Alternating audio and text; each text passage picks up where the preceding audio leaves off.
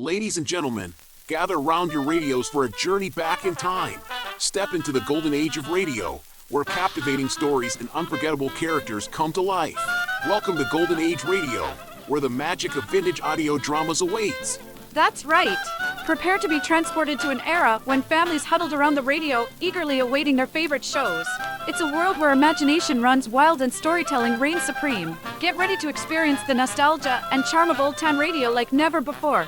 Join us as we bring you a curated lineup of 30-minute episodes that will whisk you away to a bygone era. Discover thrilling mysteries that keep you on the edge of your seat, heartwarming dramas that tug at your heartstrings, and side-splitting comedies that leave you in stitches. Picture this: dimmed lights, crackling static, and the sound of a needle dropping on a vinyl record. As the stories unfold, let your imagination paint vivid scenes in your mind's eye. From distant lands to roaring cities, let your senses come alive as you become part of the story. Lose yourself in the adventures of daring detectives, follow the triumphs and tribulations of fascinating characters, and journey through time and space with the power of sound. Each episode is a time capsule, preserving the essence of an era when radio was the heartbeat of entertainment. But it doesn't end there. Golden Age Radio is not just a stroll down memory lane, it's a chance to create new memories too. Share these timeless stories with your loved ones, introducing them to the magic that captivated generations before us. So, dust off your radio, dim the lights, and prepare for an evening of enchantment. Tune into Golden Age Radio and let your imagination take flight. Stay tuned to hear our curated selection of 30-minute episodes. Relive the nostalgia, discover the classics, and immerse yourself in a world of unparalleled entertainment. Golden Age Radio, where the past comes alive, one episode at a time. Golden Age Radio, your ticket to timeless storytelling. Subscribe for more videos.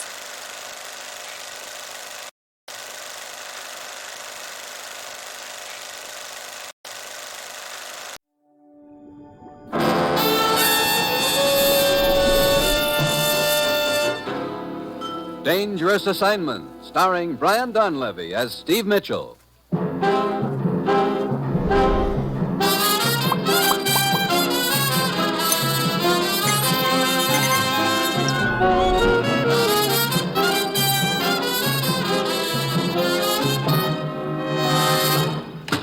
Morning, Commissioner. Steve?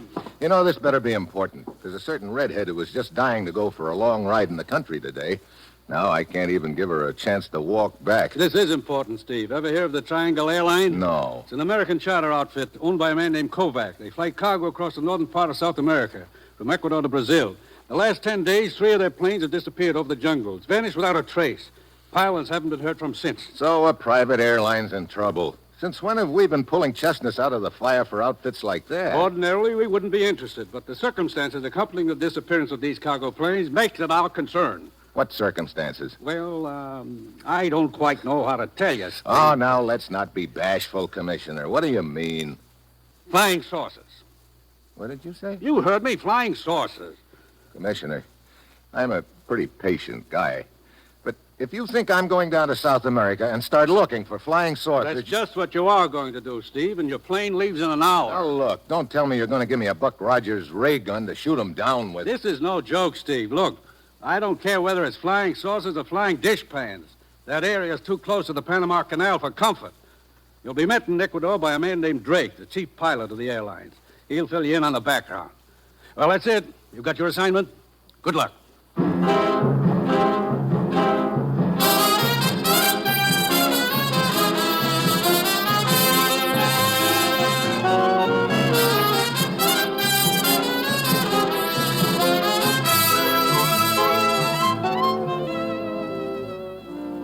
The National Broadcasting Company is proud to present Dangerous Assignment, starring Brian Donlevy as Steve Mitchell, colorful, two-fisted government agent. At all those places of the world where danger and intrigue walk hand in hand, there you will find Steve Mitchell on another Dangerous Assignment.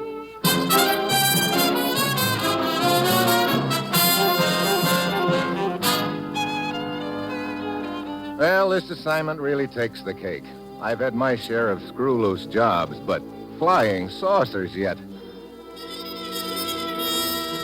It's Wednesday night when I get to Ecuador. Drake, the chief pilot of Triangle Airlines, is waiting for me at the airport. He bustles me into the co-pilot seat of one of their cargo ships, and we take off and head east. It's about a 2-hour hop to Santa Rosa, Mitchell. We should be there about midnight. What's at Santa Rosa? One of our fields. Kovac, the owner, is waiting there for you. You do most of your flying at night around here, Drake, huh? All of it. Less turbulence over these mountains. You a flyer, too? Oh, now and then.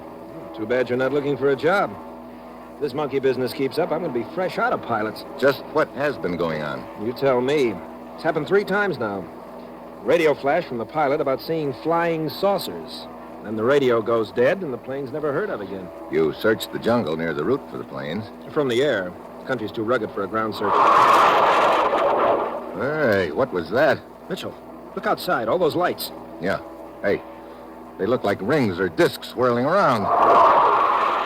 They're right alongside of us. I'm going to go back aft in the plane. Maybe I can get a better look at them. Mitchell! Drake, what is it? What's the matter? Drake! The Drake just grabs at his chest and slumps over. The plane starts into a dive. I jump back into my seat and try to level it out. I remember noticing Drake had been flying a heading of 95 degrees, so I hold it there. By the time I can look outside again, the whirling things are gone. I reach for the radio. T3 calling Santa Rosa Tower. T3 calling Santa Rosa Tower. Over. Santa Rosa Tower to T3. Go ahead. T3 to Santa Rosa. This is Steve Mitchell. Keep in touch with me. I've got to bring this bucket of bolts in, and I don't know anything about the route or the field. Over. Santa Rosa to T3. What happened to Drake, Mitchell? Over. I'll tell you about it when I get there. Right now, that's what concerns me. Over. Stay on 95 degrees. If you're on schedule, you'll be over the field in an hour. Your course follows a valley. You'll know it if you get off it all right. There's a high mountain range on each side. Over. Thanks a lot for the pleasant thought. I'll see you in about an hour. I hope. Over and out.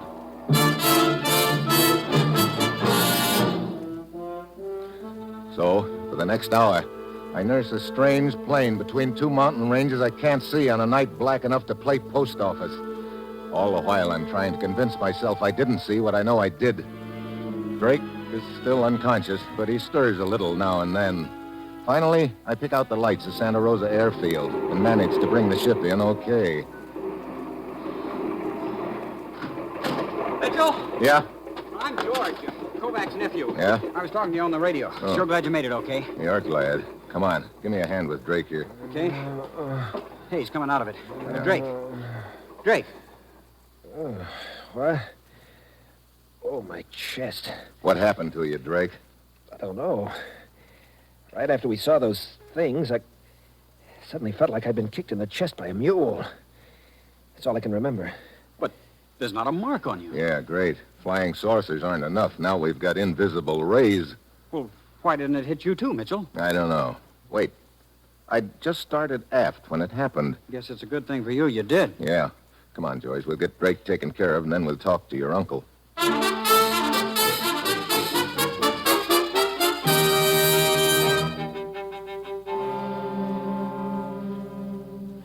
Mr. Mitchell, your description of what you saw during your flight tallies with those the missing pilots radioed in. I tell you frankly, I'm on the ragged edge with this airline. I've lost 3 planes. One more and I'm ruined. Isn't your line insured, Mr. Kovac? Why, yes, but this is more than money. It's a matter of prestige. Look, Uncle Emil, if you'd taken my advice a month ago when the Van Horn Exporting Company wanted to buy you out... George, for the last time, I'll not tolerate any advice from you as to how to run my affairs. Sure, you stick your nose in all my affairs, but I'm not supposed to open my mouth where yours are concerned. If you don't keep a civil tongue in your head... Look, gentlemen, I don't want to stir up a hornet's nest between you, but what is this Van Horn Exporting Company? They ship crates of carved wooden statues regularly on our planes. Our largest customer, as a matter of fact. About 2 months ago, they approached me with a substantial offer to buy the line. But just before the trouble started, they notified me that they were withdrawing their offer. Bad business conditions, they said. Any particular reason why business should be bad? Oh, there have been rumors about some mysterious revolutionary party organizing lately. That sort of thing always has a bad effect on business in these countries. I see. Mitchell, what'll be your first step? Well, I think I'll pay a visit to the Van Horn Exporting Company in the morning. Why? You certainly don't think they're involved in this flying saucer deal, do you? Look, when you don't know where to start, one place is as good as another. Besides, I'm sure the Van Horn Company is a lot closer than Mars.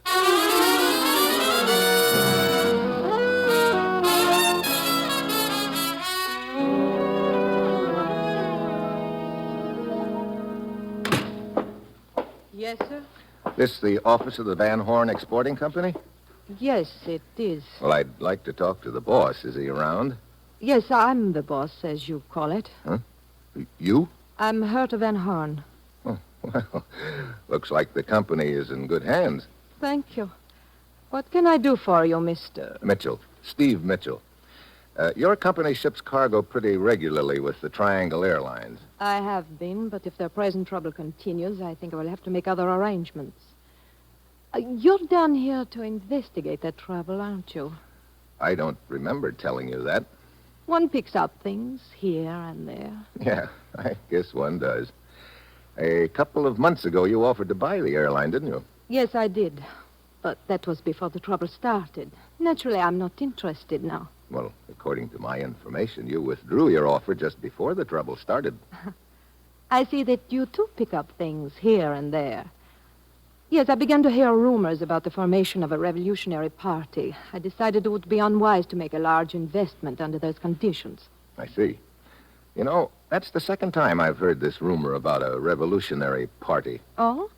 What about it? Oh, nothing. Except it seems like a pretty convenient time to start that rumor circulating. I don't know what you're trying to prove, Steve, but I wish you luck. Thanks, Herta. Maybe meeting you has been luck. One never knows. I expect I will see you again. You expect right, Herta. And soon.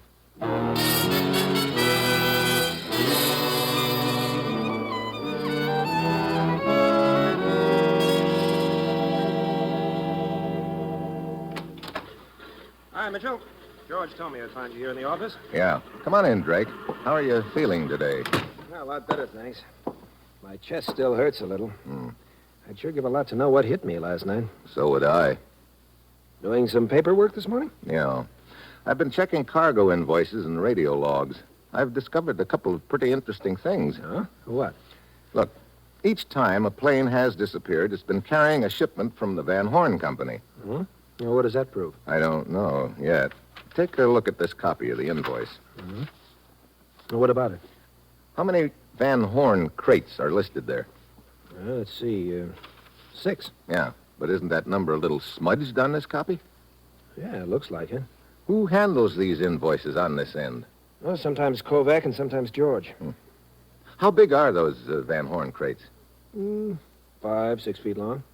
Now, what are you getting at, Mitchell? I'm not sure yet, but here's something else. According to the radio logs, in each case, the pilot reported sighting the flying saucers about 20 minutes after takeoff. So? Now, take a look at this map. 20 minutes out at the course and speed your planes fly should put them right near this mountain. Yeah, Mount San Anselmo. Look, what are you getting at? Well, Look, suppose those flying saucers came from the ground, Drake. You know... Don't tell me you're going into those jungles. Sure. You know anyone who could guide me? Seems to me one of those mechanics has a brother named Pavlo, some sort of a guide, I think. Mm-hmm. Mitchell, you ought to think this over before you go in there. I have thought it over. Now see if you can round up that guide, will you? I'd like to get started as soon as possible.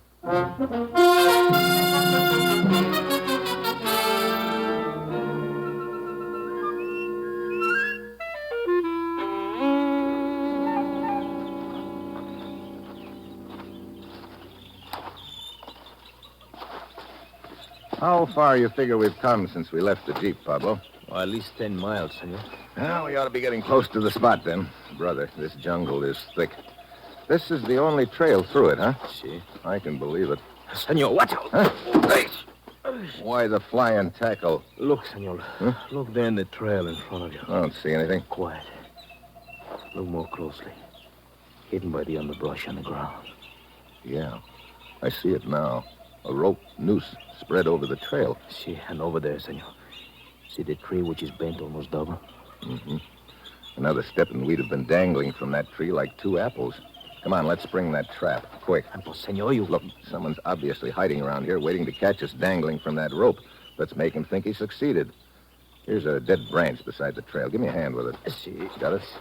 Si. Okay. Stop here. The trigger is probably under that little pile of leaves, senor. Yeah, that's what I was thinking. Okay, we'll toss this branch on top of it and see what happens. You ready? Si. Let her go. Look at that. The rope jerked that branch right up in the air. Now get down here beside the trail. Senor, I hear something. Yeah, so do I. Somebody coming through the underbrush. Okay. Let them get right on top of us, then we'll jump them. Now.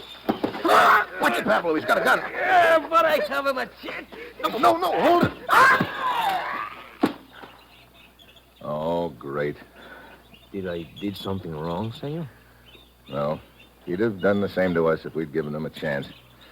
But I wanted to get some information from him. I will take a look. There's nothing in his pocket, senor, except this scrap of paper. Let me see it. See, here you are. La Posada, 8 o'clock. What's La Posada mean? That's the name of a bar in Santa Rosa. Sounds like he had a date. Okay, I'll keep the date for him. Maybe I can find out who's been going all out to kill me.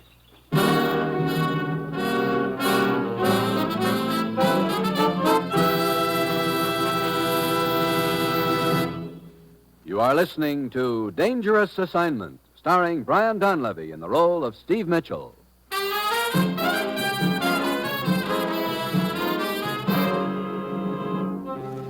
A few minutes before 8 that night, I'm waiting in the shadows across the street from La Posada Bar. A car pulls up in front. Herta Van Horn is driving. A guy starts to get out, but Herta pulls him back for a minute. There's a long kiss, and he gets out and heads for the bar. Herta pulls away. As he opens the door, the light silhouettes him. It's Kovac's nephew, George. I wait for a few minutes, and then I saunter in after him.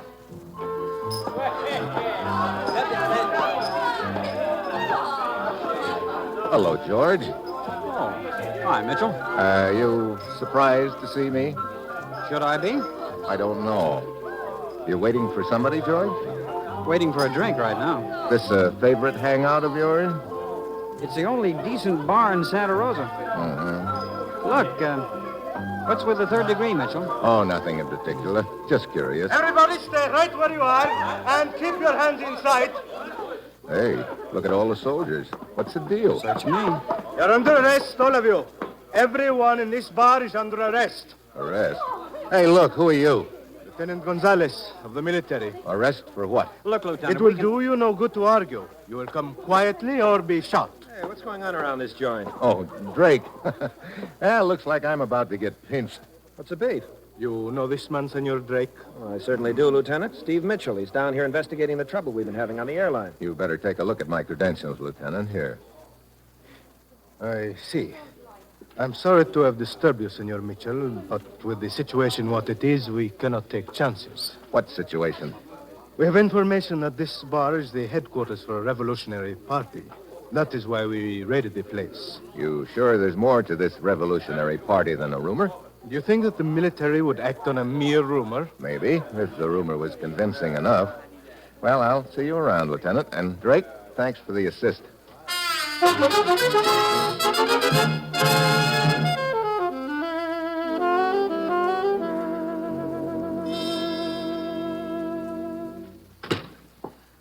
Morning, Herta. Good morning, Steve. What can I do for you? I'd like to take a look at your shipping invoices for the last couple of weeks, okay? Yes, of course. Here you are. Thanks. Yeah, here's the one I want. Now, this shipment was on the last plane that disappeared. What about it? This invoice shows 5 crates shipped, but the copy they have at the airfield shows 6. Well, there must have been a mistake then. Yeah. Right now, I'm wondering who made it. Steve, I don't know what you're trying to prove, but I'm beginning to resent your inferences. Sorry, I didn't know they were showing, Herta. I guess George was right when he said your company couldn't possibly have anything to do with the trouble the line is having. George? Yeah, Kovac's nephew. Oh, well, it was very nice of the men to come to my rescue when I hardly know him. You hardly know George, huh? Oh, just to speak to on the street. I see. Well, I better be getting back to the field. I'm sorry I cannot help you, Steve. Thanks, Herta. Maybe you have. Oh, Mitchell. Why, hello, Mr. Kovac. On your way to see Herta? No, looking for you. Have you found out anything at all about these flying saucers and what's behind this thing? Mr. Kovac, so far I've been just grabbing at handfuls of smoke here and there. But there's enough smoke to mean fire somewhere. You've got a plane going tonight, haven't you? Yes. Is there a Van Horn shipment aboard? That's right. How many crates? Why, 5, I believe. Okay. Just one thing more. Do you have a small plane I could use? Well, there's a 4-place cabin job at the field. That's perfect. Mitchell, what are you going to do? I'd like you and George to be at the control tower when your cargo plane takes off tonight, Mr. Kovac. I'll tell you what I'm going to do then.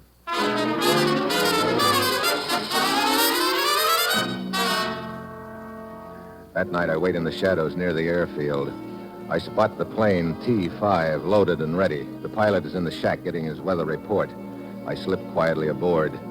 The invoice had said 5 Van Horn crates, but I can count 6 of them, all about 6 feet long. I put my ear to the top crate, and I hear what I expect to hear. Then I freeze. Footsteps outside. There's a faint scrape of metal under the belly of the plane. The steps fade away. I get out, crawl under. I take a long look, and a lot of things suddenly fall into place. I head for the control tower. George, Kovac, and Drake are there. T5 to Santa Rosa Tower, ready to go. Santa Rosa Tower to T5, go ahead. Wind 15 at 30 degrees. Well, Mitchell, now perhaps you'll tell me why you wanted George and myself to be here tonight. Sure. I want to take you for a ride in your plane. A ride? Where? We're going to follow the plane that's just taking off. What? Now, Mitchell. What's the matter, Kovac? Doesn't the idea appeal to you? Well, I'd rather not go, Mitchell. I don't like this idea. Afraid of what you might see, huh, Kovac? Of course not. How about you, George? Why, I don't know what you're getting at, Mitchell, but it sounds like a lot of nonsense to me. Drake, you want to go along just for the ride? Sure. Except I'm not anxious to get hit again by one of those things that hit me the other night. I think we'll be safe enough. Get the plane warmed up for me, will you? I'll be with you as soon as I make a telephone call.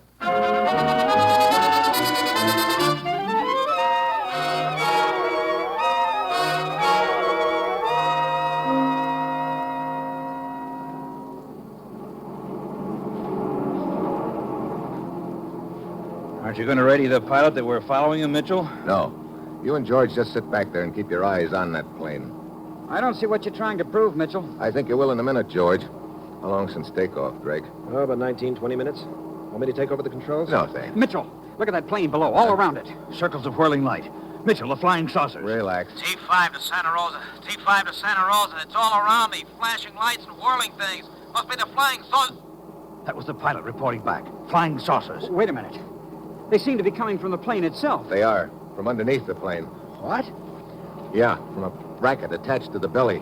They're not flying saucers. They're just a glorified collection of fireworks. Fireworks? Hey, wait. That plane's turning left. But how can it fly at all? Something's happened to the pilot. He's the only one aboard. No, there's another guy aboard. He's probably doing the flying now. Where'd he come from? He climbed out of a crate. Hey, the plane is heading right for that mountain. It's climbing. We'll climb with it. Mitchell, what's behind all this? I don't know. Right now, I'm more interested in who's behind it. Kovac, you said you were pretty heavily insured, didn't you? Why, yes. What's that got to do with it? Did you inspect the cargo plane before it took off? I always do. You could have attached the fireworks to that bracket under the belly when you made your inspection, couldn't you? Are you insane? Why would I do a thing like that? Why, George here looked over the plane after I did. That's interesting. And George usually handles the invoices. He could have altered the number of crates on them. Look, Mitchell. Hey, we're right over the mountain now. And that plane is starting to lose altitude. Tell me, George, why did Herta Van Horn lie about the two of you? Keep your mouth shut, Mitchell. She said she barely knew you, but when I saw the two of you in our car outside La Posada Bar, your acquaintance seemed to be more than a nodding one. George, have you been seeing that woman again? I distinctly told you I would not tolerate... Okay, so it's out in the open now. Sure, I've been seeing her, and I intend to keep it up. I can't help it if you don't like her. I do. We'll discuss this later, George. Hey, look down there. Some faint lights. What? There's nothing but jungle there. Look again. That's a camouflage landing strip, and the cargo plane is landing. So that's what's been happening to my planes. What mountain is that we just came over? El Diablo. And the landing strip is right behind. Okay, we've seen enough. I'll radio back a report. Hand me that microphone, Mitchell. Drake! Look out, he's got a gun. I said hand me that microphone. Okay, Drake. You know, I kind of got to figuring it was you. As chief pilot, you were in a good spot to alter the invoices and get your stooges aboard the plane in crates. But why? Tune the radio to 4150 kilocycles, Mitchell. Okay. Yeah, You were the only one who knew I was going into the jungle, too, Drake. You arranged a little booby trap for me. You're also a good actor, faking that collapse you pulled on me in the plane. Shut up and keep tuning. Okay. You're on 4150 now. This is Drake. This is Drake. Leave the lights on. We're coming in behind the cargo plane. Stand by to receive some uninvited guests. Okay, Mitchell, go down and land. The first time you try anything smart, you'll get your head blown off.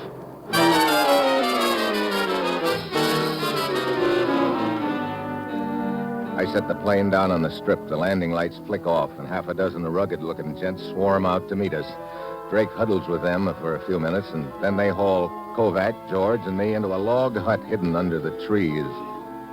They toss us in there and bolt the door. But the door has an inside bolt, too. We shoot it in place. We can't get out, but now they can't get in. Mitchell! Open the door, Mitchell! Okay, smart boy. You'll come out running when it gets light. The hours crawl by. We sit and wait and sweat.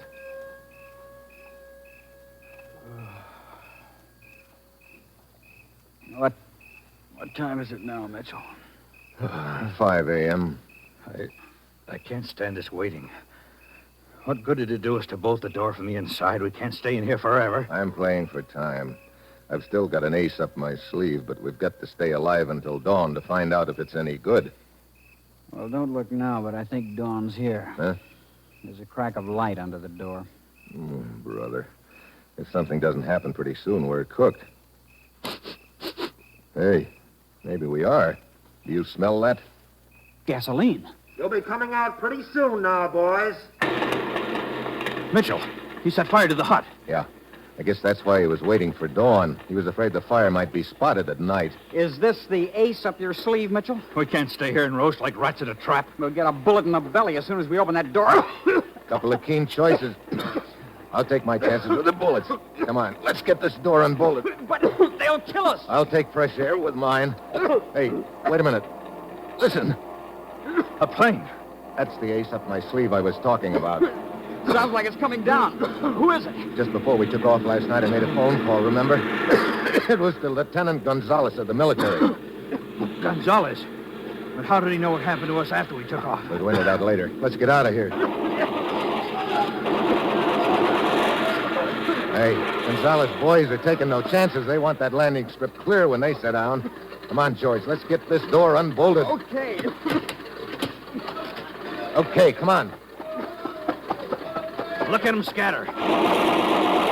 Hey, Mitchell, there goes Drake, trying for the jungle. I'll get him. Watch out, he's got a gun. I see it. You can't run and shoot at the same time, Drake. Better make up your mind which. Okay, I'll shoot, Mitchell. Too late, Drake. Let go of me. He who hesitates is lost, you know. Mitchell, you okay? Yeah. How are Gonzalez and his boys doing? Well, they seem to be mopping up in a hurry. Mitchell, I still don't understand how Gonzalez found out. Oh, when I called him last night, I told him our radio frequency, and I asked him to listen in. Then I kept the mic open the entire time. Gonzalez overheard everything that was said in our plane, huh? Yeah, including the location of the landing strip. But I knew he wouldn't try to bring a plane in here before dawn. That's why I was hoping we'd still be alive by then. But why were Drake and his outfit trying to ruin my airline? Look, if you're going to operate a secret landing strip, you don't want a regular airline flying through the area. They figured the flying saucer gag would scare you off. Well, it seems to me this was a pretty big operation for a small revolutionary party in a small country, Mitchell. You know, I've been thinking that, too. Could be that's all there is to it. But it's not a long hop from here to the Panama Canal. Maybe somebody else had ideas about using this strip eventually. Of course, we'll never know, and anyway, it doesn't matter much now. Yeah. Speaking of things we'll never know, we didn't prove anything one way or the other about flying saucers in this deal. We proved something as far as Drake's concerned, though. What's that? If you monkey around with fireworks long enough, you're sure to get your nose burned. Or busted.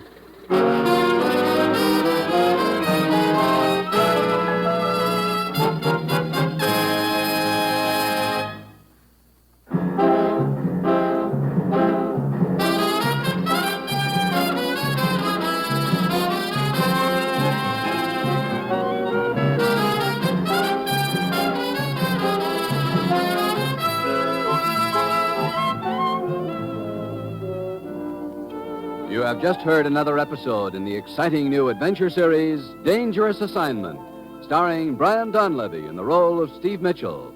Dangerous Assignment is written by Bob Reif, with music by Bruce Ashley, and was directed tonight by Max Hutto. Be with us again next week at this time when Brian Donlevy, starring as Steve Mitchell, will embark on another Dangerous Assignment.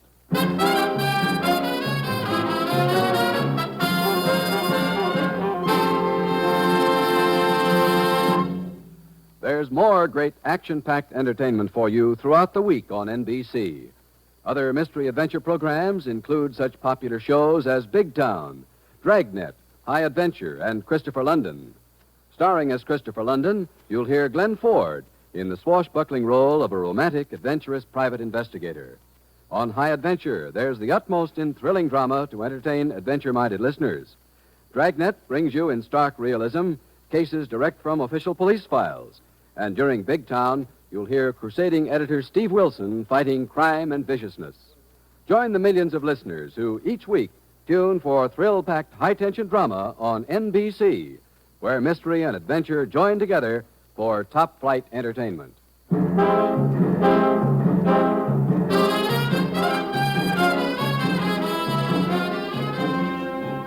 Tomorrow, be sure to hear Bob Hope and Fibber McGee on NBC.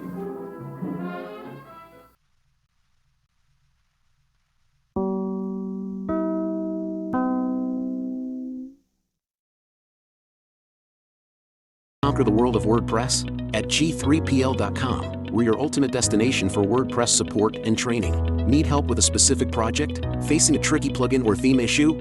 We've got your back. We will troubleshoot, customize, and fine-tune your site to perfection. So, why wait? Take the leap into WordPress greatness. Contact us today at WP@G3PL.com or give us a call at 615-420-2040. G3PL.com. Your WordPress success starts here. Adventures in time and space, transcribed in future tense. Dimension X.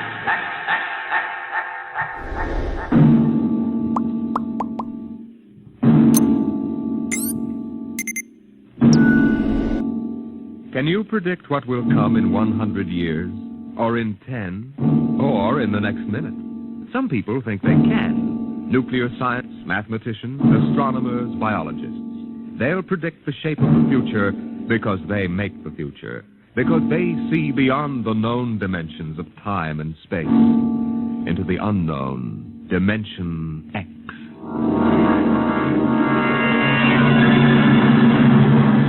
We go ahead now in time to 1965. We're on a vast concrete runway set in the desert of the Southwest. A giant metal ship stands before us, prow pointed for the stars. And in 5 minutes, the signal will flash, and it will tear up through the atmosphere to the outer limits.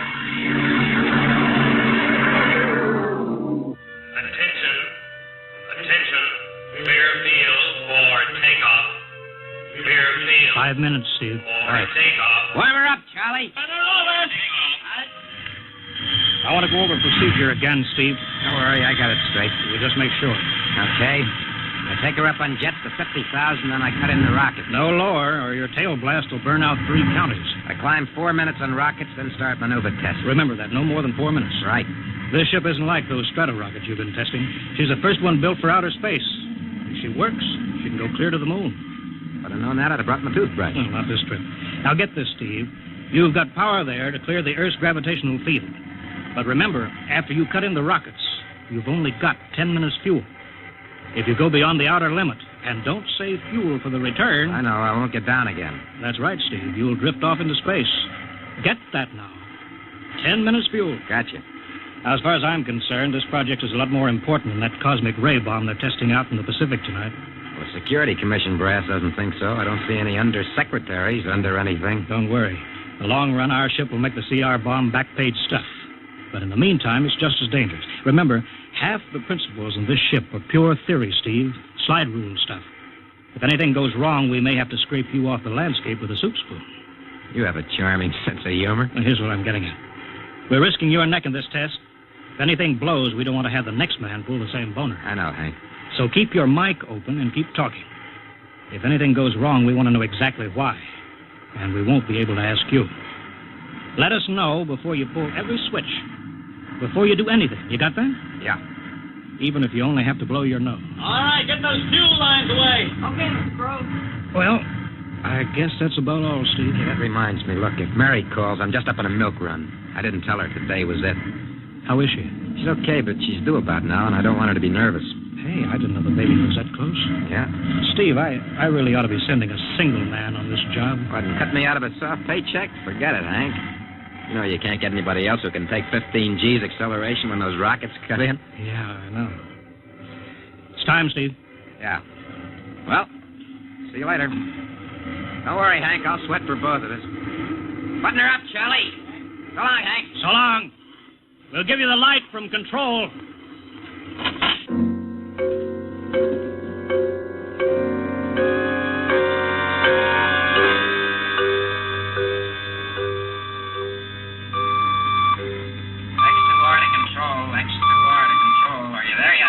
Okay, Steve. Got you on the speaker.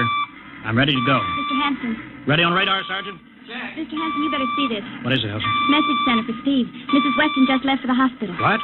Hello, Steve. Yeah. Stand by a minute. Shall we hold the takeoff, Mr. Hanson? What? Oh, yes. No, wait just a minute. It's too late now. You going to tell him? Maybe he's got enough to worry about. Hey, what's holding us up, Hank? Something on your mind? No, it's nothing, Steve. I just wanted to say good luck. Clear for takeoff, Charlie? Right. Okay. Give him the light.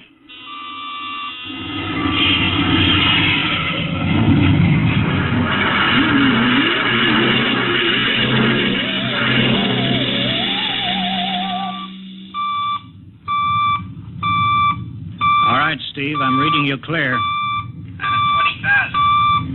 Airspeed 600. She's running fine. Soundproofing works. There's a third-degree waiver in the AGY pressure. Got that, Charlie? Check. Dead center on radar, Mr. Hanson. 50,000 now. Cutting out the port jet. Now the starboard. Off jet.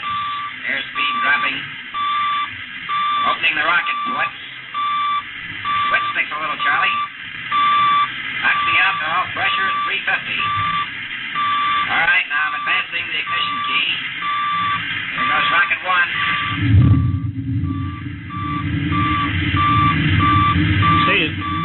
Steve, you all right?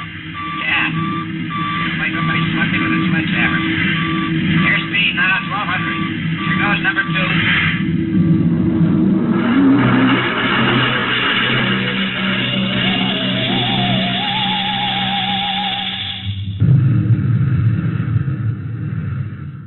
Hello, Steve. Elapsed rocket time is now 4 minutes. What's your altitude? Over to you. Speed 4,400. Still climbing. Altitude 297 miles. All right, you're at the outer limit. Level off for maneuver test. You've got exactly 6 minutes fuel left. Okay. Starting a 3-degree left bank. It's a little sluggish. There, it's all right now. There's a low vibration someplace. Maybe the cockpit hatch. Now I'm straightening out. 5 minutes fuel left. Now I'm starting a 3-degree Hey! What's the matter? What's wrong? There's something up here. Something shining. What are you talking about? There's something above me, Hank. I'm going to chase it. Steve, you're at the outer limit now. I can see it plain now. Steve, don't go any higher. You've only got 4 minutes left. You've only got... Getting static. I can't hear you, Hank. It's dead ahead now. I'm going to make a pass at it. Get a good look. Hey, it's swerving to meet me. It's dead ahead now. It's dead ahead.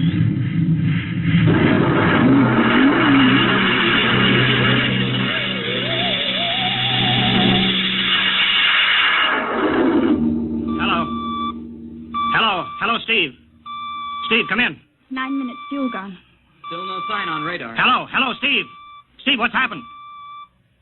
Charlie, get out the crash squad. Tell the Army squadron to alert their search planes. Right. 9.5 minutes gone. Hello, Steve. What's happened? Who the devil is it? Charlie, Hello. for Mr. Hanson. Come in, Steve. We need a search squadron. Come in. No, Mr. Hanson's busy.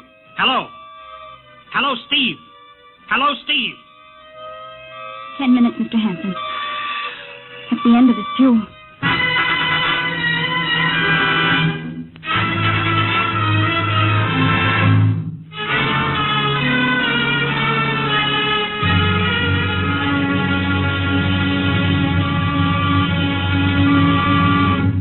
it been now? 10 hours, Mr. Hanson. Nothing more on radar, Sergeant? Screen's blank. Colonel Corelli called in. Search planes are back. They didn't find anything. Should be some trace. Couldn't have bailed out, could he? You don't hit the silk at 4,400 miles an hour. Either went past the outer limit, ran out of fuel. Something blew, and we'll find the pieces scattered from here to the coast. Why does it have to be the best man? Always the best man. I'll get it. Charlie, we've got to figure out what was wrong. All right, I'll tell him. Something must have blown. Yeah. There's a message from Northside Hospital for Steve. Oh, what is it? Mrs. Weston's fine. It's a boy. Thank you, Elsie. It's a boy, Charlie. Oh. Fine. It's a boy. He didn't even know she went to the hospital. How am I going to tell Mary that? Wasn't your fault, Mr. Hanson. Ship had to be tested. Yeah, we'll build another one, and some other flying fool will shoot past the outer limit into space. Oh, I'm getting old, Charlie. You can remember when I used to take them up myself. Now I've got to send other men. It's a job, Mr. Hanson. Now I'm afraid. Every time I hear a jet go off, I jump. Every time I have to send someone up in a new model, I start to sweat. Mr. Hanson. Yeah? I think there's something on the radar. No flights scheduled in, are there, Elsie? We have the whole day cleared. It's coming in behind us. Here it comes over the building. What crazy jockey is buzzing the field like that? Is that an Army plane, Charlie? I can't see. It's turning. Charlie, alert the field. I know that engine. Steve! That's impossible. Look, there's his ship. It can't be. Well, there's no other model like that. It's Steve, all right. It's coming in. Thank God. Thank God.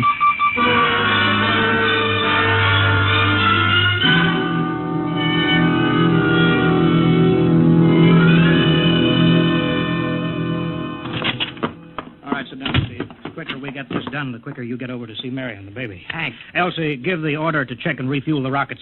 I don't want anybody in here till I get Steve's reports. Bury any calls. All right, let's have it. What the devil happened to you? Hank, does that cosmic ray bomb still go off tonight? What are you talking about? Straighten out, Steve. Where you been for the last 10 hours? Listen, Hank, there's something more important. Come on. I've got to get a report on the screen to Washington, so let's have it.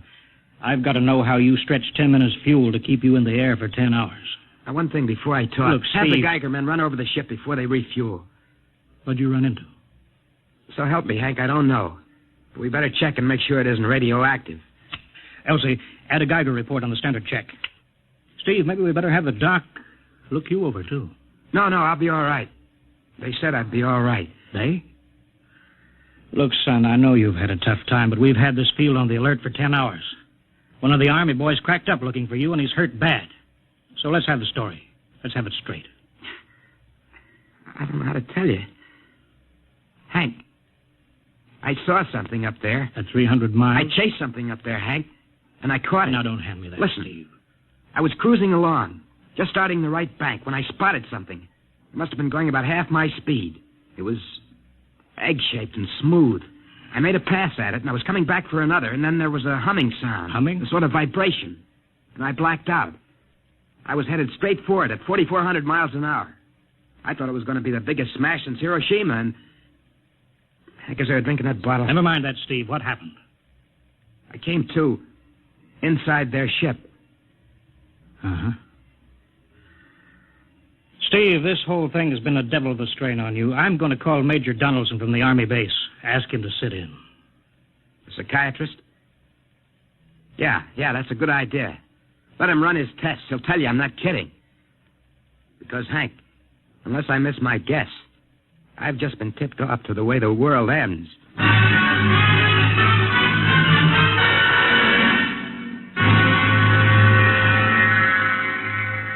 All right, Mr. Weston, suppose you continue your story. Yes, let's have it, Steve. You woke up inside the ship? Yes, and the place was jammed with machinery. Dials, blinkers. I couldn't recognize anything. And you were surrounded by these men from Mars? I didn't say anything about men from Mars. I didn't even say they were men. I couldn't see them clearly. They were just there. Where did they come from, then?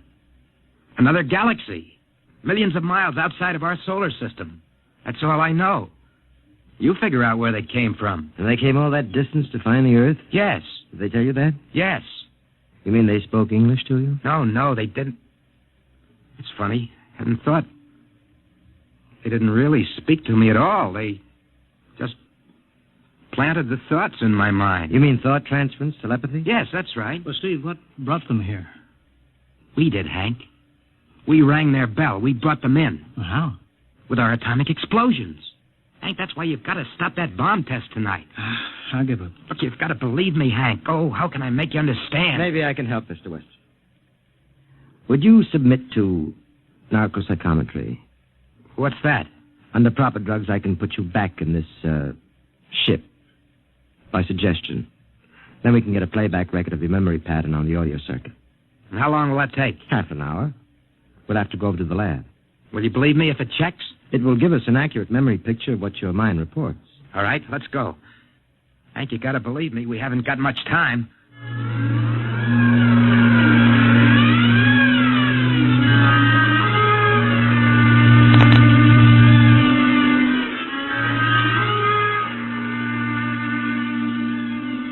You should be getting drowsy now. Count backwards from 10. 10, 9, 8, 7, 6, 6.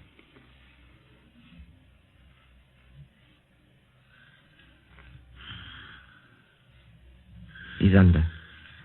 Now we attach the head plate electrodes. The cortical pickup. Look out for that wire, Mr. Henson. 3.0 setting. 31.3. Now throw that switch, Mr. Henson. I have to start him off by suggestion. All right, Steve. You're in your ship now. You're in the rocket. You're in the rocket. You're in the rocket. And you've just sighted something strange. Now I'm starting at 3-degree right. What's that? Hey, there's something up here. Something shining. His memory pattern. We're picking it up electronically. There's something above me, Hank. I'm going to chase it. It's piped through the audio circuits. I'm getting static. I can't hear you, Hank. This is where we lost contact with him. I'm going to make a pass at it and... Hey, it's swerving to meet me. It's dead ahead now. It's dead ahead. Now what? This is where he blacked out. There's no telling how long, minutes or hours. What's that noise? I don't know, quiet. Where? How did I get in here? What? Who are you? Is he seeing things? Intergalactic Patrol. What's that? What are they saying, Steve? What are they saying? It's about nuclear fission. They know about it. They know the danger of it. Long ago, they had wars that almost destroyed them. But finally, they learned.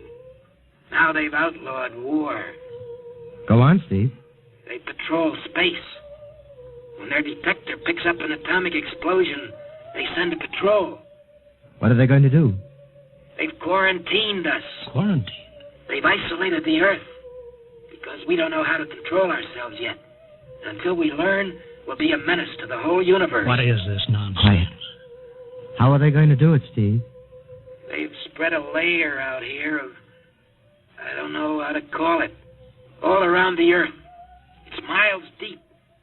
When there's an atomic explosion on Earth, the radioactive particles will drift up to this layer and set off a chain reaction. It'll go around the world in microseconds. And that's the end. The end? What's he... Wait. Yes. Yes. I understand. I've got to bring back the warning. You're going to put me back in my ship to bring the warning.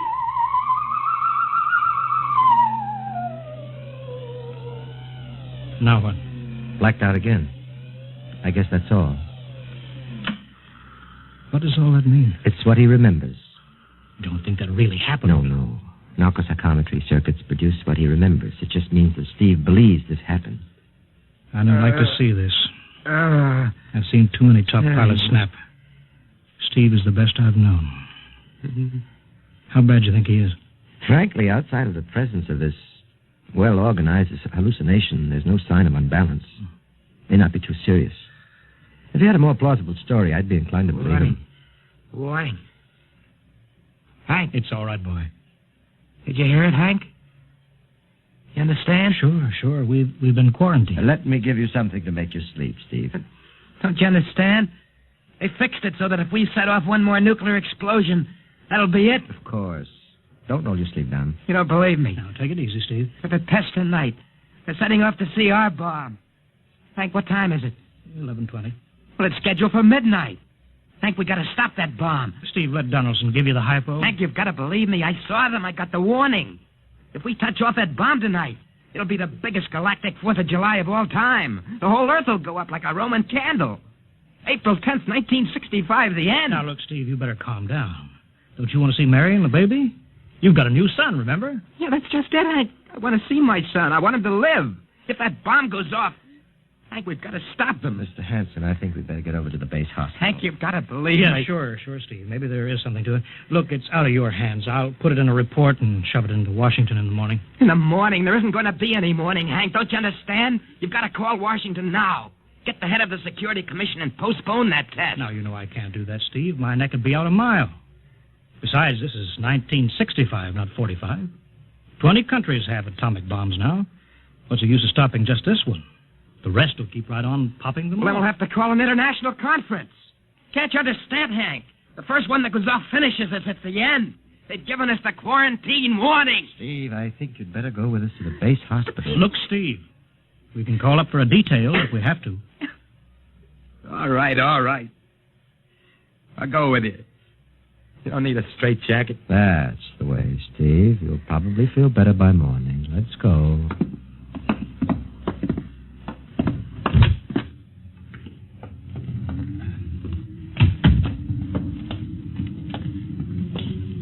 Well, Steve, tomorrow I'll drive you over to the hospital to see Mary and the kid. Sure. Look at the ship under the floodlights. Pretty, huh? You'll be flying her again soon, don't you worry.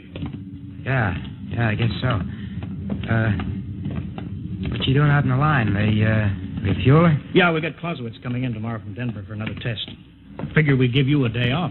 That's good. That's Why? Steve, come back. Come on, Donaldson. Steve, wait. He's heading for the rocket. Look, there he goes up. That crazy fool. We can't get at him now. That covers armor glass. He's waving. Yeah, towards control. It's the radio. He means the radio. Come on. I should have gotten help. The radio's still hooked up here. Hello, Steve. Listen to me, Hank. You gotta call Washington now. Come out of that rocket, Steve. I'll call my men. Don't try anything, Hank. They've refueled the rocket for tomorrow. Take it easy, Steve. Listen, you know what'll happen when I fire the rocket tubes down here? Steve, don't. It'll burn out every building for 5 miles. All of us in one big blast. Steve, what do you want? You've got to stop that bomb. You got to call Washington right now. They won't believe me. You make that call or I cut in the rocket. Now, I mean it, Hank. Now, hook my screen to yours in parallel. I want to see exactly what you're doing. All right. Just don't fire those rockets. Get going, Hank. You got 12 minutes to make that call and stop that bomb. All right, I'm making the parallel hookup right now. Donaldson, you think he'll really blast? I don't know. Up to now, I'd almost say he was normal, but now he's liable to do anything, Hanson. Steve, there, you getting it on your screen? Yeah. Now, put that call through. All right. Operator, Visit screen to Washington. the visit-screen circuits are busy, sir. If you'll try again in half an hour. This is Security Commission priority. Break in, get me a line. Yes, sir. Just a moment, please. 10 minutes, Hank. Listen, Steve, I'm trying. Ready to take your call, sir. Washington, Security Commission 3, this is urgent. I want Undersecretary Herbert Ames. Washington 3. One moment, please. Hurry, will you? One moment, please. What time is it, Donaldson? 11:51. Do you think he'll fire those rockets? He might. Washington? Visit screen 3, Mr. Herbert Ames, please. That is a coded exchange. I cannot accept your call without clearance. Get it through, Hank. Listen, Washington, put it through. This is Mr. Hanson at San Marco Air Base. This is a priority call. I'm coded. One moment, please. I will check your code number. Get that through, Hank, and that bomb goes off at 12. Will you be reasonable, Steve? Your call has cleared, San Marco. Washington, visit screen 3. Herbert Ames, please. Security Commission Ames. Listen, Ames. Hello, Hank. Ames, you got to get me to the chief. Are you kidding? He's at the test control room. Yes, I know, but get him for me. What's up? You look lousy. Or is it a bad circuit? There's no time. I've got to get him before the test. It's about the CR bomb. I can't take that responsibility. Get that through, Hank, or I flag. What's going on there? Ames, my project has a high enough rating. This is a priority A call. What? Okay, it's your neck. I'll try to get him for you. He's in the control room, so you'll have to switch off your screen and speaker and go on earphones. There's too much going on in there. Security ruling. You hear that, Steve? I've got to cut the incoming screen. All right, but don't try anything. 8 minutes, Hank. Hello? Hello? What? You got him, Hank? Yes. This is Hanson at San Marco. No, sir. Priority A request to cancel the bomb test. No, I'm serious. This is deadly serious. We sent the X-2 JTR up today to the outer limit. We uncovered evidence. Yes, on the automatic instruments. What's that? No, possible chain reaction. No, I can't tell you the whole story. There isn't time here. Yes, I'll bring the readings into Washington in the morning. You've got to postpone the test till you see them. Look, I've worked on contracts for the Commission for 10 years. Yes, I have complete confidence in my information. You can record that. All right, I'll call you back immediately. Bye. Hank? He's agreed to cancel, Steve. The bomb won't go off. All right, boy. You can come down out of that ship.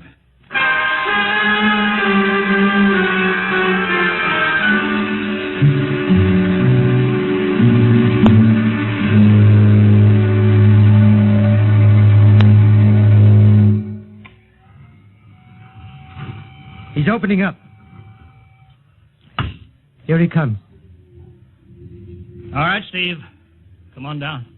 Sure, Hank. Just a second. Hank, I was scared. I was plain scared. Easy now. It's all over.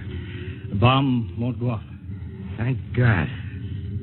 Look, I want to see Mary and the baby. Can you get me transportation now? Oh, wait a minute. It's almost 12. They won't let you in the hospital now. I want to see the baby. Sure you do, but you've been under a strain. I've got a shot for you here, Steve. Give you a good night's sleep. All right. Roll up your sleeve. Yeah, here.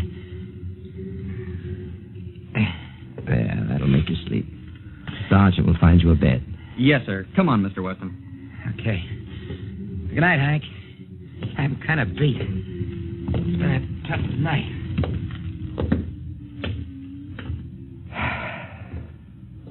It sure has. I thought for a minute he was going to blast those rockets and send us all to Kingdom Come. Yeah. Quite a stunt getting the ray bomb test called off. It isn't called off. But the chief said... Ames couldn't get the chief. I was talking to a dead circuit. Bomb goes off in a couple of minutes. Oh. Poor Steve. He was one of the best. He was the best. 1 in 10 million. Some story of his, poor guy. For a while, he almost had me believing that quarantine. That's a very common delusion. End of the world. Yeah, I suppose so. It's a nice night. Never saw the stars so bright. We better be getting in. That wind is cold. Well, the bomb goes off in 30 seconds. Poor Steve. You know, Hanson, there's just one thing. Yeah? It's outside my field, but I'm curious. How did he keep that ship in the air for 10 hours with only 10 minutes fuel?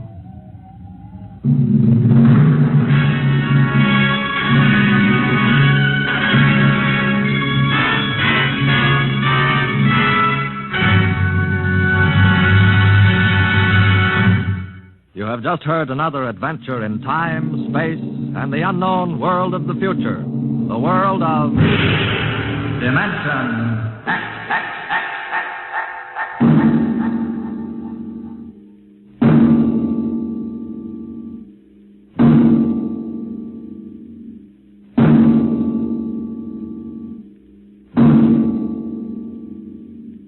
Next week, a star of the future appearing on the program of the future, Dimension X.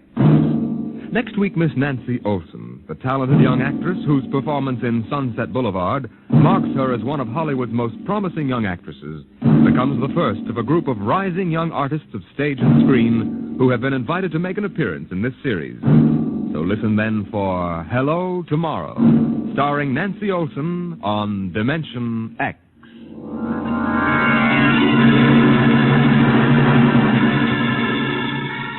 Tonight, Dimension X has transcribed The Outer Limits, written by Graham Dorr and adapted for radio by Ernest Kenoy. Featured in the cast were Wendell Holmes as Hanson, Joseph Julian as Steve, and Joe DeSantis as Donaldson. Your host was Norman Rose. Music by Albert Berman, engineer Bill Chambers. Dimension X is produced by Van Woodward and directed by Edward King.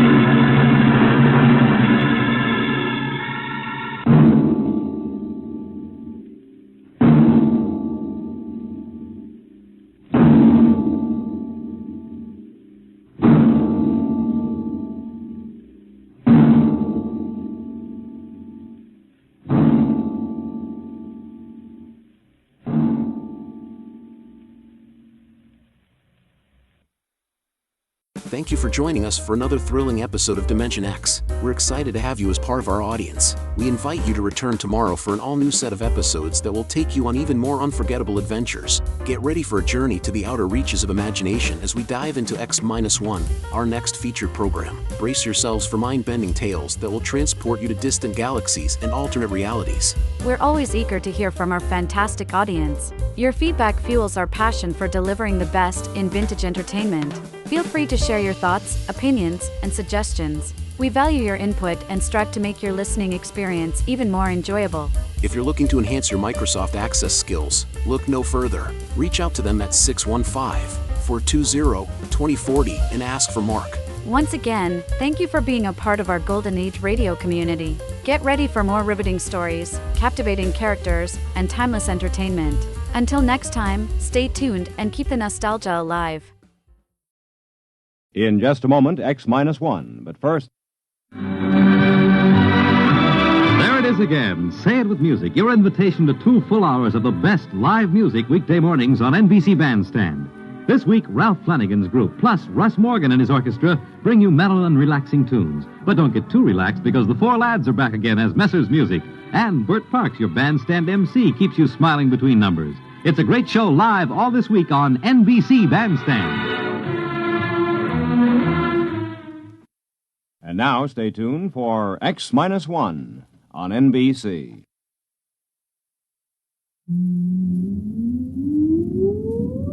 Countdown for blast off.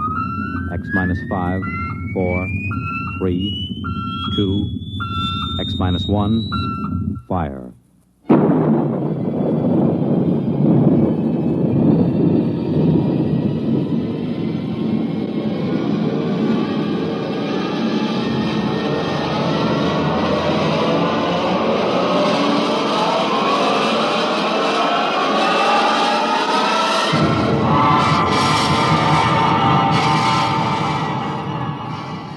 From the far horizons of the unknown come transcribed tales of new dimensions in time and space. These are stories of the future, adventures in which you'll live in a million could-be years on 1,000 maybe worlds. The National Broadcasting Company, in cooperation with Galaxy Science Fiction Magazine, presents X minus 1.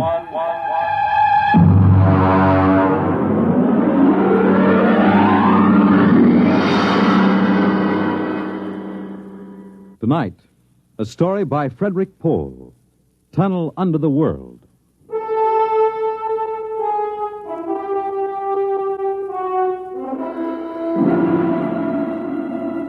On the morning of June 15th, Guy Burkhart woke up screaming. It was more real than any dream he'd ever had in his life. He could still hear and feel that sharp, metal-ripping explosion, that searing wave of heat. He sat up. Mary, where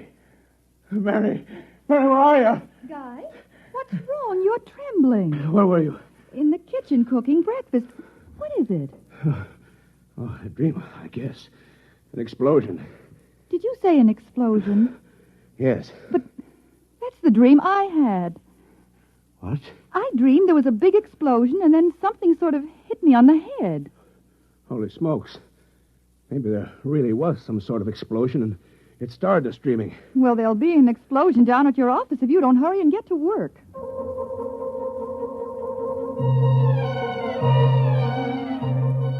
Coming in on the bus, Burkhart watched to see if there was any evidence of an explosion. There wasn't. If anything, the town looked better than ever. The only thing that seemed strange to him was the fact that none of the usual crowd was on the bus. He was a little relieved when he did see his old pal, Henry Swanson. Excuse me. Henry. You pardon me, sir, please. Henry, what's the matter with you? It's me, Guy Burkhart. Burkhart? Sorry, I don't believe we've met. What? Henry, for Pete's sake, it's me. If you'll excuse me, this is my stop. Well, how do you like that?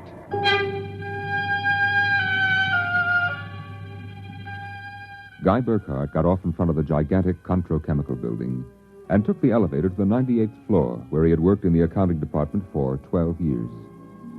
It wasn't until he was almost at his floor that he realized the speaker wasn't playing the usual commercials. Are you happy with your present home freezer? Of course not. Well, the answer to your problem is a Feckle freezer. Feckle freezers are better freezers. Most wives would do anything for a Feckle freezer.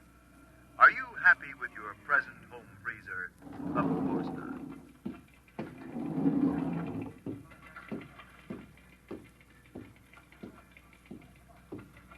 Good morning, Miss Horn.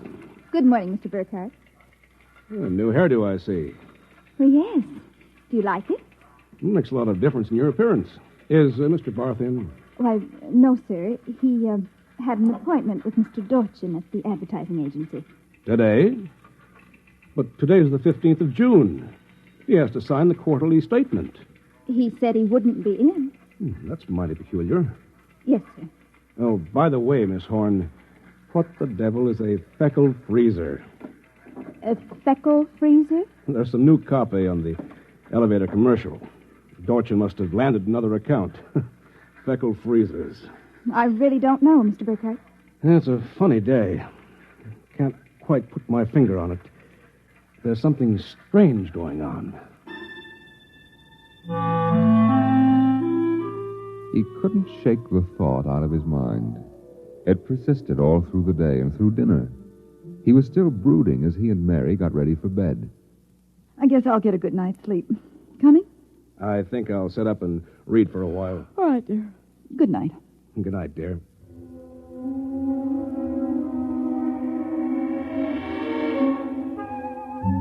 At exactly midnight, Guy Burkhart lapsed into a sudden, deep sleep. And the following morning, he woke up screaming. Darling, what is it? What's wrong? Oh, nothing. A bad dream, I guess. You gave me such a shock. I seem to be having a lot of nightmares lately. Really? Yes. The one I had yesterday. This was the same. A big explosion and then nothing. You had a dream yesterday? Of course I did. You had the same sort of dream. I? Oh, Guy, you're mistaken. I don't remember dreaming. Mary, you told me. Guy, you're mistaken. But, Mary... Maybe you dreamed I had a dream. Maybe... Yes. I might have done that, I suppose. Everything did seem sort of strange yesterday. That's probably it. You'd better get dressed, dear. Today's the 15th, and that's when the quarterly statement... 15th? Yes. Well, then, there must have been a dream. Because yesterday was the 15th. Guy Burkhart got up, dressed, ate breakfast, and took the usual bus to work. Once again, everything seemed even brighter and newer than usual. Once again, he was puzzled when he noticed none of the old crowd on the bus. Pardon me, please. Look, don't shout so. Oh, Henry, good morning. Morning. Don't you recognize your neighbors? I don't believe we've met. Henry, it's me, Guy Burkhart. What's going on? I'm sure I don't know, sir. For God's sake, don't talk to me. What is it? Are you being followed or something? Don't you know? I was sure you remembered. Remembered what? I can't talk. This is my stop, so will you please excuse me? Henry! Henry, for Pete's sake! As in yesterday's dream, Guy Burkhart got off at his stop and took the elevator to the 98th floor. The speaker in the elevator purred a new commercial this time. Marlin cigarettes. They're sanitized. Does your present cigarette make your throat feel raspy and unpleasant? Marlin cigarettes contain a miraculous new drug which actually gives you the sensation of smooth, creamy smoke. Marlin cigarettes. Marlin cigarettes. Marlin cigarettes. He walked down the marble corridor to his office. Good morning, Mr. Burkhardt. Good morning, Miss Horn. Do you like my new hairdo? Why, yes. Is Mr. Barth in? No, sir. He had an Appointment with Mr. Dorchin at the agency. I know. You know? I guessed it anyway. And today's the 15th of June, and he won't be here to sign the quarterly statement. And I'm going nuts. Let me have a cigarette, will you? Yes, sir. Try one of these. They're Marlin. I never heard of Marlins before today. What are we? A bunch of guinea pigs for Dorchin's new advertising accounts? Is something wrong, Mr. Burkhardt? Wrong? Perish the thought, Miss Horn. Perish the thought. Hello? This is Swanson. Henry Swanson. What is it? Do you remember? Remember what? Just remember. Listen, Henry, let's stop playing games. Yesterday, either I was dreaming or you snubbed me on the bus. Today, the same thing happens. You do remember, thank heavens. I thought so when I saw you, but I couldn't be sure. What is it you want? Listen, tomorrow morning, when I get off the bus, you get off with me. But be casual. They may be watching. Who may be watching? Swanson. Hello? You bought it, Mr. Burkhardt? Yes, I'm still out of cigarettes. Would you buy me a pack of Kelvins? Wouldn't you rather have Marlins? I smoke Kelvins.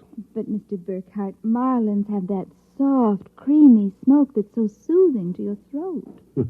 You really believe that stuff? It's true.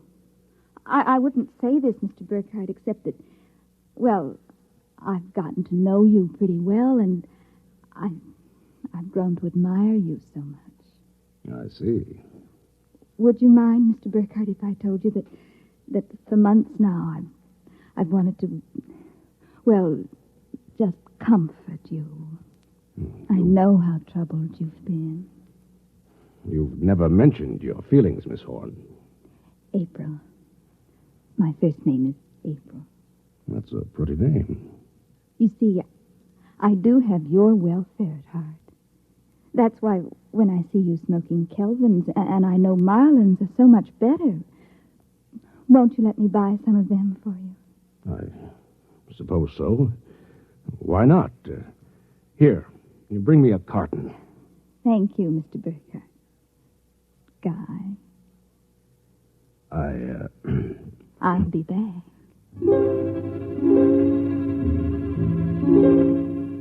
There was something wrong. Something definitely peculiar about what was happening. The call from Henry Swanson, the strange behavior of this secretary, Miss Horn, these new products, the dream. Guy Burkhart went home that night feeling like a man in a nightmare. That you, dear? Yes, me. Have a good day. Fair. Oh, before you sit down, would you go down the cellar and put in a new fuse? The switch in the hall closet blew out, and I shut it off. Okay. Supper will be ready in a minute, so don't start fooling around with that old boat hull you've been building. I won't.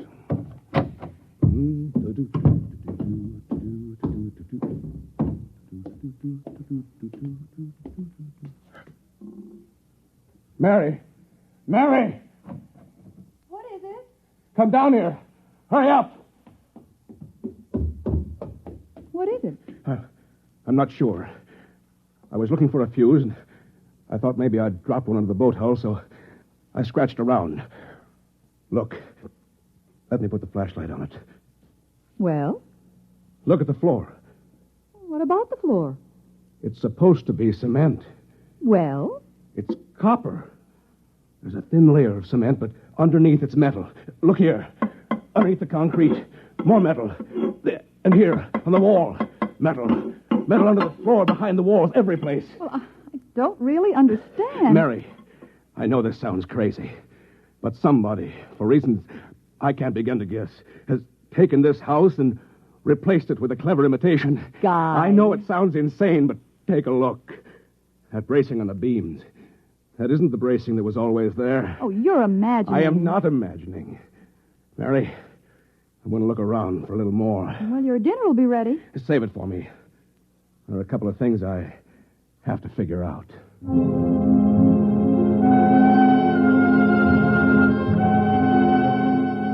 The following morning, Guy Burkhart woke up screaming.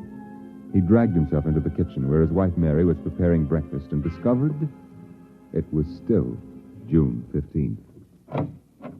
Mary, listen. Guy, what is it? You're trembling. Mary, the dream. Dream? About the explosion. The same one we've been having. We?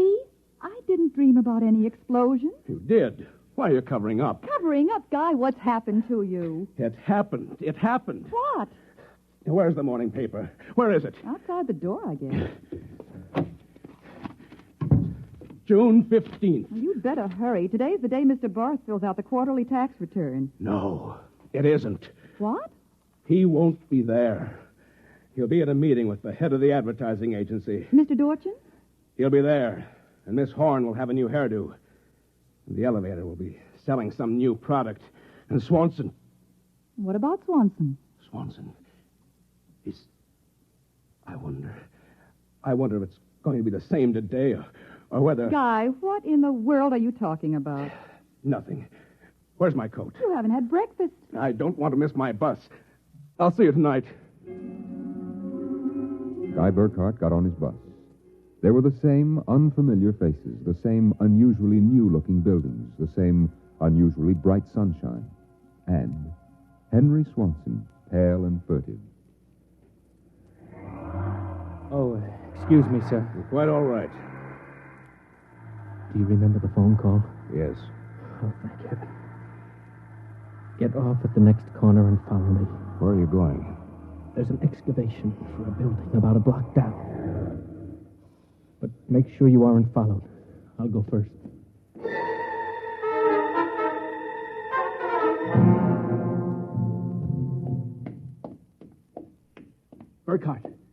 Burkhart, here behind the fence.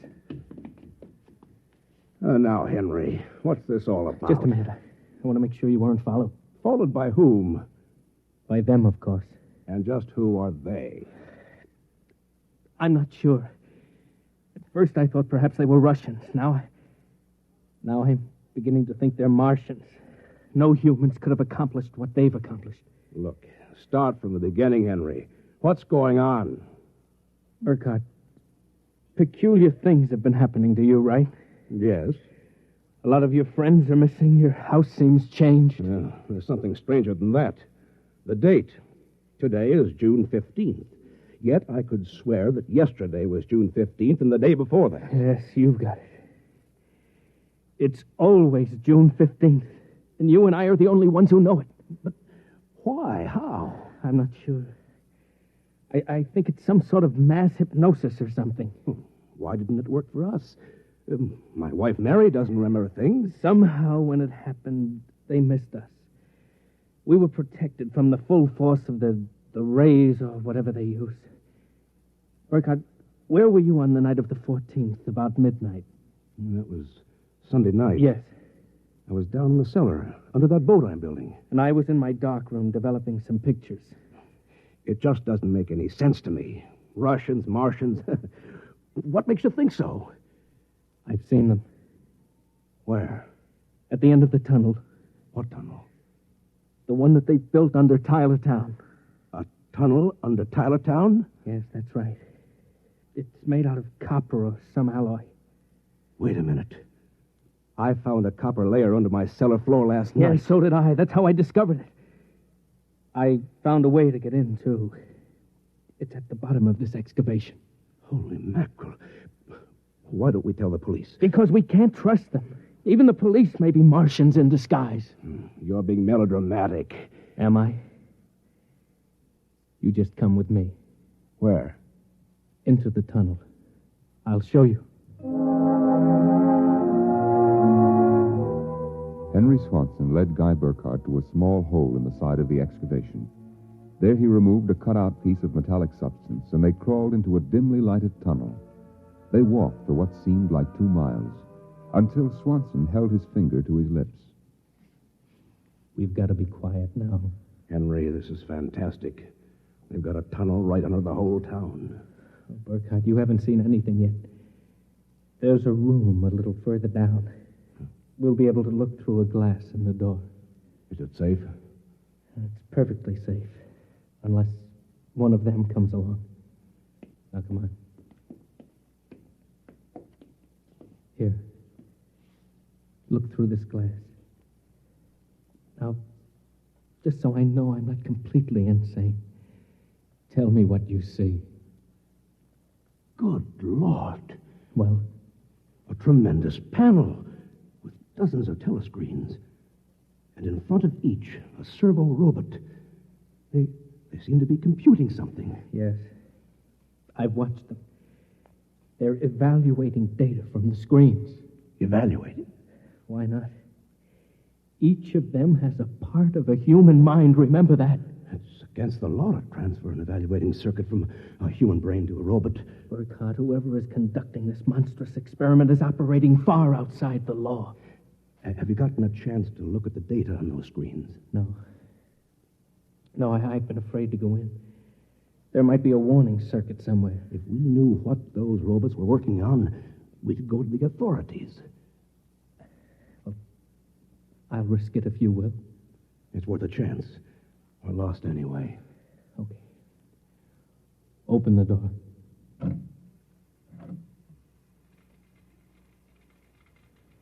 So far, so good. Come on. Let's take a look at that data. Yes, but don't interfere with the robots. Don't worry. Let's look at the screen.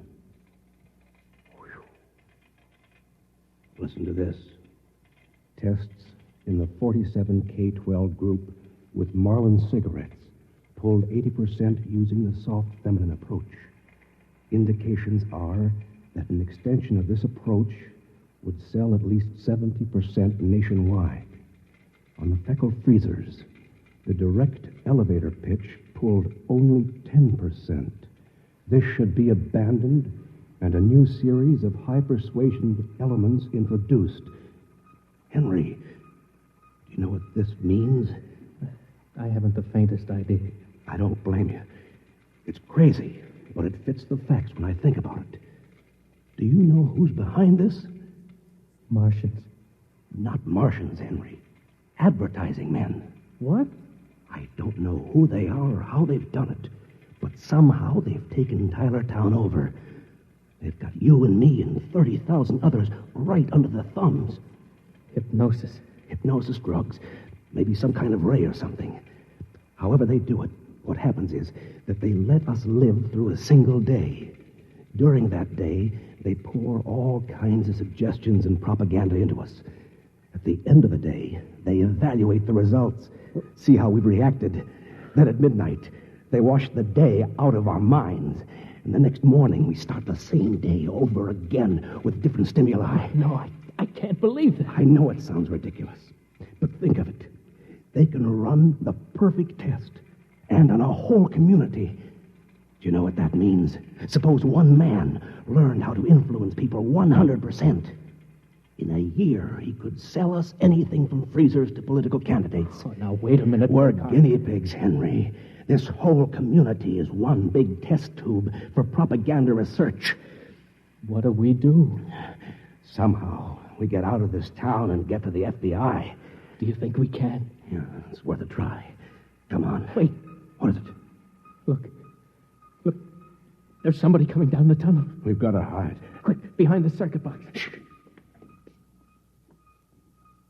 Good Lord. It's Dodgen, the head of the agency that does our advertising. Quiet.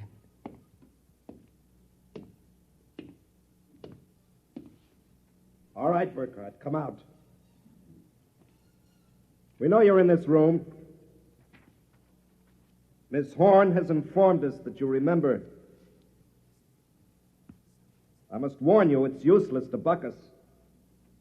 Come out peacefully and let our maintenance crew adjust you properly so you don't remember from one experiment to the next.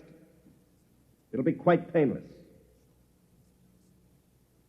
If you don't come out peacefully, we'll have to get you. Henry, take this wrench. When I give the word, jump him. He may be armed. We've nothing to lose. Very well. I'm coming after you. Now!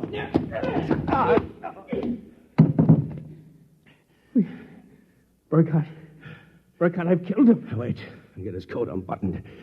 Maybe his heart is still beating. Henry. What is it? What's wrong? Look, underneath his coat. Oh, heaven help us. It's a robot. A humanoid robot. Designed to look like Dorchin. Come on, let's get out of here. Wait. What's that? A loudspeaker. I told you it was useless, gentlemen. Who are you? Mr. Dorchin, naturally. The real Mr. Dorchin. What are you trying to do to us? Merely trying to prevent you from damaging my experiment, gentlemen. You can't get away with this, Dorchin. Sooner or later, somebody, the FBI or somebody, is going to get wind of this madness. Oh, now, really, Burkhardt, you're quite naive. Now, why don't you be reasonable and let the maintenance crew adjust you? If I refuse, I suppose you'll kill me. That would be quite impossible. Oh? You see, Burkhardt, you're already dead. Dead? You're shocked. It's quite true. You and everyone else in this town were killed by premature atomic blast at the Control Chemical Plant. The blast occurred at 7 a.m. on June 15th. That's the last thing imprinted on your minds. That's why you wake up screaming each morning. It isn't true. Oh, but it is. What I and my associates did was take the brain circuits from your dead bodies. We stored them in electrochemical batteries until we had a chance to rebuild the cities and begin our tests. Do you think I believe a fantastic tale like that? I imagine you find it incredible. Of course, we didn't rebuild everything exactly. After all, it only has to last for a single day. June 15th. At midnight, we turn off the power and wash out the memory of the day. You and your friend Swanson, unfortunately, have defective circuits. You'll remember. Burkhardt, it's no use. We're trapped. Please give up. Not me. But what can we do? We can make a run for it down the tunnel. Come on. It's useless, Burkhardt. Keep going. It's useless. Useless. Useless.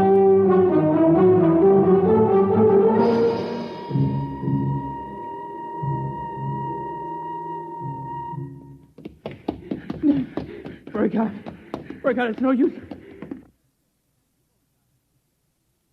You go ahead. I'm finished. Look, we're almost at the end of the tunnel. I can see a door. Here, I'll help you. I can't. Just a little further. No. Now, here. Here, this door is open. It opens. Oh, no. I don't believe it. I can't run anymore. Come on. Sorry. You go ahead. Look. I'm finished. Look, we're almost at the end of the tunnel. They were I can see a standing door. on a ledge, Here, smooth, I'll help you. finished I metal. can't. Just At a their little feet, the ledge further. dropped away into a chasm so deep Now they could here. not see the bottom. This door is open. Beyond was only a glare so bright that their eyes could not stand to look into it. And yet, just beyond the limit of their vision, something towered. Something so huge it was almost inconceivable. Something... Burkhardt, Yes? this is Dorchin. Now, do you understand why it's useless? The great looming figure moved closer. It seemed to take shape now, and yet it was so gigantic as to be unbelievable. It came closer. The glare was partially blocked, and then Guy Burkhardt knew that the towering shape was none other than Dorchin himself. You see how I did it, Burkhardt? I took your brain circuits and had them reduced so they could be transferred to tiny humanoid mannequins. That's what you are, Burkhardt. A tiny miniature of yourself. And this city, this whole experiment I'm conducting, is built on a tabletop. It was the morning of June 15th, and Guy Burkhardt woke up screaming.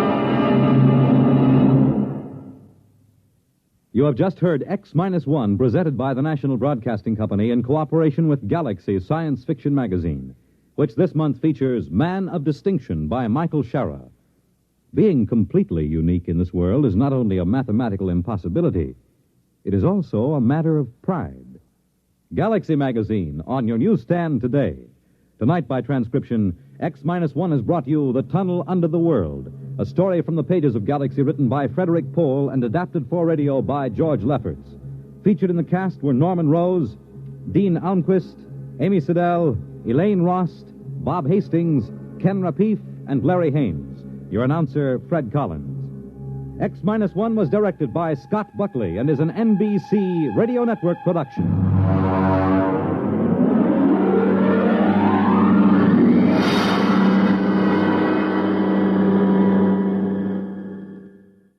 The music of Russ Morgan live on Bandstand weekday mornings on NBC Radio.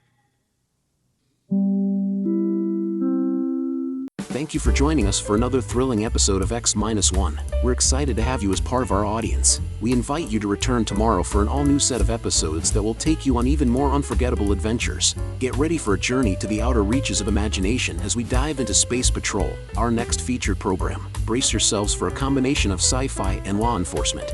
We're always eager to hear from our fantastic audience. Your feedback fuels our passion for delivering the best in vintage entertainment. Feel free to share your thoughts, opinions, and suggestions. We value your input and strive to make your listening experience even more enjoyable.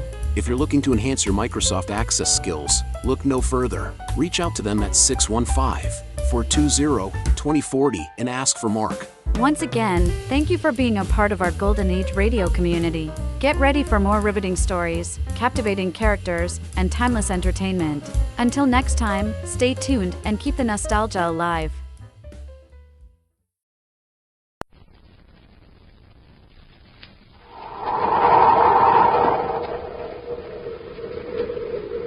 Rice Chex and Wheat Chex, the bite-sized cereals in the red and white checkerboard packages, present Space Patrol! High adventure in the wild, vast reaches of space.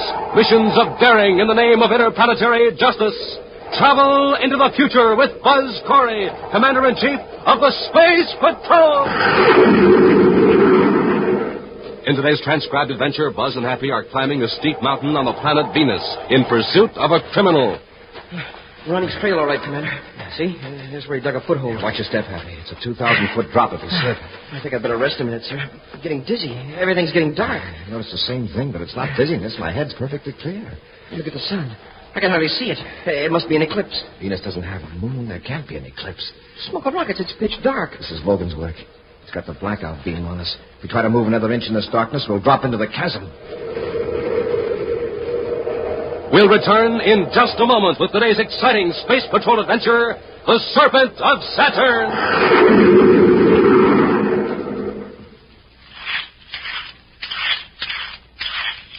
Here he comes, gang. Here he comes. The fastest boy on roller skates in the neighborhood. Get up and go, and look at him go. Wow! Now, there's a space patroller who really has it. He just got up from a good, nourishing breakfast. Just finished off a big bowl of Rice Chex with plenty of milk and sugar. He's packed full of action energy, the kind of action energy that'll help to make you a whizzer on rollers and help make you so alert that you can come up with the right answers in your classroom. Yes, sir, Space Patrollers, you start off any day ready for action when you eat a whopping good breakfast with Rice Chex. Because Rice Chex is tops for get up and go. Tops for taste, too. A delicious triple toasted shredded rice treat that's good with milk or cream and super good with fruit. And tops for size because it's bite size. The just right size for easy eating.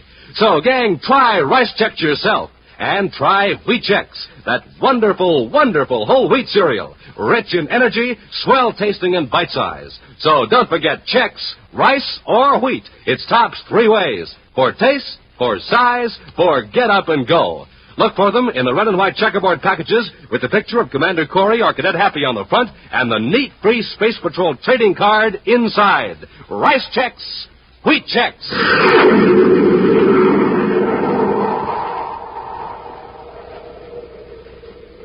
And now, today's Space Patrol adventure, The Serpent of Saturn. Ordinarily, the appearance of the monthly Space Patrol Bulletin is a routine event. It causes no excitement, except perhaps among the officers and men of the publication section who are charged with the responsibility of preparing this official monthly report on Space Patrol activities. But this time, there is considerable interest in the document by every level of command. In his central office at Space Patrol headquarters on Terra, Commander Corey frowns and shakes his head as he examines a copy of the bulletin. Cadet Happy, returning from an errand in another part of headquarters, fails to notice the commander's unusually serious manner. Gee, Commander, everybody's sure studious all of a sudden. All over headquarters, people are reading the bulletin, even the file clerks. I guess the editors added a page of jokes. There's certainly nothing funny in this issue of the bulletin, Happy. Oh, sorry, sir. Especially in the Secretary General's notes in the margin of this copy. Something wrong? Plenty. Those robberies, is that it? Partly, but it's more than that. Do you realize that in the past 10 days there have been 23 cases of assaults against space patrollers? And all apparently without reason. I heard about a couple of them, sir. One on Venus and another one on Pluto. Well, if we hadn't been so busy on Neptune the past week, I'd have alerted our men to take special precautions. Now, take a look at this breakdown here in the bulletin. All over the solar system. Lowell City, Jupiter City, the Lunar Fleet. And in every case, our men were the victims of unprovoked assaults. Jumped from ambush, beaten. But why? Well, I think it's part of a carefully organized attempt to demoralize the Space Patrol. You mean some sort of a gang is behind it, Commander? Yes. Looking at each incident individually, one might think that a group of hoodlums just decided to gang up on a space patroller. Uh-huh. When you put them all together, a rather interesting coincidence shows up. You notice whenever a beating occurred, a robbery followed within a day or two in the same locality. Oh, then you think the gang behind the robberies is also behind the beatings? That's about the size of it, Happy. Apparently, the plan is this, to try to get our agents concerned about their own personal safety and reduce their efficiency. Well, if it keeps on like this, it might work. We're not going to let it. This gang has succeeded so far because it's well organized and evidently has spies in high places. What's the plan, sir? Well, the last attack on space patrollers occurred in Jupiter City at the spaceport, right? Well, yes, sir. Those two off-duty pilots. Oh, you mean if they follow the pattern, the gang may be planning a robbery at Jupiter City? Exactly. And the only thing we can do now is to alert our men in Jupiter City. Major Robertson to Commander Corey. Robbie's calling, sir. Yes, Robbie? Commander, we've got another one. A robbery? Yeah, and it's really serious. The model of the blackout beam has disappeared right out of the Jupiter City lab. Jupiter City? Hey, Commander, you sure called that one. Yes, but too late. Robbie, blast off for Jupiter City immediately. Yes, sir. Make a thorough check of security measures. I want a brainograph test made of everyone at the Jupiter City lab. Spacephone a complete report to me. Meantime, in one of the finest buildings in Saturn City, capital of the ringed planet, a huge, broad-shouldered man sits behind a desk in a large but simply furnished office. Coiled on the desk, in a lifelike pose, is a startling example of the taxidermist art, a hooded cobra. The large man presses a button, and a moment later, a door opens, and Thad Bogan swaggers in. Yes, Mr. Gargeth? Logan, the Venus Express will blast off in half an hour. You will be aboard. Yes, sir. When you arrive in Venus City, we'll charter an atmosphere ship and go to our hideout at the base of Mount Janik. You will pose as a botanist collecting samples. I understand the Venus wildflowers are quite beautiful this time of year. You can admire the flowers while you wait for Preston. What's my business with Preston, Mr. Gargeth? You will give him an instrument which you will find in the emergency tool locker of the atmosphere ship. The light neutralizer. Oh, you've got the blackout beam. Of course. Right out of the Jupiter City Space Patrol laboratory. I'll bet Corey's tearing his hair. Unfortunately for our cause, Corey is given to more direct and effective action. However, I think we can divert Corey's attention. I'll rough up some more of his men? This time I'll rough up Corey himself. That's taking on quite a job, isn't it, Mr. Gargeth? It's time we struck at Corey before he strikes at me. Yes, but how? It's very simple. Corey will be informed that the Cobra will rob Automatic Factory R18 outside of Saturn City. But, Mr. Gargeth, the Space Patrol doesn't even know your organization exists. Why tip him off? We can't hope to keep our operations a secret indefinitely. Corey must have figured out by now that these robberies have been masterminded by one organization. Yes, but to use our secret name. Why do you think I selected Cobra as my insignia? Well, You think I am just being melodramatic, don't you? I selected the Cobra as an emblem because of its psychological effect. To the average person, the Cobra suggests something silent, ominous, and deadly. Isn't that right? Yes, Mr. Gargett. Fear is a useful weapon. Before long, we will have the inhabitants of all 10 planets shuddering at the mention of the Cobra. Even the Space Patrol. But how does that take care of Corey? You think Corey would miss a chance to capture the leader of a gang that has pulled off more than 20 daring and successful robberies? Oh, I don't suppose he would. That's why I'm going to lure him to Factory R18. Just how are you going to do that? There's a civilian clerk named Walter Reiner at Corey's headquarters on Terra. Oh, yes, he gave us some information once. Reiner isn't much use to us, too undependable. But I'm going to plant some information on Reiner and have Corey tipped off. Corey will think he's uncovered a plot. And fly right into our trap. Sometime later at Space Patrol headquarters on Terra, Appy enters the commander's office with an extremely nervous young man, Walter Reiner. This is Reiner, sir. Thanks, Happy. Sit down, Reiner. Yes, Commander, thank you. I'll tell you why I've brought you here. I've received 2 anonymous tips that you have some information about a robbery. A robbery? No, sir, that's not true. And somebody seems quite determined to get you into trouble. Can you think of anyone who would have reason to do this to you? Why, no, sir. Believe me, if I knew anything about a robbery, I'd report it at once. According to these 2 informants, you're supposed to be carrying written information on you right now. Information that you're to pass on to someone else. But that's not true, Commander. You can search me if you want. Here, I'll empty my pockets. You can examine everything. Here's my identification folder. You can look through that. There is nothing in it but... Something wrong? It's a slip of paper. But I don't know how it got there. Let me see it. Plan 4 is now in effect. The Cobra will personally supervise the theft of radioactive strontium from automatic factory R18, north of Saturn City, at 1800 hours Universal Star Time. Smoking rockets? I don't know anything about it. Honestly, Commander. I know it looks bad, but I swear I don't know anything about This it. Cobra that's mentioned here, does that mean anything to you? No, sir, not a thing. It's a horrible trick. All right, Reiner, all It's right. somebody's idea of a joke. I said it's all right, Reiner. You mean you believe me? Somebody was very anxious for me to find this on you. Just go back to your work and don't say anything to anybody about it, understand? Yes, sir. Thank you, Commander. Thank you very much. Wow. Somebody sure must have it in for Reiner to play a trick like that. What Reiner watched, Happy. I'll assign a man to trail him and contact Saturn Space Patrol. I want to put a heavy guard on Factory R18. You mean that Reiner isn't on the level and there really is going to be a robbery? I think someone's trying to lure me to the factory. As for Reiner, he may be an innocent dupe. We'll watch him for a while. Commander, he's coming back. Commander, I got to tell you something. Yes, Reiner, what is it? I didn't tell you the whole truth before. When you let me go, I was relieved. Then I got scared. I'm afraid of what they might do to me. What do you mean by they? The gang. The Cobra gang. And you did know about that note? No, sir. Well, who is this Cobra? I don't know. But he's got a powerful organization of criminals. They're behind all of those robberies. And you're a member of the gang? No, not exactly. I just sold him some information a few months ago about some security control procedure. Whom did you deal with? It was a man named Wogan. Thad Wogan. He's one of the higher-ups. Why are you telling all this now? Because I think they want to get me out of the way. They're afraid I'll... Double-cross them the way you did the Space Patrol? I'll make up for it. I know more about the gang than they think I do. I know their secret space-phone frequency. All right, Reiner. Start at the beginning and give me the whole story. Even after hours of careful questioning, Commander Corey is able to obtain only a few useful bits of information about the band of criminals. Then, with Reiner in custody, Buzz and Appy begin the tedious task of checking the gang's frequencies. Nothing on this band so far, sir.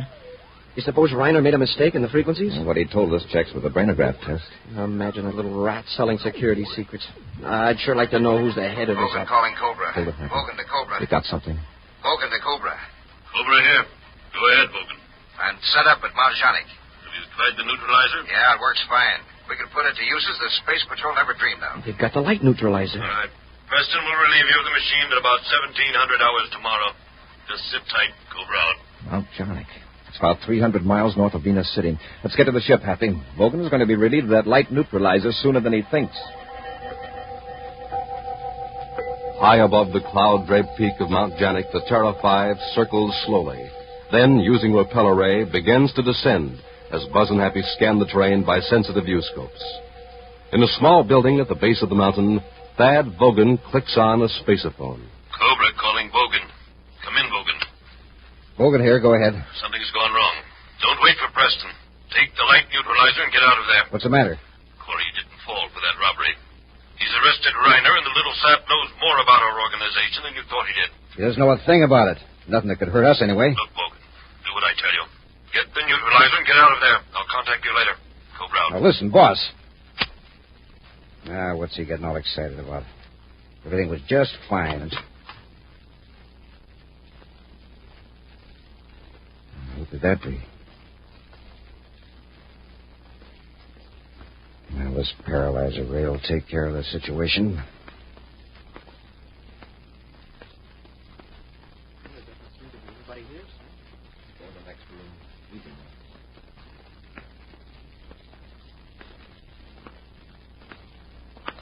All right, drop that gun. Sure, Space Patroller. Like this. Get him, Hap!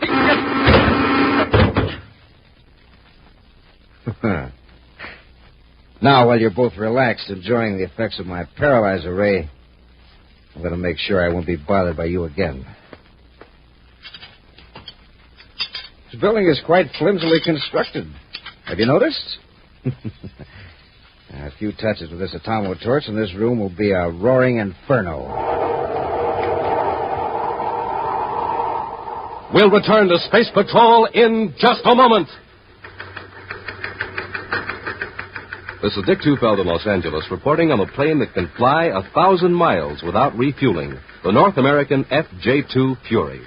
In a moment, we'll hear from the well-known test pilot on this Navy jet plane, J. Ray Donahue, Jr. The Fury is a carrier-based fighter armed with 4 20-millimeter cannons.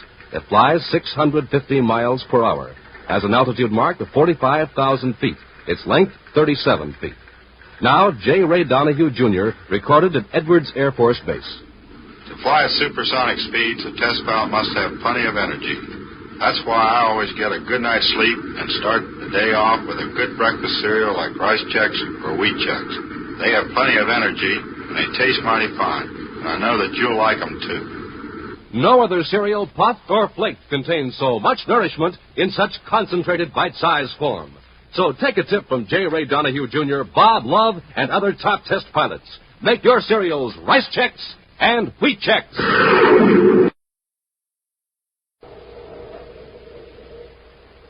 And now back to our Space Patrol adventure, The Serpent of Saturn.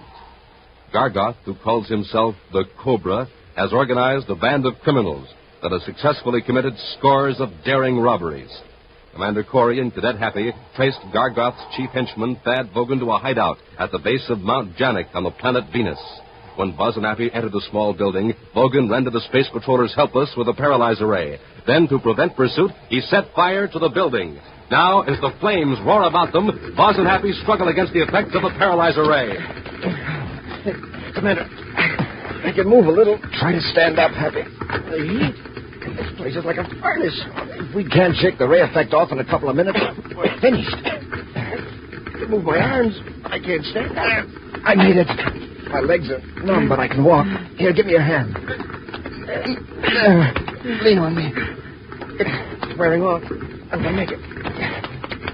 A few more steps. We'll be outside the building. We made it. Wow. I got a lucky break. The charge in Vogan's ray gun was fairly light. Commander, look back at the building. We got out just in time. Can you see Vogan anywhere? No, sir. The smoke is too thick. Hey, but he couldn't have blasted off yet. Would have hurt his ship. There he is, headed for his ship. I see him now. Hey, what's that he's carrying? Must be the light neutralizer. Oh, if my legs weren't so numb, we could catch him. Uh-oh, he saw us. I just wish he'd come back here. He acts like he's considering it. Well, he's not going to risk getting within range of our ray guns. I bet he wishes he'd taken them from us. He was so sure his fire trap was going to work. Hey, that's funny. He's not going to his ship after all. He's heading for the mountain. Come on, Hap, let's try to follow him. Yes, sir. Why didn't he go to his ship? We couldn't have stopped him from blasting off. Oh, it's an atmosphere job. Logan probably figures we could space a phone for a patrol ship to go after him. Yeah, sure. taking a chance on losing us on the mountain. You have your miniature spacephone, Hap? Yes, sir. Report to Venus City headquarters and keep on after Bogan. With Buzz and Happy doggedly following him, Thad Bogan climbs higher and higher up the steep face of Mount Janik. At first, he outdistances them. But as the minutes go by, the effects of the paralyzer ray wear off, and Buzz and Happy start gaining on Bogan. Bogan's sure hanging onto that light neutralizer. If you throw it away, he'd be able to climb a lot faster. He won't drop it till he has to. I hope he hangs on to it. After the way we're risking our necks to get it back. I'll say this for Bogan. He climbs like a mountain goat. I'll say. Hey, Commander, is that model the only light neutralizer in existence? Yes. This model was to be tested, and if proved successful, a larger model was to be made into a spaceship. Well, does it really black out light completely? It can, but it's designed to reduce the sun's glare on ships making flights on sunward vectors, particularly between the inner planets. It sure would come in handy on construction jobs on space platforms. Uh-huh. Hey, it looks like Bogan's going to take us clear to the top. Make sure he doesn't get directly above us and drop a rock on us. We're still on his trail, sir. See, he's where he took a foothold. Watch your step, Happy. It's a 2,000-foot drop if you slip. I think I'd better rest a minute, sir. Getting dizzy. Everything's getting dark. I noticed the same thing, but it's not dizziness. My head's perfectly clear. Hey, look at the sun. I can hardly see it. Hey, there must be an eclipse. Eclipse on Venus? Yeah, that's right. Venus doesn't have a moon. But there can't be an eclipse. But something's shutting off the sun. It's a heavy fog, maybe. Don't move, Hap. Smoking rockets. It's pitch dark. Bogan's turned the blackout beam on us, the light neutralizer. If we try to move another inch in this darkness, we'll drop into the chasm. Well, isn't he in the same fix we are? Not necessarily. The neutralizer can be adjusted to dim out light all around you, or it can be focused in a beam. If we only had our atomo lights. They wouldn't work, Happy. The field of the neutralizer cuts out all light waves. What are we going to do? We can't go back down. We can't go ahead, and...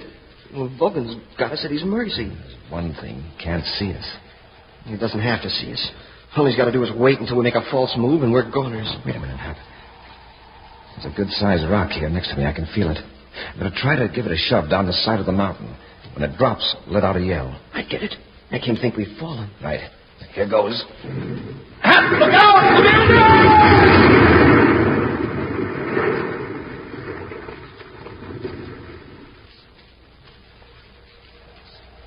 How was that? Very realistic. For a minute, I was afraid you did fall. Press close to the cliff and keep very still. Hey, he turned off the neutralizer. I can see. He'll probably wait to be sure we're gone. I hope he doesn't come back down here to investigate. Bogan to Cobra. Bogan to Cobra. Listen, he's got a miniature spacephone. Turn your volume up, Hap. Bogan to Cobra. Cobra here. Where are you? Halfway to the top of Mount Janik. Coriolis cadet were after me. What? They're on Venus? Take it easy, Mr. Gargan. It's all right. Corey and that cadet won't bother us anymore. I took good care of them. Good. How? I turned on the light neutralizer. They couldn't see in the blackout beam and fell off the ledge. Nice work, Bogan. Yeah, but I'm still on the mountain, and I don't like it. I'll come and get you. Think I want to wait up here while you come all the way from Saturn? I'm not on Saturn. I'm in a spaceship not very far from Venus. Well, that's better. Get her as soon as you can. Corey may have notified the Space Patrol before he fell. All right, you get to the top of the peak. Everything looks clear. I'll land and pick you up. Cobra out. Hurry. So the Cobra's name is Gargan. Bogan thought he was on Saturn. Probably that's the headquarters of the outfit. Possible. What do we do now? Tip off the Venus City Space Patrol? Use our spacephone. Bogan might hear it. Sure. We'll take a chance on sneaking up on Bogan. If we capture him before Gargoth gets here, we may be able to trick him into landing. Yeah, and then we'll have the Cobra. Come on, let's go. Stay close to the cliff so he can't see us.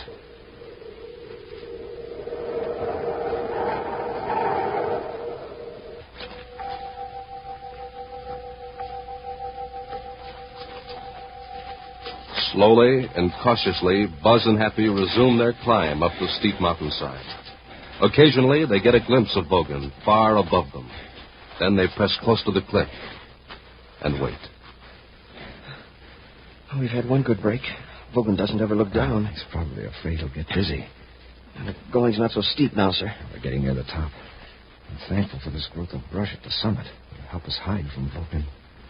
Hope we can get him before the Cobra shows up. Drop, Happy. Hit the dirt. Did he see us? I guess not. He's going on. But he started to look down this way. We'd better wait a few minutes. At last, Vogan reaches the summit of Mount Janik. Wearily, he lays down the light analyzer, then sits on a rock to rest. Silently, Buzz and Happy creep closer. Careful, Happy. Don't let him hear us. There's not much cover from here on. Do we rush him? Let's try to get a few yards closer. If he has a chance to use that blackout beam, we could never find him. Yeah. Oh, gee. Get the neutralizer, Hap. I'll handle Vogan. Corey! I'll take that gun, Vogan. All right, Vogan. Had enough? Yeah. Happy, got the neutralizer? Yes, sir. Hey, Commander, it's a spaceship. It's probably Vogan's pal. Better all get out of sight before he gets close enough to see us. Come on, Vogan. Get over there by that brush. You stand out where you can be seen. We'll be in the brush right behind you. Yeah, sure. I'm coming. Cobra to Vogan. Cobra to Vogan. Answer him, Vogan. Don't try to warn him. Okay. Vogan, to Cobra. Go ahead. There aren't any ships in the vicinity. I'm coming in to pick you up. All right, come ahead. Corey's here. Watch out. Give me that spacer phone. Corey, you told me Corey was dead. I was very much alive, Gargant. Cobra, wherever you are. Now make it easy on yourself and land, or I'll have every patrol ship in the Venus sector after you. You'd better talk fast then, because I'm going to blast you off that mountain with a space torpedo. No, boss. Please don't. You've made a stupid blunder, Vogan. But I assure you that the rocket is meant only for Corey. If you get it, well, it's an unfortunate accident. Space torpedoes? We don't stand a chance. We've got to hide. We've got to hide. Happy sure your space phone's turned off? It is, sir. Good. Let's have a look at that light neutralizer. That's not going to save us, not from torpedoes. See, this setting ought to be about right for our purpose. Now, we'll just set the neutralizer here on the ground. Now, come on. Get out of the field of darkness, quickly. I can't see. Of course you can't, stupid. Just do what the commander tells you. Come on. Hey.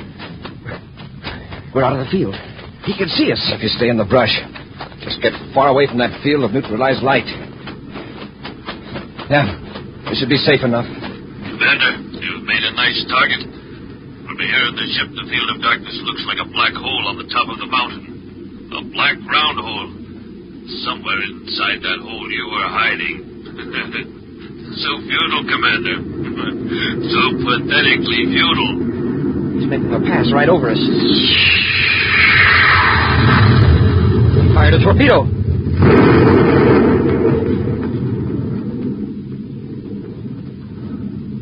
Smoking rockets. The field of darkness is gone. And when you look at that hole, what a blast. Well, there goes a perfectly good light neutralizer blown to bits. Yeah. And also, there goes the Cobra. He figures he finished us. You sure he's not coming back? Doesn't look like it. I sure hate to see that crook get away. He'd better enjoy his triumph while he can, Happy. Because we're going after the Cobra, and we won't give up till we get him.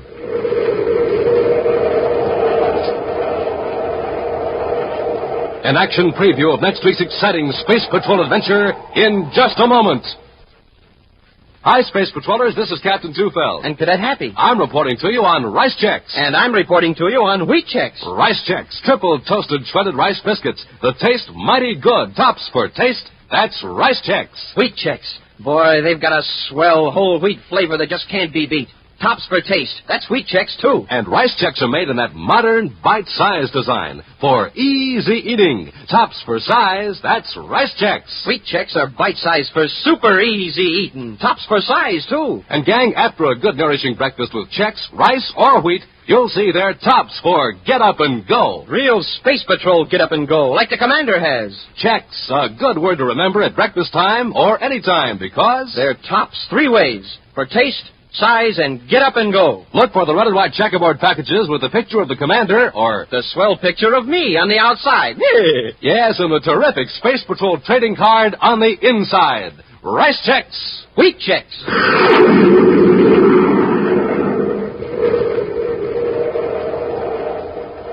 And now, a preview of next week's exciting Space Patrol adventure.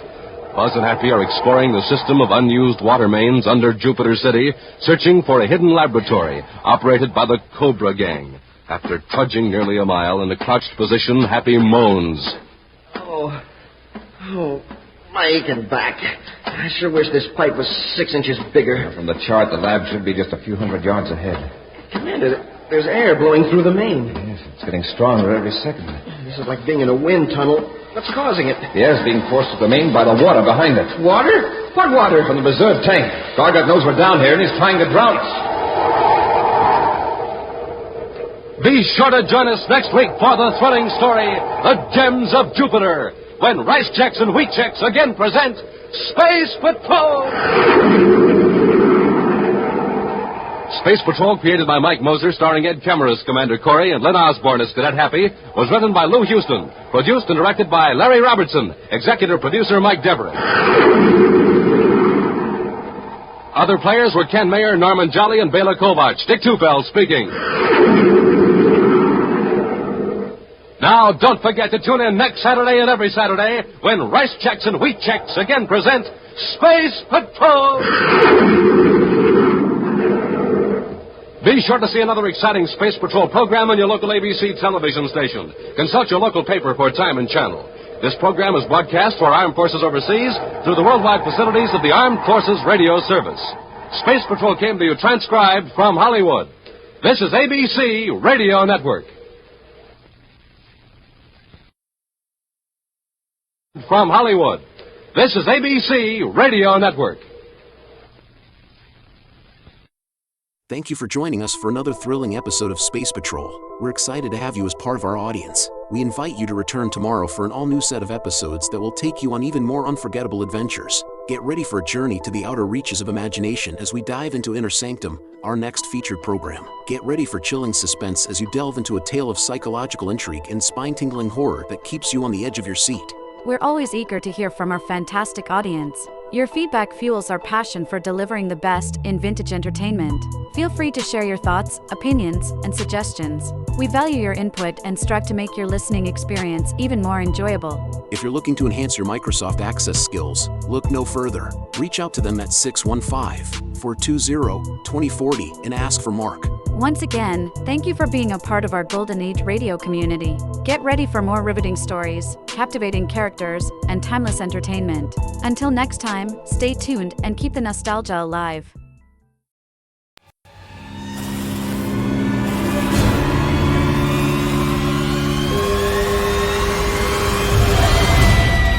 Lipton Tea and Lipton Soups present Inner Sanctum Mysteries.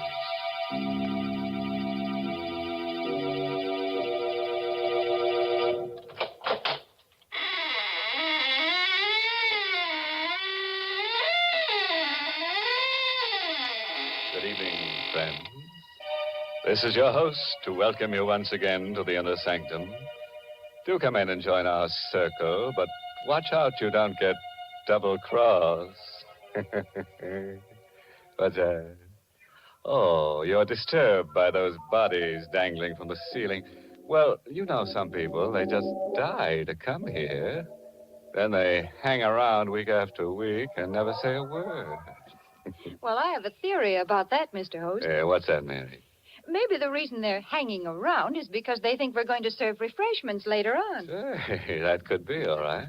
You know, lots of folks are like that. And who can blame them? When there's good food ahead, they just won't leave. And that's especially true if there's a chance that Lipton tea is on the menu. Now, the reason for that is simply this. Lipton tea is tea at its delicious best because Lipton's has such grand brisk flavor. In fact, brisk is the very word the tea experts themselves use to describe Lipton's full, hearty taste. You'll agree, I'm sure, the very first time you try it, for Lipton's is so lively and full-bodied and satisfying. Yes, it's that brisk flavor that makes more people buy and enjoy Lipton's than any other brand of tea in the world. So whenever you ask for tea, make sure you ask for Lipton tea.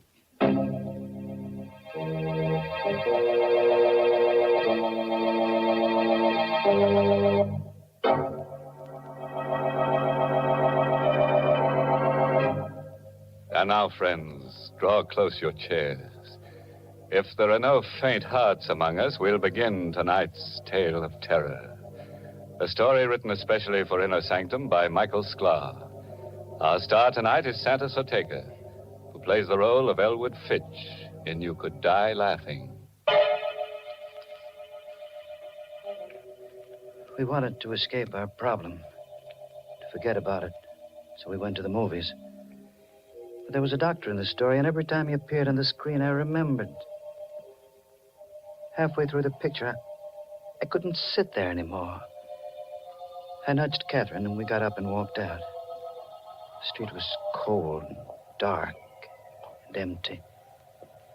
Elwood, what do you want to do now? I just want to go back home. All right, dear. Get in the car. Elwood, I want to talk to you. All right, there's time for that. Please, dear, let's stop being silly about this thing. Let's face it. I am facing it. But you're not. Don't argue with me. For heaven's sake, don't you understand? The doctor said you only got a year to live unless we move to Arizona. Doctors are human. They can make mistakes. Not 3 doctors. I don't care. Why are you so stubborn? Why are you so dead set against Arizona? You ought to know why, Catherine. Me? Yes, you. Because of me? Yes. I haven't given you much, Catherine, not even children. But I've been able to make a living. We've been able to get along. What would I do in Arizona without a job and without money? Elwood, slow down. I can still drive a car, Catherine. You're speeding. Let me alone. Passing through a red light. Elwood, that man crossing the street. Look out!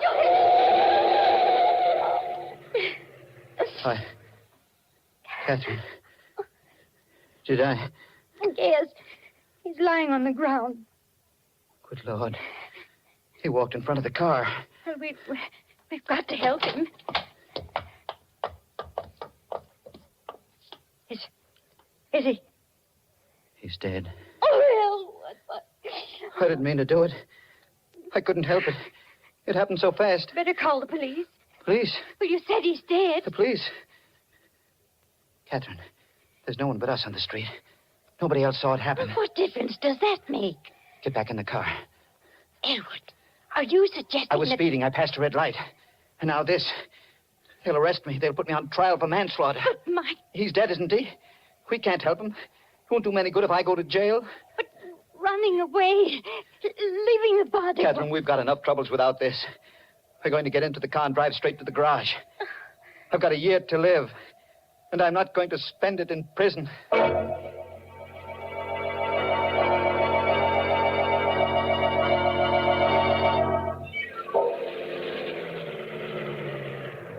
Good evening, Mr. Fitch. Want me to put the car away for you? Yes. Show must have let out early, huh? We didn't stay to the end, Ann. I didn't care for the picture. Ah, them pictures. I always tell my wife.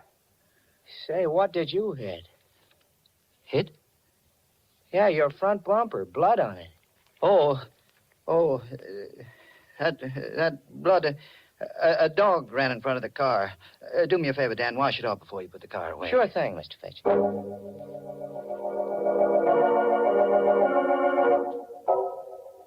I didn't sleep well that night. Bad dreams, all mixed up. About doctors. They all looked like the man lying on the street. And their faces were covered with blood. I woke up exhausted. Breakfast is on the table, Elwood. Just a moment. That newspaper can wait. Your toast is getting cold. Oh, here it is. What are you looking for? The story. You mean last night? It's in the newspaper? Listen to this. Stenger, victim of hit-and-run driver. The body of Augie Stenger, underworld character, was discovered early this morning at the intersection of Broad and Main Streets. Police believe Stenger was the victim of a hit-and-run driver. The front door. Yes. Do you think it's the police? I don't know. Get a grip on yourself. I'll see who it is. Morning. You, Mr. Fitch? Yes. What can I do for you? I don't like to talk business on the front doorstep. Business? It's about last night, that accident. What accident? Don't try to act innocent. I saw that hit and run. Now can I come in? Let me handle this, Catherine. Who are you? The name is Chandler. I was sitting in my car last night at Broad and Main Street. I saw the accident and I followed you home. Thought I ought to talk to you about it this morning. What do you want? The cops are looking for that hit-and-run driver. I'm the only guy that knows you're him. It ought to be worth something for me to keep my mouth shut. You want money? Yeah. Blackmail. Don't talk to him, Elwood. Send him away. No, we can't do that, Catherine. He'd go to the police. But Elwood... Leave this to me. All right, Chandler. I'll give you the money. How much? $500. That's chicken feed. 1,000. Ah, now you're talking sense. When do I get it? I'll give it to you now. It's in my coat pocket. Here. Here it is. You'll find exactly $1,000 in $20 bills. Thanks. Now, get out of here. Now, wait a minute. Don't get nasty, Fitch. I'm doing you a favor. You got your money. Now get out. I'm going. But I'll be back. We call this the first installment. Elwood, where did you get that money you gave him? Money? Last night you said we couldn't go to Arizona because we had no money. You just gave that man $1,000. Where'd you get it? I was ashamed to tell you. I took it from Stenger. Stenger? The man we hit. I put my hand inside his coat to see if his heart was beating. The money was in the inside pocket. Elwood, how could you? Don't look at me like that, Catherine. We've been married a long time. Long enough for you to know that I'm not a crook or a murderer. But to kill a man and then take his money. Try to understand. All day long I've been thinking. A year to live. A year to live. When you know you're going to die, it does something to you. You forget what's right and what's wrong. I thought with that $1,000 and the few hundred we've got in the bank, I thought we might be able to go to Arizona after all. Well, the money is gone. Yes. Don't think about it anymore.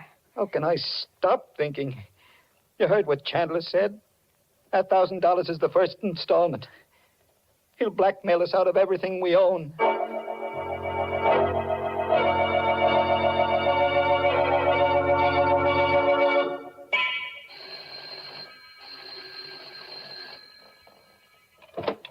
Chandler. Shut the door, quick. Who is it, Catherine? Shut that door, Mrs. Fitch. You were here only yesterday. What do you want now? The cops are after me. You and me on the same boat. What have you done? What do they want you for? Murder. Murder? You shouldn't have come here. I figured this place ought to make a pretty good hideout. No. You can't stay here. Who's going to stop me? I won't allow it, Elwood. I won't have this man in my house. All right, cut the squawk. No. I stood a lot in you, Chandler, but stay away from me. Don't you dare touch him. Elwood! Elwood! Don't cry, Catherine. I'm all right. Any more back talk, Fitch? No. Okay. I'm moving in.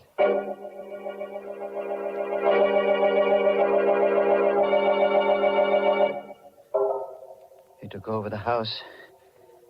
He used Catherine and me as servants, treated us like dirt. There was nothing we could do about it. Just the three of us, cooped up in that little house. We couldn't go out. Food and cigarettes were sent up from the store. Went on like that until Tuesday morning. Hush, Elwood. Chandler will hear you. He can't. He's in the bedroom. You're going to give yourself up? I can't stand this anymore. I can't stand it. Well, do what you think is best, darling. I've made up my mind. Rather than put up with that man, I'd prefer to go to prison. I'll call the police right now. Hello, operator. Get me police headquarters. Got a pal at headquarters, Fitch? Hey, Chandler. Don't point that gun at me. Cancel that call. Oh, all right. Hello, operator. Operator. Never mind that call to police headquarters. No, nothing's wrong. I just made a mistake. Thank you. You made your last mistake, Fitch.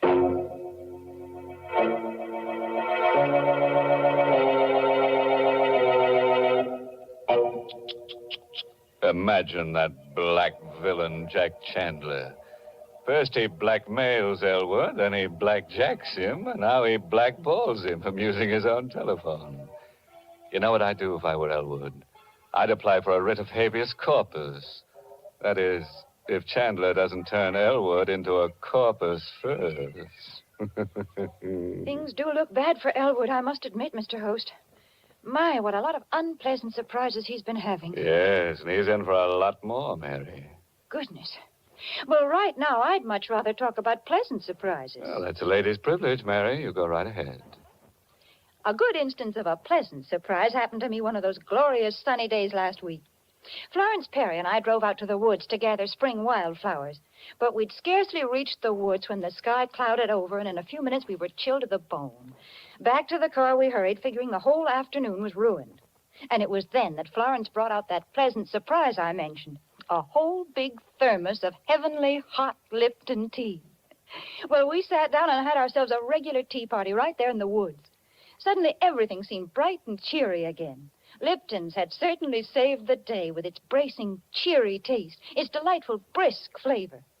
The same thing happens so often with so many folks. Any time during the day, Lipton's is a pleasant, refreshing treat. Tea with a glorious, full-bodied tang that adds extra zest to every occasion. The reason? It's worthwhile remembering, friends. Lipton tea has brisk flavor.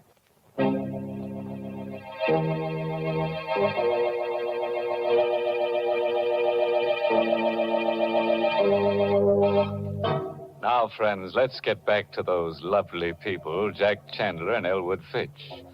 Chandler the murderer and Elwood the hit-and-run driver. It's quite a pair. Together, they make a full house. A moment ago, Elwood tried to give himself up to the police, but Chandler caught him at the telephone. So, you were going to double-cross me, huh? No. I was only going to tell the police about myself. What do you suppose would happen to me when the cops came for you? I ought to kill you right now. Oh, no. You shut up. First thing I'm going to do is pull out that phone so you don't make no more calls to headquarters. Yeah. That settles the phone. Now, stand up. What are you going to... The door. Can you see who it is through the window, Fitch? Yes. Take a look. But remember, I still got this gun. Don't try any tricks. It's a man. Recognize him? No. Now, listen. Before you open the door, I'm taking your wife into the next room with me. I'll be able to watch you and hear every word you say. You know what I'll do to Mrs. Fitch if you double-cross me. Yes. Okay. Now, answer the door. Mr. Fitch? Elwood Fitch? That's right. May I come in? Yes, of course. I'm Detective Farley from headquarters. Here's my badge. Mind if I ask a few questions? What about? Well, I've been assigned to the Stenger case. Familiar with it? I read about it in the newspaper. A hit-and-run driver. That's the case. What do you know about it, Fitch? Why, nothing. Are you sure? See here, you don't You think... and your wife went to the movies Friday night, correct?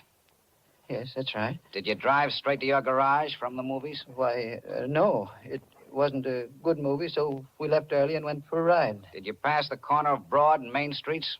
No. We went in the other direction. You're lying, Fitch. I've been checking garages for that hit-and-run car. Your garage man told me you brought your car in Friday night with blood on the bumper. I told him we ran into a dog. Don't make me laugh. Your story wouldn't hold up a minute if that fool garage man hadn't washed the blood off. Are you going to arrest me?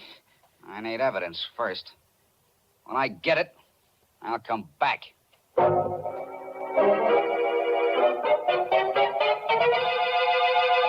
Blood on the bumper. That cop is wise to you, Fitch. He said he'd be back. Sure. He'll be snooping around looking for proof. Yeah, this is one heck of a hideout. I'm leaving. You're going away? Glad of that, ain't you? Well, you got nothing to celebrate. What do you mean? I need time, plenty of time to get away from the city. I'm not going to leave you here to squeal to the cops as soon as I'm out of the door. We wouldn't tell the police. Yeah, I'm going to make sure you don't. I got one murder rap on me already. It might as well be 3. 3? Elwood, he means... Listen, Chandler, I swear we won't tell. Why should we? Remember what you said. We're both in the same boat. The police are after me, too. You tried to double-cross me once before. I ain't taking any chances. Please. There's no use begging. It won't do no good. When are you going to do it? Before I go. Sometime after dark.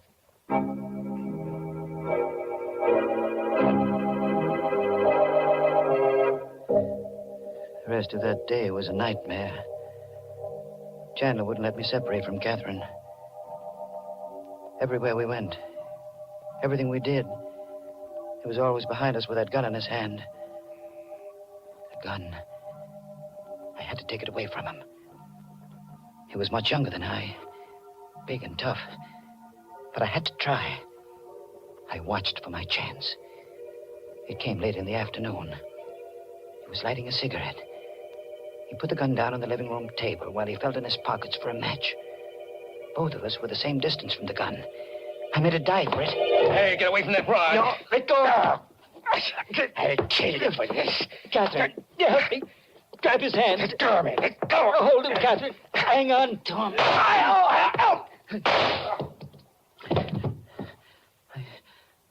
He's dead.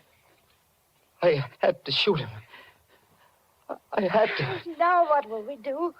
I don't know. What would he do if the positions were reversed? Call the police. No. The money. The money I gave him. The $1,000 I took from Stenger. He still got it. It's ours again, Catherine. We're going to Arizona. Arizona? Don't you see? It's just like it was before he came. We'll take the money and we'll go to Arizona. But his body... He's a murderer, he said so himself. We'll put the body into the car, drive out to the suburbs, and leave it on the highway. The police will think it was just another gangster murder.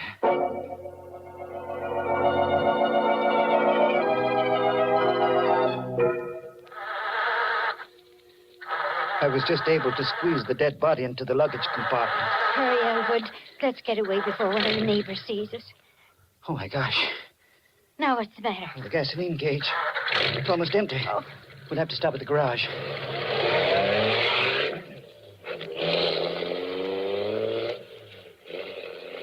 I drove back to the garage, had Dan fill the tank, and paid him with one of the $20 bills I'd taken from the body of Stenger. Dan gave me a queer look as he brought me the change. Here you are, Mr. Fitch. 13 gallons out of a $20 bill. Thanks, Dan. Oh, by the way, did a detective come around to your house the other day? Yes, he did. I hope you don't hold it against me telling him about that blood on the bumper of your car. Oh, of course not, Dan. Why should I? After all, I had nothing to hide. No, that's right. Well, you know, to tell you the truth, Mr. Fitch, I was a little suspicious of you. I thought you really might be that hit-and-run driver. Not that it matters much now. No? No. The police don't care much now about that driver. Why not? Oh, he's small potatoes now. I just heard over the radio that that guy Stenger was just about dead even before that hit-and-run driver hit him. How could that be? Well, the way the radio explained it, Stenger was shot in the back, and he staggered out into the street, and then a car hit him. But you said he wasn't killed by the car. Yeah, that's right. The coroner's inquest showed that he died of a bullet wound. He'd been murdered. The police even know who killed him. They know the killer's name? Uh-huh. I heard it over the radio just a minute ago. Oh, yeah, Chandler. Jack Chandler.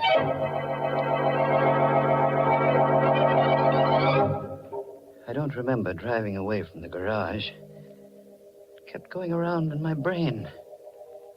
Chandler had murdered Stenger. Catherine and I had run away from a crime we hadn't committed. No wonder Chandler had seen the accident. No wonder he feared the police. And now he was dead. His body packed into the luggage compartment of the car. Elwood, you're not listening to me. What? Oh, I was thinking about Chandler. That's what I was talking about. If he killed Stenger, why can't we go to the police and confess everything? Because we killed Chandler. But it was self-defense. Would the police believe that? They'd have to believe it. Even if they did, it would be murder in the third degree. They'd learn about the $1,000. I'd be held for trial. We'd never get to Arizona. No, Catherine. We've got to go through with our original plan. Elwood, that siren. It's a police car behind us. What are you going to do? They may not be after us. If they do stop us, let me do the talking. Hey, forward! Stop that car! Don't be afraid, Catherine. I'll handle it. Uh-huh. Middle-aged middle-aged man and woman. You answer the description, all right. Name Fitch? Yes. What's the trouble, officer? There's an alert out for you. You bought gas back at your garage a few minutes ago. Paid for it with a $20 bill. That's right. Got any more of those bills on you? Why, yes. Hand them over. Here. Here they are. Uh-huh. Looks like it's all here. This is the stuff, all right. What stuff? What are you talking about? This money, it's counterfeit. Just like the bill you gave the garage man. Counterfeit? Phony money down to the last dollar. Move over. We're driving to headquarters.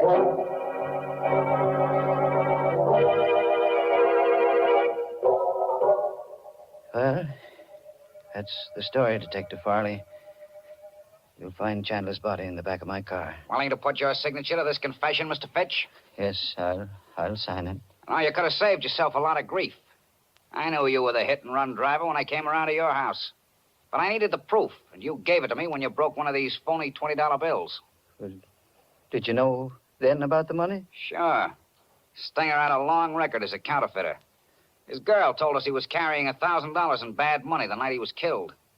Naturally, when we didn't find the money on his body, we knew it had been taken by the hit-and-run driver. And the blood on the bumper of your car was the giveaway. Well, now that you've caught me, what's going to happen to me? Well, depends on the jury. You might get 20 years. Might get life imprisonment. You might even get acquitted.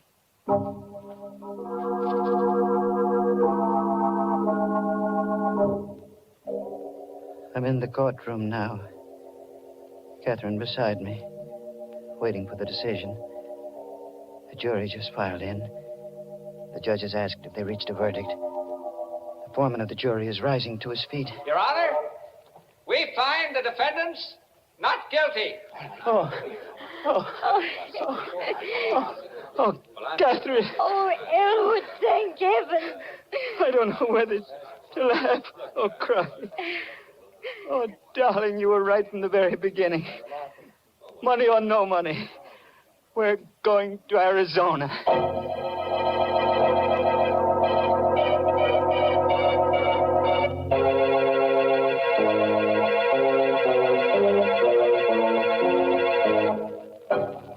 Well, fooled you that time, friend. Slipped you a happy ending when you weren't set for it. But that jury decision, I don't know. It sounded a bit fishy. But seriously, friends, do you like happy endings? I don't, but then some people do.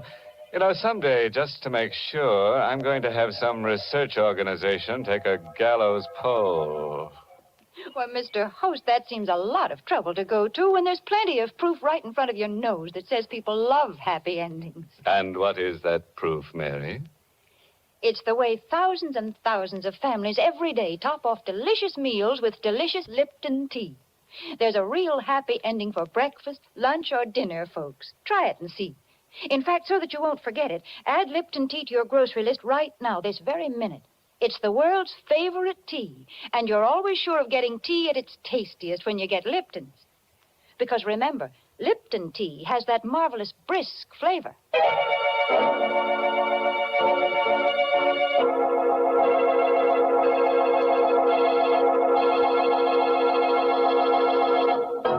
A parting word of advice, friends, drawn from the experiences of Elwood Fitch.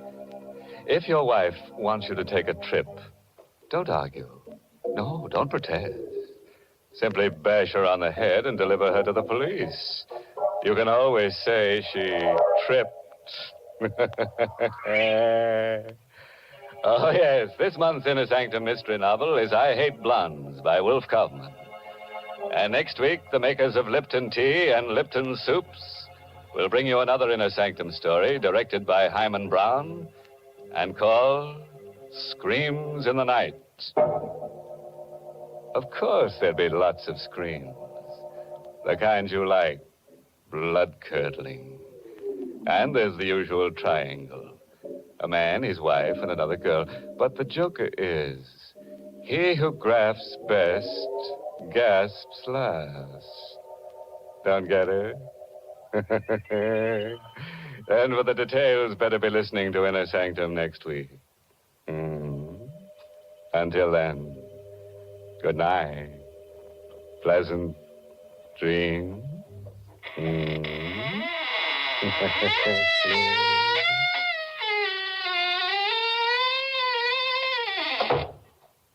Let's begin at the beginning of the meal, friends, with the soup.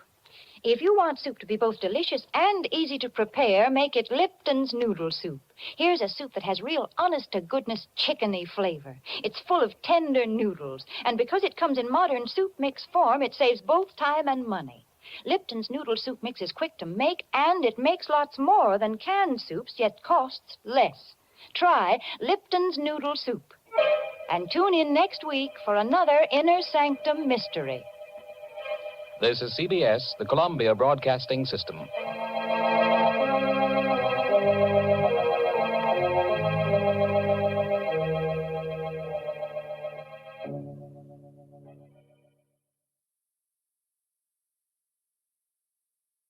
Thank you for joining us for another thrilling episode of Inner Sanctum. We're excited to have you as part of our audience. We invite you to return tomorrow for an all-new set of episodes that will take you on even more unforgettable adventures. Get ready for a journey to the outer reaches of imagination as you escape our next featured program. This exciting thriller will keep you on the edge of your seat as you experience captivating moments of action, suspense, mystery, and science fiction. We're always eager to hear from our fantastic audience. Your feedback fuels our passion for delivering the best in vintage entertainment. Feel free to share your thoughts, opinions, and suggestions. We value your input and strive to make your listening experience even more enjoyable. If you're looking to enhance your Microsoft Access skills, look no further. Reach out to them at 615-420-2040 and ask for Mark. Once again, thank you for being a part of our Golden Age radio community. Get ready for more riveting stories, captivating characters, and timeless entertainment. Until next time, stay tuned and keep the nostalgia alive. Fed up with the everyday grind? Tired out by the dull routine? You want to get away from it all? We offer you Escape. Escape, designed to free you from the four walls of today for a half hour of high adventure. You are crouched in the middle of an immense hurricane. Houses, animals, trees sweeping past you. And you suddenly realize that you've tampered with the universe, that you're bringing about the destruction of the world.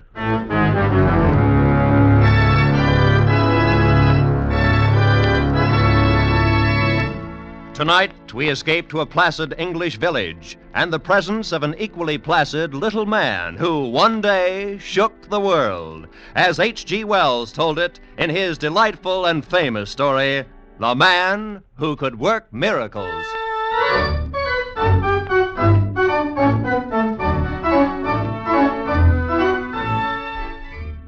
Now, I might say right in the beginning that I ain't the kind of chap who has a naturally argumentative disposition, meaning the kind who's always engaging in hostile discussions with perfect strangers. Quite the contrary. I'm a reasonable man who always takes proper thought before he speaks, and one who has due respect for scientific truth. Why, I ain't never opened my mouth to utter a word that wasn't a pure, a undiluted, a fact. That's what you say. Howsoever, when a man of inferior intellect, such as Toddy Beamish has showed himself to be more than once, when a man like that insists upon airing his ridiculous opinions in a public place such as the Long Dragon Bar, then I've got no choice but to confound him with the superior knowledge which I possesses. That may be well and good, perhaps, but it's only what you say. On the contrary, Mr. Beamish, the statements which I have just made are such as might come from any intelligent human being with a true knowledge of scientific principle, which same can't be said for some of us here at this bar. So you say. That's right, so I say. And if you can't contribute nothing but the same 3 words to this discussion, I will thank you to admit that you're defeated and shut your mouth. Well, now, Mr. Fotheringay. Easy, lads. I appeal to you, Easy Constable. does it. I appeal to you, Constable, when I'm only trying to enlighten the man from the bog of ignorance he's a-floundering in. And he keeps coming up with these infernal, so you say. Well, I'm a-wasting my words, that's all. If the pints of stout and ale flowed across this bar the way words do, why, then I'd have been retiring years ago. Quite right, Miss Bridges. I'll have another the same if you don't mind. Let's see, that was a pint of bitter, wasn't it? By all rights, Toddy Beamish, I shouldn't be wasting me time on you. But out of the goodness of my heart, I'll do it anyhow. Suit yourself. There you are. Now, let's take, for example, that pint of ale that you're holding in your hand. It's pretty nigh empty. Well, I paid for the last one. All right. Now, suppose, for instance, if that ale was to turn into wine. I never cared much for wine. Always liked ale better. Now, if that ale there was to turn into wine, then you'd have a miracle. So you say. So anybody says. Perhaps you ain't even aware of the proper definition of what a miracle is, Mr. Beamish. Well, some miracles is one kind, and some is another. Oh, if anybody left so much as 2pence on the bar as a gratuity for my services, that would be a miracle, all right. Be that as it may, Miss Bridges, but a miracle ain't of one kind or another. A true miracle is something contrariwise to the course of nature, done by the power of will. So you say. Something what couldn't happen without being specially willed to happen.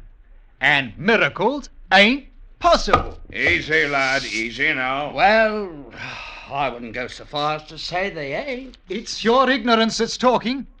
Look, you see that lamp sitting there on the end of the bar, burning as bright as you please? I see it right enough. Now, that lamp, in the natural course of nature, couldn't burn like that if it was turned upside down and hanging in the air. You say it couldn't. Mr. Beamish, do you mean to tell me that you... All right. Maybe it couldn't. Ah, and if it did, it'd be a miracle. Very well. Now, supposing somebody was to come along, take me, for instance, and he pointed his finger at that lamp like this and said, turn upside down. Now, if the lamp... Science preserve us if it aren't doing it. Well, now. Blimey. A burning and a hanging there without no visible means of support. I can't keep it up there much longer. Remarkable. All remarkable. And now then, Mr. Fotheringay, stop it. Stop it immediately, and that's my official order. Have a care, Constable. Watch out. There it goes. Oh, now see what you've done, Mr. Fotheringay. My best lamp chimney. Oh, clean no more than an hour ago. Smashed into smithereens. But I didn't try to do it. Oh, for all you knew, you might have caught the whole place afire. Most irregular and illegal besides, like as not. We'll have no more of it. You understand? But I tell you, I didn't Oh, mean you for and your silly conjuring tricks. It wasn't a conjuring trick. That's what you say. No doubt you've had a bit too much to drink. All I done was to point my finger at it like that and... Stop it now! Don't you dare! But that's all I'd done. In that case, Mr. Fotheringay, you defeat your own argument, right out of your own mouth. And how is that, might I ask? If it weren't caused by some form of trickery, then what happened to that lamp was a miracle. Oh, here now, I ain't holding with no blooming miracles. Hold with them or not, as the case might be, Mr. Fotheringay. But you just stood right there and performed a real, true, honest, genuine miracle. That's what you done.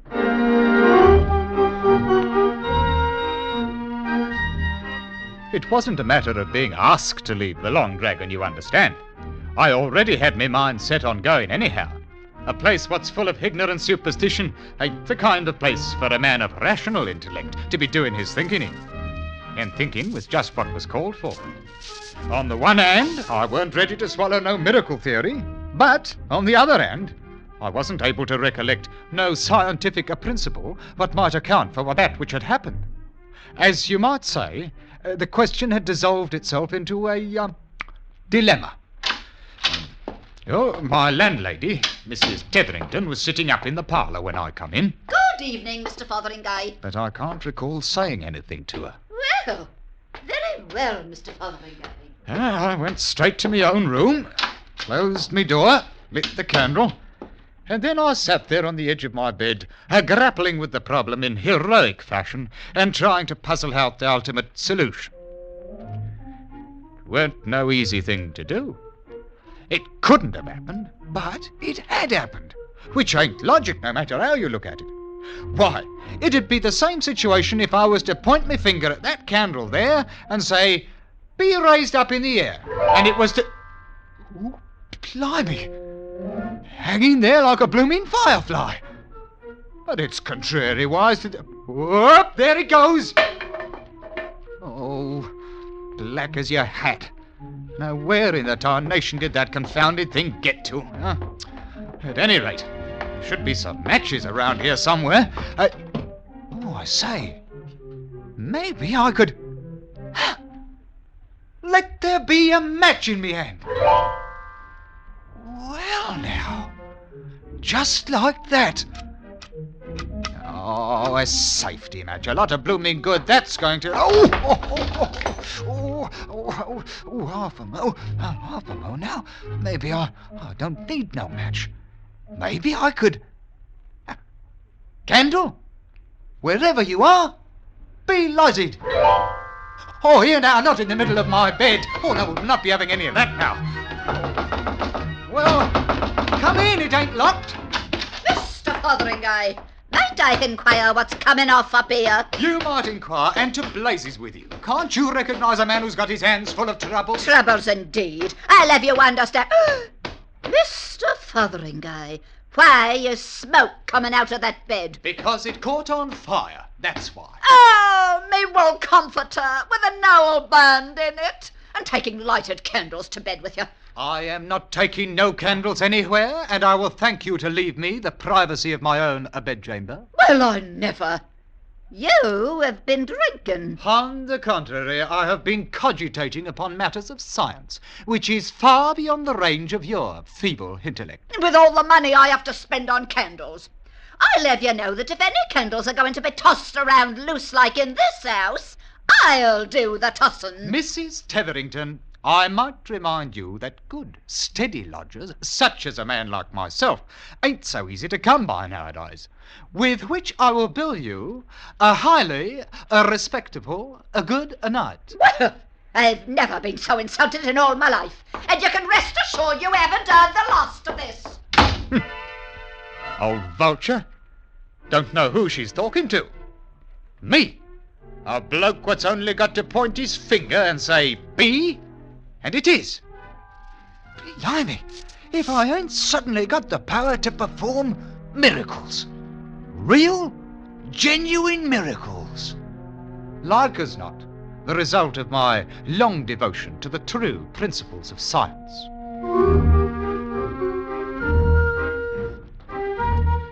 Well, I got through the next day without no trouble, and come evening I went walking down the lane that leads around Millsdale's pond, attempting to put my mental processes into order, as you might say. Mostly I kept trying to cogitate on some honest to Betsy miracle I might up and perform. But it ain't such an easy matter for a chap who's unaccustomed to goings-on of that nature. No, what I wanted was the genuine article, you understand. No little shenanigans, one with which to make people stop and say, "Blimey now, if that ain't a real downright miracle for you." And all of a sudden, I had it. I just happened to recollect a chap somewhere who stuck his staff into the ground and commanded it to blossom. So, I poked me walking stick into the edge of the turf, I backed off a wee bit and pointed me finger at it. Walking stick, become a blooming bush of flowering posies. Roses, by heaven. I done it! Just like that fella in the opera. Here now, what's going on here? Oh, Constable Winch, confound the man anyhow. Cease and desist whatever it is you're doing in the name of the crowd. Oh, you there, Rosebush, go back now, fast. Have a mind there who it is you're throwing bramble bushes at. Blasted thorns smite into the man severely. There. Confounded blundering idiot. I'll see now who's conducting nefarious activities under the cover of darkness. Assaulting an officer engaged in the pursuit of his natural... Well, so it's you, Mr. Fotheringay. The fact being self-evident, Mr. Winch, I will not bother myself to answer. So you'll not bother yourself to answer, eh? Maybe you'll also deny that you just threw a great heavy mass of foliage at me? I do deny it. Then no doubt it just up and flew through the air all by itself. Constable Winch, you have just hit the nail on the head. So, that's the way the wind blows. Some more of them blasted hanky-pank conjuring tricks of yours, is that it? On the contrary, it was merely a small miracle. You don't say so. In which case his honour might enjoy hearing you tell about it. So come along with you now. I will do nothing of the kind. Oh, resisting an officer. That'll be another charge against you. Charge, indeed. Mr. Winch, you can take your charges and go to Hades. Whoa, Constable. Oh, Mr. Winch. Oh, blimey, if he ain't gone and disappeared complete like. Oh, I wonder if he... I'm thinking this miracle business ain't all it's talked up to be. Why, a man might find himself in a whole peck of trouble before he learns the knack of the thing. I'm thinking I'd best go and get myself some really professional advice right away.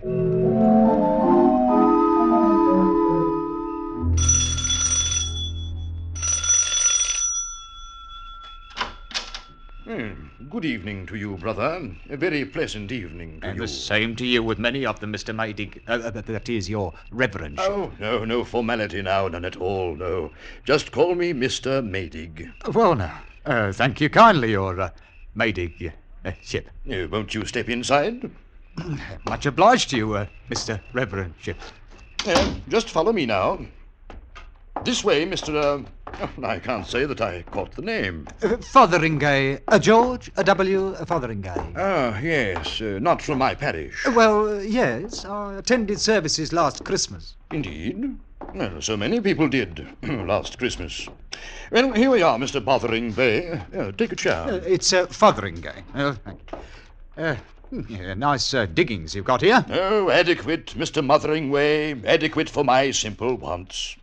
Yeah, now just feel entirely free to lay your burdens upon my shoulders. Well, the fact is, the matter which I come here to talk about might be considered of a somewhat delicate nature. Oh? Well, think nothing of it. Please, feel free to speak, speak freely. My housekeeper retires very early. Oh no, your reverendship, it's nothing like that. Oh, then, what? The subject about which I'm inquiring is miracles. Miracles? Yes, indeed, miracles. Any special kind of miracles? Oh, yes. The kind which I perform myself. Oh, which you perform... I see. And what sort of miracles do you perform? Well, for one thing, I have just finished sending Constable Winch to Hades. Hades? Indeed. Oh, that's very interesting. Well, of course, when I realized what had happened, I had him transferred to San Francisco. Wherever that is. Oh, I'm sure he'll like San Francisco much better. You don't believe me. I can't say that I blame you none either. Well, after all, Mr. Dotheringay... It's Fotheringay. Well, very well. There ain't nothing else to do but for me to go up and perform a few miracles before we go any farther. Well, that's very interesting, I'm sure. Now, you just take that jar of tobacco there on the table, for instance. Suppose I just point my finger at it, like this, and... become a bowl of violets. Yes, indeed, it's very You see, it ain't no tobacco jar no more. It's a bowl of violets. Well, God blimey. I mean, so it is. Of course, it ain't nothing very spectacular, your reverendship, but it is the sort of a miracle a man can pass without tangling himself up in a mass of trouble. Extraordinary. Very, well, extraordinary. You can see for yourself they're real violets. Indeed. Yes, indeed. Now, take this, for example. Become a bowl of fish. No, not that kind. Live fish in a goldfish bowl, swimming around. Now. Well, that's better. It's amazing. How did you do it? Just told it to. That's all? That's all. When I tells a thing to do it, it does it. Incredible. Come on, Miss Sutton, like you might say. And I'd like to know if it's a real genuine miracle or if it ain't. Well, seeing as our miracles ought to come under your reverendship's special province, more or less. Yes, indeed. However, usually in a somewhat more academic fashion. These are more astonishing. As far as I can tell, there ain't no limit to it. Like, for instance, bowl of fish, turn into a pigeon. Why, good heavens, look at the thing. Here now. None of that. Oh, you stay away from Mr. Maydig now. Perhaps I'd better become that jar of tobacco again. Well, Reverend, what do you think about it? Amazing. It's the most extraordinary thing I've ever seen in my life. Ever expected to see. No, I've got to think about it, consider the possibilities. Well, I might come back in the morning. Oh, no, wouldn't hear of it. I was about to dine when you rang. I wonder if you'd join me. Of course, I'm afraid there's only cold mutton. Oh, well, now, maybe there's something else you might like better. Oh, anything. Frankly, I've grown to hate the sight of... Eh? You don't mean... Why not? Just name it. Pheasant. I haven't tasted pheasant in years. Then now is the time. Let there be a pheasant on the table. No. Not like that. Let it be dead and roasted and ready to eat. Look at it. Oh, it's beautiful. Smells good, too. Maybe we'd best, let there be 2 pheasants. And truffle. Yeah, and truffles. Maybe some oysters. 2 dozen oysters. You better make it 3 dozen. And some cheddar. Oh, we must have some cheddar. A pound of cheddar. And what to drink, Your Reverendship? Champagne? Well, I really shouldn't, you know, but, perhaps a small bottle of Moselle? 6 bottles of Moselle, a keg of stout, and a case of champagne.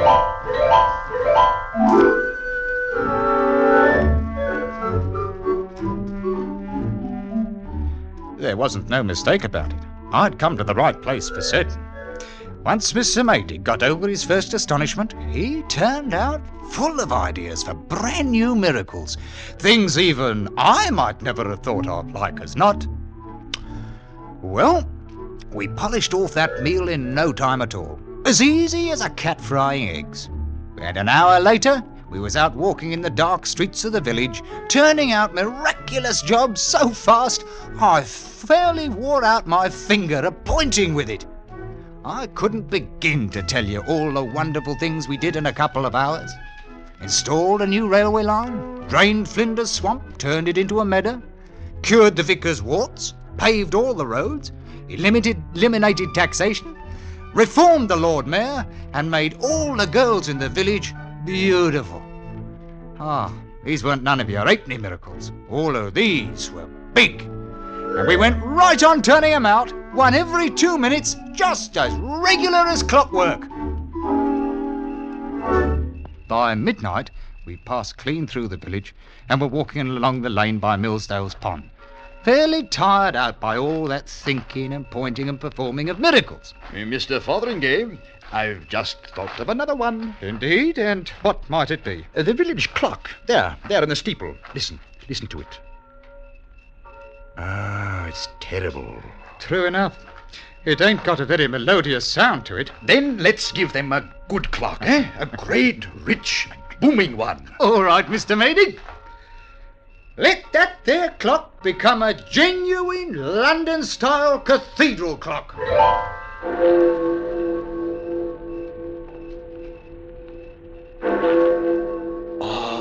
Much better. Much better. Oh, the people of this village are going to have a big surprise when they wake up in the morning after all we've done for them tonight. I might say there's 1 or 2 things we've done that I ain't so sure about. Oh? Like turning every drop of alcoholic beverages into plain water, for instance. Oh, it's nothing to worry about, Mr. Fotheringay. You can always turn out a miraculous pint or 2 for your own purposes, and it will reform all the drunkards in the village. Maybe so. At any rate, we might as well wait and see what comes of it. What do we perform next? I really don't know. Can't think of another single miracle that we haven't already. Half a moment, Mr. Maydig. I just thought of one of my own I'd best take care of. Let Constable Winch be right back in San Francisco again. He might be catching a boat or a train or something, you understand? I think the best idea is just to keep sending him back there every once in a while. I doubt you have anything to worry about. San Francisco is some distance away, you know. Oh, is it? Oh, I'm glad to hear it. I keep trying to think of one more miracle. A big one. Something worthy of ending the night with. But I just don't... Oh, well now. Huh? I say, there is one, you know. Such as? You see that moon, Mr. Fotheringay? Naturally. Almost full by the looks of it. You remember Joshua? Joshua? Joshua? Oh, come off it now. It would be a wondrous thing to see. Well, now, that's a pretty tall order, making the moon stand still. Oh, well, actually, it only appears to stand still. What really happens is that the Earth stops rotating. You don't have to inform me about scientific principles of which I'm already familiar, Mr. Maydig. Howsoever, I think we'd best not go monkeying around with the universe. Well, you probably don't have the power to do it anyway. It's really a superior class of miracle, you know. I got the power all right, but I ain't so sure it's a good idea. I could do it if I wanted to. Oh, of course you could. Well, perhaps we'd better get along home. Half a mo now. I might just leave it stopped for a little while. Oh, if you could stop it at all. Oh, well now, if that's the way you feel, you just take a look at this. The old blinking world. Stop rotating. Oh, here now. What's all this? I didn't order no wind. Fotheringay, what have you done?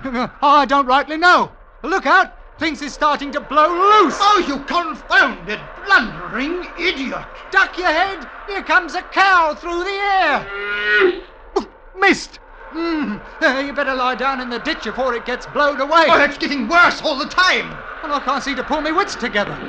Oh, I got it. When the Earth stopped rotating, everything on the surface kept right on moving. 500-600 miles an hour. Houses, cows, the wind, everything. It's a scientific principle. A lot of good that does. Stop it, man. Stop it. Do something. Do... Oh, Mr. Maydig. Oh, Mr. Maydig. Oh, blimey if he ain't blown clean away. Gone. Oh, now I got myself in a fine kettle of fish for certain. Only there weren't so much confusion, maybe I could... Oh, I say now. That's it. It's the only answer. All right now. Let nothing happen until I say the word go. And when I do, let everything go back exactly like it was just before I turned that blooming lamp upside down in the Long Dragon bar. And at the same time, let me loose this here miraculous power complete like. Forget all about it. Have you got it now? Everything just as it were? No more miracles, and let me forget the old thing. All right, then. Ready? Go!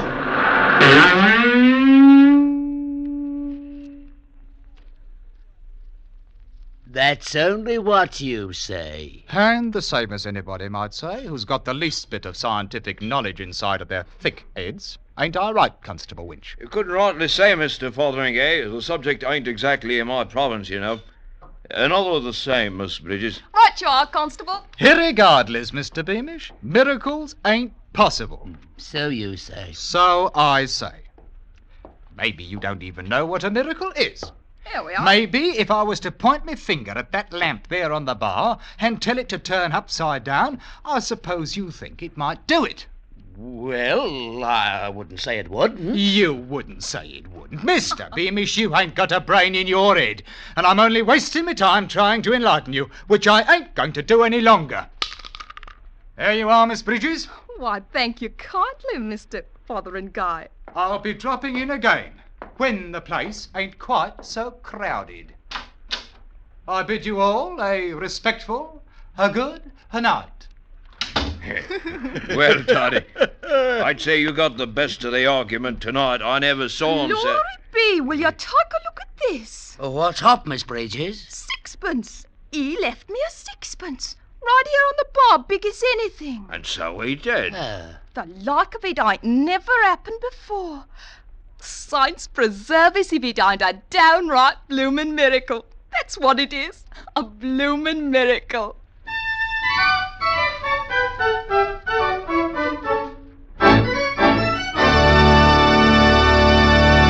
Escape is produced and directed by Norman MacDonald. Tonight we have brought you The Man Who Could Work Miracles by H.G. Wells, adapted for radio by Les Crutchfield, with editorial supervision by John Dunkel. Featured in tonight's story was Ben Wright as Mr. Fotheringay, with John Daner as Mr. Maydig, Wilms Herbert as Totty Beamish, and Jeff Corey as Constable Winch. Eleanor Audley was Mrs. Tetherington, and Constance Cavendish was Bridges. Special music by Ivan Ditmars.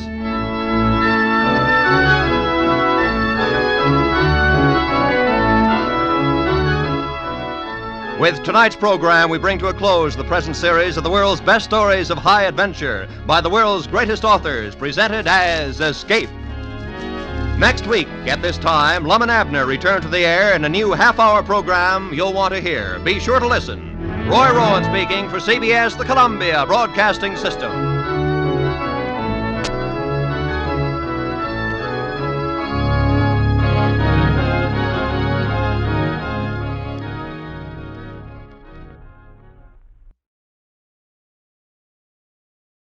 Thank you for joining us for a thrilling episode of Golden Age Radio.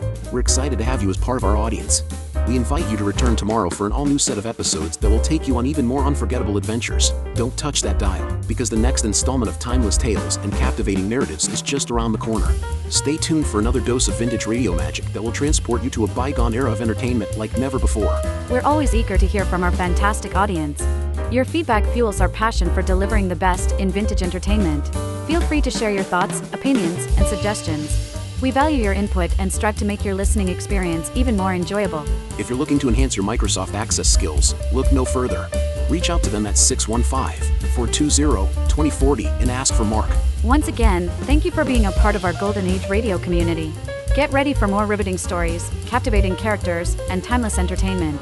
Until next time, stay tuned and keep the nostalgia alive. Subscribe for more videos. Hollywood, California, Monday, July 6th.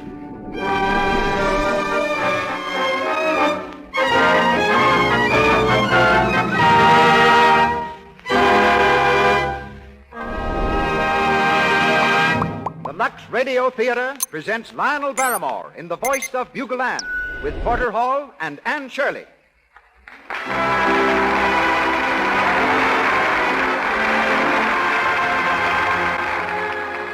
Lux presents Hollywood, with Lionel Barrymore, Anne Shirley, Hal Roach, Cecil B. DeMille, Ruth Waterbury, and many others.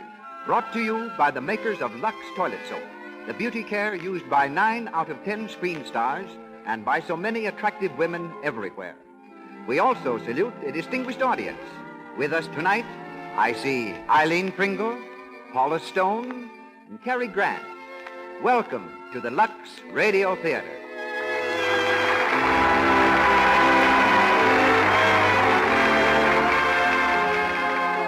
As producer of the Lux Radio Theater, we present one of the most distinguished personages of the entertainment world. Producer of great screen spectacles, creator of stars, his name is known wherever motion pictures are seen.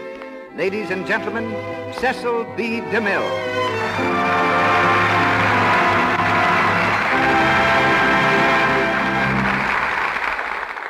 Greetings from Hollywood, ladies and gentlemen.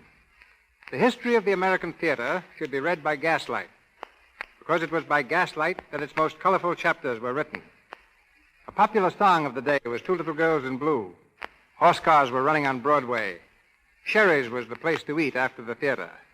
Hansom cabs scurried through Central Park. The fashionable figure was the hourglass silhouette. And Maurice Barrymore, the most popular matinee idol of his day, was making the gay 90s gayer. Among his contributions to the general uproar were 3 children, Lionel, Ethel, and John. All three turned out to be handsome and extremely versatile artists. But it seems that in everything I've done, Lionel has preceded me. We were the thoroughly unknown sons of famous parents. But when I went on the stage, Lionel was already there.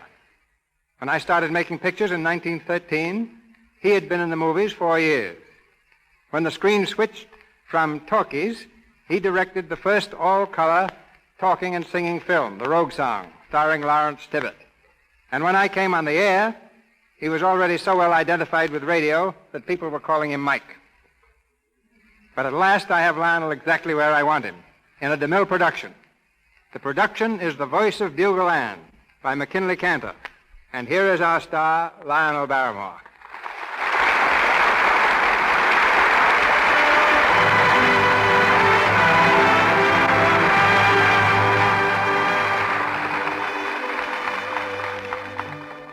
The chief sport of Missouri farmers is fox hunting. Night after night, they gather in groups and let their hounds loose on the trail. Far or near, they know each hound's voice. They know when the scent is hot and when the fox has doubled on its trail. They sit by friendly fires before and after the chase. There's such a fire burning now. And toiling toward it through heavy underbrush, we see the shadowy figures of Spring Davis, a grizzled old farmer, played by Lionel Barrymore, and his son, Benji. Can I help you, Paul? No, I don't need no help. You just take care of yourself, son. I can hear the hounds coming this way. That the fire right up there? Yeah. I can see old Calhoun Royster standing up by it, and Bake, and some other fellow. Who's that? You, Spring? Yeah, me and Benji. Well, come on. You're missing the whole thing. Well, got here as fast as we could, Cal. What held you? That Molly Pitcher hound of mine. She's going to have a litter. Evening, Bake. Evening, Mr. Davis. Evening, Benji. Evening. Spring, this here gentleman over here is Mr. Tanner. He's from the city. Sells insurance. Evening. How do you do? Come up to listen to the hound? Why, yes. Mr. Royster, Cal here, was talking so much about it this afternoon, I asked if I might come along. Oh, glad to have you. This is my son, Benji. How do you do? Evening. Throw another log on the fire, Big. Pretty near to going out. Listen, they're over the ridge of Heaven Creek now. The hounds are gaining. Well, how can you tell that? Oh, it's in their voices. You can tell just what's happening if you listen to them. Yes, but just where is the sport? I've heard of riding to hounds, and I can appreciate that, but this... Well, we don't ride no horses or wear funny caps, Mr. Tanner. We just raise hounds and train them for the hunt. Well, I should think there wouldn't be any foxes left in this part of the country, killing so many. Oh, we never kill the fox. No. He holds up when he gets tired, and the hounds come home. Do you mean the fox will run again another night? Don't they ever learn anything from experience? Yes, they learn. And they run again night after night, year after year. Yes, sir, year after year. And do you do this all night and every night? Oh, not every night, no. Sometimes it rains. Or sometimes it's just the opposite. Sometimes the weather's too dry. Well, sometimes we get long damp spells. Yeah, too damp. No, Mr. Tanner, we don't come out every night, but Cal and me ain't missed many good nights the last 50 years. Well, considering how it's pretty damp out here, it might be a good idea to take out some health insurance. Coming on to rain, Spring. Yeah, no hunting tomorrow night. Now, look here, about that insurance, Someone's coming up the hill, Paul. It's Mother, Paul. What's ailing, Ma? You better come home, Paul. Molly Pitcher's restless and nervous. She ain't acting right. Well, I guess her litter's about due. She crying? No, just restless. Well, I'll go. You stay here, Benji, till the foxes hold, then you bring the pack home. All right, Paul. Come along, Ma. We'll head for the house.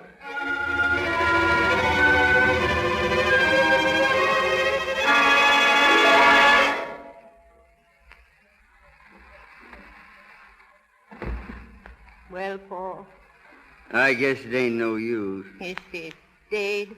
Yeah. Molly was, she was always a timid little thing, and the lightning and thunder and being a mother was just too much. I guess so, Spring. Too bad. Yeah, too bad. How's the litter? Well, here they are, 5 of them. Let me see. cute, ain't they? Yeah. But they demand a pretty big price sometimes for coming into this here world. Which ain't saying nothing about the trouble of raising them on a bottle. Well, it ain't as though I hadn't done it before. Look at that mare. She's a mouse run spring. No strength at all. Best let her die, I'm thinking. Oh, no, Ma, I wouldn't do that. After all, Molly sort of give her life for this one, the last of the litter. Not much to look at. No, she ain't. But that white blaze on her forehead there, that's kind of pretty, don't you think? You see the way it comes around her ear there? All right, now you'll be getting something to eat in a minute or two. You know, Ma, I kind of took to this one. I think I'll name her Anne, after a great-great-grandmother, Lady Anne. Oh, that was a beautiful voice, Ma. You remember Lady Anne? But maybe this one will have a beautiful voice, too.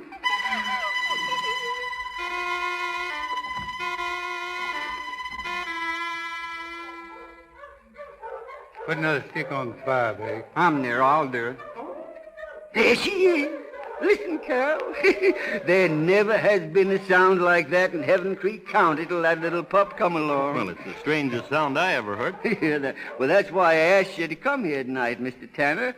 This is her first hunt. You were here the night she was born.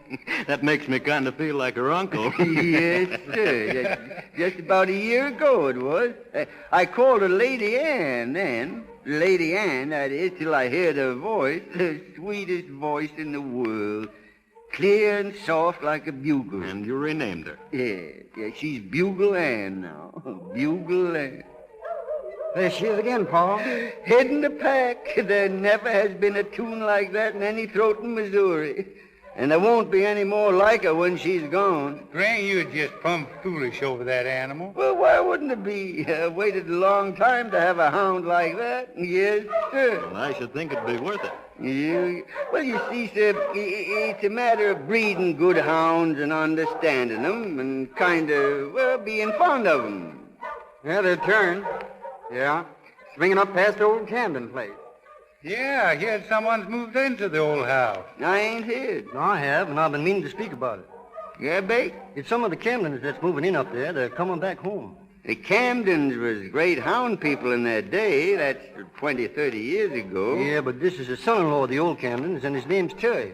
And he aims to raise sheep. Sheep? Well, that means a fence. Sarah Lance's pa was at the lumber yard, and this fella Terry was there. He was ordering posts and wire. Wire? What kind of wire? Wolf wire. Hog-tied, bull-strung, and horse-high. I remember this Jacob Terry. Sure enough. He married Effie Camden. I heard she died up in Jackson County, leaving one daughter. It seems to me the daughter's first name was Camden. Well, I wouldn't call this Jacob Terry a pleasant man. Yet he once whipped a horse with a hunk of hickory. Oh, well, you can't condemn a man on what you hear.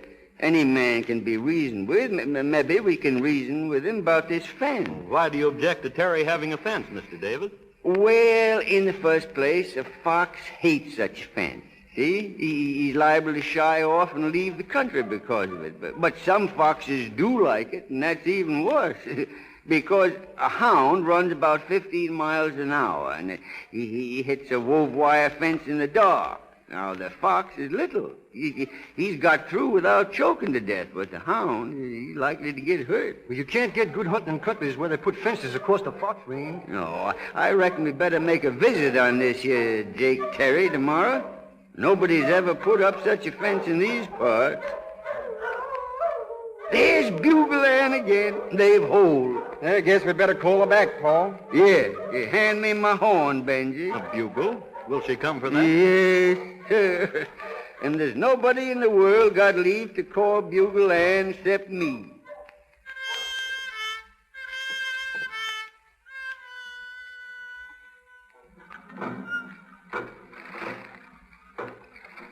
Camden, where are you? Here, Father, getting some water at the pump. Well, hurry up about it. There's a lot of work to be done around the house this morning, Yes, Father. and I want you to help me with that fence. Father, I was going to speak to you about that. Must you put up a fence? Why shouldn't I? Well, the people around here do a lot of hunting. I know it. I heard them all last night. There'll be no hounds running over my property. We're going to raise sheep. I love the sound of hounds. It's really beautiful. Rubbish. I can't stand the sound of them, the sight of them. Or the fools that make a fuss over them. Oh, but it's just a game, Father. Why, I've often heard Mother tell how they used to sit around the bonfire at night, right out there on the ridge. It's in your blood, too, I guess. Your mother was more interested in dogs than she was in me. You're her daughter, all right. Please, Father, let's not quarrel. Oh, get on with your work. I've got better things to do than argue with you. Good morning. You're Miss Camden, I reckon. Yes.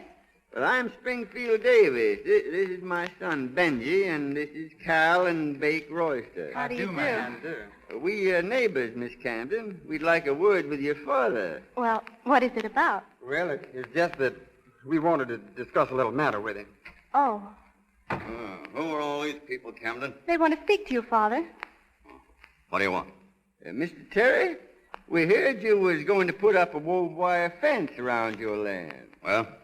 Well, a hound can't get through that kind of a fence, Mr. Terry. It's sure to get hurt. If they get hurt, it'll be their own fault. I'm going to build a fence, hog-tight, boots going on horse-hide, to keep hounds out. Father, please. Be quiet. Now, nobody has ever put up such a fence in these parts. Well, mine will be the first, then. And if any hounds do happen to get through, I'll shoot them down.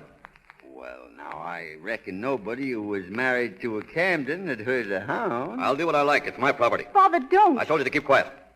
Now, you pick up that bucket and take it into the house. Yes, Father. Well, let me help you, Miss Camden. You don't need your help. But I was... You put down that bucket. I'm only trying to help. You heard what I said, Joe. Don't say it. Put it down, Benji. We're going now. Yeah. The sooner you get out, the better. And there's something else you better understand before you clear off. A hound ain't the only thing that's going to get hurt if it comes sneaking around my property. There ain't nobody going to get hurt, Mr. Terry, unless you say so.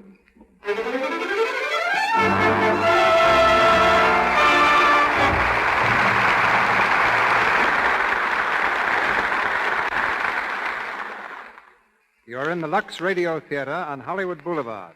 Our play, The Voice of Bugle Ann. Our star, Lionel Barrymore. We shall resume the play in just a moment.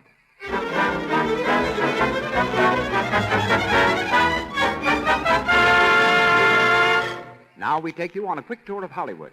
Sightseeing buses do a tremendous business here in the world's great movie capital. Picture yourself on one of these buses now, going down Hollywood Boulevard. Don't miss anything. Here's the tour conductor. Corner of Hollywood Boulevard and Vine, ladies and gentlemen. Most famous intersection in Hollywood. A few doors to your right, down Vine Street, the popular Brown Derby Restaurant. Now, straight ahead, on your right, the Lux Radio Theater, the most famous radio theater in the world. Well, will you look at the Lux Radio Theater? Why, I always thought it was an imaginary place. Oh, ma'am, it's real. Mother, I knew that. It's the place those wonderful Lux plays are broadcast from. Remember? After I heard the first one, I began to use their Lux toilet soap. Yes, I do remember now. Seems to me your complexion looks much nicer since you started using it. Well, if you can believe Bill, it does. He says my complexion's elegant. Now we are turning into Gower Street, ladies and gentlemen. We see the home of the famous RKO Radio Studios. And as we turn around Melrose... Too bad our bus can't stop. We'd be proud to take you inside those famous studios. For we could show you Lux toilet soap in every dressing room. Kept there because RKO radio girls and famous RKO radio stars like Irene Dunn and Ginger Rogers prefer this gentle soap. Just like you, they want to keep their skin lovely, free from dullness, tiny blemishes, and enlarging pores that mean cosmetic skin. Lux toilet soap guards against this danger because its active lather removes dust and dirt, stale rouge and powder thoroughly. We know you'll like the way Lux toilet soap keeps your skin. Try it.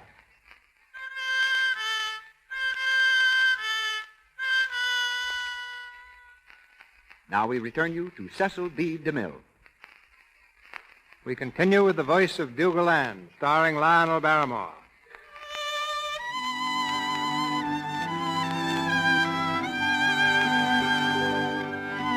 It's several weeks later. Benji and Camden have been seeing each other almost every night. They stand together now by the rail of a rustic bridge, gazing into the stream below.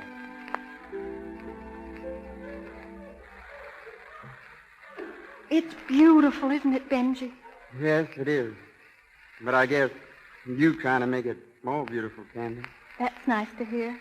It sure isn't hard to say. Your pa's hunting tonight. Wind is changing, too. The scent will be fairly free, I guess. You talk like an old-timer, Camden. It must be in the blood. I guess it is. You know, I lay awake nights listening to the dogs. Oh, I've got so I know their voices. When I hear Bugle Ann, I just go cold all over. Well, she has the sweetest mouth that ever was in Missouri. In the world, Benji. I wish you could make your father feel that way. Oh, I guess he really does deep down. I'm sorry he doesn't treat you better, Benji, so you could come right up to the house to see me. I don't like you sneaking around behind his back. Well, I gotta see you somehow. Oh, you've done your best, Benji. Oh, you know, it isn't that Father's mean, really. He's just unhappy. Well, I'm sorry you are, Camden. Not when I'm with you. Camden, honey, what are we gonna do? I don't know, Benji. It's awful this way. It's all so hopeless. I know. Listen. They're heading over toward your place. I hope they have sense enough to keep away from that wire fence. Oh, Benji, if they ever ran into it. I think I better go find Paul. If Bugle Ann ever gets hurt, he won't be responsible for anything. Benji, I'm worried. Well, I'll be all right. Come on. You can drive me back to the car in your place. I'll walk on from there. Benji, you won't let there be any trouble, will you? Not if I can help it, honey. I don't want anything else to come between us. Oh, Benji, darling.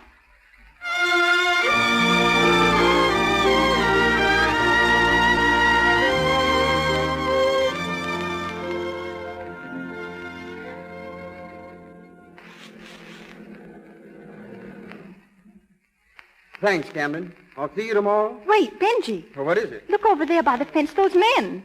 It's Paul. Something's happened. Come on. I'm telling you once and for all, Spring Davis, get out of my pasture and get out now. You can put that gun down, Mr. Terry. Don't scare us at all. I come in here after my hound. Well, it ain't here. If it was, it's got no business among my sheep. It's Bugle Ann. She wouldn't hurt nothing. But she's so small, she could come through your fence when a fox brings her here. Yeah? Well, get this straight, old boy. I'm going to raise sheep, and I don't care a hang for all the hounds in Missouri. Now, you keep yours off my land, or they'll get a dose of number 10 shot in the hind end. Well, what's the matter, Paul? Something's happened to Bugle Ann. I can't find her. You can get out of here, too, Benji Davis. There's more than just hounds give me a peeve, and you know what I mean. If you're talking about Camden, Mr. Terry... I am. And if you know what's good for you, you'll stay away from her. Listen! Listen to that. It's Bugle Ann. Yeah. Mr. Terry, I'm glad for both of us that Bugle Ann's out there running safe and sound. It's a good thing for you she's out there and not in here. Foxhounds and Davises, they're all the same breed. And I'll kill any cur that steps on this grass. Jake Terry, if you shoot a Davis hound, I'll blow you clean to glory. Come on, Benji. Cal. Better round up the track, Spring. Getting kind of late to be out. Good-for-nothing ridge runners. Father, What do you want? it isn't all their fault. They were trespassing on my property. I know, but Father, you could put up a fence that would keep your sheep in and not hurt their dogs. Oh, you're siding with them. No, Father, I'm not. Your mother always sided against me with her people. Oh, but you're so unreasonable. Those folks don't want any trouble. Why, they'd like to be friendly with you. Oh, I see. So they're already your friends. Sometimes I don't understand you, Father. Where were you tonight? I was out in the car. You said you were going to a picture show. I changed my mind. It was so warm. You lied to me. You just wanted to lollygag with a no-account lazy pup who... Stop it!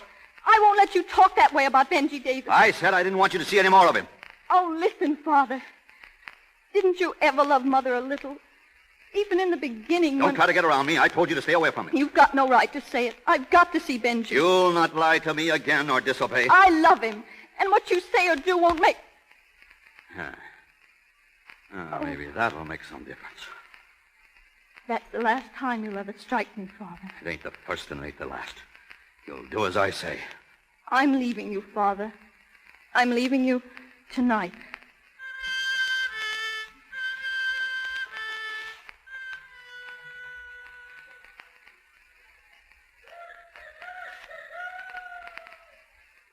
Where you going, Pa? To call on Jake Terry. For that gun. Ain't gonna take a gun, Spring. Bugleland can't be dead. You hear to yourself up by Terry's pasture. That was earlier, Ma. I called her all last night, but she didn't come to me. You think Terry shot her? I ain't sure, Ma, but me and Cal and Benji is going up that way this morning to look for her, and if she's there... Oh, Spring, I wish you wouldn't. Oh, you just leave this to me. I know what I'm doing.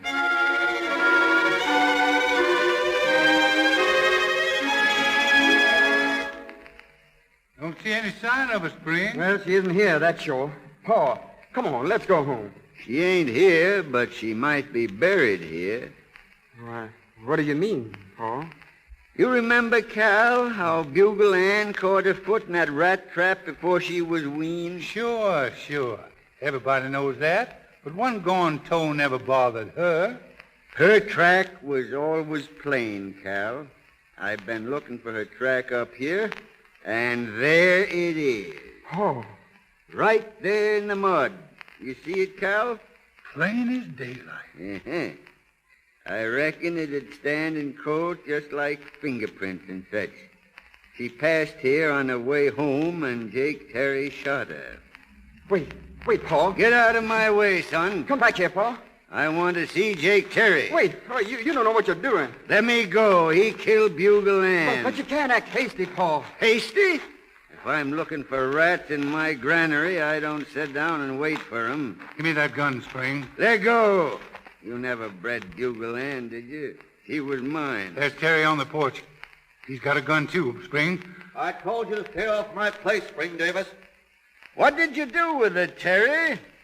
What did you do with Bugle Ann? Get out of here, you old devil. You better answer me. I never killed your dirty hound, but I'll put some slugs into you if you don't get out of here. Look out, Pa. Oh, you hit it. I reckon I did.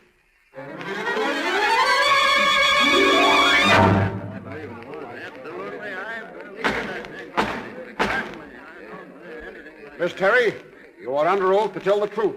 You know that. Yes, sir. Then please tell the jury just why the defendant objected to your father building a fence.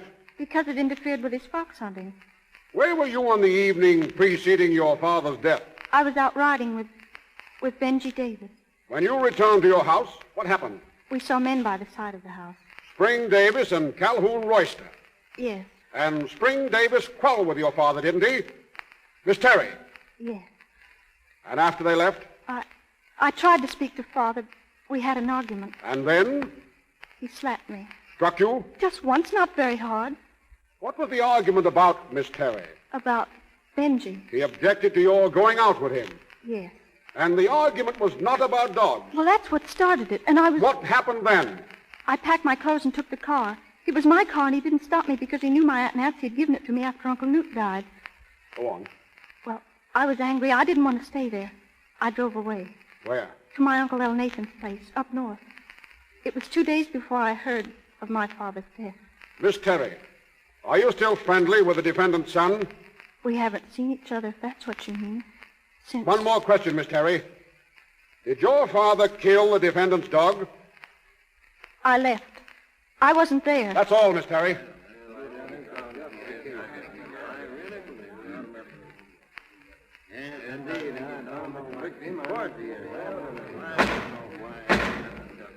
Now, Mr. Davis, tell me this.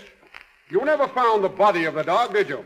No, sir. We never found her. And it's true that you and your friends, after the killing, made an intensive search of the premises for it. Well, we knew she'd been there. I couldn't mistake her footprint because she was one toe shy. Never mind that. You went over Mr. Terry's fence and into his yard armed, didn't you? That's correct. You were prepared to kill. I object, Your Honor. Objection overruled. Answer the question, Mr. Davis. I told Jake Terry if he harmed Bugle Ann, there'd be trouble. Do you mean to tell me you were prepared to kill a man because of a dog? Oh, now, wait a minute.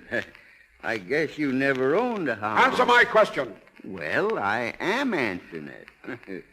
It kind of answers itself to anybody that ever owned a hound and loved it the way I did Bugle Ann. It wasn't because Bugle Ann had the sweetest mouth in the world And it wasn't because I raised her from a pup and bred her to the horn. If she didn't have no more voice than a frog, I'd have felt the same way about her or any other hound of mine.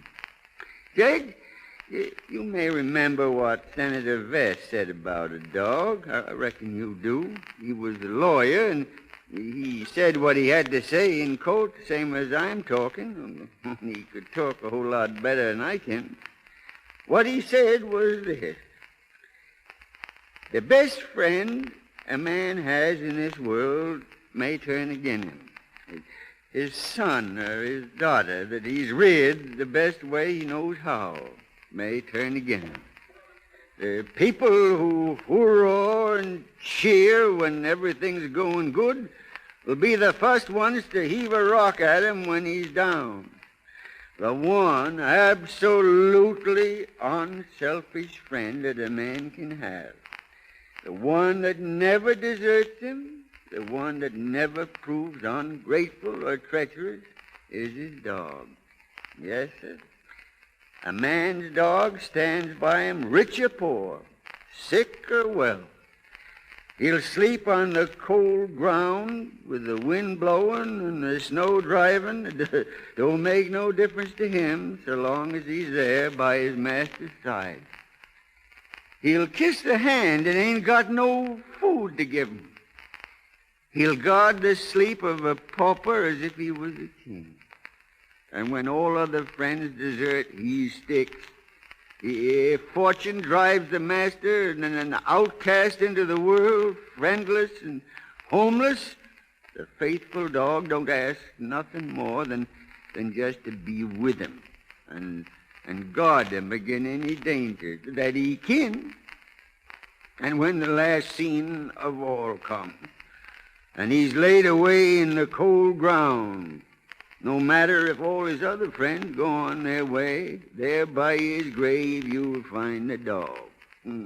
His head between his paws, and his eyes sad but open and watching, faithful and true right down to the very end.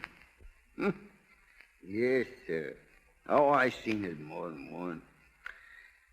I'd kill a man if he killed a friend of mine without no reason. And a hound is as much a friend as any man, except he ain't got none of a man's fault. Yes, sir. I ain't denying I killed Jake Terry, 'cause he killed Bugle Ann. I didn't want to do it, Judge. I just had to.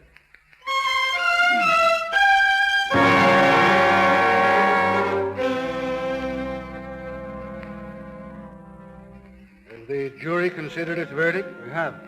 We find the defendant guilty of murder.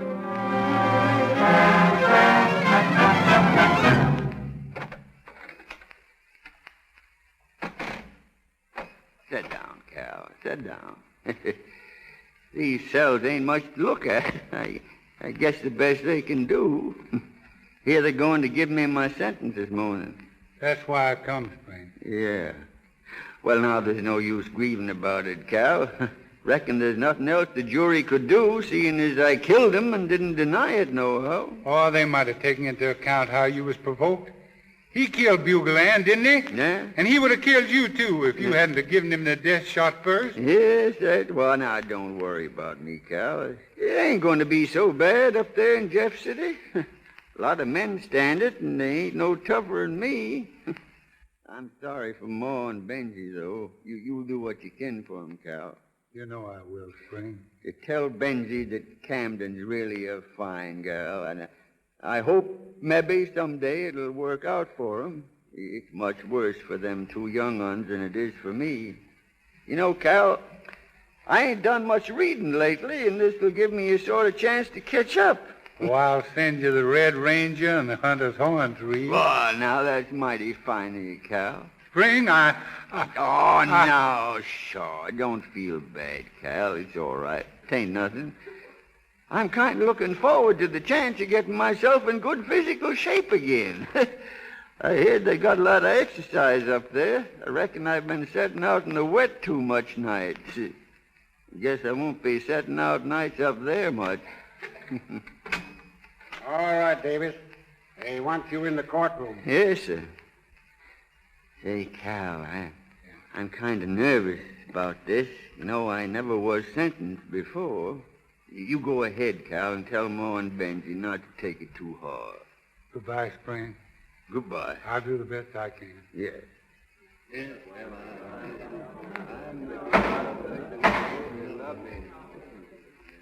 Spring Davis?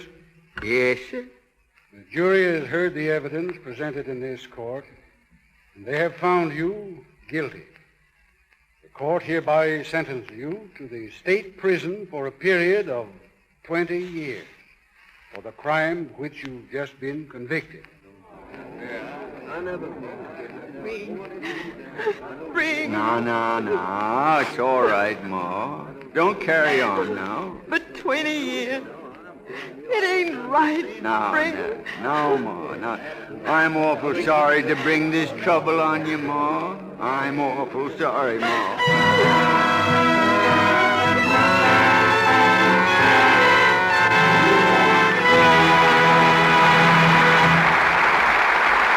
Pause for station identification. This is the Columbia Broadcasting System.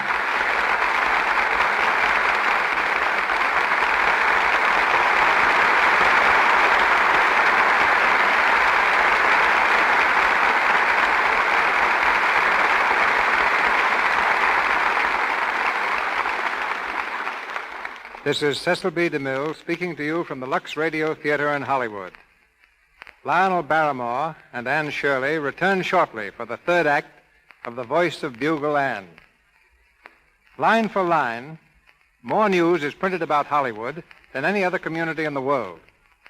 Affairs of state are taken off the front page to make way for Shirley Temple's newest tooth or Greta Garbo's search for solitude.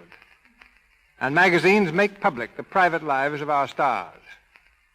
Millions of people see Hollywood through the eyes of a certain editor who has left her editorial uneasy chair to come to the Lux Radio Theater tonight. The editor of Photoplay magazine, Miss Ruth Waterbury.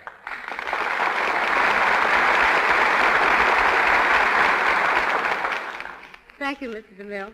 You know, when an editor interviews a director, that's not news. But when a director interviews an editor... That's a radio program. Miss Waterbury, I have a protest to file on behalf of the gentlemen of the screen. Why aren't more pictures of male stars used on magazine covers? The answer's simple. When we have a beautiful girl on the outside of our magazine, many people buy it just for the picture. But when we have a man's picture on the cover, no soap. Don't say no soap. This is the Lux Radio Theater. What I mean is, we have to have women's pictures because the majority of our readers are women. Then why not men's pictures? Aren't most women Gable Gapers and Coleman Cravers?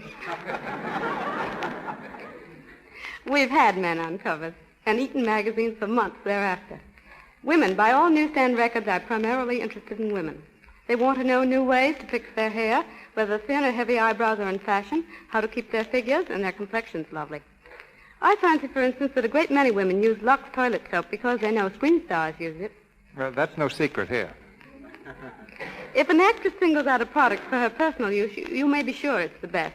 Yes, when the stars take the cake, I mean when the stars take the cake, Miss Waterbury, just one. What you're trying to say is, when the stars take the cake, Lux is the cake they take. In any event, Hollywood is teaching women the tremendous importance of personal appearance, and it's teaching the world that glamour is not a quality you're necessarily born with. In other words, you, Mr. DeMille, the great glamour creator, know that glamour is just learning how to emphasize one's own personality. This, I believe, is why Hollywood today is dominating the news of the world. It is every woman's inspiration. It is teaching every woman how to emphasize her own best points. Thank you, and good night. Good night, editor.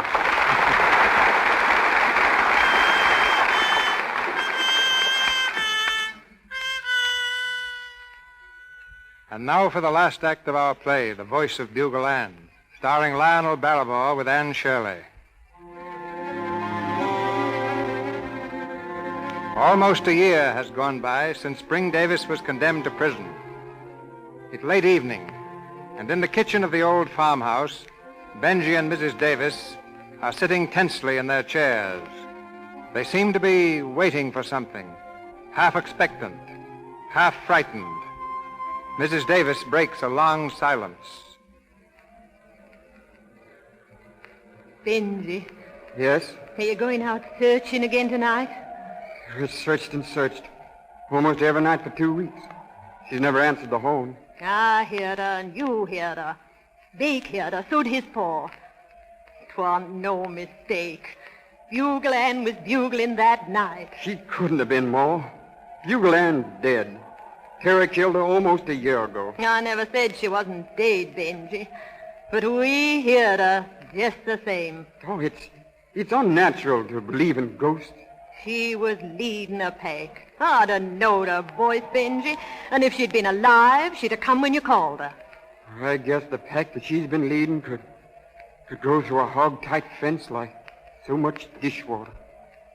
Because there ain't no fences where they've been. No more. I guess the great hounds have got a place of their own to go to after they run the last race here. Benji, I've been meaning to ask you. Didn't Camden ever write you nor nothing since the trial? Huh? Oh, no, she never did, Ma. I ain't never heard a word. You know where she is, don't you? Up with Uncle. No, I know, but... Oh, what's the use? There can't ever be nothing between Camden and me. Not now. If she loves you, Ben. How can she? My father killed her father.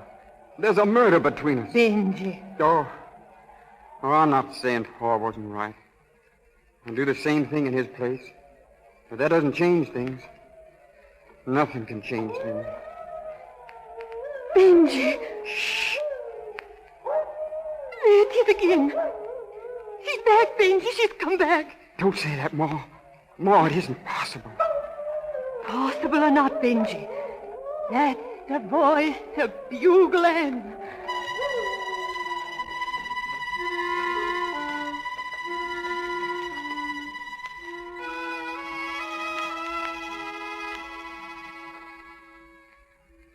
What are you doing, Camden?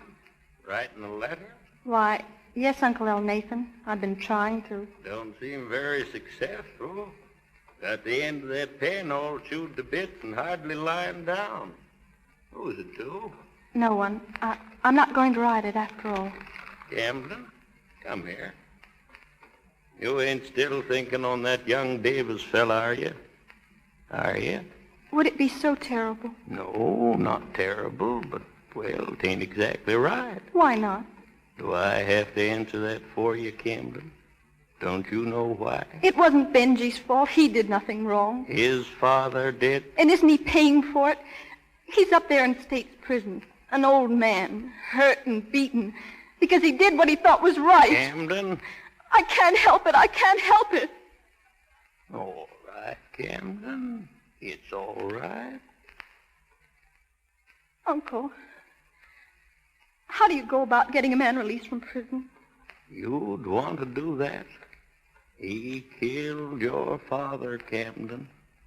I guess it's the awfulest thing in the world to have hated one's father. I'm sorry I had to hate him, but he was mean. I saw what he did to my mother.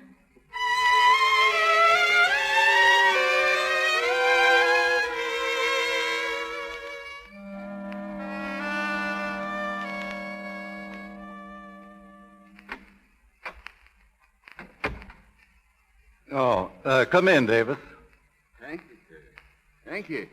They tell me you want to see me, Warden. Yes, I suppose you're wondering what it's all about. Well, about the only thing I could figure was maybe I wasn't doing so well as a gardener. Maybe you was sending me to some other prison. No, nothing like that. Mr. Davis, you're free. Free? That's right. But the judge said 20 years, and it's only nigh under 4. Here's your pardon from the governor. And I can go home? That's it. But this got me kind of stamped. The governor don't know me, and I never had the honor of meeting him. Well, perhaps you've got some influential friends. No, I guess not. At least, not that I can remember being on speaking terms with. Well, it all came pretty much as a surprise to me, too, but You can go home. Home. I reckon that'll be kind of nice. Ma and Benji been writing, but it ain't like having your kinfolk close around now. Is it, Mr. Hanrahan? All right. I'll telegraph your wife you're coming. Thank you, sir. Thank you. Goodbye and good luck, Mr. Davis. Thank you, Warden. Thank you.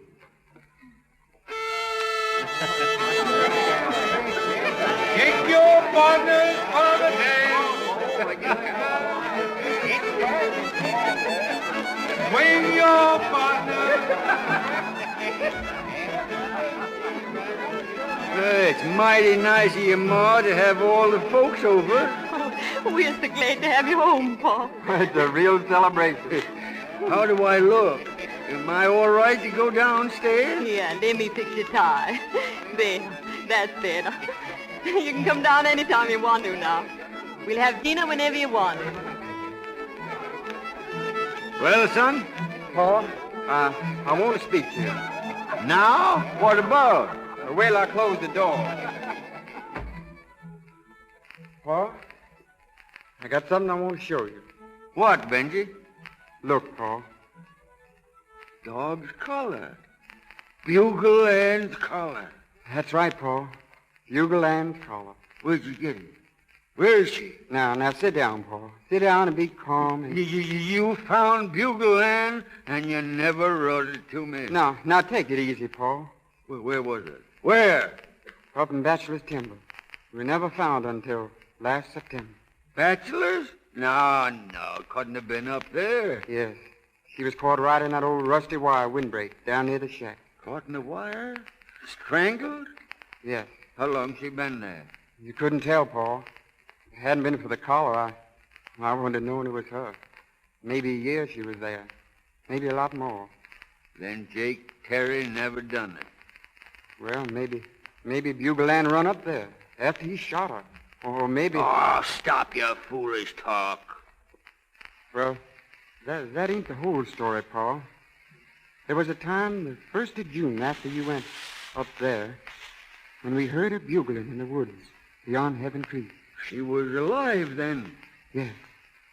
But 3 nights ago, the night we heard you were coming home, we heard her again, Paul. 3 nights ago? We heard Bugle Ann. There was a time when I'd laughed my head off at that, but I've had plenty of time to think these last 4 years. There was funny things in the Civil War, boy, my father told me about, and there's been funny things other times. Now, I don't say you heard Bugle Ann the other night, but you did hear something. Mighty often I thought I heard her clear off in Jet City.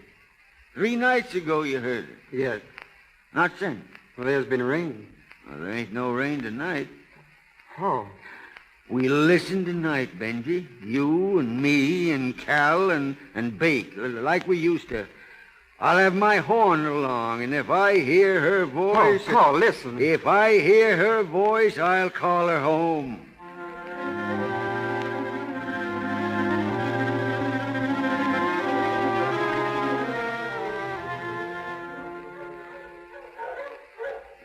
Paul, come here by the fire.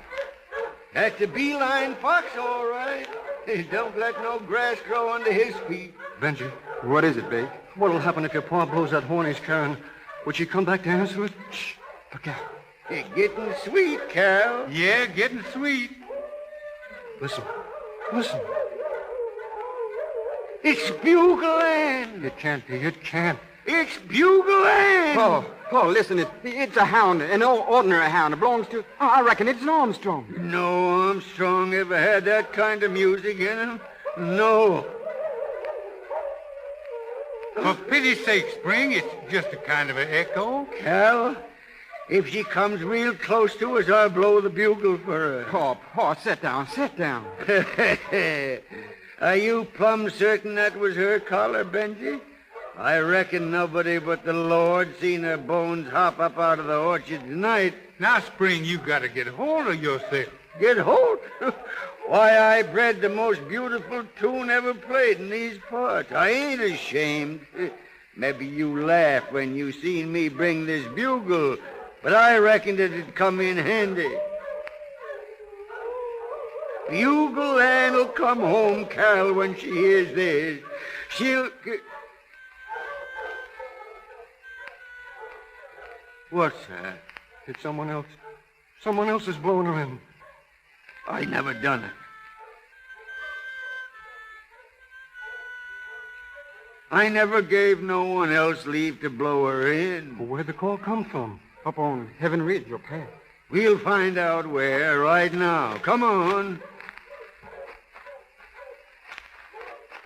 There it is. Another fire. And there's a hound walking back and forth. That's it? That's the hound? Wait. There's a girl there. She's looking right at us. Sees us, too. Oh, it's Camden. Camden? Come on. Camden. Good evening, Benji. Well, what are you doing here? Was it you blew them notes? Yes, I did. Twice. That hound. What hound is that? I raised her. But it's got her voice. It's got Bugle Ann's voice. Yes, I know. I used to hear her. I tell you, the Lord never made no two hound voices alike. Same kind of mouth and all, he never did. What is it all about, Camden? This hound. She was hers, Benji. She's Bugle Ann's puppy. There were 4 more, but only this little one had the real bugle mouth. Bugle Ann? She never had no pup. Mr. Davis, my father never killed Bugle Ann. Ah, we know that. The boys found a skeleton over there by Bachelor's, and they heard her voice in the woods. But I still say she never had no puppies. That night, I drove out of the yard just like I told in court. Bugle Ann was coming past the gate. I couldn't see her in time. I couldn't. It was an awful sharp turn, and I ran over her. I got out and picked her up. She wasn't dead, and she didn't seem to blame me. I was afraid there'd be trouble over her being hurt. Well, where did this dog get her voice? I took her up to Uncle Al Nathan's in Jackson County. After we heard what had happened, I didn't dare tell the truth. It would have been worse for you if the jury knew that Bugle Ann wasn't really dead at all. Go on. Please, Camden. I nursed Bugle Ann back to health. There were 5 pups, but, this one was like her. What happened to Bugle Ann? She waited till they were weaned. Then she left one night. There was a moon. She wasn't strong enough to run, but she did go away. We traced her 15 miles next day, then lost her for good. Likely she was heading for home when she struck a fox, and you folks heard her. We never knew she was dead for sure, but we always thought she'd been killed trying to get back home. Benji says he heard her bugling 3 nights back. That was the dog here. I came out thinking you might be in the timber. You knew they let me out of prison? Why, yes. How'd you know? Well, I just knew, that's all. You ain't got prophecy nor second sight? Say, maybe you're on speaking terms with the governor. No, I wouldn't call it that. But you had something to do with his pardon? Why, plain as you know. Speak up, child. All my folks weren't Terrys. There was some Camdens. That's right. They might have counted for something when considering a pardon. The Camdens mean something in this state. Why, even yet. Some of them are in the legislature, and the governor listens to them when they want something as much as I wanted you to be free.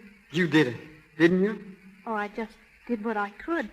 I told them about Mr. Davis. Well, thank you, Miss Camden. Oh, please. Hey, this little hound here. Hey, she's kind of taken to me, I think. Look at her, sniffing around. Well, I reckon you 2 youngsters got things to talk over. Well, I have. Camden. Not now. But it's going to be all right, isn't it? If you want Benji. Sure he does. He's been mooning around ever since you left, his mother tells me. Well... Wait, Mr. Davis. I brought the dog for you. I'd like you to have her. For me? Oh, that's mighty nice of you. I trained it at the horn, just the same as Bugle Ann. Well, what you call her? Little lady. Little lady, huh? Well, you've got quite a mouth, little lady. And spotted just the same as your ma. She's got the same voice. Yeah. And it's going to sound mighty pretty. Coming clear across the hills, mighty pretty little lady.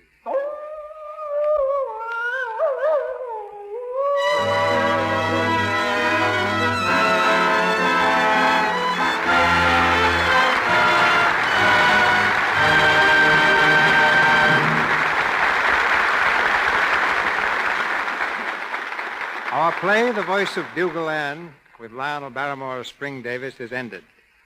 But in a moment, you'll hear him again as Lionel Barrymore. When I came to Hollywood in 1913, the first man who asked me for a job was a cowboy extra. I still have the notebook in which I wrote his name, Hal Roach. Beside it is the salary he asked for, $5 a day. And beside that, my notation, too much. I hired others for $3 a day, and thereby did Hal Roach a favor. He went out and started his own studio, making comedies featuring another unknown extra named Harold Lloyd. In time, he started the Our Gang series, and the motion picture industry now awards him the laurel for producing more comedies than anybody else in Hollywood. Wait a minute, C.B. If you're going to mention Laurel, you've got to mention Hottie. Mr. Hal Roach, ladies and gentlemen, who insists that among his laurels is Hardy, and many other great comedians, including B.B. Daniels, whom I stole from him.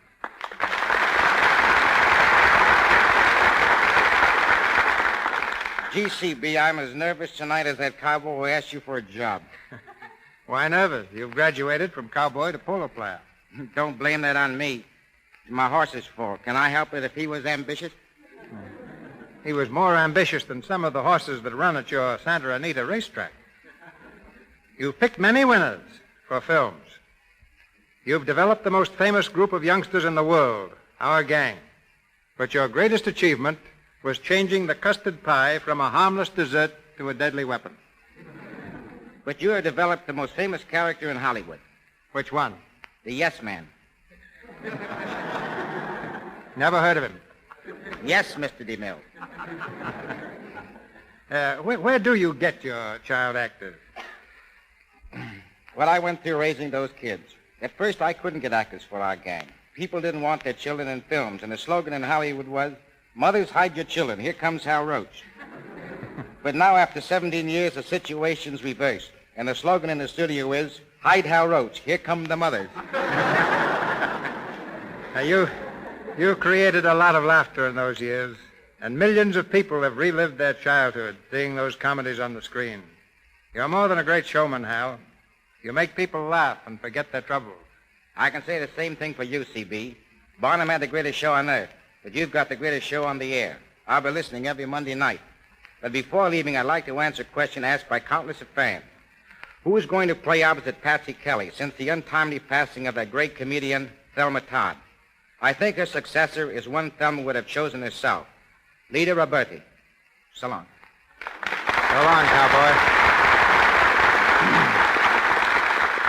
Few people know that besides his achievements on the stage, screen, and radio, the star of tonight's production is an etcher, pianist, and composer of distinct ability. Hollywood's most civilized actor, Lionel Barrymore.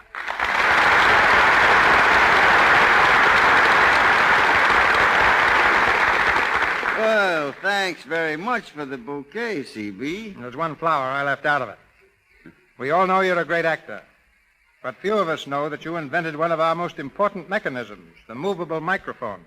Well, somebody had to do something. You see, ladies and gentlemen, in the old talkie days, microphones were stationary. They were concealed in places like bookstands and floor lamps, and it was pretty embarrassing for a player to walk over to a vase and say, "Darling, I love you." So I putted around with a few wires and screws and gave us an instrument which follows the player and picks up every word naturally. I hope you remember to patent it. You know, Edison forgot to patent all the rights of the motion picture machine. That little oversight cost him many millions. But if it hadn't been for that invention, I wonder where you and I'd be right now. Well, you'd probably be writing and directing plays, and I might be a commercial artist. I remember you once deserted the footlights and turned painter, but the paint didn't stick. Now, you're an actor and the son of an actor. I guess so. Blood must be thicker than watercolor. I'm looking forward to seeing your portrayal of Andrew Jackson in your next picture, The Gorgeous Hussy. It's going to be quite a change to see you without whiskers. Well, I've been wearing beards and mustaches so long I'd almost forgotten how I looked myself. It's a real relief to be able to wash my face again. With Lux, I hope. Lux? Why, you can't turn around in Hollywood without running into that soap. In one picture, I'm Norma Shearer's father, and she uses it, and then I'm some other girl's uncle, and she uses it. And now I come over here, and there's a broadcast about it. Even Anne Shirley, who played in tonight's show, uses it. I certainly do, Mr. Barrymore. My complexion is no better friend than Lux toilet soap. You see? That's all I hear. Lux, Lux, Lux. And why do you listen? Well, because I like it, too. Good night. Good night, Mr. Barrymore and Miss Shirley, and many thanks. Mr. Barrymore appeared through courtesy of Metro-Goldwyn-Mayer, Anne Shirley, RKO, Louis Silvers, 20th Century Fox, and Cecil B. DeMille and Porter Hall, Paramount. And here is Mr. DeMille with word of next week's play. Next Monday night, the Lux Radio Theater stars Marion Davies and Joel McCrae in the story of a tempestuous waif, The Brat. It's an exceptional entertainment we've chosen for you, with one of Hollywood's brightest stars in one of Broadway's most brilliant successes. This is the Columbia Broadcasting System.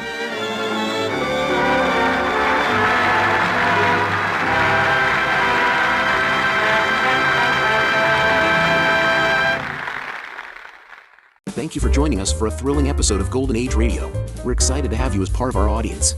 We invite you to return tomorrow for an all-new set of episodes that will take you on even more unforgettable adventures. Don't touch that dial, because the next installment of timeless tales and captivating narratives is just around the corner. Stay tuned for another dose of vintage radio magic that will transport you to a bygone era of entertainment like never before. We're always eager to hear from our fantastic audience. Your feedback fuels our passion for delivering the best in vintage entertainment. Feel free to share your thoughts, opinions, and suggestions. We value your input and strive to make your listening experience even more enjoyable. If you're looking to enhance your Microsoft Access skills, look no further. Reach out to them at 615-420-2040 and ask for Mark. Once again, thank you for being a part of our Golden Age radio community. Get ready for more riveting stories, captivating characters, and timeless entertainment. Until next time, stay tuned and keep the nostalgia alive. Subscribe for more videos. Ladies and gentlemen, next week, Thursday, August 24th, Dragnet will be heard 1 hour earlier at 9 p.m. Eastern Daylight Saving Time.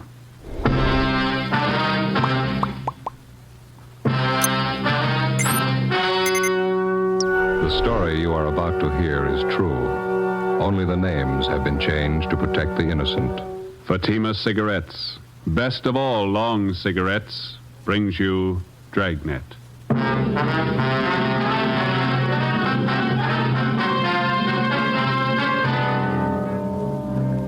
You're a detective sergeant.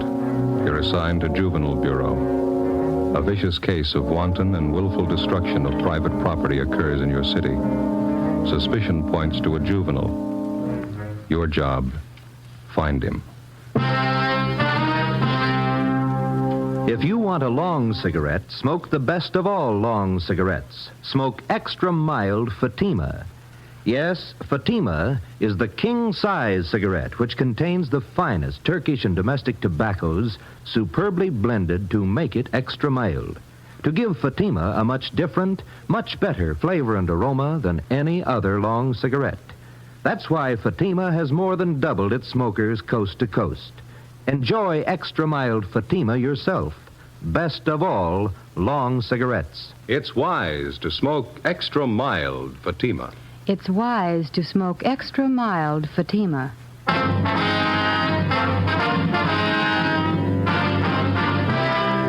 Dragnet, the documented drama of an actual crime.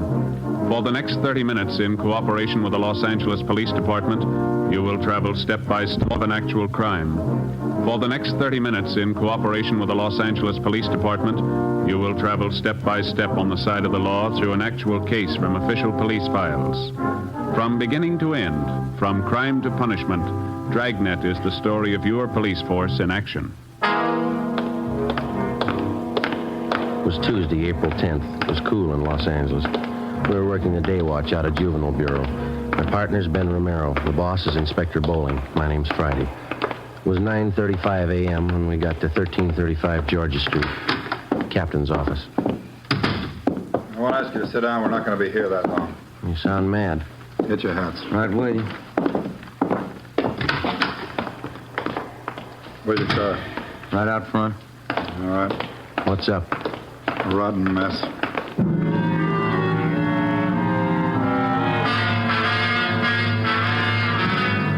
We got in the car and drove south on Figueroa till we got to West 103rd Street. According to Inspector Bowling's directions, we turned right and went about 4 miles. He directed us to pull up in front of a one-story frame residence that had been converted into small business offices. On the right side, going in, was a neighborhood jeweler's shop. We could see him working in the window. Over the door of the office on the left was a lawyer's shingle.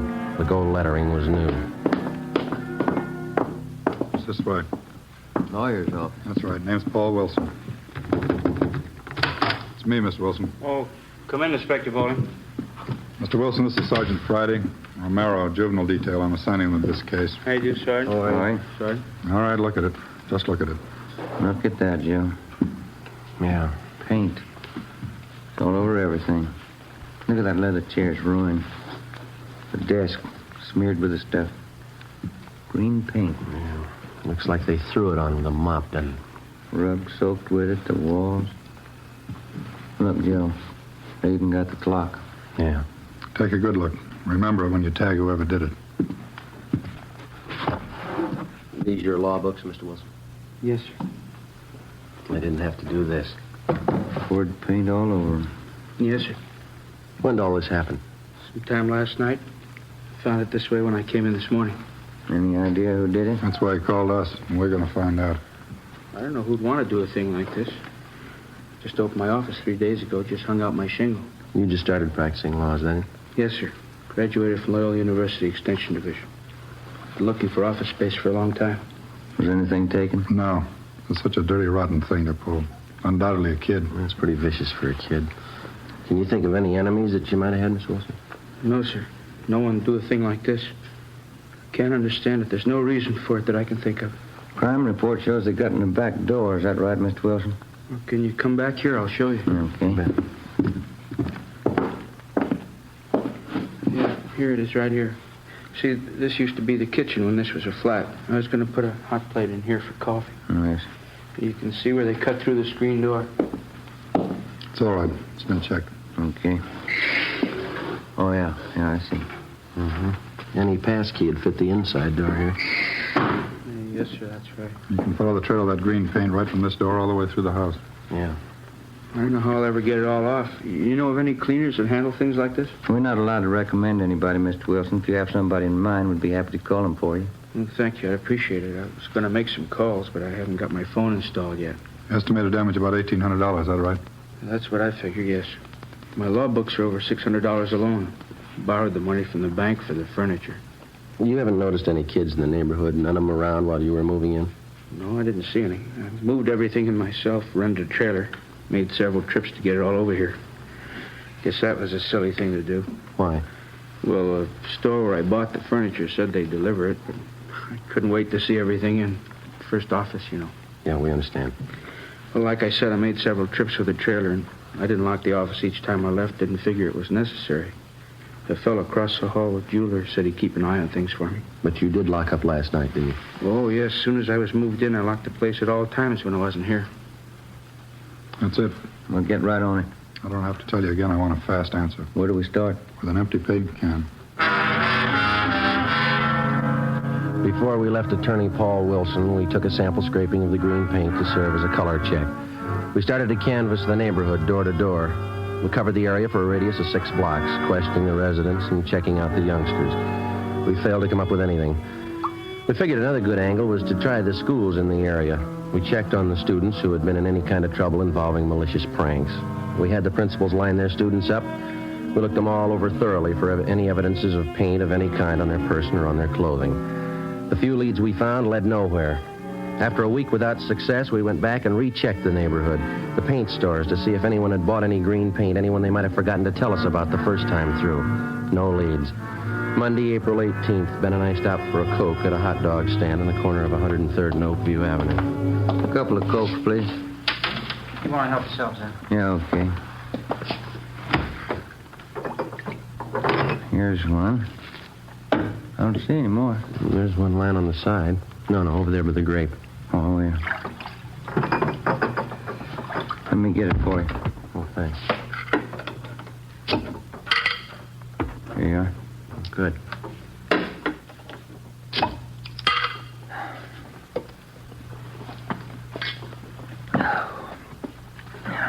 Every time I think of that boy's office, it makes me sick. Yeah. If we could just get some kind of a lead. Anything for a start. Pardon me. I'd be satisfied. There's nothing to work on. It's like stabbing in the dark. Joe. Yeah? Look down the street there. Hmm? This is tin can day. Everybody's got them set out in front of their houses. It's worth a try, isn't it? Let's try a place across the street and then work down the block. All right. Come on.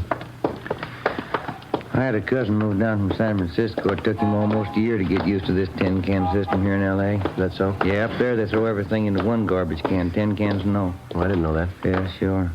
Tad's my cousin, never could get used to putting the cans out.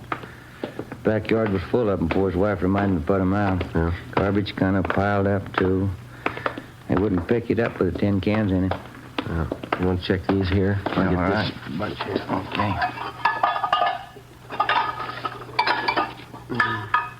Don't see any paint cans.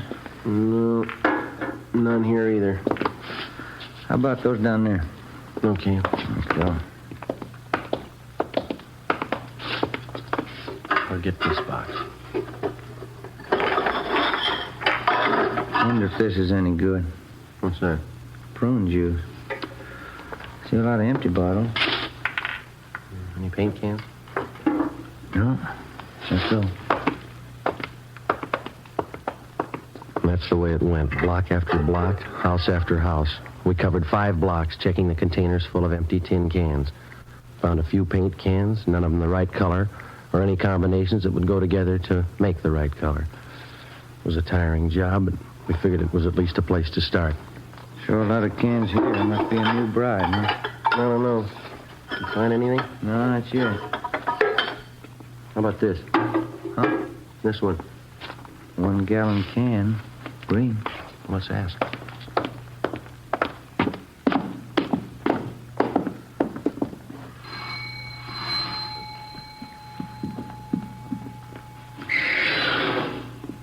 Yes? Police officers, ma'am. This empty paint can belong to you. You can have it if you want. We threw it out. Do you have any children here, ma'am? Yes, a boy. How old is he? 1 year. Would you mind telling us what this paint was used for? We just moved here. Is there any law about throwing out the paint cans? Oh, no, ma'am. We're investigating the case. Just like to know what the paint was used for. Did old man Boone send you over? Beg your pardon? Mr. Boone, the man we rented this house from? No, ma'am. I thought maybe it was him. He said we couldn't do any painting inside. We don't know anything about that. You sure? I don't trust him. No, ma'am. You say the paint was used to redecorate? Yes, come in, I'll show you. Oh, thank you.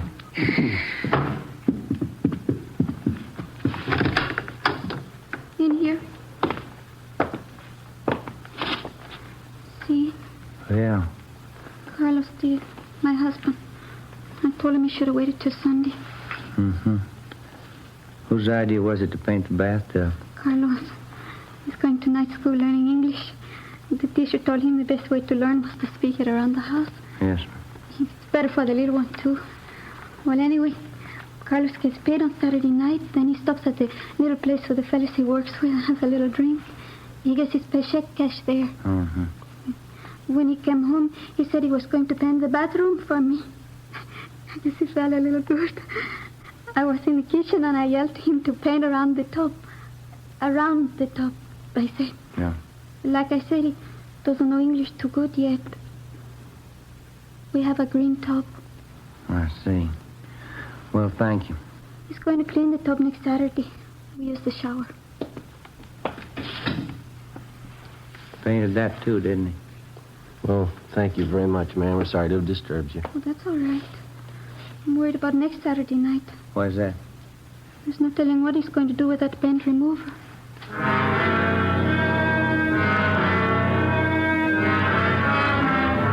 4:30 p.m. We were no closer to finding out who spread that paint around a turn of the attorney's office than when we started. We continued checking the neighborhood, but we found nothing. A few minutes before 5, we got a call to check back in with Inspector Bowling. You do any good out there? Nothing at all. No, we had a little action, a new one. No, what's that? Came in about an hour ago. Somebody poured kerosene on 3 palm trees and set them on fire. 3 trees, 3 different blocks. Yeah? Kept the fire department busy, tied up the traffic for several hours. I've sent additional juvenile cars out there to cover happened in the same general area as the paint job. Any leads? No. Anyone who would smear paint over an office might set a palm tree on fire. Same type of gag, malicious mischief. Think there's a connection between the two? Well, it's anybody's guess. Paint routine's a new one, so's the palm trees. They're both one-time only shots. Maybe the two connect somewhere along the line. Yeah, maybe. Well, it's got us stopped. We can't even find a place to begin. We've tried everything we know. Starting again tomorrow. That isn't going to make that young lawyer feel any better. Yep. Who? You take him down to the detention room? He does, huh? All right, I'll see him. Yeah, right now. 16-year-old boy out there says he's got to see me. Would you like to talk to him alone? No, it's all right. You stay. Come in. You're the chief? My name is Bowling, Juvenile Bureau, yeah. Could I talk to you alone?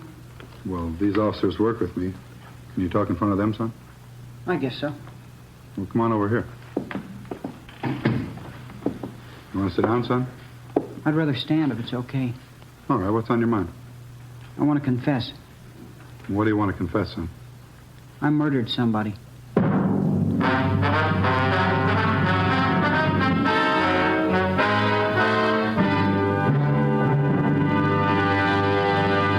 You are listening to Dragnet, actual case histories taken from official police files. If you smoke a long cigarette, it will be in your interest to listen to these case histories taken from the file marked Fatima. On this card, reporter Lee Silver's statement. I need an extra mild cigarette. No other long cigarette I've tried is as mild as Fatima. Here's Nurse Shirley Gelman's statement. When I go off duty, I appreciate a mild cigarette. Fatimas are extra mild. I can enjoy them more.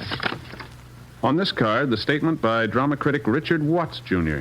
Anyone can tell Fatima contains the finest tobaccos. It's extra mild, has a much better flavor. All agree it's wise to smoke extra mild Fatima, and that's what more and more smokers are discovering every day.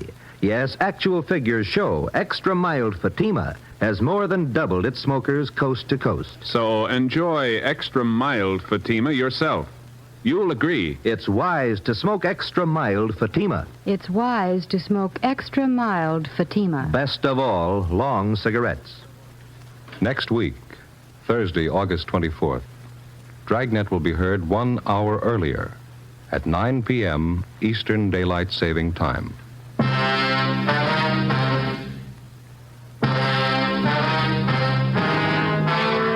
6 p.m. Monday, April 18th. The boy identified himself as Arnold Waterman, gave his age as 16. He told us that 2 days before at 98th Street and 2nd Avenue, he'd shot a man to death and hidden his body in the basement of a house. He was taken to the interrogation room where a police stenographer took his statement. Inspector Bowling sent Ben and I out to check his story. 9:30 p.m. We drove back to Georgia Street Juvenile and went to the interrogation room. Arnold? Yes, sir? Well, these 2 men have been out at 98th Street and 2nd Avenue checking your story. Did you find the body? No, there's no body out there. There should be. I put it in the cellar. There's no house out there. It's a vacant lot. We checked all the houses near there. You sure you killed somebody? Of course I'm sure. I stole the gun. I shot him 3 times in the back. What'd you do with the gun? I threw it in Westlake Park. Where? In the water. I rented a boat and rowed out to the middle. That's where I threw it in. Why did you kill the man? I don't know. I didn't like him. Now, look, boy, you didn't kill anybody. There's nothing to back up your story. There's not an ounce of truth in it. How do you know you haven't found the body? Just wait. You'll find him, then you'll see. I killed him, all right. Will you show us where you hid the body? Why should I? I told you can find it. These men have gone over that entire area thoroughly. There's nobody out there, and you know it. You cops are funny. When somebody won't admit a murder, you keep asking questions until they do. I'm telling you I murdered somebody, and you keep trying to talk me out of it. If we could find one shred of proof, we might go along with you. You can't be convicted without proof. How much do you need? You got my confession. I offered to sign it. They wouldn't let me. What more you need? We need a victim, Arnold. If you knew where to look, you could find it. We've looked every place you told us to. You're lying to us, huh? Why? I never liked the old man. I hated his wife. I killed her, too. I wasn't going to tell you that. Where do you go to school? I quit school to sell papers. I had to support my mother. Where's your father? I don't know. My mother wouldn't tell me. That's where I met the old man I killed, selling papers. He was my boss. None of us liked him. Nobody had the nerve to do it but me. The rest of the guys were scared, but not me. What was the old man's name? I can't think of it right now. He was your boss. He never told us his name. We just worked for him. Where'd you sell papers? I don't remember. I had to sell papers. We were going hungry. I couldn't stand to see my mother starve. Didn't your father work? I don't know where he is. I told you that. We tried to get on relief. They wouldn't let us. I made a lot of money selling papers. After a while, we didn't need relief anymore. I made $100 a week. Why are you lying to us, son? If you think I'm lying, why don't you let me go home? We haven't anything to hold you for. You can go home. Not until I have a trial. I already called a lawyer. He'll be over pretty soon. I've sent for your mother, Arnold. She'll come down and take you home. I didn't want her to know anything about this. I may have to go to the gas chamber. It'd make her feel bad. You shouldn't have called her. It's no use. Let's go back to the office. His mother ought to be there by now. All right. Romero, you want to stay with the boy? Right. You better go out and find that body. Come on, Joe. I killed that old man. You can't say I didn't. The boy's a pathological liar. Well, it looks that way. Probably an inferiority complex. And this is the way of making himself important. Well, we all know he didn't kill anybody, but I wonder if he's got something else in his mind, huh? How do you do? You're Mrs. Waterman? Yes. Inspector Bowling? Yes, ma'am. This is Sergeant Friday. How do you do, ma'am? How do you do? I have to excuse my appearance. I slept a little late today. We've got your boy down the hall. He's all right. Trying to get us to swallow a few tall stories. Yeah, he's like that. What did he tell you? He tried to give us a story about killing somebody. Well, I'm not surprised. This isn't the first time. I'll never understand that kid. Has your boy ever been in an institution, Mrs. Waterman? No, he's not bad. He just likes to lie all the time. He's an awful liar. Went to his high school principal the other day, told him his father and I beat him. We wouldn't give him any lunch money. Where is your husband? He has a newspaper concession on one of the railroad trains. How often is he home? Oh, once a week, sometimes every 2 weeks. It's the only business he knows. Yes, ma'am. Maybe that's the reason the kid's the way he is. My mom always used to tell me a kid needs his father. Still, whenever my hubby's home, he always does the right thing. Arnold started telling these lies a long time ago, and ever since, when his father found out, he catches it. What do you mean? Good strapping. That's all a kid like him understands. His father knows how to handle him. Whenever he lies, he takes the strap to him. You think that's the best way to handle it? Don't you? Well, you know what you're doing, Mrs. Waterman. He's your son. But if you wouldn't mind a little advice, do you mind my telling you? No, not at all. Well, that boy needs care, and he needs it bad. A strap's not the answer. He needs attention, good supervision, and a lot of companionship. I'm not conducting a class in child psychology, but care for that boy of yours. Care for him before the state has to. It's just those stories he hears. That's what's wrong with him. Came home the other night with the wildest tale I ever heard. Yes, ma'am.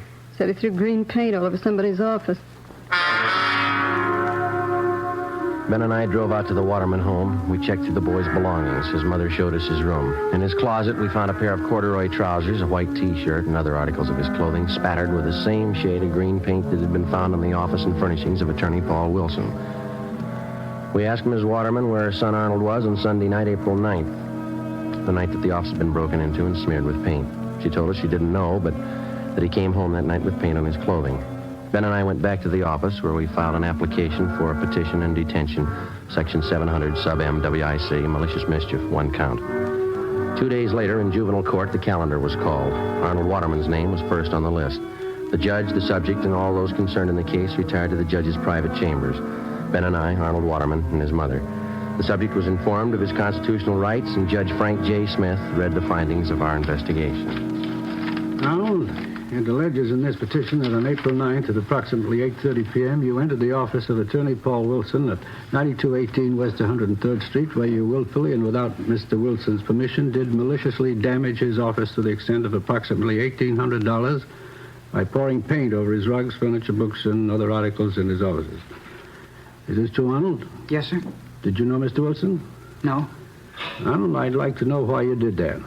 I felt like it. You'll have to give me a better answer than that, youngster. That's the best I can do. That's good enough, isn't it? No, it isn't good enough. We have a courtroom full of boys outside who probably want to be helped, and we're going to try to help them. We can't help you unless you want to be helped. You don't want to help me. You don't believe anything I tell you. Officer Friday. Yes, Your Honor. You and Officer Romero investigated this case from its inception. We did. As a result of your investigation, what's your opinion of this boy's truthfulness? Well, Your Honor, I think I can speak for Officer Romero here as well. In all our talks with the boy and our observations of him, it's our opinion, for what it's worth, that the boy's a pathological liar. Basically, he seems to have the makings of a good youngster. His environment's bad. Seems to have very little, if any, parental guidance. Tells lies, Your Honor. Lots of them.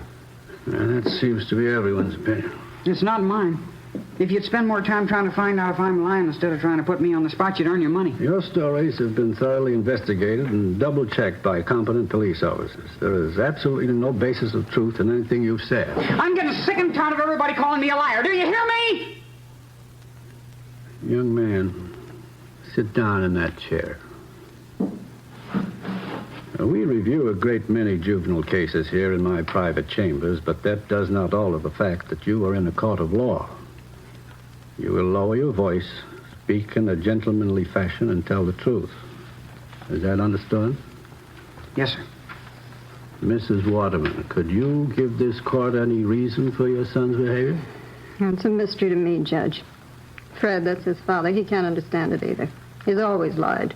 His father beats him for it. I guess he'll always lie. That's all you can say in your son's behalf?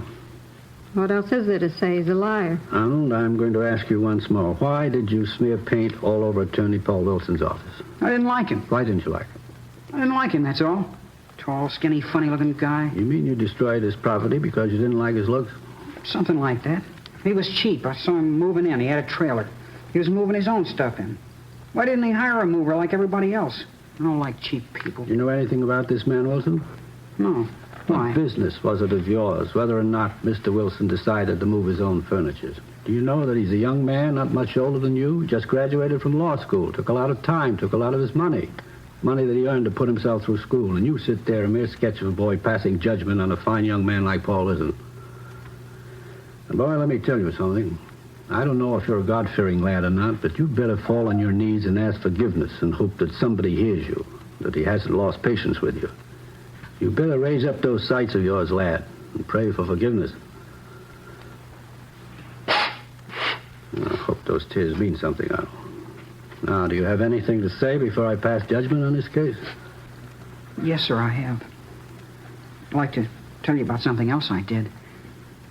There were some palm trees out there. I put kerosene on them and set them on fire. Oh, Friday. Would you know anything about this?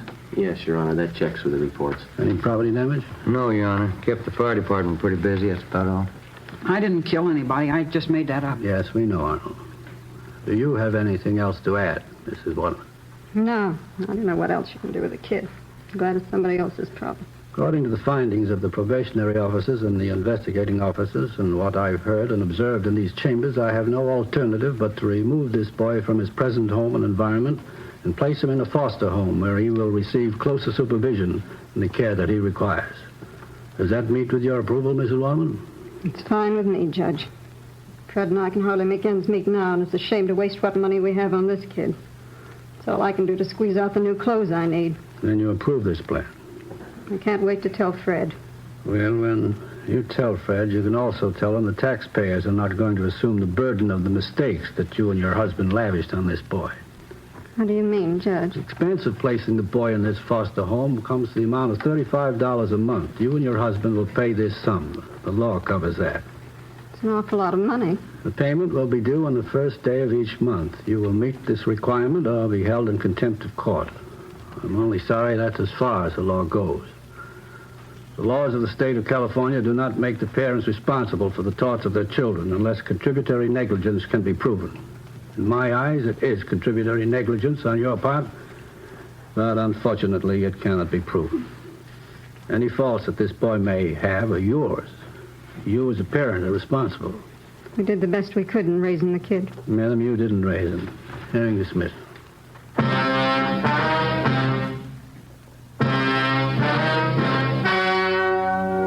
The story you have just heard was true. Only the names were changed to protect the innocent. On April 18th, the hearing was held in the private chambers of Judge Frank J. Smith, Juvenile Court, City and County of Los Angeles, State of California. You have just heard the results of that hearing. And now, here is our star, Jack Webb. Thank you.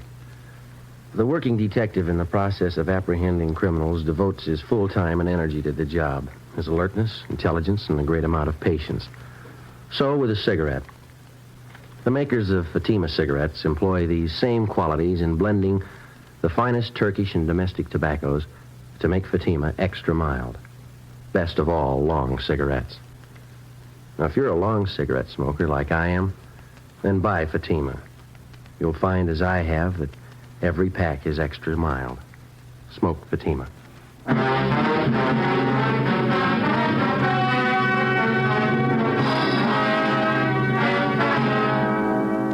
Next week, Thursday, August 24th, Dragnet will be heard 1 hour earlier at 9 p.m. Eastern Daylight Saving Time.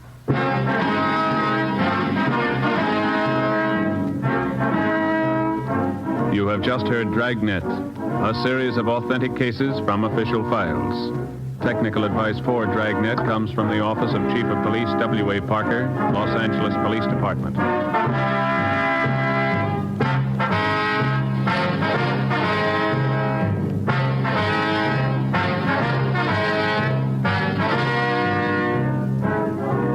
Fatima Cigarettes, the best of all long cigarettes, has brought you Dragnet from Los Angeles.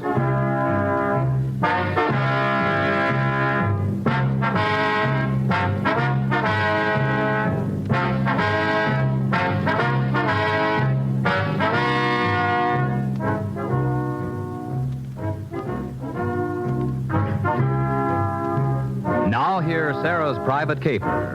September 7th, it's Father Knows Best on NBC.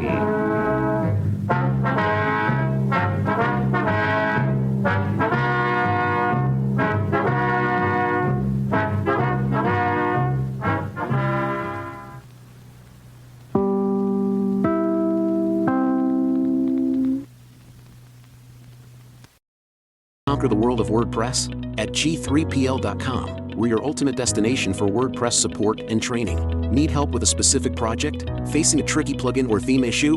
We've got your back. We will troubleshoot, customize, and fine-tune your site to perfection. So, why wait? Take the leap into WordPress greatness. Contact us today at WP@G3PL.com or give us a call at 615-420-2040. G3PL.com. Your WordPress success starts here.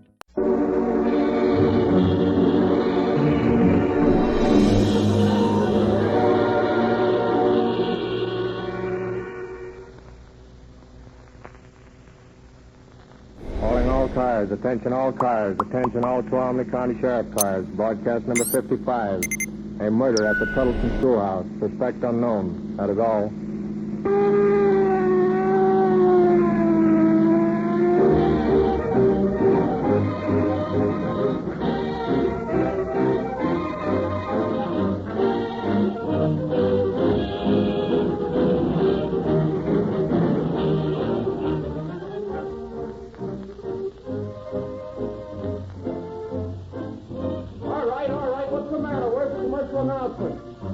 It's lost. Lost? That's all right. Well, Dr. Lindsay, you ought to know the sales story on Rio Grande cracked gasoline by now. Ad-lib it.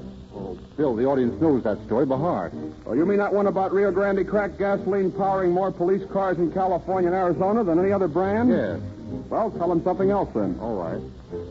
Ladies and gentlemen, here's an interesting point. Do you realize that the success of this program depends on several hundred listeners getting up after every broadcast, going to a nearby Rio Grande service station and saying, I just heard Calling All Cars, and I want to try that Rio Grande cracked gasoline. Well, let's not ask everybody to do that tonight. Tomorrow morning will do.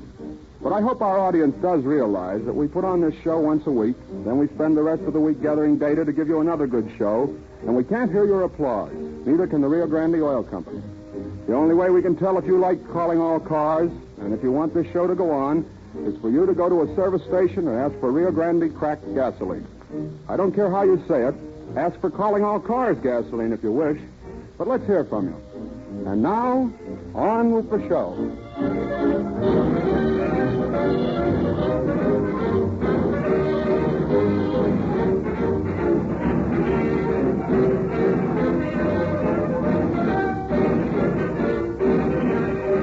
It is with great pleasure that we now introduce the man under whose direction the investigation of tonight's crime was conducted.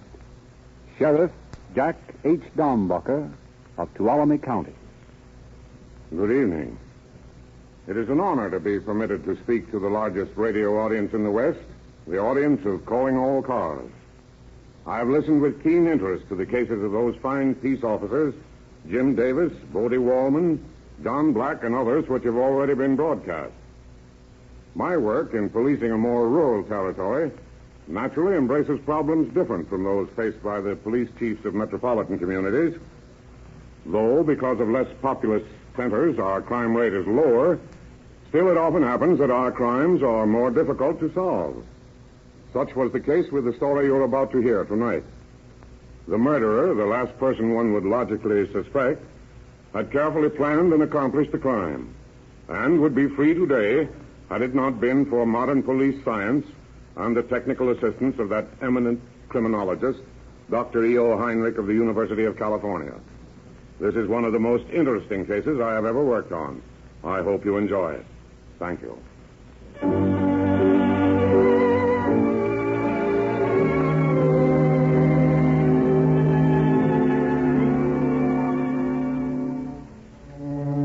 It is late afternoon, some years ago in Tuttletown, a small community in Northern California. Hank Turner is sitting in his parlor, waiting for his son to return from work in the lumber mill. Hank is annoyed about something and pays scant attention to the day-old San Francisco paper he is idly scanning. He hears footsteps and the knob turning in the door. That you, Herb? Yes, Pat. Come in here. Coming. Well, what's in the paper today? Nothing. Letter come for you today. Oh, yeah? Where is it? There on the table. Well, that's Jim Dandy. Mind if I go up to my room and read it? Yes, I mind. Sit down, boy. I want to talk to you. What is it, Pep? That's the second letter that's come for you in 3 weeks. And both of them come from that there town in Texas. Well, what of it? That woman's still writing to you. Well, what if she is? We talked that all out, Herb. I ain't going to have you man up with some woman you hear from to one of them there matrimonial agencies. They only have the best people at that agency. Best people? How do you know? She sent me her picture. Told me all about herself. Yeah, and she told you she had a brat. She's been married afore. But she's divorced. Divorced. Yes, and God-fearing people don't get divorced. They stay married. Why, Pap, in New York and in Hollywood, lots of people get divorced. That ain't no sin. The church frowns on it. It ain't right. It ain't decent. Alma's decent. A lot you know. If she couldn't be a good wife to one husband, how do you know she'd be a good wife to you? She writes a mighty pretty letter. Now, that won't bake no bread. Well, I'm in love with her. In love with her? Why, you ain't even seen her. You're in love with a picture. In love with some scrawls of ink on a piece of paper. You ain't old enough to know what love is. I'm going on 27, Pat. I was 35 before I married your ma. I know what I'm talking about. He ain't much more than a shirt-tailed brat yet. Look here, Pap. You got to make up your mind sooner or later that I'm a man. And what's more, Alma's coming up from Texas next week, and I'm going to marry her. Son, you ain't going to marry her. I forbid it. Pap, I got a mind of my own, and it's made up. I'm going to marry Alma next Tuesday.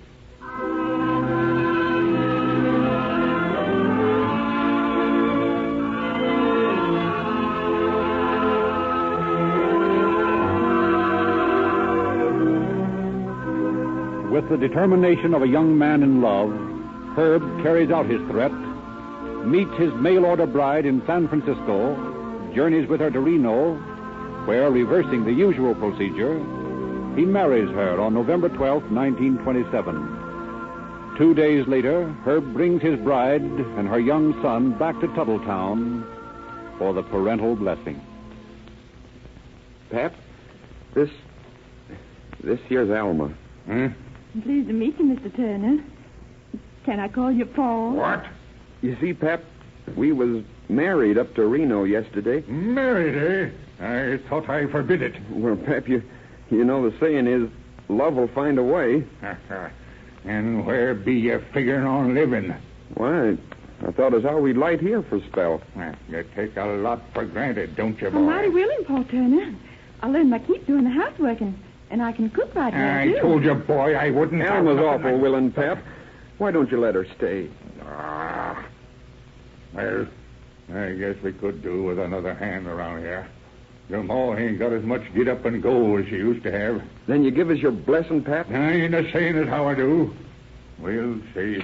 What's that? Some little brat threw a ball through the window. Hey, come back here. Come back, don't try to run away. Why, it's Joey.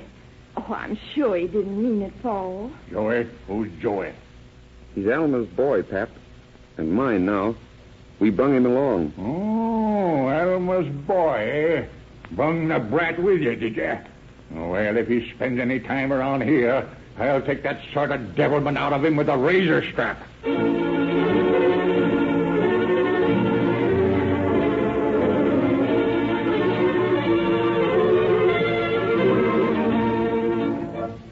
Hank Turner's attitude does not change, and poor Joey is the object of his step-grandfather's constant criticism. Whenever Alma objects, Herb, once the first flush of love has subsided, sides with his father.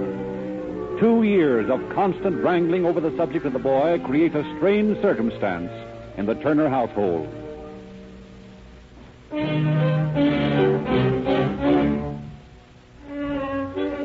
On the night of the 26th of April, 1929, all Tuttletown is in a flurry of excitement. In the rough board schoolhouse, a dance is being held. From the cow ranches and from the gold camps, the countryside flocks to the social. And by 9 o'clock, the dance floor is filled with couples strutting through a Virginia reel to the music furnished by Hank Turner and his brother. Outside, Herb sulks in his car. What's the matter, Herb? Ain't you coming into the social? No. Don't feel like it. How come? Oh, me and the old woman had another battle. Ain't getting along so good, huh? Oh, I guess we get along as well as the next one. I reckon all women are alike. Yeah, you know how it is, Herb. We can't get along with them, and we can't get along without them. Well, see you later, Herb. Good evening, Mrs. Herb. Good evening, Mrs. Johnson. Well, Herbert, are you going to sit out here all evening? I told you I didn't want to come to this monkey shine. It looks mighty funny when a woman's husband won't come in and dance with her. I can't dance, and you know it. Well, you'll catch cold sitting out here. And I brought you some coffee. That'll warm you up. Thanks. How late are you going to stay? As late as I want to. Well, Mrs. Turner, you feel like joining the dance? Oh, yes, thank you, Mrs. Johnson. Suppose we do take a turn or two. Right nice gathering tonight, ain't it? Sure is. My, it makes me feel young again to be dancing. Young again. I shucks, Mrs. Turner. You're still a chicken. Mr. Johnson. Sure thing. If you want Herb Turner's wife, I declare I think I'd court you myself. Really, Mr. Johnson? You know, I'd like it if you inform me Pete. All right, Pete. Something's wrong with Herb. He's something awful. He's rising and groaning. Where is he? Outside. You better come quick. Yes, I'm coming.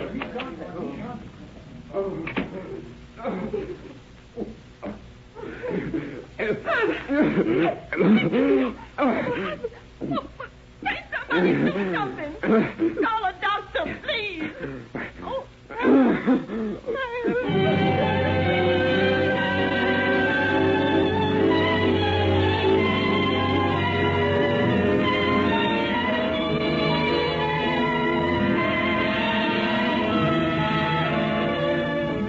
A doctor is called from Sonora.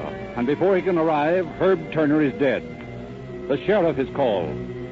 He orders the body turned over to the coroner for autopsy, and he and a deputy get the names and addresses of the guests at the party. The next morning, Sheriff Dombacher and a deputy are seated in the sheriff's office discussing the case as they await the findings of the coroner. You know, Ed, I'm positive that guy was murdered. Well, what makes you so sure? All you have to go on is circumstantial evidence. I realize that. But I think we can find the murderer and convict him on that evidence. We've got the cup that the victim drank the coffee from and this empty vial I picked up near the car last night. What was in it? I don't know, but I put in a call for the druggist who sold it. I'm expecting him up here, and I've asked him to bring his poison register. Poison register? You think Turner was poisoned? Yes. Come in. I'm Edward Swallow. You sent for me?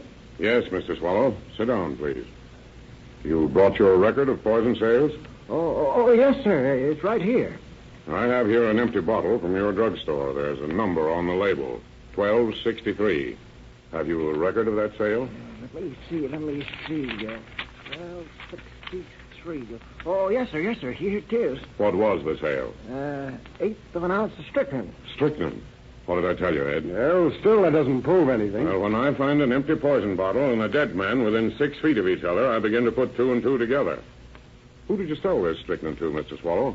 Mrs. Joe Williams, sir. She said she wanted to poison a dog that'd been killing her chickens.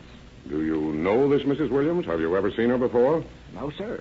Would you recognize her if you saw her again? Yes, I think I would. That's fine, Mr. Swallow. We may call upon you for an identification. Now, if you let me have the page out of your register that has Mrs. Williams' signature on it... I couldn't let you do that, sir. The law says I must keep the record. Well, I'm the law, Mr. Swallow. Yes, sir, but I... The reason you're required to keep a record of all sales of poison is to be of assistance in just such cases as this. Yes, sir, I suppose that's so. Well, very well, then. Here's the page. Thank you, Mr. Swallow, and we'll let you know when we need your valued assistance again. Thank you, sir. Thank you.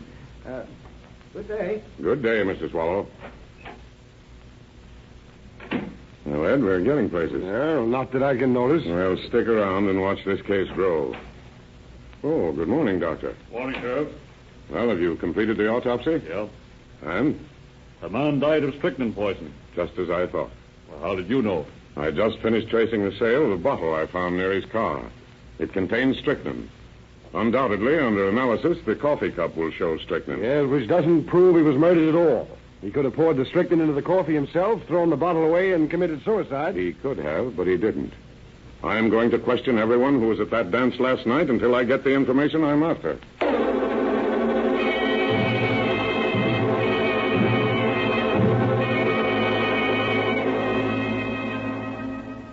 Painstakingly, Sheriff Dombacher questions the guests who had attended the Tuttletown dance.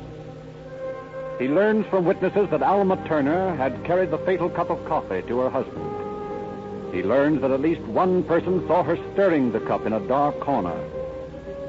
Then he interviews a Mrs. Ruby Carter. Mrs. Carter, you were at the dance the other night? Yes, sir. I understand that Mrs. Turner took a cup of coffee out to her husband shortly before his death. Is that right? I believe she did. Did you see her carry the cup out to him? Well, not exactly. But I was sitting near the door talking to some friends, and Mrs. Turner came by with a cup of coffee in her hand.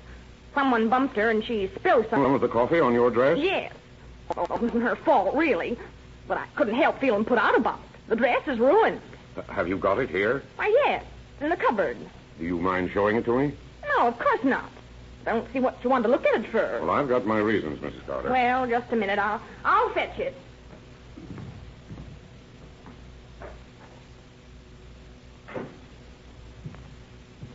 Here it is. Just look at them coffee stains. Ain't it a shame? Yes, it is, Mrs. Carter. These are the stains here? Yes, right there on the skirt. Mrs. Carter, I'll have to take this skirt with me. What for? For evidence. Well, I don't know what you're talking about. But if you want that dress, you'll have to pay me what it's worth. Well, I thought you said it's ruined. Well, it is, but I can still use it around the house. Well, I think we can arrange to pay you for it. I can't for the life of me see what you want with it. Well, I'm not at liberty to tell you now, Mrs. Carter. But I've got a hunch you'd be surprised if you knew what else was in those stains besides coffee.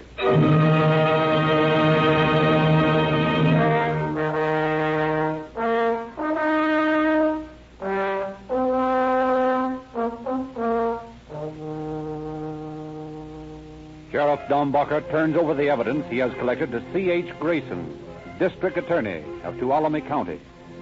And he immediately consults the distinguished criminologist, Dr. E.O. Heinrich, who carefully examines all the items.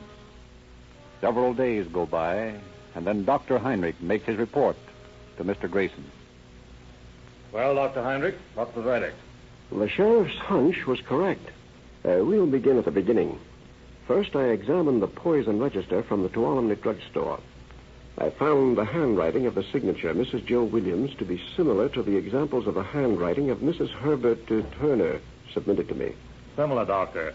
But are they identical? In my opinion, they are. If necessary, I am prepared to demonstrate their identity by the customary methods of photomicrographic enlargement. That's fine. Now, how about the coffee cup? In the cup, I found a residue. On the outside of the cup, I found stains. Both residue and stains contained evaporated coffee, milk, and strychnine. Enough strychnine to cause death? More than enough. Of course, it could have been suicide. I personally doubt that. Why? Do you remember how I examined the car in which Turner met his death? Yes, I remember you threw a reflection of sunlight against the fenders and body. Right. I noticed in the strong reflected light some stains of foreign substance. Yes? I analyzed those stains. They contained original undissolved crystals of strychnine. They were deposited in such a position on the door and fender of the car that they could only be deposited in the act of spilling the coffee. Not as a result of coughing or spewing the liquid, as the victim might have done himself. Then you conclude... that the polluted coffee was given to him. I have further reason to believe that. And what is that? I have analyzed the coffee stains on the red silk dress sent to me. And what did you find? The stains on that dress were caused by the coffee spilled by Mrs. Turner, weren't they? So we understand. Those stains contain strychnine. Then Mrs. Turner placed the strychnine in the coffee, carried it out to her husband, and served him the poisonous drink? It would appear so from the evidence, although it's all circumstantial. Then Sheriff Dombacher's hunch was correct.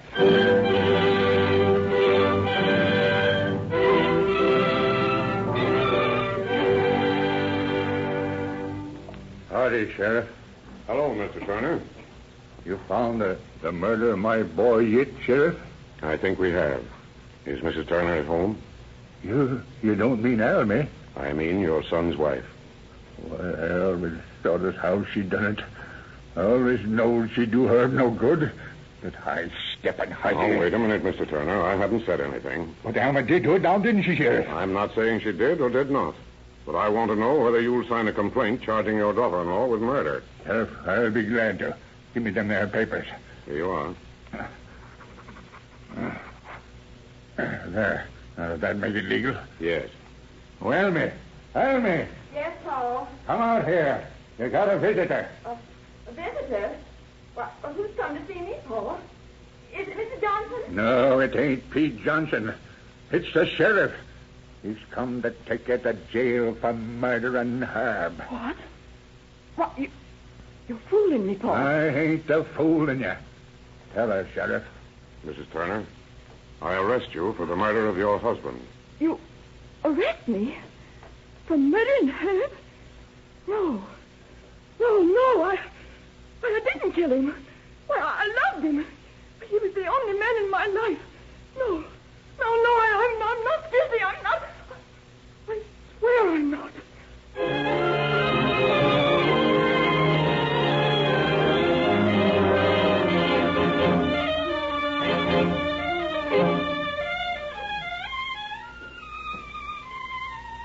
On May 14th, 1929, less than a month after the fatal Tuttletown dance, Alma Turner comes up for preliminary hearing in the town of Columbia in Tuolumne County. The courtroom is so crowded with curious town folks and ranchers from the surrounding country that the trial is adjourned to an open-air dance floor in the town square. Here, amid a pastoral scene, while calm spring sunshine filters through lazily waving tree branches, while sparrows twitter and meadowlarks sing, A woman goes on trial for her life. District Attorney Grayson presents his damning evidence item by item. After examination of the attending physician and the coroner, he calls Mr. Swallow to the stand. Now, what is your name, please? Edward Swallow. And where do you reside? Tuolumne, sir. What is your occupation? Pharmacist. On the 26th of April, did you have occasion to sell any poison of such a nature that would require the signature of the purchaser? Yes, I did. To whom was the sale made? A person signed the name Mrs. Joe Williams. What kind of poison was purchased? Strychnine, sir. Had you ever seen this Mrs. Joe Williams before? No, I hadn't. Was the signature of Mrs. Joe Williams attached to the record in your presence? Yes, it was. Will the defendant please stand up? Thank you. Mr. Swallow, is the lady who is now standing the same person who made the poison purchase that day? I believe it is. But are you positive? Yes, I am. Thank you, Mr. Swallow. Your witness. Mr. Swallow, I have heard you testify that you are positive the defendant purchased strychnine from you and signed her name as Mrs. Joe Williams. How are you positive? I'm waiting for your answer. I can't answer that. Just you and the purchaser were in the store at the time the poison was purchased. Yes, sir. Now, you cannot tell me the reason why you so positively identify this woman. No, I can't. What was the color of her hair? Tell me quickly without looking. It was brown. Yes, the defendant's hair is brown. But, Mr. Swallow, have you any idea how many other women in the world have brown hair? Have you any idea, Mr. Swallow, how many shades of hair coloration are referred to as brown? Why, no, I haven't. Then how can you be so positive in this identification you've made? Well, I got a small store, and I don't sell poison every day. I remember the people I sell it to. And you are positive that this is the same woman? Yes, I am. That is all. Your Honor, I submit to the court at this time that there is sufficient evidence in my mind to bind the defendant over to trial in the Superior Court. And I will ask that she be held to answer for trial in the Superior Court. Has the attorney for the defense any remarks? We have no evidence to offer, Your Honor. However, I might say at this time, if the court please, the defendant has not been informed of her rights. Neither has she been charged with anything in this court that I know of. I have not seen any indictment or any complaint or anything at all. Your Honor, if my worthy colleague has not seen a complaint, then he has not looked for it. The record is here for him to scan if he wishes to examine it. I feel that the prosecution has shown just and sufficient reason why the defendant should be bound over to the Superior Court for a trial on charge of murder. In view of the testimony just heard, it appears to me that the offense of murder has been committed, and that there is sufficient cause to believe that the defendant, Alma Turner, is guilty thereof. Therefore, I order that she be held to answer the same, and that she be committed to the sheriff of the county of Tuolumne to await trial on the charge of murder.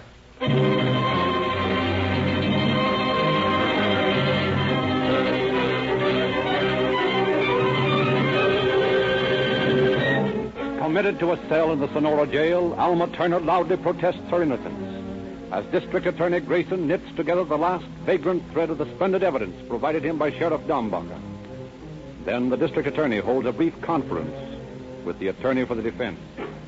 Well, I don't know what defense you plan for your client, but I can assure you that whatever it is, we'll beat you in court. What makes you so certain? I'm so certain that I don't mind telling you some of the points you'll prove before the jury. What are they? Well, you already know we can prove that Mrs. Turner purchased the strychnine.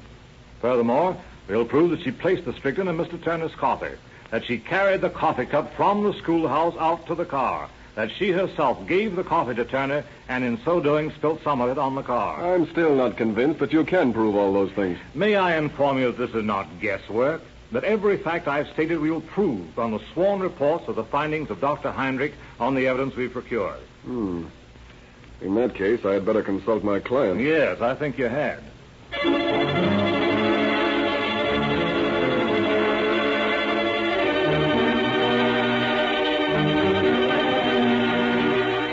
On June 4th, following the consultation between Alma Turner and her attorney, she is led before Superior Judge Warren. Alma Turner, you are charged with murder. How do you plead? Guilty.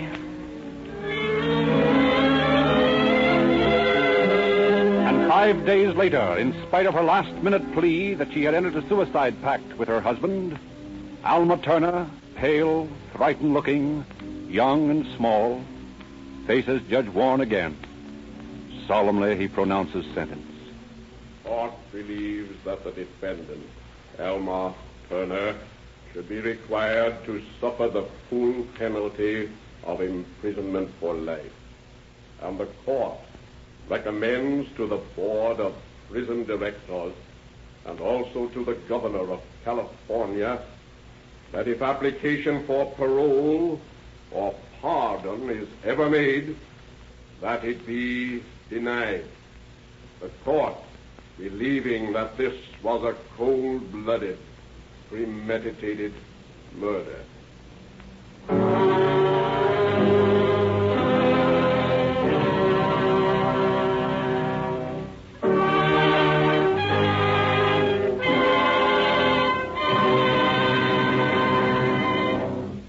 Well, here it is, that commercial announcement we lost at the start of the show.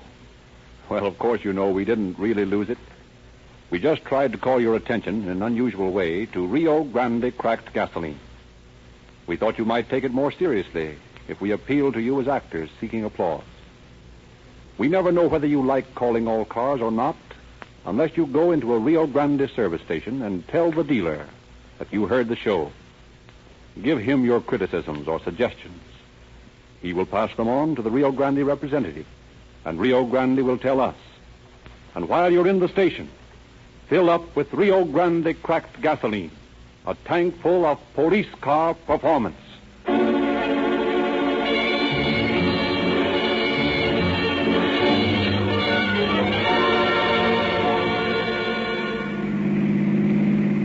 Calling all cars, attention all cars, attention all to Omni Sheriff cars. Cancellation of broadcast 55 regarding a murder. Suspect in this case is now in custody. That is all.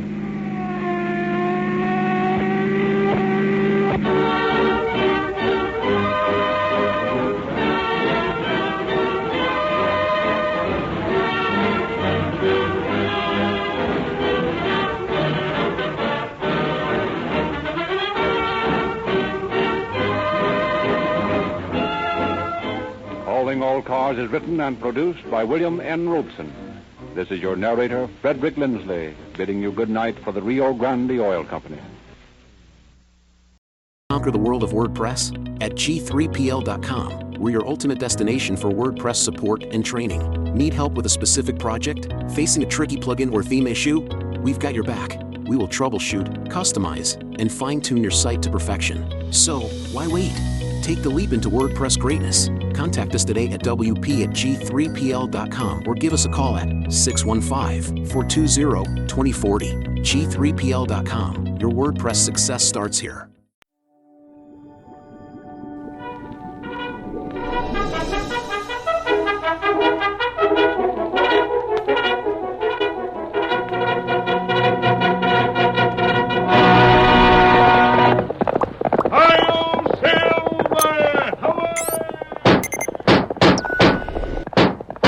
A fiery horse with the speed of light, a cloud of dust, and a hearty hi-yo silver, the Lone Ranger.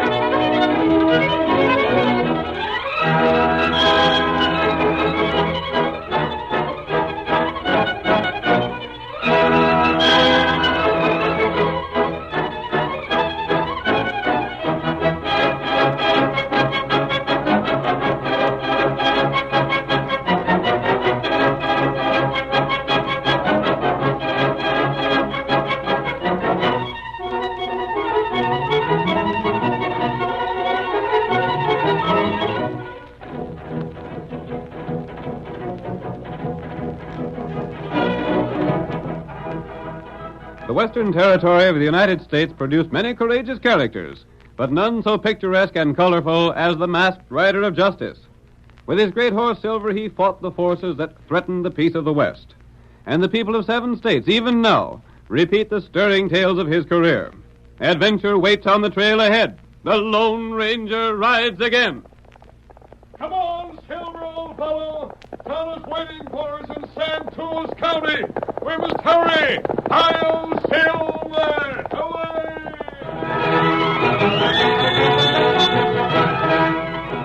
As he rode past us, we heard the Lone Ranger say that he was riding to Santos. Zeke Parsons was the most important man in the county. He owned the largest ranch. He had a general store in town where he made his headquarters. He had been elected both sheriff and postmaster. Most of the powers of the local government were in his hands, and there were few to question his authority. In our first scene, we find Zeke waiting on a customer in his store. And will there be anything else, Miss Bowman? Reckon that'll be about all for today, Zeke. Less than you can sell some decent trails for getting from here to Las Vegas.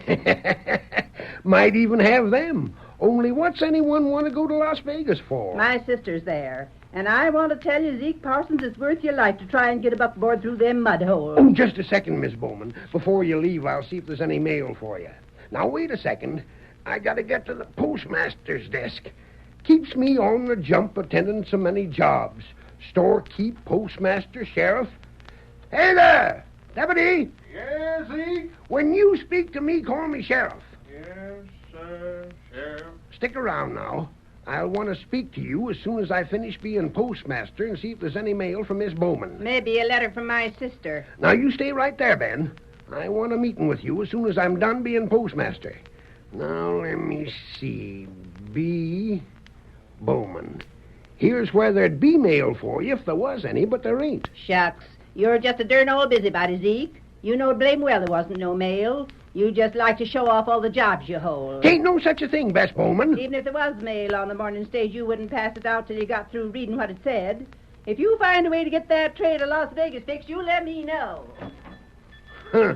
Unappreciating old hen. Oh, she's right about the trail, though, Zeke. Deputy, there you go again, calling my first name. You ain't being sheriff when you're behind the postmaster's desk. All right, then. All right. Now I ain't behind it. Now I'm at the sheriff's desk, and you sit there. We're having an important meeting. Hold on, Ben. Sorry, Cal. The store's closed. But I won't... Store's closed, I say. As storekeep, I ain't in. I'm sheriff now. Well, drat your hide, you old windbag. When you get done being sheriff, ask the postmaster when the storekeeper will be back so as I can buy me some tobacco. No, Sheriff. Yeah, now to get to business. I got a paper that I've got to sign. I've been studying up the laws around here, Ben, and found something that'll be a darn slick thing. I'll have some work for you to do. Serving papers I get paid to serve? Just so. I got to sign this paper. It's been waiting for my signing for the past 2 days. What's the paper mean? Well, Ben, you heard what Miss Bowman said about the trails and roads around here, didn't you? Yes, she's right. There ain't a worse string of mud holes in the country than what's called road in Santos County. They gotta be fixed. That costs money. The county's blame near broke. I know. Sheriff, you find too blame many things for the county to spend money for, and as storekeeper, you sell the sheriff all the things he needs. Ain't none of your affair. Now about this paper. Eh?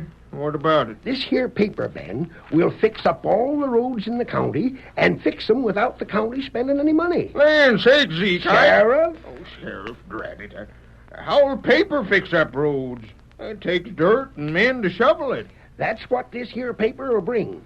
You're going to serve this paper on all the able-bodied citizens in this county. Yeah? It's a thing called a writ, and it calls for all patriotic, able-bodied citizens in the county to work on them roads for no wages. You mean you... I mean I can make these here loafers around town work for the government and work for nothing. Is it legal? Sure it is. All signed and sealed and witnessed. Yeah? Who done all that? I did it.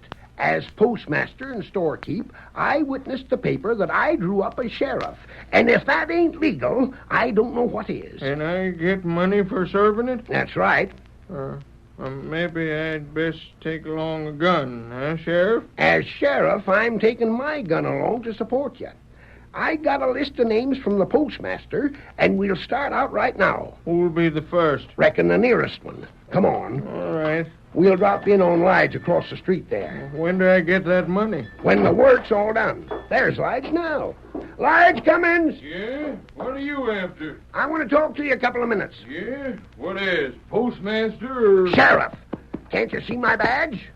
My deputy has a paper to serve on you. Go on, Ben. What's it mean? You know I can't read without my specs. Shut up and listen. You can't read anyhow.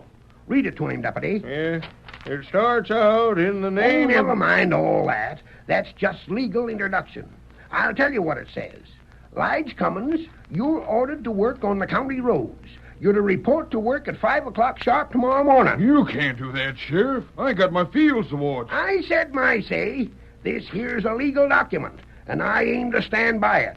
Read Section 218, Part 5 of the Statutes of Santuas County. What are you paying for the job? This here's government work. It don't pay nothing. No pay, and I don't work, Sheriff Parsons. Now, listen here to me. You're a decent, law-abiding citizen with a wife and family, ain't you? Yeah, but You respect the demands of the law, don't you? Yeah, sure thing. All right, then. This paper's legal, and my deputy will back me in carrying it out. You show up for work or go to jail. If you resist arrest when we come to jail you, then you get legal lead where it won't do you no good. Come on, Ben. We got more calls to make.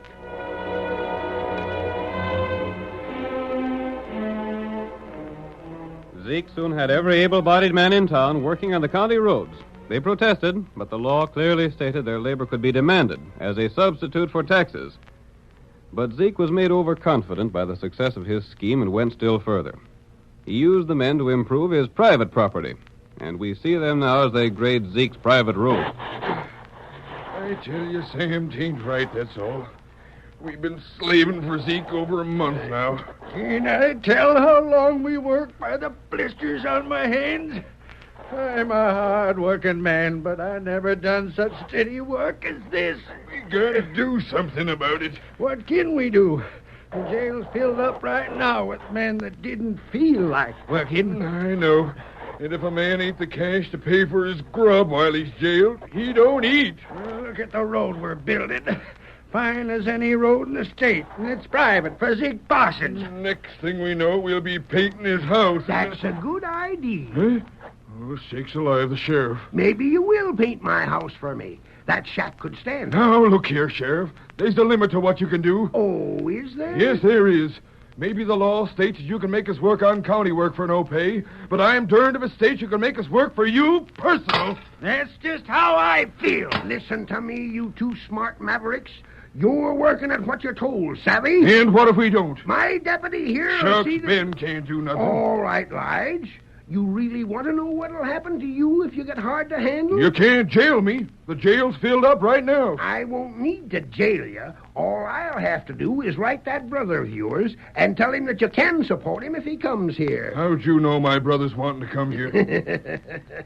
Don't I see all the mail? Read through the envelopes, huh? Sure. And I seen where he writ you and seen where you writ him and told him you was starving here like he was in St. Louis. I will be if you don't let me get back to my own place and do some work. You just keep right on working here. Now, Zeke... As for you, Sam, how'd you like me to send word to Pecos that you're here? Huh? I seen where your pard there wrote and said the law still wanted you. Reading my mail, too. Why, you ornery... Now, just you two keep working like you're doing. The harder you work, the sooner you get to finish and go back to your own places.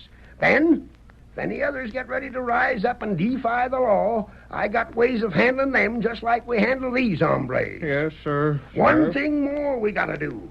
I found out about some new men that come to town. Doggone cuss, Sam, he's got us where he wants us. Ain't he, though? I know what I'll do, doggone it. I'll find out if this is the law. How? I'll write the United States Marshal.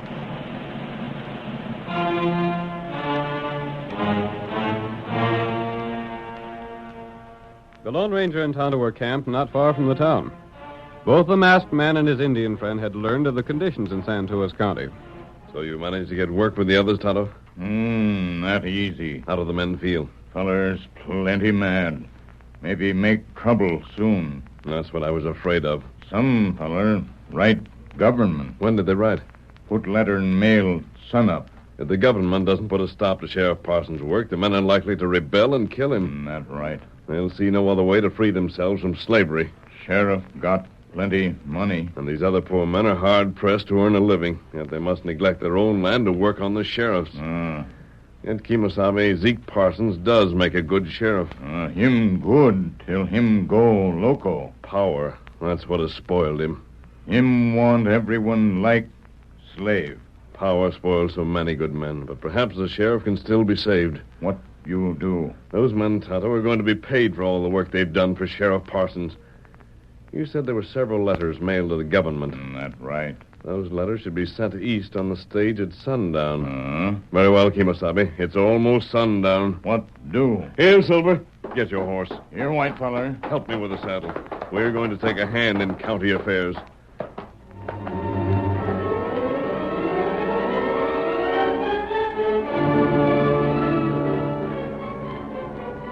The Lone Ranger and Tonto rode to a place where the stagecoach must pass.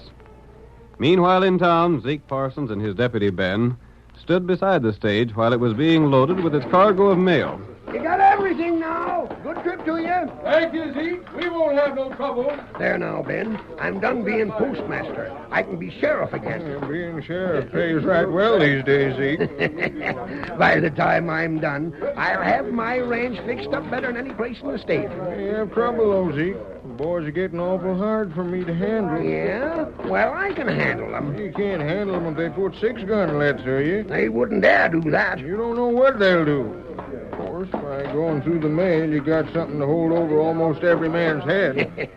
I'd call that downright good sense. There's a lot of talk about them writing to the government about the way you're doing things around here. Let them write. But maybe you ain't right about the way you figured out the law. And between the two of us, I ain't no right to work 'em on my own place. But what the government don't know won't hurt 'em. And none of the critters around here can read the law. Stage is about to go. So long, Sheriff. So long, Ben. So long. Get up, Get up, There goes the mail of the East, including some letters from the men you're making slaves of. Oh, no, there ain't, Ben. What do you mean, there ain't? You don't think I'd let them critters write to the government, do you? You mean it? I mean, every doggone letter they put in the mail is still right here in town. You didn't send them out? Being postmaster as well as sheriff has a sight of advantages. Ben, I'm boss of this county, and I'm gonna stay so. Yeah? I'm gonna have every man in the county taking orders from me. I'm boss, you see. Top hand. I'm gonna be just like a king before I'm done.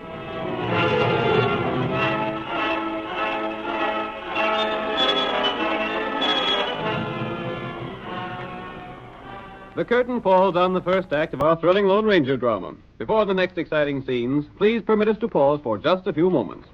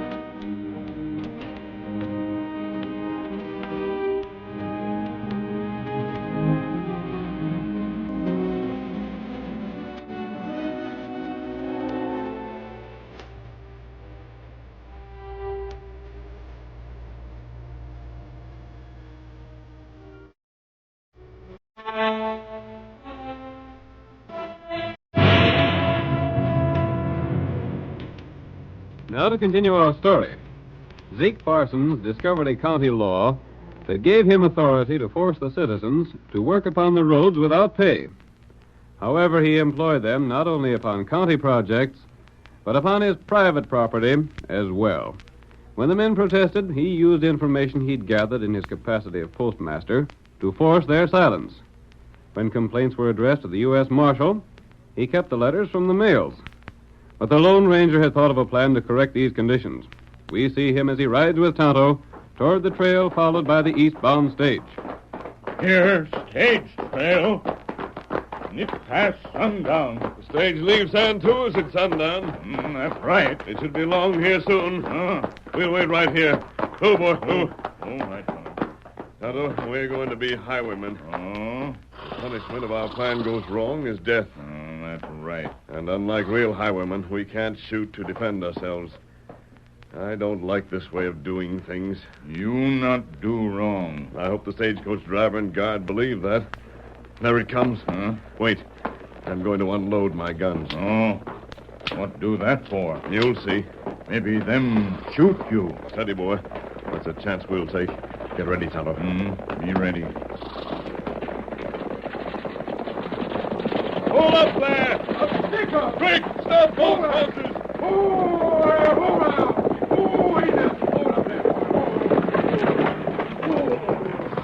You won't travel far after this stick-up, mister. We'll see about that. What's more, you're wasting your time. We ain't nothing on board. You've all that I want. Where's the bag of mail from San Tuas? Find it for yourself. I won't never forget them 2 white horses. If you aim to live, you better drill a stranger. Yeah, because if you don't, you'll swing. Find the mail from San Tuas. Me find them. You'll be sorry for this. Look here, mister. Leave the mail alone, or we won't say a word about this stick-up. Say all you want about it. Yeah? Here, mail. Throw it down to the ground. Hold those horses steady, driver. Me open sack. Keep these men guarded while I take a look in that sack. Me watch them. Driver, you can go on your way now if you want to. But if you'll wait just a minute, you can take this sack along with you. I'm not after any of the mail. I want to see if certain letters are here. Who the Sam Hill are you? You don't seem like ordinary outlaws. What do you have? Keep them covered, Tonto. Me watch them. Tonto. Well, we know the name of the engine anyhow. They won't get far without being caught. Got a few pieces of mail from Parsons' post office. Here, I'll toss the sack back where it came from. That's all we want. You mean we're free to go? Yes. There's several $1,000s in cash aboard that stage, isn't there, Well, driver? how'd you know? But I'm not taking it. Instead, I'm giving you something. As soon as I'm aboard my horse. Say, who are you? This is the gun I stopped you with. Look here. His gun ain't loaded. Wait before you draw. Here are the bullets from my gun. Take them and examine them. Come, Tonto. Hi-yo, Silver! Shoot a man in the back. I never in all my days of stagecoaching seen a man like that. Hey, these bullets he tossed up here. Take a look at them. Huh? Silver. Solid silver. Silver bullets? He called his horse Silver. And Tonto, the engine. Leaping catfish. That ain't no highwayman. Get them horses going. We got to get to the next town. Wait till the boys hear that we were stopped by the Lone Ranger. Here! Get up there!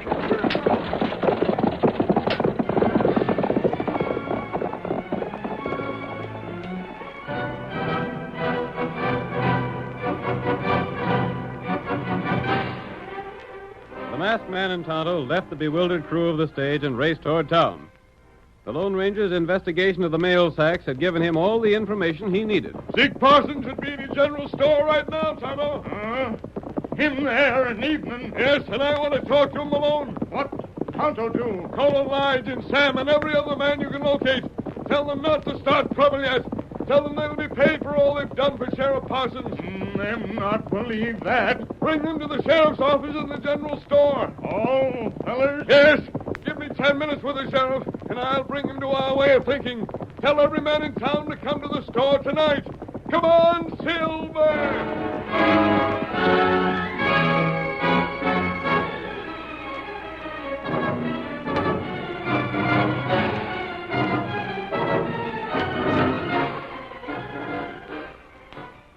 The men forced to slave for the sheriff decided to defy him.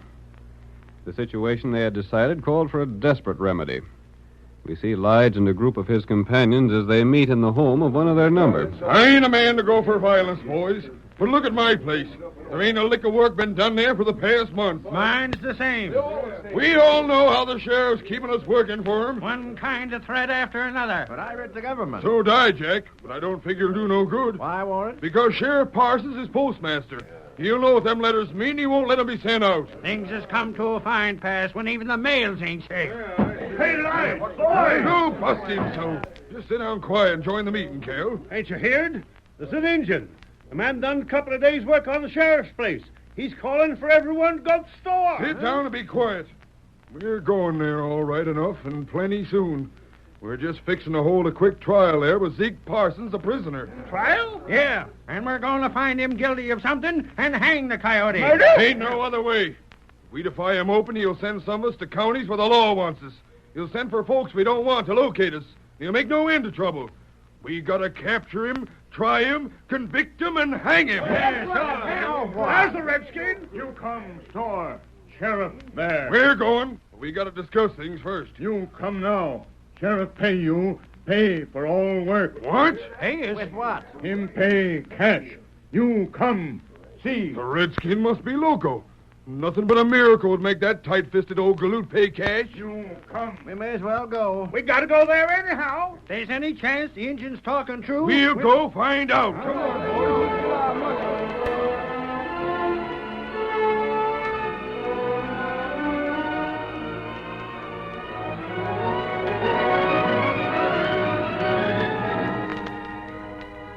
Tonto rode from one small ranch to another, leaving the same message with every man he found. In the meantime, Zeke Parsons and his deputy, unaware of the storm that was being prepared, sat in the store. I'll take care of you all right, Ben. When my ranch is all fixed like I wanted, I'll have the men do some work for you. I'd appreciate that no end, Zeke. Sure, I'll help you out.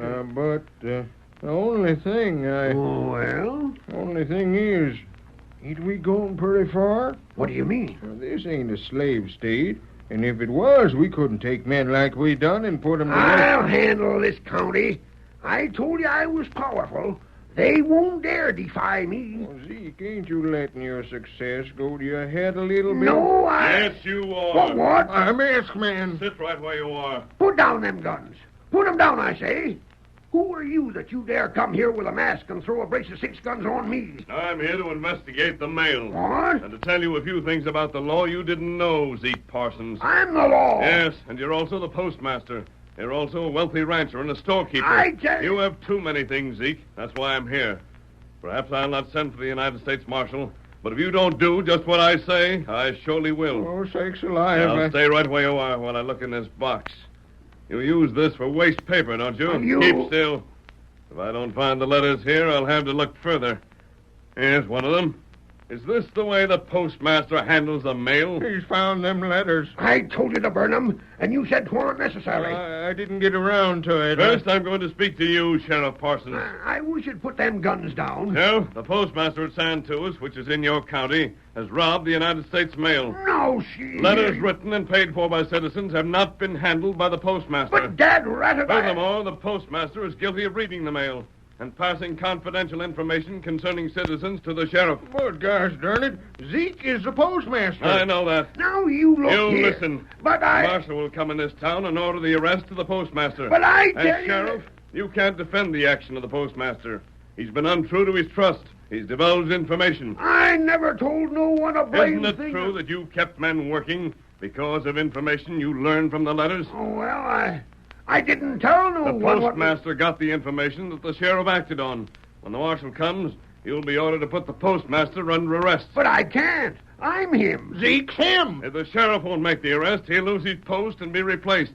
Perhaps by his top deputy. Me? Then you'd have to jail the postmaster. Now, look here, mister. Seems you like you know a heap of law. There are laws in the country to protect the citizens. Sheriff, you were right in having the trails repaired. It isn't too much to ask men who can't pay taxes to give some of their time. That far, you've proved yourself a worthwhile sheriff.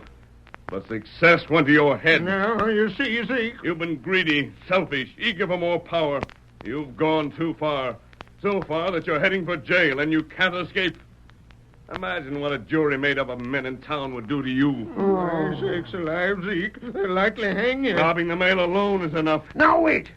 What can be proved? Those men would never have worked for you if you hadn't used information from the postmaster's job to force them to stay.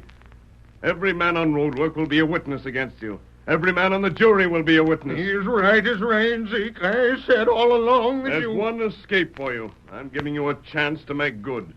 When I leave here, I'm going after the U.S. Marshal. Do you want money? Is that what you want? I don't want your money, but there are some debts you'll have to pay. As Zeke Parsons, owner of the ranch, you'll have to pay those men who have been working for you. And that way, they can't testify against you in your trial. Someone coming. Those are your workers coming for the pay. But it'll most bust me. All that cash. You wanted all that work done in your ranch. If you couldn't afford it, you shouldn't have had it done. The work is finished, though, and you'll pay for it. Think it over and decide before those men come here. Oh, that fella. Oh. Are they coming for the pay? And them come for money. Maybe come for lynching. I've seen Zeke. He's considering right now. Huh? We'll step over the side here. Come on, Tonto. Hey there, Zeke. Open up. We ain't to speak with you. We come for our money. We want our pay. Pay up, you coyote. I wonder what his decision will be. Boys! Quiet down now. Quiet down. Zeke wants to speak with you. Gents, listen here. I had more darn business than I could handle. Now, first off, I'm resigning as the postmaster. Because as sheriff, I figure the postmaster ain't as capable as he should be. We're electing a new postmaster. Then I'm quitting the job as sheriff because I got too much work to do to handle my store and show a profit. You can elect Ben the new sheriff. He ain't able to pay us at all. He's scheming some more. I said nothing but a miracle will make him pay. Let's get it. Hold on, John. I ain't done talking yet. The reason I won't have time for my official jobs is because I got to work on my ranch. I done more improving than I should have. And by the time I paid you for your work, I'll be near broke. You're going to pay us in cash? Sure I am, boys.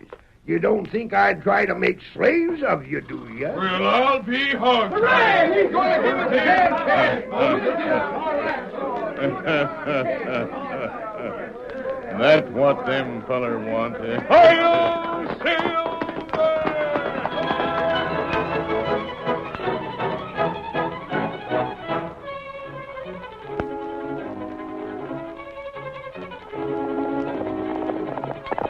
Come on there, Silver, old fellow. There's trouble with the Indians at Red Rock. Hi-yo, Silver! Away! Conquer the world of WordPress at g3pl.com. We're your ultimate destination for WordPress support and training. Need help with a specific project? Facing a tricky plugin or theme issue? We've got your back. We will troubleshoot, customize, and fine-tune your site to perfection. So, why wait? Take the leap into WordPress greatness. Contact us today at wp@g3pl.com or give us a call at 615-420-2040. g3pl.com. Your WordPress success starts here. The National Broadcasting Company presents Joel McCrea in Tales of the Texas Rangers. Tonight, transcribed from Hollywood, another authentic reenactment of a case from the files of the Texas Rangers.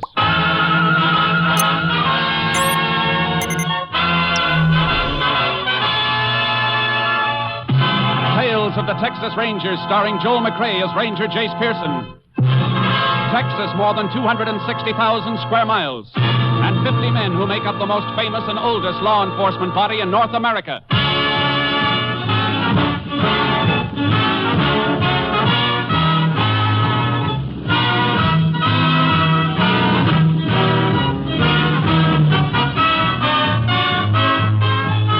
Now, from the files of the Texas Rangers come these stories based on fact.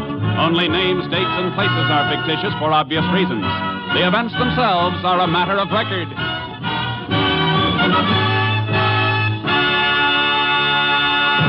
Case for tonight, Bad Blood.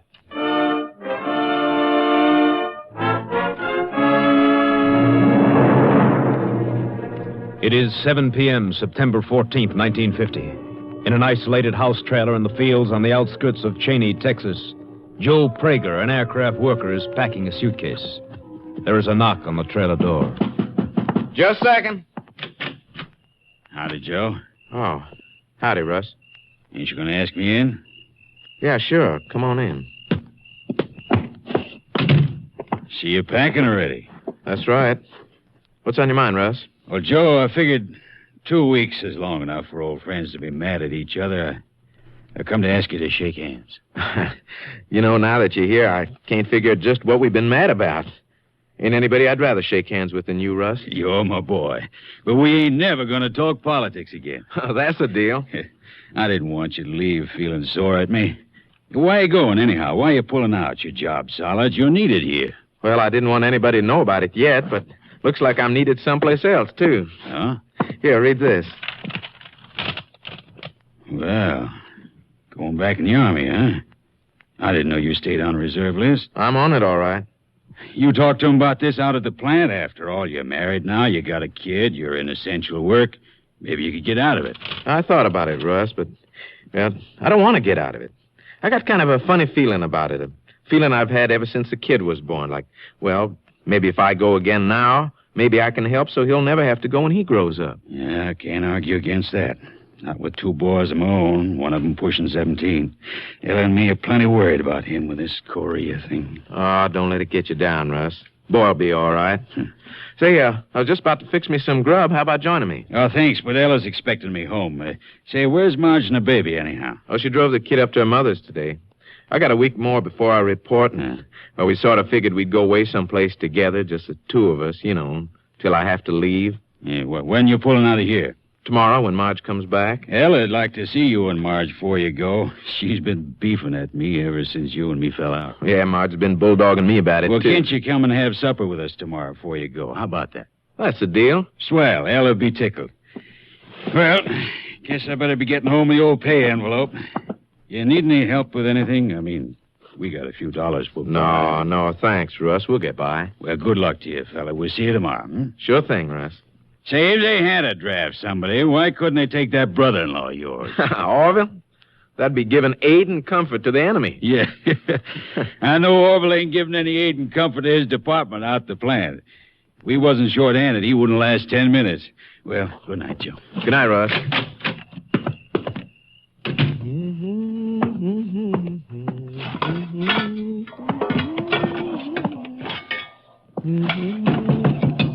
Just a second. Did you forget something?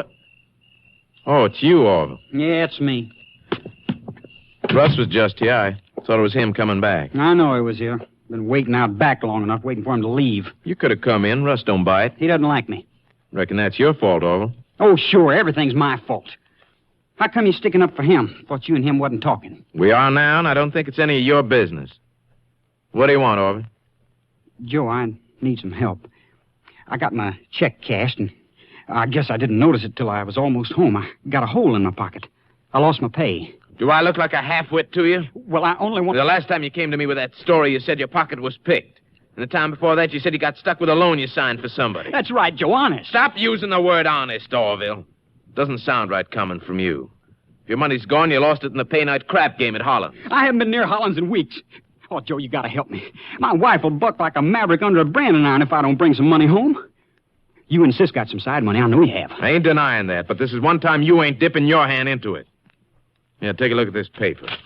Go ahead, read it. Drafted, huh? Going to play soldier again and leave my sister with a kid to take care of. She and the kid will be taken care of, Orvie. I'll see to that. You never had to give us anything, and you never will.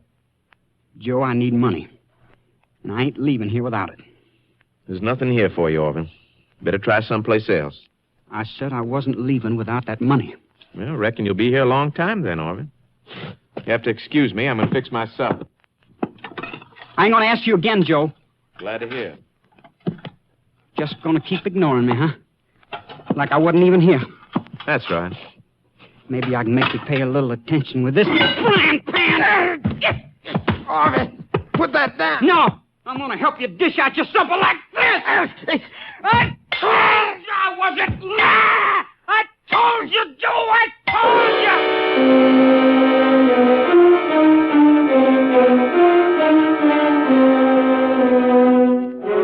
The body of Joe Prager was discovered when his wife returned to their trailer home early the following day. Sheriff Vern Lamont immediately called for the help of a Texas Ranger. Ranger Jace Pearson was assigned. He joined the sheriff at the scene of the crime shortly after noon. I've kept the whole field blocked off, Jace. Nobody's been near the place except Prager's wife and me and the deputies. Good. Where's the wife? Sitting over there in her car. Tried to get her to go into town to the hotel, but she won't. She's in... In kind of a daze. Shock. That's natural. You want to talk to her? It wouldn't help when she's like that. Maybe by the time we've had a look around, she'll break down and cry it out, and then we may be able to get something. Let's have a look inside the trailer. Right. There's the body. And there's a murder weapon. Wrought iron frying pan. We'll be able to pull any prints off that. Metal's too coarse. That's why I just let it lay there. Medical examiner estimate the time of death? He figured it was between 6 and 8 o'clock last night. Suitcase on the bed, half packed. Prager trying to run away from something? No, I don't think so. Letter on the table here explains it. It was in the Army Reserve. Called back to duty. I see. Where was he working here? Out to the aircraft plant, other side of town. Spot welder. How come his wife didn't report this until this morning? Well, she was away for the night. They got a baby? Baby oil and nipple jar on the dresser there. Yeah, that's why the wife was away. She took the kid to her mother's up in Abilene. Come back this morning. You check on that? First thing. Got a list of eating places she stopped at both ways, and she gassed up at a mobile station in Abilene last night after she got there. It spots her away from here, all right. Let's check around outside. Right. Will it be okay for the medical examiner to move the body now? Yeah, I think so. How come they parked their trailer out here instead of using one of the parks near town? Save money, I guess. Rents are high with the plant working full blast. Gasoline lamp in the trailer for light, but what'd they do for water? Well, there's a well out back. Used to be a house here some time ago, but it was moved. They had everything they needed to get by. I see. Want to walk out to the road where our cars are? I can send one of the boys into the funeral home to arrange a pickup. All right.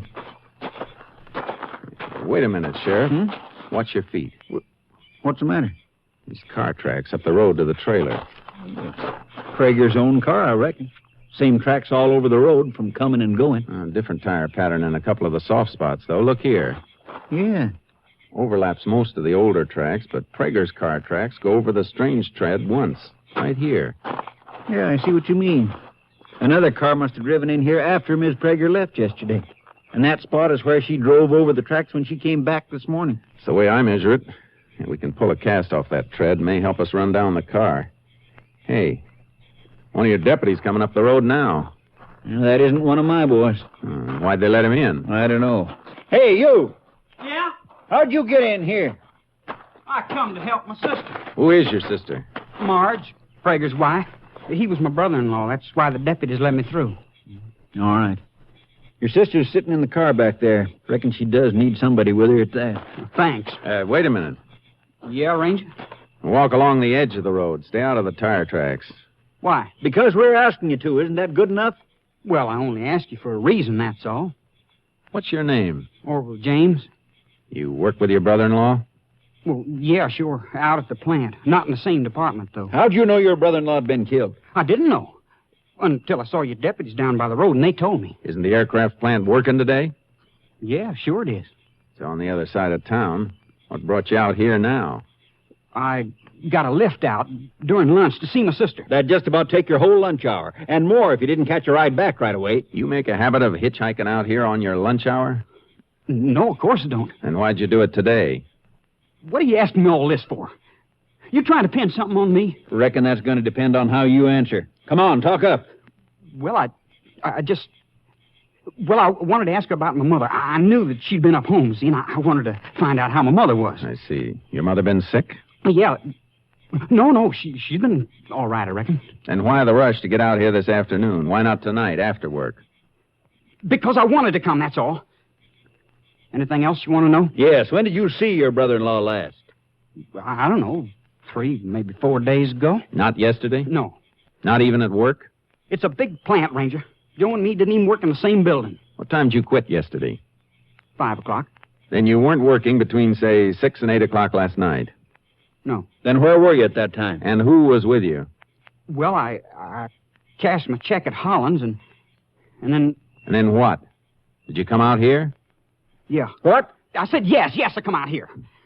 I'd have told you before if you hadn't started to question me so funny. Why'd you say you hadn't seen Prager in 3 or 4 days if you saw him last night? I didn't see him last night. Listen, you just told us you came out here. I told you I'd come out here, but I didn't see Joe. I changed my mind about going in because there was a car parked here. Joe had company. Well, that fits in, Jace. Those car tracks. Yeah, but it still doesn't tell us why Orville didn't go in. I'll tell you why if you let me. I recognized the car. It belongs to Russ Newcomb. And I didn't want to go in while he was there because I didn't want to get mixed up in any argument. Who's Russ Newcomb? And why should there be an argument? Russ works out at the plant, too. Him and Joe had been friends, but they fell out a couple of weeks ago, hadn't been talking. Then why would Newcomb be visiting here? Why don't you ask Newcomb that? It took a long time for you to suggest that, Orville, considering that Prager's dead and you knew that there'd been bad blood between him and the man you say was here last night. I don't like to throw suspicion on a man for murder, Ranger. But you're mighty quick suspecting me.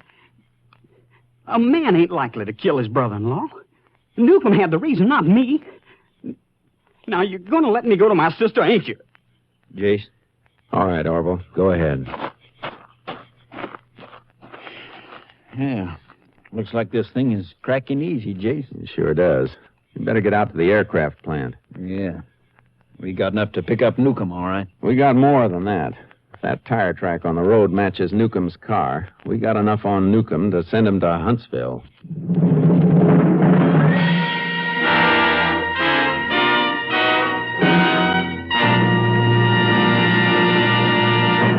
You are listening to Tales of the Texas Rangers, starring Joel McRae as Ranger Jace Pearson.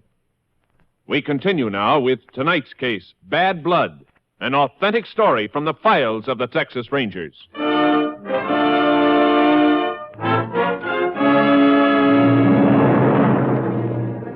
We drove out to the aircraft plant. News of Prager's death hadn't reached the place yet. We were directed to Russ Newcomb's section leader, and he pointed Newcomb out to us. He was on a welding job. Hey!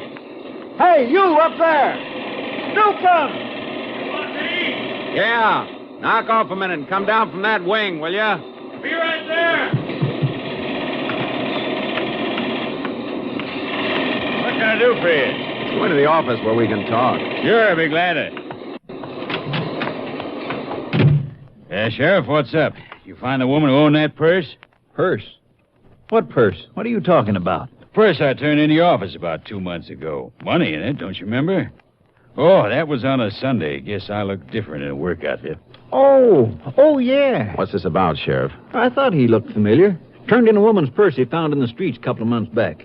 No identification in it, and the owners never claimed it. Oh? The way you're talking, Sheriff, I reckon it isn't a purse you want to see me about. No, it isn't. You know Joe Prager? Know him? What? Joe's one of my best friends. When did you see him last? Only last night out to his place. Why, what's the matter? Joe in some kind of trouble? You say he was a good friend. Other people say you weren't on speaking terms for the last couple of weeks. We weren't until last night.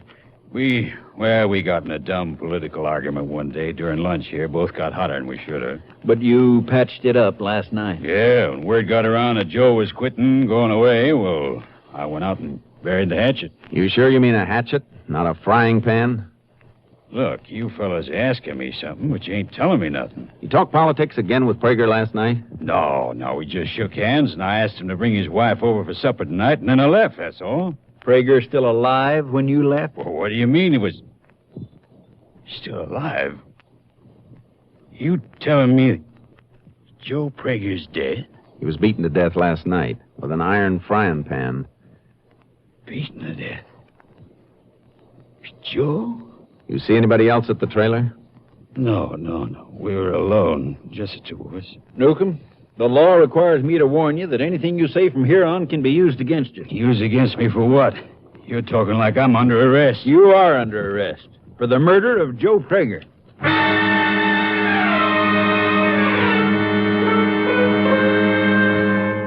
We took Newcomb back to Cheney and locked him up. Meanwhile, Prager's body had been brought into the funeral home. I went over to see Mrs. Prager to see if she could give further verification of a quarrel between her husband and the man under arrest. Yeah. Joe told me that had some kind of an argument, but I didn't think it'd ever be as bad as this. I didn't think Russ would kill him. Why don't you leave her alone, Ranger? I'd already told you there was bad blood. Now maybe you'll believe me. Other witnesses aren't going to hurt anything, Orville. I'm all right, Orville. He's got to find out everything he wants to know. What else do they need to know? If you ask me, they got enough of a case right now. If we ask you. But so far, nobody has. And until somebody does, how about keeping quiet? All right. You're the law. Go ahead and make them miserable. I'm going over to Holland, sis. I'll be there if you want me. I'm sorry to keep after you like this, Mrs. Prager. Did your husband ever have any trouble with anybody besides Newcomb? No, Was he in fear of anybody, worried about anything? no. Well, he was worried at first when the army letter came. But when we decided it was right for him to go, he didn't worry anymore. Just figured out things so me and the baby could get along. We even had a little money saved. We were going away together for a week, just Joe and me, to the place we went on our honeymoon. We were going to have so much fun. Now I'll have to use that money to bury him. I'm sorry, ma'am. Why did Russ do a thing like this to Joe? Why? Why? I don't know, ma'am. I've never been able to figure out why men do a lot of things they do to each other.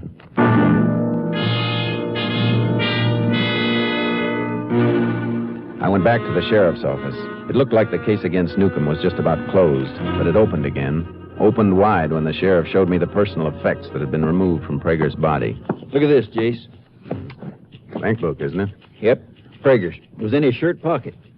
Take a look at that last line. Drew out every dime he had yesterday afternoon. Mrs. Prager told me they had some savings. They were going to use it to go away. Reckon that's why he drew it out. Yesterday was payday at the plant, too, Jace, so Prager should have had this amount he withdrew, $312 plus his pay. Wasn't there any money on him? Less than $1 in change. I had my deputies go out and comb that trailer. Cupboards, dishes. They didn't find a dime. Newcomb turn any money over to the jailer when you booked him? About $5, that's all. But he had time to hide that money. All we got to do is find out where he hid it. If he did hide it. What do you mean? That purse Newcomb found a couple of months ago, the one he turned into you. He mentioned that there was some money in it. That's right. A little over $100. What are you thinking? I'm thinking about motives. We've been figuring Newcomb killed Prager because he was nursing a grudge. Robbery angle changes that picture. Yeah. Yeah, it sure does. Fellow who finds money and turns it in when he could keep it isn't likely to kill somebody and steal from him. Unless, of course, he was trying to cover up. He said he'd invited the Pragers to supper tonight, and they were going to come. That's right. You check on Orville's movements last night, see if he was telling the truth? Had my deputy do it. Only place to check was Holland's, and he was there all right after work. Cashed his check there, like you said, then got in a crap game with some of the boys in the washroom. He couldn't have played very long, or he wouldn't have gotten to Prager's by 7 o'clock when Newcomb was there. I don't get what you're driving at. Orville must have lost in that crap game. Game like that between fellows who work together, the winners usually stick to the end. Yeah, they get sore at a winner who quits until they've had a chance to get even. Your deputies find any sign of bloody clothing when they check Newcomb's place? Nope, but they're checking the cleaning shops now. You know where Newcomb lives? Sure. You want to go over there? Just into the neighborhood. I want to talk to Newcomb's butcher. Come on. Newcomb's butcher? What can he tell you? What Mrs. Newcomb ordered for tonight's dinner?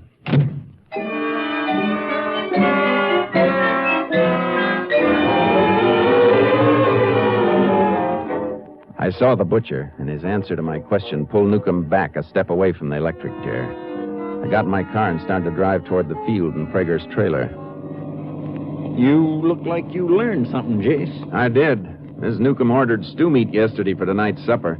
She called up this morning and changed the order to lamb chops. 12 lamb chops. That mean anything to you? And changing from stew meat to lamb chops sounds like she was expecting company. When she orders lamb chops for her own family, she usually gets 8. I see. The other 4 chops could have been for Prager and his wife, then. I think so.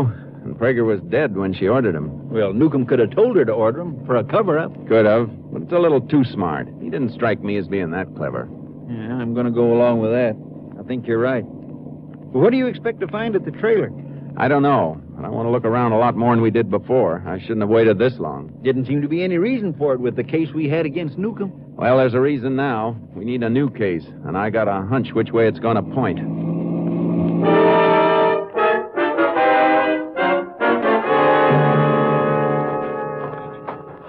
I don't know, Jace. We've fine-combed that trailer, and there's nothing we didn't see before. And the only strange car track you found on the road was Newcomb's. Hey, wait a minute, Sheriff. Somebody was sitting down here by the well. Leaned back against it and had his feet stretched out. You can see where the edges of his heels were resting on the ground. Yeah. Circle out around the back here. Let's do a little trail cutting. You figure the killer took off away from the road? If he was on foot, it'd be his best bet. If he went to the highway and walked, somebody might have seen him. If he had blood on his clothes, he'd steer clear of town until it was late and everybody was sleeping. All right, Jace. Which way do you want me to go? Circle out that way. I'll work from this side. Okay. Hey, Jace. Yeah, Sheriff? Orville was on foot. I know he was. That's why we're looking.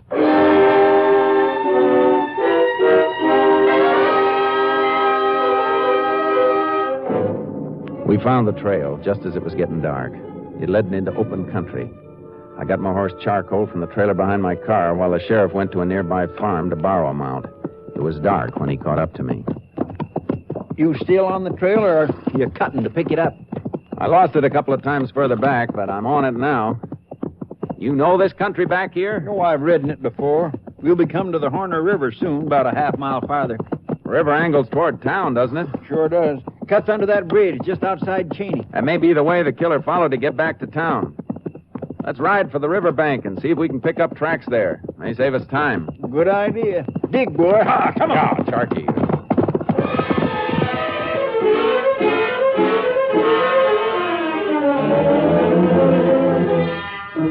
We found tracks on the bank, all right. Just a few that led to the edge of the water, and that was all. We cut back and forth on both banks for hours before we picked up a sign.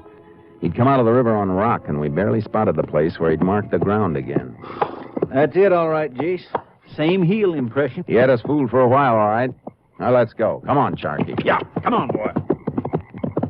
What's that up there ahead? Looks like a shack of some kind. I don't know, Jace. Quite a few shacks in here along the river. A lot of deer around. Some folks keep places for fishing and hunting. His tracks lead right to it. Yeah. Get on, boy. Come on, Charky. Yeah, he stopped here, all right. Whoa. Flash your light on that door. Yeah. Yeah. Lock's been sprung. It's open. Yeah, he was here, all right. Left his marks in the dust on the floor. I guess nobody's been using the place for quite a spell. Yeah. There's something else, too. Footlocker here. Lock on it's busted, too. Shirts and jeans in there. I'd like to bet there's one set missing. Orville, or whoever it was, stopped here to change clothes. He must have known the setup. There's a funny smell in here, Sheriff, like the place been smoked up not long ago. There's something burning. Pot-bellied stove there. Yeah. Anything in it? Plenty. Clothes that didn't quite burn. Smells from kerosene he poured on him, but he came through the river, so his pants were wet. Fire must have smoldered out after he left. Better pull those things out and see if we can save enough of them for identification. There's enough, all right. Look at this. Bloodstain didn't even wash off when he came through the water. We prove who owns these things, and we've got our man. We'll be able to prove it. Look. Shirt was bundled up with the wet pants. Just enough to save most of the collar and this. Mm-hmm. Laundry mark. Let's get back to town.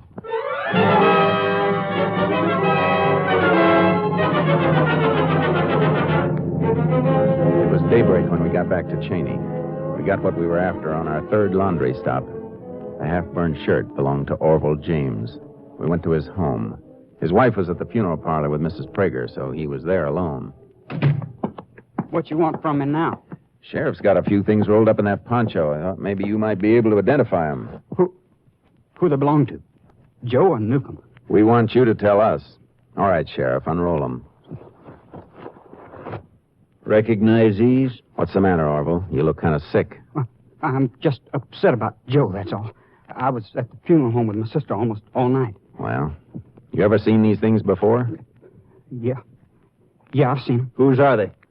I could be wrong, I guess, but they look like Newcomb's. That's funny. Well, what's funny about it? Looks like they were burned quite a bit. Yeah, but they were too wet to burn all the way. Guess that gives you a real tight case against Newcomb now, doesn't it? It does, doesn't it? A perfect case, except for the laundry mark on the shirt. Laundry mark? That's right, Orville. You're a laundry mark. But there can't be a laundry mark.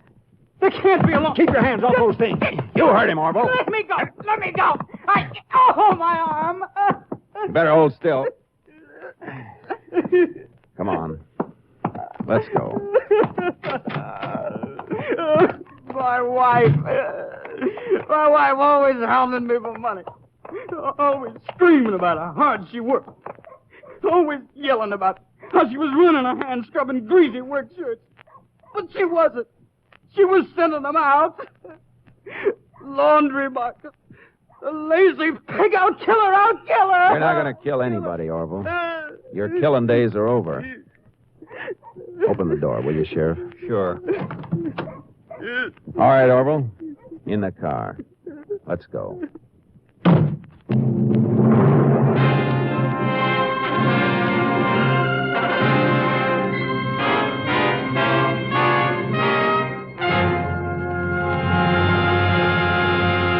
Orville James broke down at his trial and confessed the robbery slaying of his brother-in-law.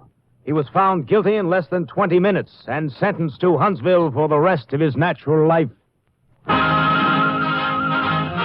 Next week, Joel McCrea in another authentic reenactment of a case from the files of the Texas Rangers.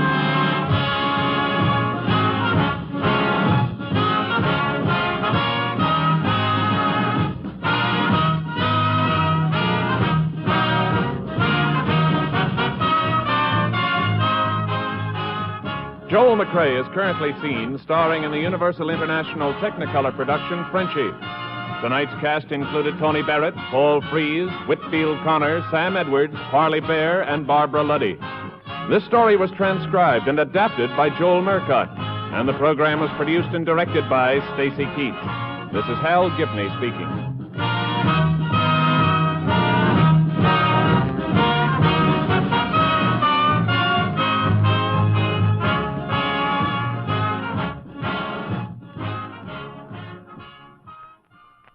Three chimes mean good times on NBC. Tomorrow, the voice of Firestone presents Metropolitan Opera basso Cesare Siepi in a melodic variety of operatic selections. Your Monday evening of music also includes the telephone hour, and tomorrow's guest artist is the renowned coloratura soprano Lily Pons.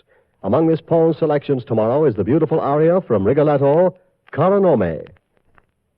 Phil Baker asks the $64 question next on NBC.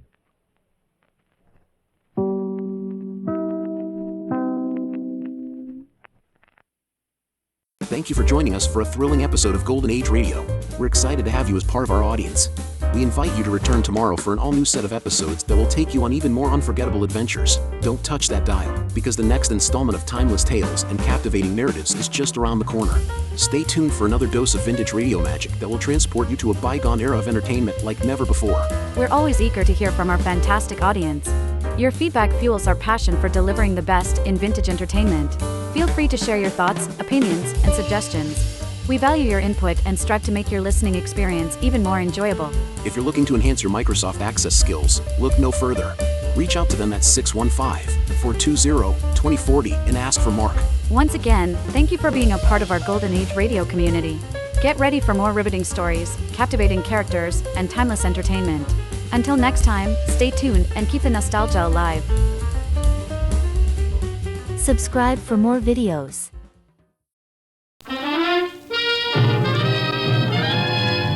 Now we present Herbert Marshall as The Man Called X, the Saturday night feature on NBC's 5-show festival of comedy, music, mystery, and drama. Brought to you by Chesterfield, the only cigarette that combines mildness with no unpleasant aftertaste. The cigarette that brings you Bing Crosby and Bob Hope. By RCA Victor, world leader in radio, first in recorded music, first in television. And by the makers of Anacin for fast relief from pain of headache, neuritis, neuralgia.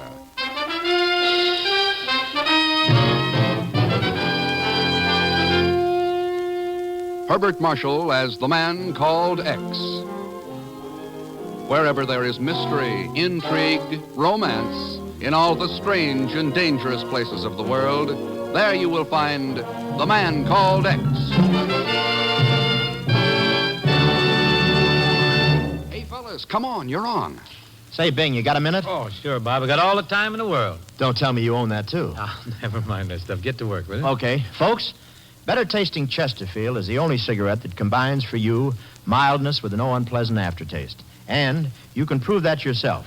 Just make our mildness test. Buy Chesterfields, then open them and enjoy that milder, mellow aroma. Now light one up, and you'll know Chesterfield's milder because it smokes milder. And Chesterfield leaves no unpleasant aftertaste. That fact has been confirmed by the country's first and only cigarette taste panel. Yes, mildness and no unpleasant aftertaste are what you and I and every smoker wants. Hurry up, Dad. Here comes the music. Chesterfield, Chesterfield always takes first place. That milder, mild tobacco never leaves an aftertaste. Oh ho, open a pack and give 'em a smell. Then you'll smoke 'em.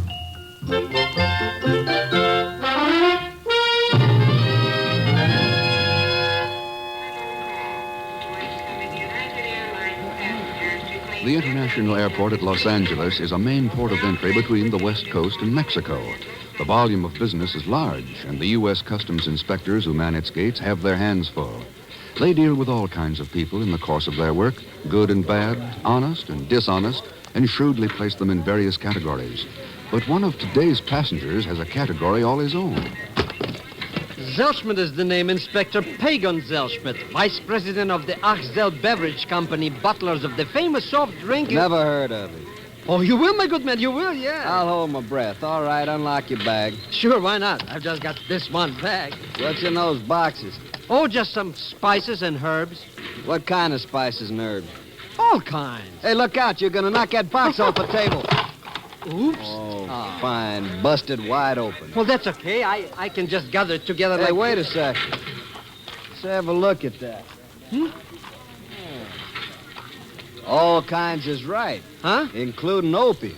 Okay. But... Stay where you are. You're under arrest. Well, I demand a habeas corpus. I want a lawyer. I want my congressman. I want Mr. Rex.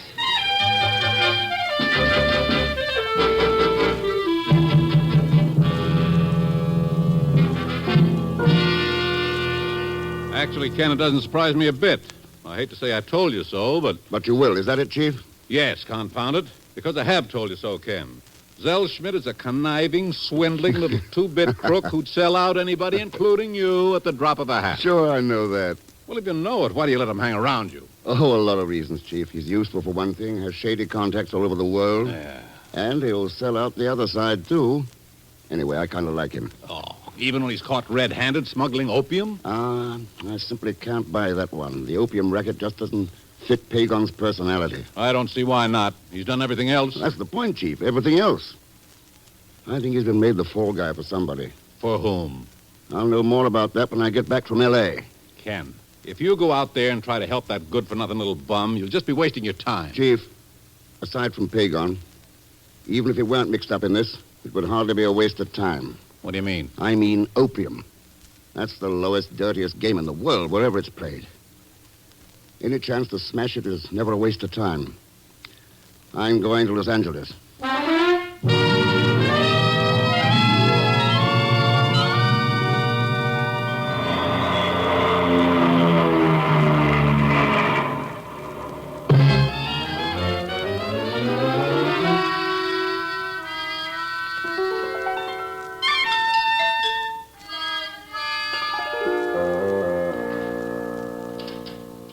Look, Mr. Thurston, you see, they mean business. They even slapped a big master padlock on the cell, so I'll never get out. Well, that's the price of crime, Pagon. What crime? Now, what? They just got it in for me, that's all. I didn't do nothing. Nothing? When did opium smuggling get to be nothing? But I didn't. I swear by the father of my father... Never mind. But I really didn't. This time. Okay. Then what is the story? Well, it all started when I decided to go into this beverage bottling business with Uncle Ahmed. Huh? No, this time it was strictly legitimate, really. Of course, the first thing we needed was some herbs and spices to make the soft drinks out of. So I had some phony letterhead printed and... Strictly legitimate. Well, anyway, I got a letter back to come down and get some free samples from this Mendoza Ranchos company in Guadalajara. Mendoza Ranchos Company, huh? Mm-hmm. Yeah, so I did. And here I am in jail. Yes, because of opium, not herbs and spices. But it was packed inside these sample boxes. How should I know? Are you sure you didn't? Oh, Mr. X, I swear by the father of Let's not go into that again. Well, it sounds like a typical Pagon Ahmed crooked scheme. Crooked? Sure. 10 to 1, you represented yourself as a potential buyer of carload lots and got a couple of $100 worth of samples for nothing. 300. Okay, then 300. It was enough to run us for a whole year. Yeah, except for one thing. Somebody saw a chance to use you. But who, Mr. X? That's what we're going to find out when we get to Guadalajara. What do you mean, we? You've been released in my custody, Pagon. Come on. Pack your toothbrush, if any, and let's go.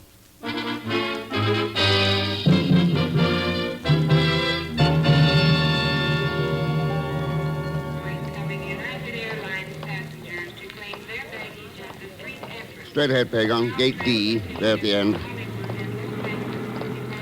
Hey, that's our plane now, Mr. Thurston. It's taking off. No, it's the one past it. Come on. Boy, I won't feel safe until I get in the air and Oh, I'm so sorry. That is quite all right.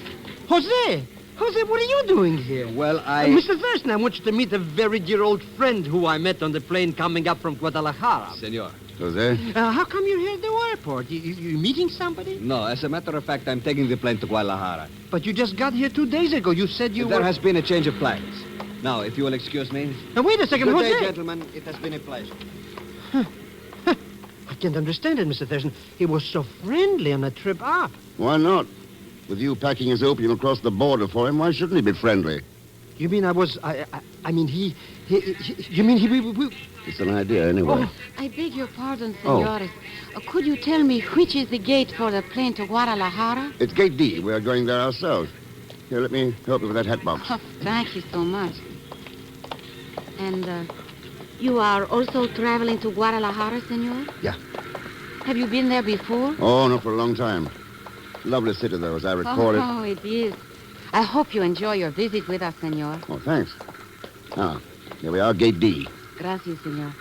And since we are fellow passengers, it does seem awkward to call you senor. Huh? Oh, I'm sorry. My name's Ken Thurston. This, by the way, is Pagon Zellschmidt. How do you do? Hello. I am Evelina Mendoza.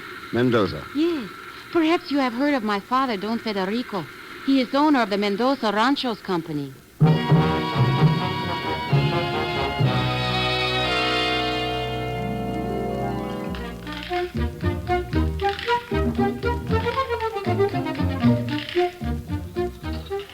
Hey, taxi, senores. You like nice taxi, huh? Take you any place. Want to grab this guy's hack, Mr. Thurston? Just a second, Pagon. Oh, you have been charming, Mr. Thurston. It has been a most pleasant trip. Thank you, Miss Mendoza. And you will come to dinner this evening. Both of you, of course. Right, at 8. Then I'll say hasta luego. Until this evening. Bye. My name is Pancho, senor.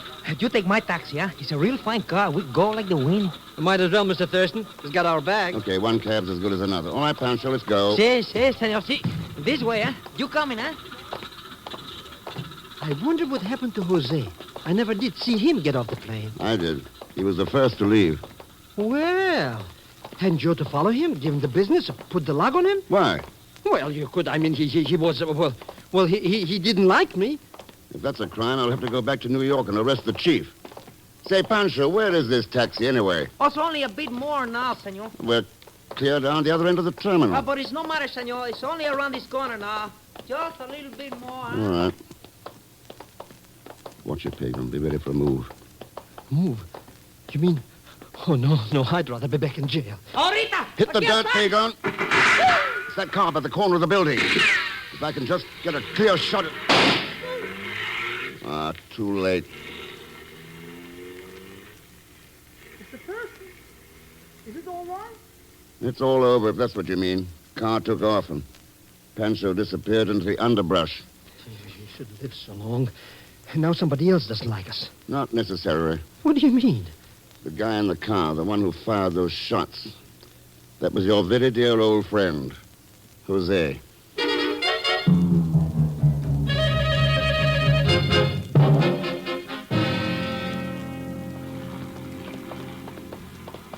That's the place, Mr. X.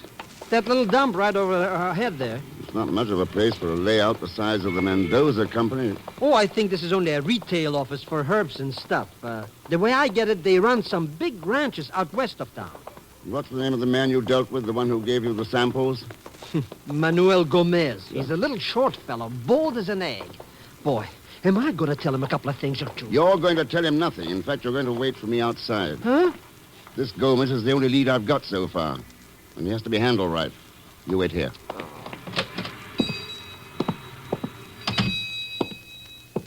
Buenos dias, senor. There is something I can do for you. Yes, you can tell Manuel Gomez I'd like to see him. Pues, sí. I could tell him that, but I do not think I will tell him. Oh, why not? Because it's a waste of time, I think. He would not care to see you. I suppose we find out. Senor, I am Captain Rodriguez, the Policía Federalista. What are the federal police doing here? Senor, If you really wish to see Manuel Gomez, then I do not have any objections. Permit me to turn back the sheet. Mira, senor. Apparently not all the marksmanship in Guadalajara is bad. Right through the heart.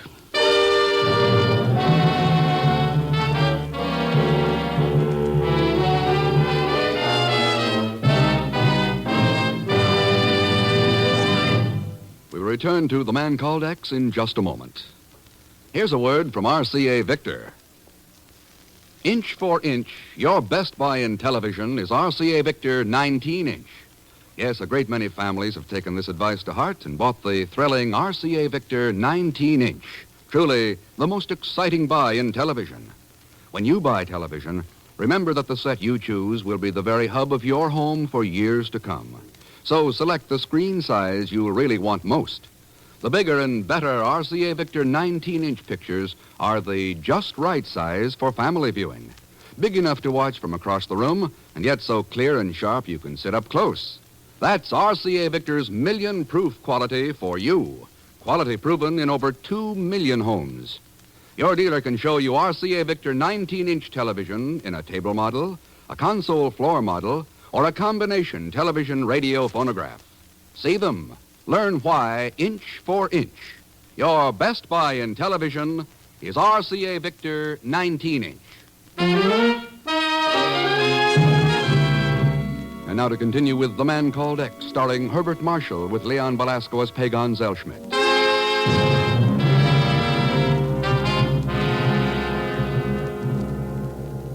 A few tins of opium hidden in an herb sample landed Pagan in jail and brought Ken Thurston into the case. But now Ken's one lead. The man who gave Pagan the sample is dead. So Ken is following a blind trail as he talks with Don Federico Mendoza in his Guadalajara home.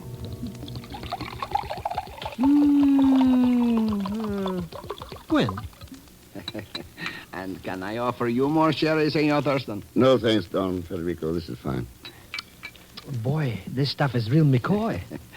It was brought here from Spain a long time ago, Senor Zellschmidt. A real pre-prohibition, eh? I think I'll just have another little snort. I fear I live a much too isolated life, Senor Thurston. Believe me, I am most happy that Evelina has brought you home to dine with us. I told you you would like him, Padrecito. Well, thanks again to both of you. Of course, I imagine your ranches keep you too busy for much of a social life. No, unfortunately, I must admit to being a farmer only by inheritance, not by inclination or ability. Oh, that is not true, Padre. In good years, the crops do very well. With scarce thanks to me, however. You see, Senor Thurston, I leave the operation of the ranchos entirely in the hands of my manager, an immigrant named Hans Borkny. I see. He's very, very efficient. Knows much more about it than I do. Padre, I am sure Senor Thurston is not interested Oh, in... but yes, I am. I'm very interested in farming, especially in unusual products. Well, Hans does have a number of experimental crops, but only he could explain them. I know very little about that phase of the estate. Well, maybe you would like to look over the property in the morning, Senor Thurston. It's only a few miles from the city. Yeah, I should like to. I would enjoy such an outing myself. It has been nearly a month since Buenas noches. I must apologize for being late. Hans, come in and join us. Yes, we have guests for dinner. Oh. Senor Thurston, Senor Zellschmidt, Hans Borkny, my manager. Oh, yeah. How do you do? You are from the States, Mr. Thurston? Yeah, just here on a visit. There's something familiar about you. Have we possibly met somewhere? I don't know. Where might have been, Mr. Borkny? I'm not sure. Europe, maybe? No, I've been away from there for a long time. Oh, not so very long, Hans. You only came here 3 years ago. Well, I was in many other places first, Evelina.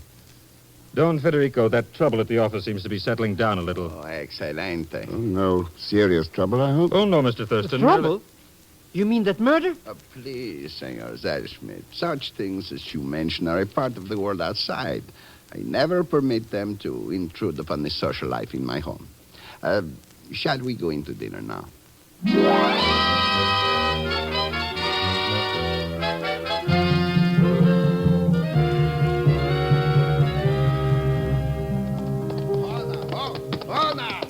Easy, boy.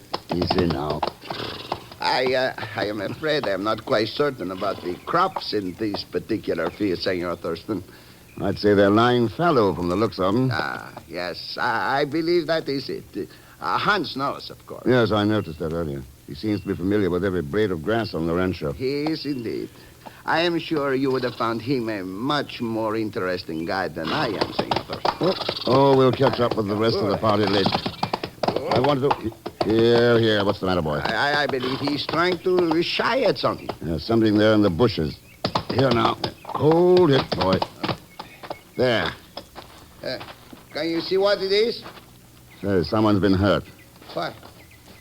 Why, it is one of the peons. He must have been drinking. Yeah, it looks like... No, he isn't hurt. And he hasn't been drinking. Huh? He's smoking opium. Opium? Yeah. Can't you smell it? Yes. Too bad. A number of the peons do this upon occasion. Where do they get this stuff? Who knows? And who can say they are wrong? The ranchos are not profitable, and the workers' lot is a hard one. This kind of thing doesn't make it any easier. They can forget for a while. Oh, they pay for it, all right. There wouldn't happen to be any opium poppies growing in the ranchos, would there? I am not even sure that the plant will grow in this climate, Senor. It will if somebody sets it out and cultivates it. Then who can say? Somebody can. I'll bet on that. Well, I really know very little about the matter, Senor Thurston. Shall we join the others now?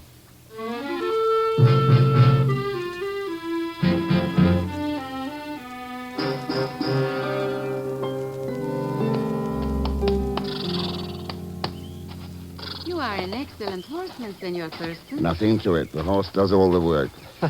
I sure wish mine would. Well, sir, I think you have seen almost the entire rancho now.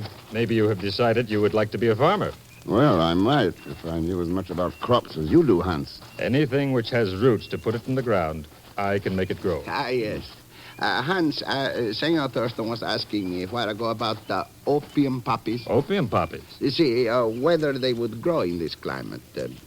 Do you happen to know? Of course. They will not grow in this climate. There is not the least doubt about it, Mr. Thurston. I see.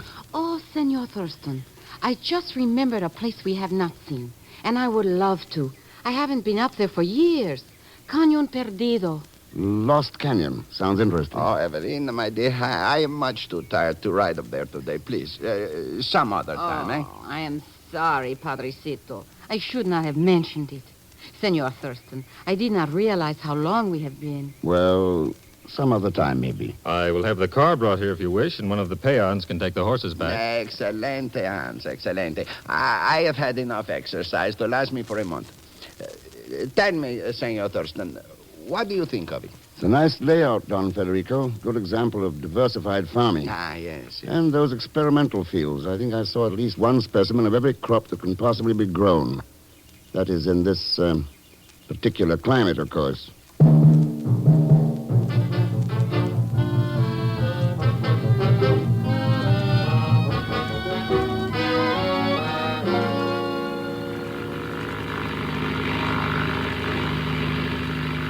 I can't tell from nothing of this map, Mr. Thurston. Where are we anyhow? Well, about 10 miles out of Guadalajara. That's the east boundary of the Mendoza ranchos, right below us. I sure hope something don't happen to this plane mover. You should have waited at the hotel, Pagan. With that Jose character running loose? I'm not that crazy. Let's see now. This lost canyon must lie along the foothill side of the ranchos, so... I just want to say one thing. Mr. X, I'm opposed to this whole idea. All right, your attitude is on record now, so relax and enjoy yourself. With what we're carrying there in the back of the plane, who can relax? Well, you better hope the plan works. It's your neck that's out, you know. But at least I've got a neck now. This must be it. Just over the ridge.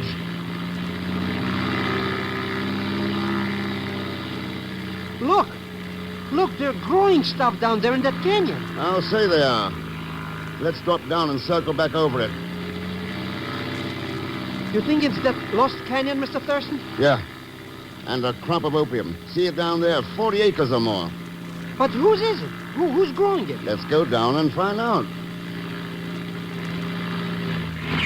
Mr. Thurston, the motor's come down. Sure I did. I cut the switch. But why? Because there's somebody down there I want to meet. Who? A killer. Operator of one of the rottenest businesses in the world. Jose. Maybe. Hey, is that why the back of the plane is... Hang on, Pagon. We're going to land.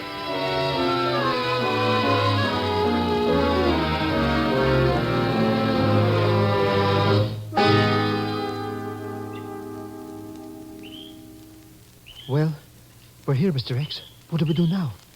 Just sit tight until somebody shows up. Like who, for instance? Like whoever's back of this whole opium racket. I mean, all these pretty little flowers around here are opium poppies? Yeah. Oops. Now, I'm sure we must have been seen coming in. But if somebody doesn't show pretty soon, maybe we'd better. Pagon, what's the matter with you? Pagon. You idiot. What are you holding your breath for?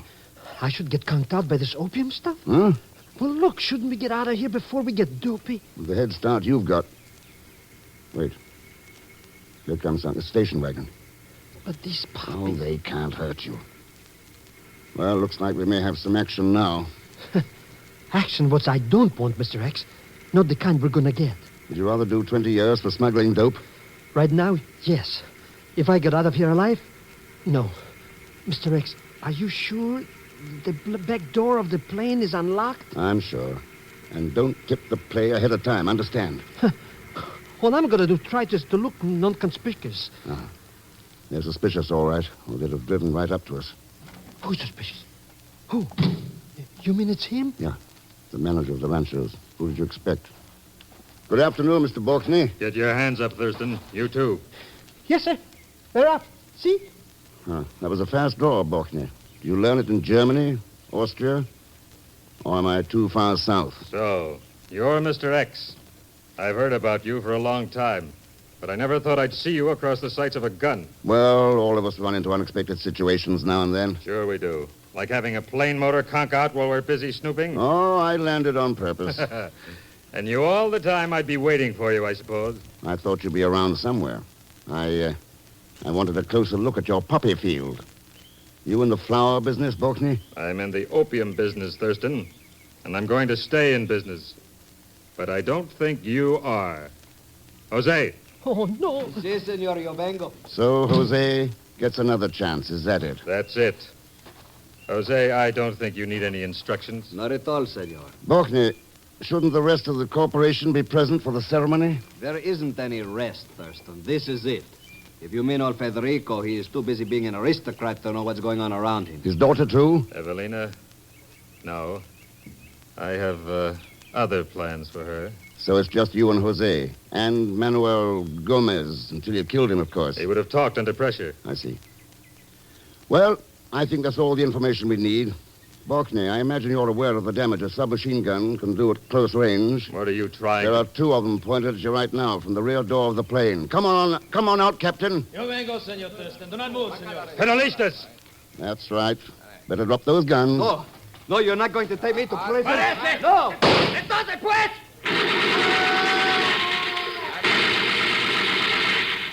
Oh, Mr. Thurston, he must have been crazy to try that. Why, he didn't have a chance. Pagon, he didn't have a chance before he tried it. A dope peddler never has a chance.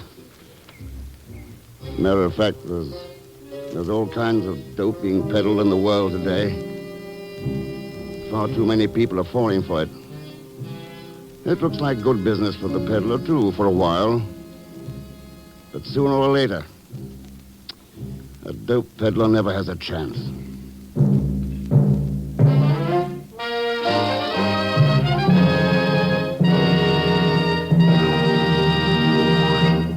Our star, Herbert Marshall, will return in just a moment. Here is something you should know if you ever suffer from the sudden pain of headaches, neuritis, or neuralgia. It is a way to ease the pain, often within a few minutes. A way that is incredibly fast and effective. It's Anacin. Anacin is like a doctor's prescription. That is, Anacin contains not just one, but a combination of medically proven active ingredients in easy-to-take tablet form. Thousands of people were first introduced to Anacin through their own physicians or dentists. But today, these tablets are in such widespread use that all drug counters have them, and anyone may enjoy their benefits. Next time you suffer from the pains of a headache, neuritis, or neuralgia, by all means try Anacin. You like the convenience of Anacin tablets, and you will be delighted with Anacin's incredibly fast action. A-N-A-C-I-N. Anacin. Ask for Anacin by name today at your druggist's.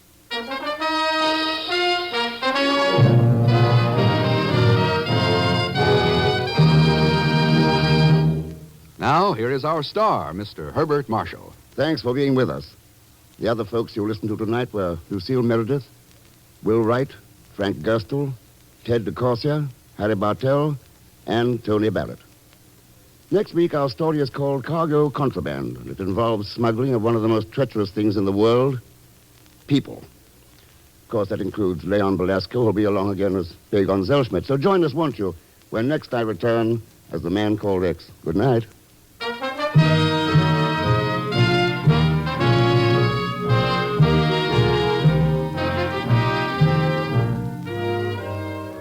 The Man Called X is a Saturday night feature on NBC's 5-show festival of comedy, music, mystery, and drama.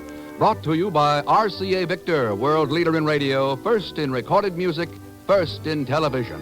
And by the makers of Anacin for fast relief from pain of headache, neuritis, neuralgia. The Man Called X, starring Herbert Marshall, is produced by J. Richard Kennedy, with music composed and conducted by Felix Mills. Tonight's story was written by Les Crutchfield. All characters and incidents in this program are fictitious, and any resemblance to actual characters or incidents is purely coincidental.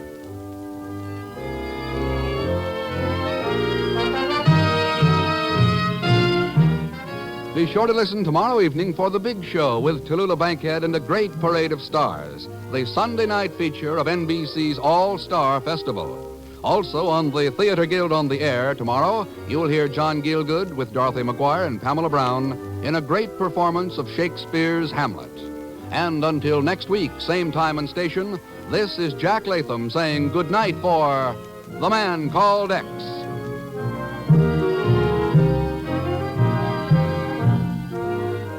Hear Phil Regan's great new show starting tomorrow on NBC.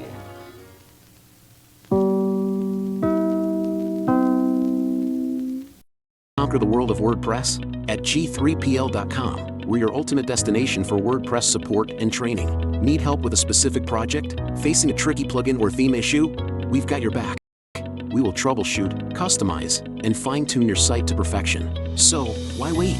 Take the leap into WordPress greatness. Contact us today at WP@G3PL.com or give us a call at 615-420-2040. G3PL.com. Your WordPress success starts here. Subscribe for more videos.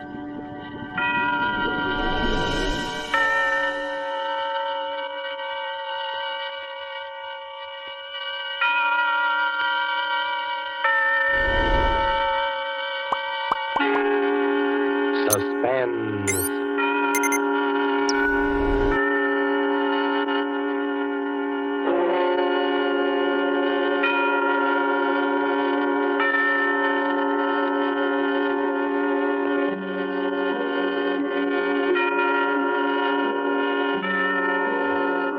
This is the Man in Black, here to introduce Columbia's program, Suspense.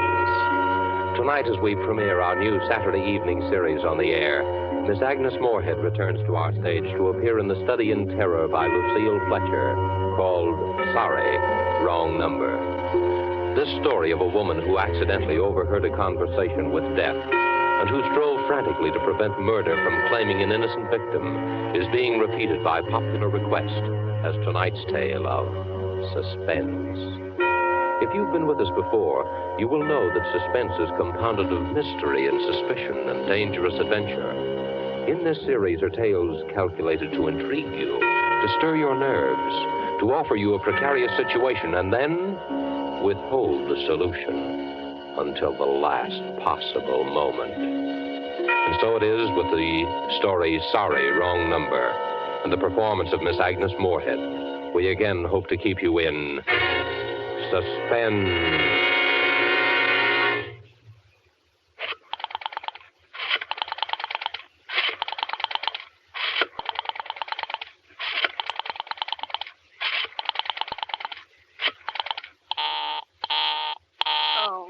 dear.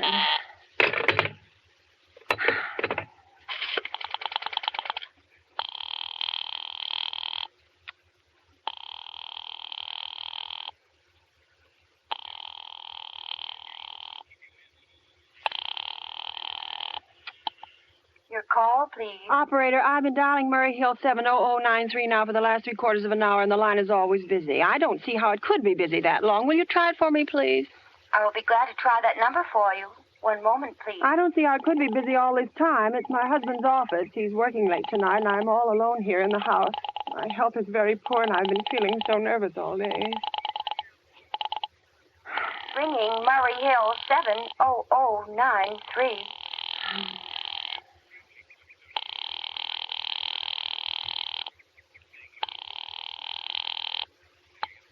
Hello? Hello? Hello, is Mr. Stevenson there? Hello? Hello? Hello? Hello, George? Yes, this is George speaking. Hello, who's this? What number am I calling, please? I'm here with our client. Oh, good. Is everything okay? Is the coast clear for the night? Yeah, George. He says the coast is clear for the night. Okay. Where are you now? In a phone boat. Don't worry. Everything's okay. Very well. You know the address. Yeah, I know. At 11 o'clock, the private patrolman goes around to the bar on 2nd Avenue for a beer. That's right, at 11 o'clock. I will make sure that all the lights downstairs are out. There should be only one light visible from the street. Yeah, I know. At 11:15, a train crosses the bridge. It makes a noise in case her window is open and she should scream. Oh, hello. What number is this, please? Okay, I understand, I tell you. That's 11:15, the train. Yeah. Do you remember everything else, George? Yeah, I make it quick. As little blood as possible. Because our client does not wish to make her suffer long. That's right. You'll use a knife? Yes, a knife will be okay. Then afterwards, I remove the rings and the bracelets and the jewelry in the bureau drawer. Because our client wishes it to look like simple robbery. Don't worry. Everything's okay. I never... Oh, how awful. How unspeakably awful. Oh. The operator. Oh. Your call, please. Operator, I've just been cut off. I'm sorry. What number were you calling? Why, it was supposed to be Murray Hill 70093, but it wasn't. Some wires must have got crossed. I was cut into a wrong number, and I've just heard the most dreadful thing, something about a murder. And, operator, you simply have to retrace that call at once. I beg your pardon. May I help you? Oh, I know it was the wrong number, and I had no business listening, but these two men, they were cold-blooded fiends. They were going to murder somebody, some poor innocent woman who was all alone in a house near a bridge, and we've got to stop them. We've got to. What number were you calling, Well, please? that doesn't matter. This was the wrong number, and you dialed it for me, and we've got to find out what it was immediately. What number did you call? Oh, why are you so stupid? What time is it? Do you mean to tell me you can't find out what that number was just now? I'll connect you with the chief operator. Oh, I think it's perfectly shameful. Now, look, it was obviously a case of some little slip of the finger. I told you to try Murray Hill 70093 for me. You dialed it, but your finger must have slipped, and I was connected with some other number. And I could hear them, but they couldn't hear me.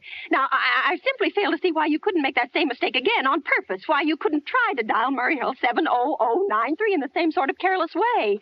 Murray Hill 70093? Yes. I'll try to get it for you. Oh, thank you.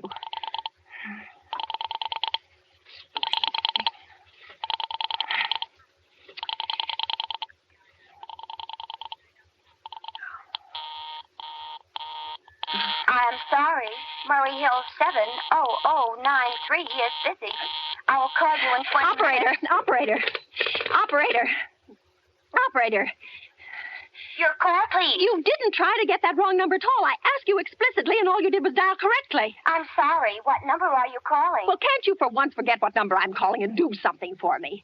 Now, I want to trace that call. It's my civic duty, and it's your civic duty to trace that call and apprehend those dangerous killers. And if you won't... I will connect you with the chief operator. Please.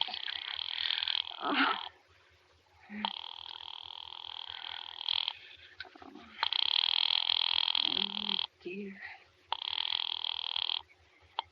This is the the chief operator. Oh, Chief Operator, I want you to trace a telephone call immediately. I don't know where it came from or who was making it, but it's absolutely necessary that it be tracked down because it was about a murder that someone's planning, a terrible, cold-blooded murder of a poor, innocent woman tonight at 11:15. I see. Well, can you trace it for me? Can you track down those men? I'm not certain. It depends. Well, it depends on what? It depends on whether the call is still going on. If it's a live call, we can trace it on the equipment. If it's been disconnected, we can't. Disconnect? If the parties have stopped talking to each Oh, other. but of course, they must have stopped talking to each other by now. That was at least 5 minutes ago, and they didn't sound like the type who would make a long call. Well, I can try tracing it. May I have your name, please? Mrs. Stevenson. Mrs. Albert Stevenson. But listen... And your telephone number, please? Plaza 42295. But if you go on wasting all this time... Why do you want this call traced, please? What? Well, no reason. I mean, I merely felt very strongly that something ought to be done about it. These men sounded like killers. They're dangerous. They're going to murder this woman at 11:15 tonight. I thought the police ought to know. Have you reported this to the police? Well, no, not yet. You want this call checked purely as a private individual? Yes, but meanwhile I'm sorry, Mrs. Stevenson, but I'm afraid we couldn't make this check for you and trace the call just in your say-so as a private individual. We'd have to have something more official. Oh, for heaven's sake. You mean to tell me I can't report that there's going to be a murder without getting tied up in all this red tape? Why, it's perfectly idiotic. Well, all right, I'll call the police. Thank you. I'm sure that would be the best way to... It's ridiculous. Perfectly ridiculous. I can't see why you have to go to all this trouble. Oh.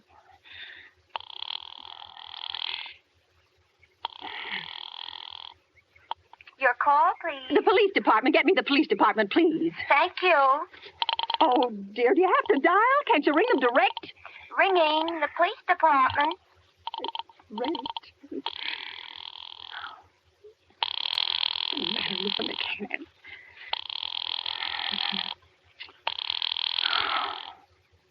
Police station, precinct 43, Sergeant Martin speaking. Police department, this is Mrs. Stevenson, Mrs. Albert Smythe Stevenson of 53 North Sutton Place. I'm calling up to report a murder.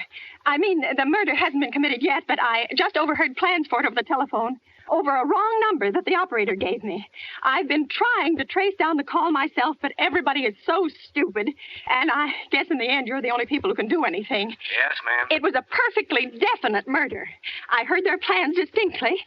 Two men were talking, and they were going to murder some woman at 11:15 tonight. She lived in a house near a bridge. Are you listening to me? Huh?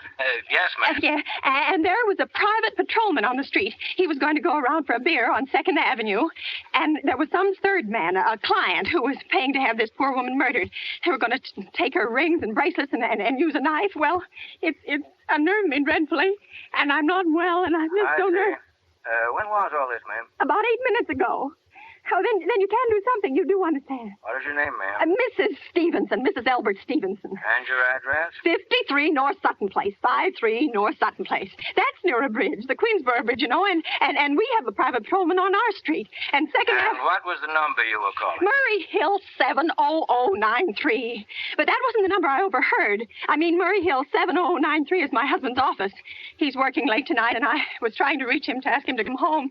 I'm an invalid, you know, and it's the maid's night off, and I hate to be alone, even though he says I'm perfectly safe as long as I have the telephone right beside my bed. Well, we'll look into it, Mrs. Stevenson, and see if we can check it with the telephone. But the telephone company said they couldn't check the call if the parties had stopped talking. I've already taken care of that. Oh, you have? Yes, and personally, I feel you ought to do something far more immediate and drastic than just check the call. What good is checking the call do if they stop talking? By the time you tracked it down, they'll already have committed the murder. Well, we'll take care of it, don't you worry. Well, I'd say the whole thing calls for a search, a complete and thorough search of the whole city.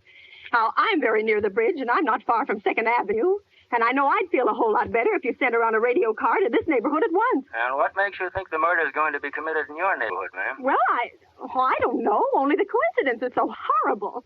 2nd Avenue, the patrolman, the bridge. 2nd Avenue is a very long street, ma'am. And you know how many bridges there are in the city of New York alone. Yes, I know. Not to mention Brooklyn, Staten Island, Queens, and the Bronx. I know that. How do you know there isn't some little house on Staten Island, on some little 2nd Avenue you've never even heard about? Well, how do you know they're even talking about New York at all? But I heard the call on the New York dialing system. Maybe it was a long-distance call you overheard. Oh, don't. Telephones are funny things.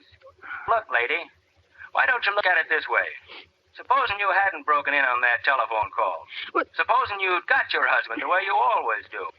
You wouldn't be so upset, would you? Well, no, I suppose not. Only it sounded so inhuman, so cold-blooded. A lot of murders are plotted in this city every day, ma'am. We manage to prevent almost all of them. Well, but a clue of this kind is so vague. Isn't much more use to us than no clue at all. But surely you... Unless, of course, you have some reason for thinking this call was phony and that someone may be planning to murder you. Me? Oh, no. No, I hardly think so. I mean, why should anybody? I'm alone all day and night. I see nobody except my maid Eloise, and she's a big girl. She weighs 200 pounds. She's too lazy to bring up my breakfast tray, and the only other person is my husband, Albert. He's crazy about me. He just adores me. He waits on me hand and foot. He's scarcely left my side since I took sick 12 years ago. Well, then there's nothing for you to worry about. Now, if you'll just leave the rest of this to us, we'll take care But what will you do? It's so late. It's nearly 11 now. We'll take care of it, Well, lady. will you broadcast it all over the city and send out squads and warn your radio cars to watch out, especially in suspicious neighborhoods like mine? Lady, I said we'd take care of it. But... Just now, I've got a couple of other matters here on my desk that require immediate attention. Good night, ma'am, and thank you. Oh, you idiot. Oh, now why did I hang up the phone like that? He'll think I am a fool. Oh, why doesn't Albert come home? Why doesn't he? Why doesn't he? Oh. Oh. So nervous.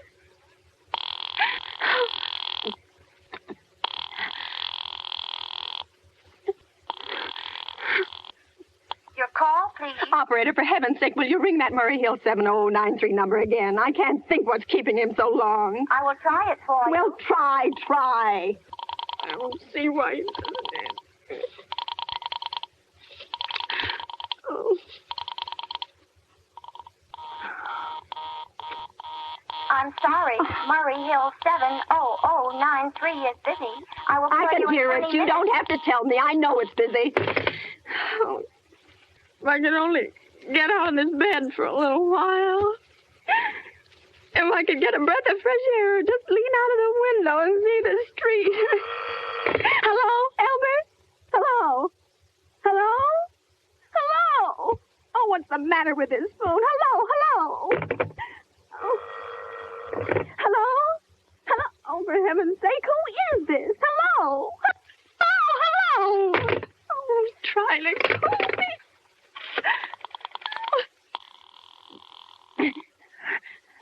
Why doesn't she answer?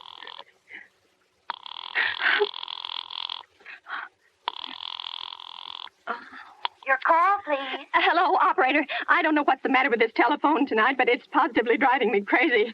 I've never seen such inefficient, miserable service. Now, look. I'm an invalid, and I'm very nervous, and I'm not supposed to be annoyed. But if this keeps on much longer... What seems to be the trouble, please? Well, everything's wrong. I haven't had one bit of satisfaction out of one call I've made this evening. The whole world could be murdered for all you people care. And now my phone keeps ringing and ringing and ringing and ringing every 5 seconds or so, and when I pick it up, there's no one there. I'm sorry. If you will hang up, I will test it for you. I don't want you to test it for me. I want you to put that call through, whatever it is, at once. I'm afraid I cannot do You that. can't. And why? Why, may I ask? The dial system is automatic. If someone is trying to dial your number, there is no way to check it without the call is coming through the system or not, unless the person who is trying to reach you complains to a particular operator. Well, of all the stupid. And meanwhile, I've got to sit here in my bed suffering every time that phone rings, imagining everything. I will try to check the trouble for Well, you. check it. That's all anybody can do. Oh, what's the use of talking to you? You're so stupid. Oh, fix her of all the impudence. How dare she speak to me like that? How dare she? Call the operator.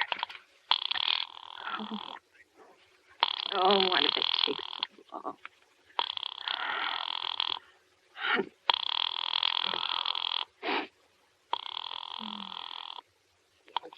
Your call, please. Young woman, I don't know your name, but there are ways of finding you out. And I'm going to report you to your superiors for the most unpardonable rudeness and insolence it's ever been my privilege. Give me the business office at once. You may dial that number direct. Dial it direct. I'll do no such thing. I don't even know the number. The number is in the directory, or you may secure it by dialing information. Listen here, you... Oh, what's the use? Oh, dear. Oh, for heaven's sake, I'm going out of my mind, out of my... Hello? Hello? Stop ringing me, do you hear? Answer me. Who is this? You realize you're driving me crazy? Who is calling me? What are you doing it for? Now, stop it, stop it, stop it. Hello. If you don't stop ringing me, I'm going to call the police. You hear? The police. Oh, if Albert would only come home. Oh, let it ring. Let it go on ringing. It's a trick of some kind. I won't answer. I won't even if it goes on ringing all night. Oh, you ring. Go ahead and ring. Oh.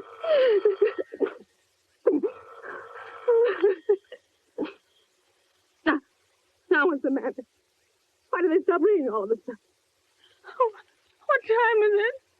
Where did I put that clock? Oh, here it is. 5 to 11. Oh, they decided something. They're sure I'm home. They heard my voice answer them just now. That's why they've been ringing me. Why no one has answered me. I'll call the operator again. Oh, where is she? Why doesn't she answer? Why doesn't she answer? Oh. Your call, please. Where were you just now? Why didn't you answer at once? Give me the police department. Oh, she's sorry.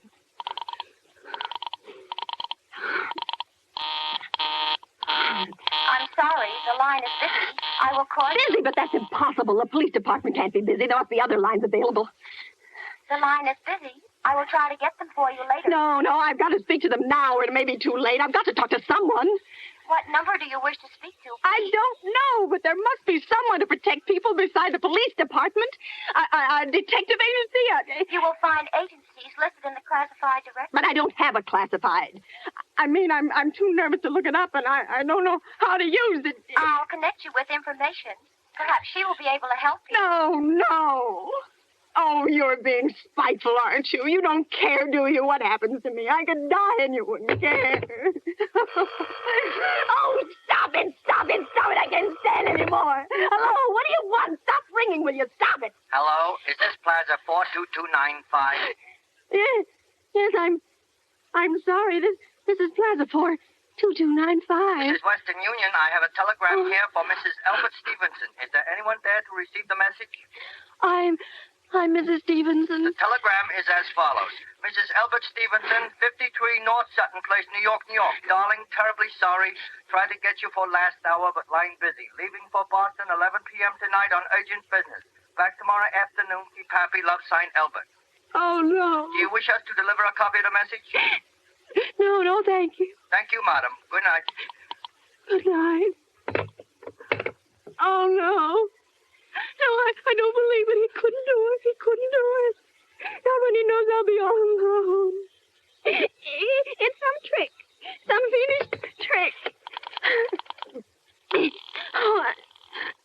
Oh, it's some trick.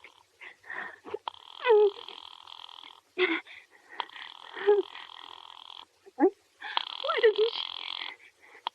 Your call, please. Operator, try that Murray Hill 70093 number for me just once more, please. You may dial that number direct. Oh.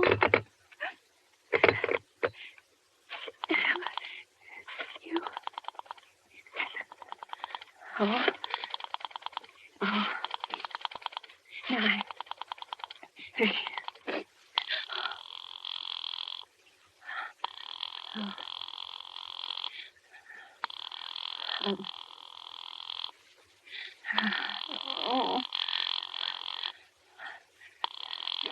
Oh, he's gone. Oh, Elmer, how could you?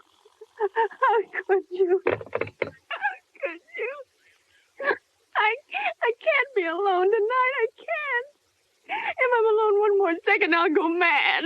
I don't care what he says or what the expense is. I'm a sick woman. I'm entitled to be here.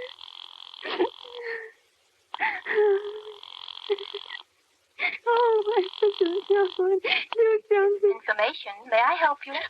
I want the telephone number of Henchley Hospital. Henchley Hospital? Do you have the street address? No. It's somewhere in the 70s. It's a very small, private, and exclusive hospital where I had my appendix out 2 years ago. Henchley. H-E-N... One moment, please. Please hurry. And please, what is the time? You may find out the time by dialing Meridian 71212. Oh, for heaven's sake, I've no time to be dialing. The number of Hensley Hospital is Butterfield 70105. Butterfield 70105. You 7 oh 1 oh 5.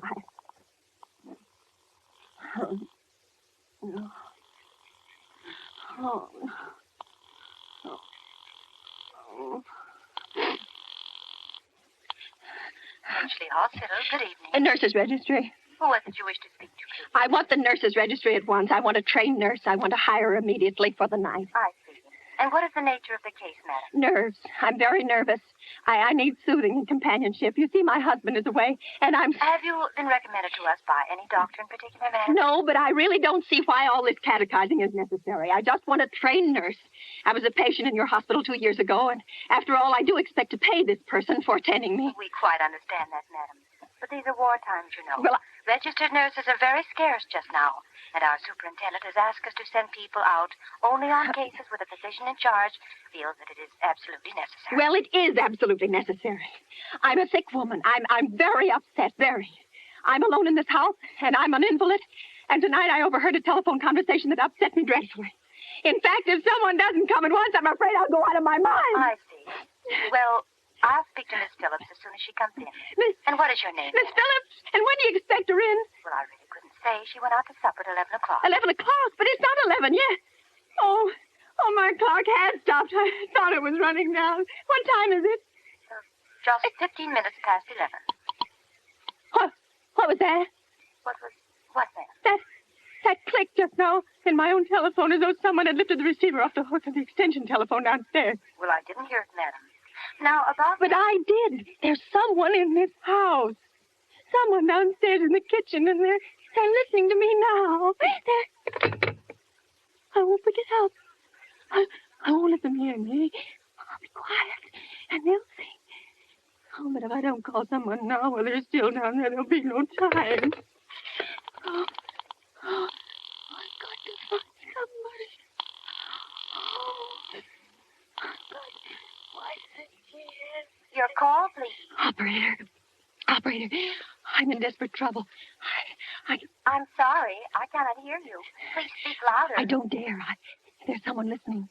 Can you hear me now? I'm sorry. But you've got to hear me. Oh, please, you've got to help me. There's someone in this house.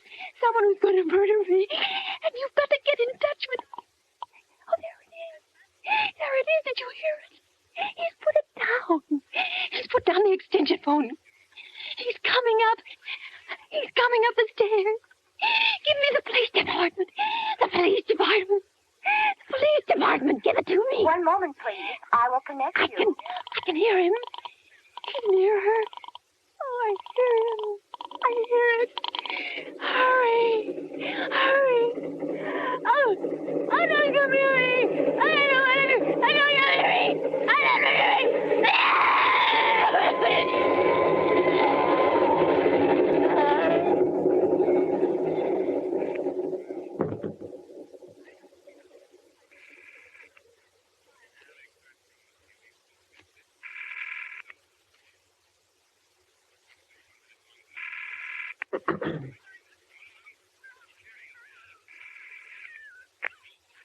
Police Department, Sergeant Martin speaking.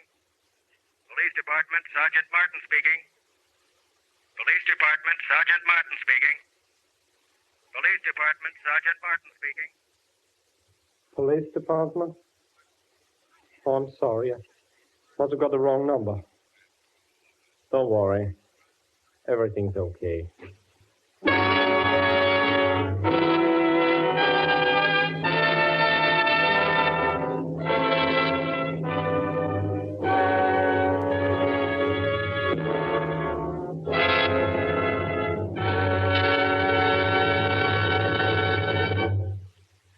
And so closes Sorry, Wrong Number, starring Agnes Moorehead.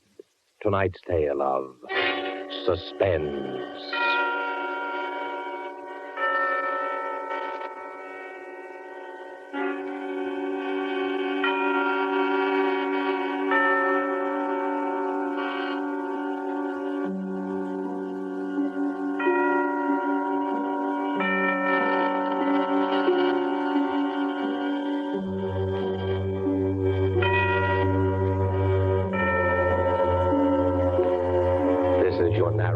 man in black, who conveys to you Columbia's invitation to spend this half hour in suspense with us again next Saturday, when we'll have another starring Hollywood cast, headed by Miss Dolores Costello, with Martin Koslick, Ian Wolfe, and George Zucco. The producer of these broadcasts is William Spear, who, with Ted Bliss, the director, Lud Gluskin, the musical director, and Lucille Fletcher, the author, collaborated on tonight's Suspense.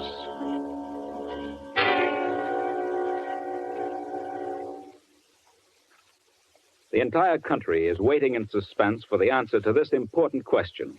Will the United States Cadet Nurse Corps reach its goal of enrolling 65,000 student nurses before the end of 1943? For if it doesn't, this country faces the prospect of needless suffering and loss of life at a time when our full health and energy are needed to win the war. What are you girls from 17 or 18 to 35 going to do about it? If you're a high school graduate in good health, you're eligible for a scholarship which will pay you all your expenses while you're learning to be of service to your fellow man. Not only will you receive a personal spending allowance of $15 a month for the first 9 months in training, $20 a month for the following 21 months, and then $30 a month until graduation, but you will, in addition to this personal allowance, receive allowances for room, board, health and laboratory fees, books, and other incidental expenses. This is your chance to do something for yourself while you're doing something big for your country. You're needed now, so write immediately to the U.S. Cadet Nurses Corps, Box 88, New York, or to any nursing school of your choice, and they will furnish you with all the essential information. You are needed now, so act now. Thank you for joining us for a thrilling episode of Golden Age Radio. We're excited to have you as part of our audience. We invite you to return tomorrow for an all-new set of episodes that will take you on even more unforgettable adventures. Don't touch that dial, because the next installment of timeless tales and captivating narratives is just around the corner. Stay tuned for another dose of vintage radio magic that will transport you to a bygone era of entertainment like never before. We're always eager to hear from our fantastic audience. Your feedback fuels our passion for delivering the best in vintage entertainment. Feel free to share your thoughts, opinions, and suggestions. We value your input and strive to make your listening experience even more enjoyable. If you're looking to enhance your Microsoft Access skills, look no further. Reach out to them at 615-420-2040 and ask for Mark.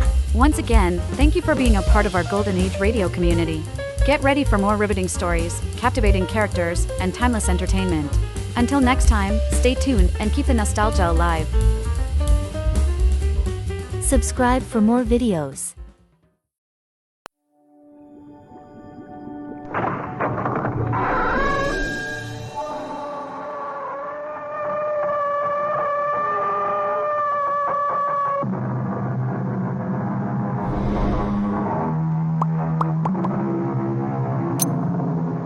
Come in. Welcome.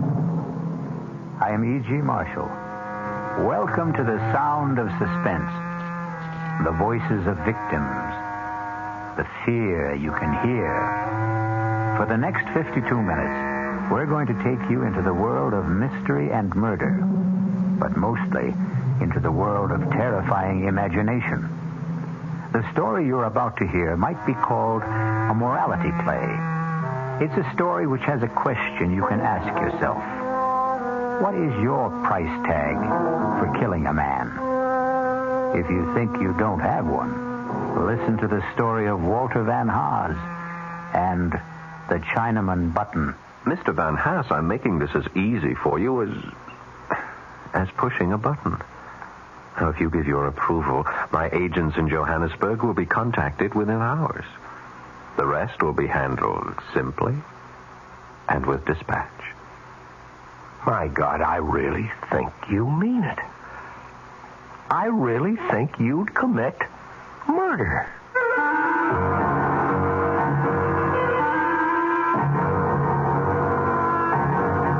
Our mystery drama, The Chinaman Button, was written especially for the Radio Mystery Theater by Henry Slesser and stars Paul Hecht. It is sponsored in part by the Kellogg Company, makers of Kellogg's Special K cereal. I'll be back shortly with Act One.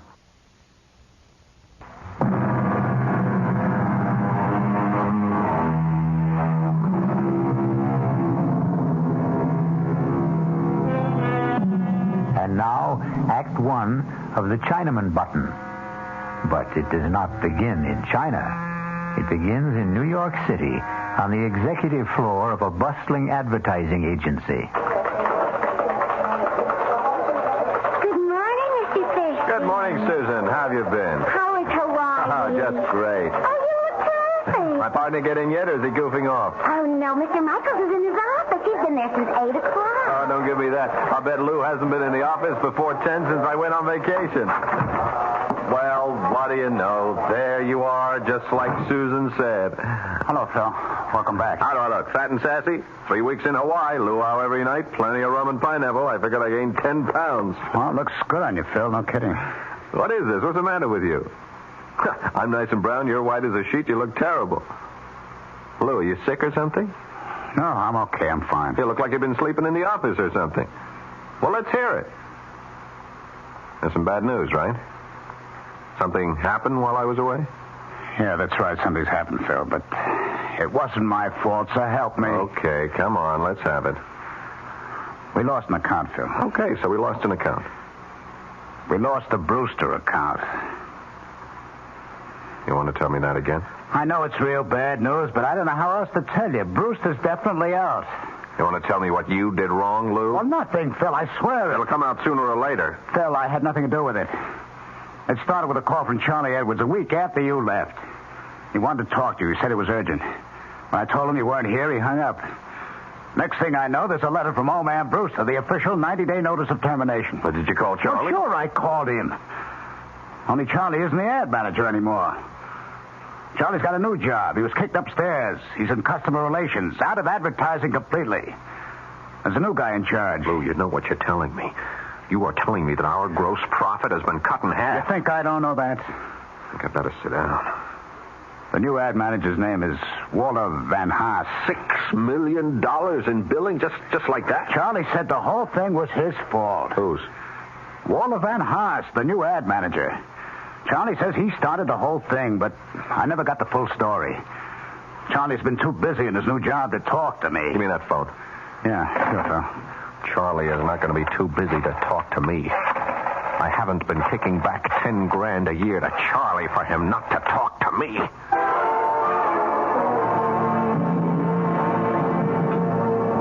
You want to know who Walter Van Haas is? I'll tell you, Phil. He's a Boy Scout, and he won his merit badge for backstabbing. So Walter Van Haas is a backstabber. How did he get close enough to do the job? He's my assistant. He's been my assistant for like 8 months. How come I never knew it? Because that's the kind of guy Walter is. He keeps in the background. He's a mouse, Phil. A $200-a-week mouse. Only this mouse roared like a lion, right? 2 weeks ago, he came running into my office with a box full of invoices. It seems he was conducting a private investigation, Phil. Can you believe that guy? He was checking into all the supplier bills you guys sent over. He was actually checking out every engraver, every stat house, every printer, every artist bill. Phil, he found overcharges like 50, 60, even 100%. You were his boss, Charlie. Why didn't you tell him what to do with his invoices? He thought I'd be shocked. He wanted us both to go to old man Brewster and expose your agency. That's when I did the only sensible thing. And what was that? I offered him part of my take. A third of it. Phil, he practically turned blue when I offered him that money. Him take a bribe, the Honorable Walter Van Haas. Are you kidding me? It could have been the whole $10,000, and it wouldn't have been enough. It was a matter of principle. You dig? No, I don't. He didn't tell Brewster about my offer. He wouldn't rat on me. That was part of his code, too. But he did tell the old man about the phony charges. I couldn't stop him. That's when I got booted upstairs, and you got booted out. And Mr. Walter Van Haas gets your job. He didn't even want to accept that. Can you believe it? Old man had to twist his arm to get him to accept it. And a $50-a-week raise. What is this guy, some kind of a fanatic? I don't know how to describe Walter. He's so square. He's so honest. I swear it's true. You couldn't budge this guy for $1 million. $1 million, $1 million. The great American words. The incantation of the American dream. Charlie, did you ever hear of the Chinaman button? The which?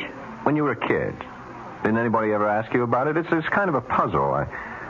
I guess you could call it a moral dilemma. No, I never heard of it. What's a Chinaman button? It goes like this. Now, suppose you were told that by simply pressing a button, you could kill the Chinaman thousands of miles away. A Chinaman whose fate meant nothing to you, no more than the fate of a fly on a table. And yet, by pushing this button, by sending just one anonymous Oriental to his death, you would receive $1 million. Tax-free. What would you do, Charlie? I don't know. Press the button, I guess. Sure, that's right. You'd press the button. I'd press the button. Even Walter Van What's-His-Face would press the button. No, not him. Not that guy. Oh, yeah, sure, he would, Charlie. No, I really don't think so, Phil. Walter would think about it and begin wondering if that Chinaman might not have a wife and kids. Walter does. He's got 5 kids, as a matter of fact. You're wrong, Charlie. Everybody's the same when it comes to money. It's the great leveler. No, I really mean it. Walter wouldn't push that button for $10 million. That's the kind of guy he is. And that's why you don't have the Brewster account anymore. He pushed that button just like anybody else. Okay. What's the difference? There isn't any Chinaman button. So what's the difference? That's right. There isn't any Chinaman button. Or is there?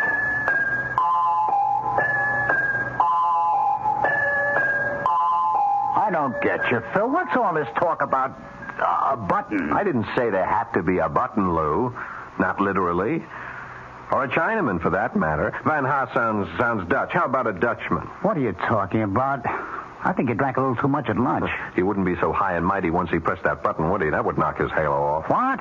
Which is worse, Lou? Taking a kickback or killing a man? Oh, come on, Phil. Will you talk sense? We'd have him right where we want him. We could call the shots then, Lou. We can get Charlie his job back. We might even get our account back. Oh, for Pete's sake, Phil, will you tell me what you're talking about? Better. I'll show you what I mean. Only first, I gotta compose a letter. A letter to who? Don't rush me. This has got to be done right. We're going to have to print up a special letterhead, something that really looks authentic. Somebody in the art department can do that. But what for? Yeah, let me use that portable of yours. We'll have to find one of those services that post letters from overseas. Dear Mr. Van Haas, you're writing this guy? Yep. What are you going to say to him? I am going to offer him the American dream, Lou.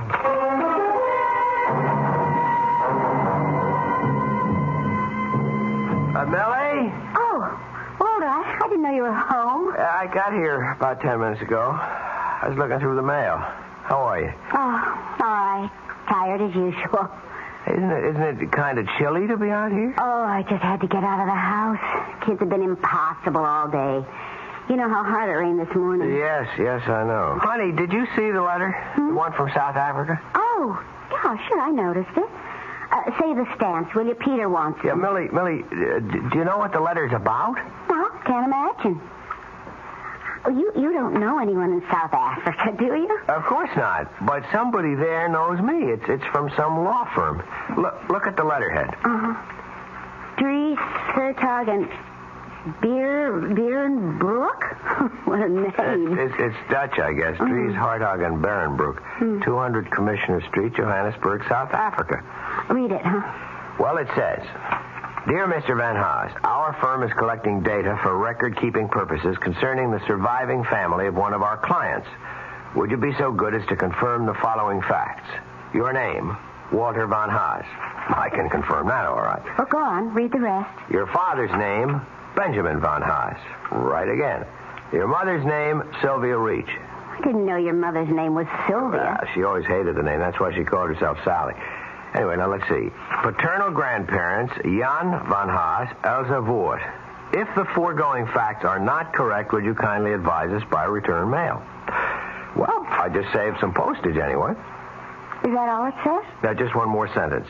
If these facts are correct, there is no need for further communication. Thank you for your attention to this matter. Yours faithfully, L. something or other. I can't make out the signature. For heaven's sakes, Walter, what do you suppose it means? I haven't the faintest idea. Maybe I've got a rich uncle in South Africa. Maybe he owns one of those diamond or gold mines. If only. Tell him to send us a couple of diamonds fast. Maybe we could start looking for a new house. If I don't get out of this cheese box soon, I'll just go out of my mind. I'll settle for a couple of gold nuggets. We can melt them down and use them to fill Elsa's teeth. That ought to cut down that dental bill. Look, why don't you write to those people in South Africa and ask them what it's all about? Well, you heard what the man wrote. If these facts are correct, there is no need for further communication.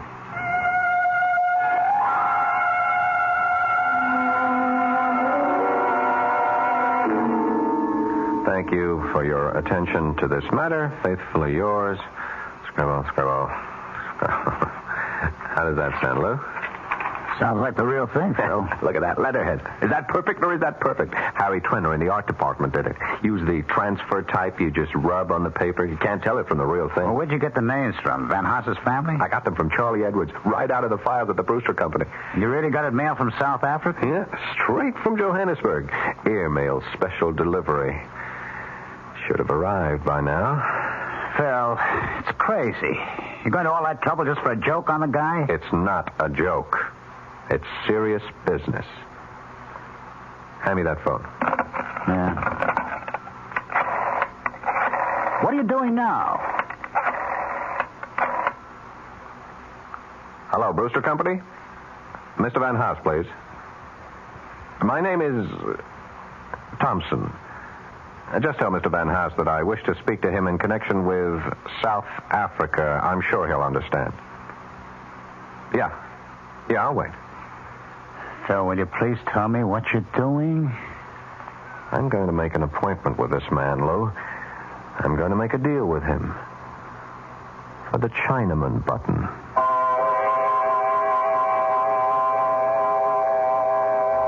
Phil Thurston seems to have invented his own Chinaman button. But will his improved model work? It all depends on Mr. Walter Van Haas. We'll return shortly with Act Two.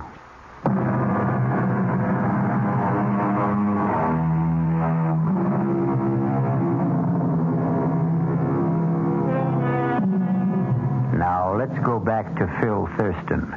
Or rather, let's go back to Mr. Thompson, since that's the name Mr. Thurston used to make his reservation at the Ebb Tide Restaurant in downtown Manhattan. Nice of you to come all the way downtown to meet me for lunch, Mr. Van Haas. That's okay. I'm sorry I don't have a permanent office, so a place like this is convenient for me. You still haven't told me what business you're in, Mr. Thompson. I would have come to your home for this meeting, but I didn't want to disturb your wife and children. You do have children, don't you? I sure do. 5 of them. How old are they? Stepladder. 2, 4, 6, 8, 10. That's a lot of mouths to feed. Yep, and teeth to fill. I don't doubt it. Did you say that you were with that law firm in Johannesburg, Dries Hartog, and... Sorry, I can't remember the last name. I'm not sure I could pronounce it if I did. Your family is Dutch, isn't it? Yeah, my grandparents were Hollanders, but the rest of us are strictly Yanks. Well, the answer is no. I don't come from the attorneys in Johannesburg, but I wanted to talk to you about their letter. Frankly, we couldn't figure it out, Millie and I. That's my wife. I don't remember having any relatives in South Africa, and neither does my father. Oh, your dad's alive, then? Yes, he lives in Allentown. I called him, but he didn't have any answer. Well, maybe I can help. You see, there is a relative, but a very distant one of those cousins 4 and 5 times removed. What's his name? Oh, it wouldn't mean anything to you if I told you. Yeah, but you do know his name. It is my business to know such things. Well, that brings us back to the original question, doesn't it? About what business you're in. The person who told me the name of your relative was a clerk in the offices of Dries, Hartog, and Berenboek. He works for them, but you might say that he's on my payroll, too. I don't think I understand. He's the one who informed me about the letter that was being sent to you and why it was being sent. Is there any reason why you can't tell me my cousin's name? I'd rather not. I think you'll understand why later. But I will tell you something about him. Fine. He left the Netherlands with his family when he was very young. He's lived in South Africa since. He's in the diamond business. Well. He's a widower, he has no children, and he's rich. He is very, very rich. And at the moment, he has only one traceable heir. Wait a minute. You mean that I actually do have a rich uncle in South Africa? No, I said cousin. But that's incredible. I mean, Millie and I were kidding about it. We even said that he might be in the diamond business. Oh, he is, very much so. And are you saying that I'm his only heir? That's correct. Well, if there was the possibility of some kind of inheritance, why didn't the lawyer say so? Simple enough. There was nothing to say. What? The attorneys were only performing a routine function, putting the gentleman's will in good order. Undoubtedly, they'll have to redraw the will sooner or later in favor of a closer relation, such as a new wife. A wife? You see, this rich cousin of yours is only 41 and in excellent health. How old are you, Mr. Van Haas? 43. So that's all there was to it, just a routine inquiry. At the moment, that's all there is to it. Well, I'm not surprised. I never did believe you get something for nothing in this world. I said at the moment. What do you mean? Mr. Van Haas, you don't know this man in South Africa. You don't know the first thing about him. In fact, he means nothing at all to you. I guess so. And the only way he could mean something to you is by dying, isn't that right? Well, that's a rough way of putting it, but if you mean that he won't benefit me until his death, I guess that's obvious. Now, what if I told you that this man will be dead in 2 or 3 days, and that his entire estate will be yours? I thought you said he was healthy. Well, I'm just asking how you would feel. Sorry for the guy, I suppose. Sorry about a man you don't know. Well, he's a human being. I see. Mr. Van Haas, did you read the newspaper this morning? Yes, I did. You looked at the obituary page? Yeah, briefly. Did you feel sorry for all the people whose death was reported? Did you feel any real sorrow for them? No, I can't say I felt sorrow. Because they were all strangers, weren't they? All right, Mr. Thompson, I'm a human being, too, and I guess if I got a letter from Dries, Hartog, and whatever telling me that I was rich, I wouldn't go into mourning. I'd probably go out and celebrate. If you saw my kids' dental bills, you'd understand. But I do understand. Believe me, I understand very well. That's why I wanted to see you, to suggest arranging that happy event without the slightest trouble on your part, without any obligation until you're completely satisfied. What the devil does that mean? All you have to do is say yes. Just that one word, and your dream will come true. Yes to what? Now, in a short time, you'll receive another letter from Johannesburg informing you of the sad news that your cousin, Mr. Well, I still won't reveal his name. Let him remain anonymous. That'll make your decision a great deal easier, I'm sure. What decision? The decision to inherit his estate. Now, hold it just a minute. Are you talking about... Please, keep your voice down. Mr. Van Haas, I'm making this as easy for you as pushing a button. If you give your approval, my agents in Johannesburg will be contacted within hours. The rest will be handled simply and with dispatch. All you'll have to do is wait for official notification of your inheritance. When the money arrives, of course, I'll expect payment in the amount of 50% of the total. By our calculations, I'd say that total should be just about $1 million. Good Lord. I really think that... I think you mean it. I think you really do. I know you have scruples, Mr. Van Haas, but I also think you have common sense. Listen, Mr. Thompson, if that's your name... Yes, of course, you're quite right. It isn't. But it's the name you'll use to get in touch with me. I'm not getting in touch with you because I can give you your answer right now. It is no. Oh, don't be so hasty. I never heard such a filthy proposition in my entire life. Look, if the percentage is the problem, we can discuss it. Our organization has been known to be flexible about such Money things. has nothing to do with it. We could base our agreement on a sliding scale. That is, we would take 50% of any inherited amount up to and including $1 million. Anything after that, our percentage would be 40%. Does that sound more attractive? You talk about it like it was some kind of a simple business deal. But it is. Especially simple for you. A very clean, very uncomplicated deal. You do nothing at all, Mr. Van Haas. Can I make you understand that? You won't be connected to your cousin's death in any way. In fact, our agents are so expert at what they do, it's almost certainly going to be called an accident. Believe me, we've never had the slightest bit of trouble in the past. You heard my answer, Mr. Thompson. Now, if you'll excuse me. You haven't had your lunch yet. My appetite is gone. Van Haas. What? I'm sorry. Perhaps I put the whole thing to you too bluntly. I shouldn't have expected a man like yourself to agree immediately. Or ever. All right. Maybe you'll never agree. But at least give yourself some time to think it over. I don't need any time. Just 12 hours. 12 hours, that's all I'm talking about. Now, if you change your mind any time during the next 12 hours, you can reach me at the Florentine Hotel on 51st Street. Hey, did you get that name? I don't need to remember it, Mr. Thompson. I'd like to forget your name, too, and this whole conversation. I'll be at the Florentine Hotel between 8 o'clock and midnight tonight. Don't call me after 12, my sleeping habits, you understand? I don't see how you can sleep at all, Mr. Thompson. You'd be amazed at how well rich men sleep. Well, you can go to bed early tonight. Don't wait up for my call because there won't be one. Goodbye. So long, Walter. I'll be hearing from you.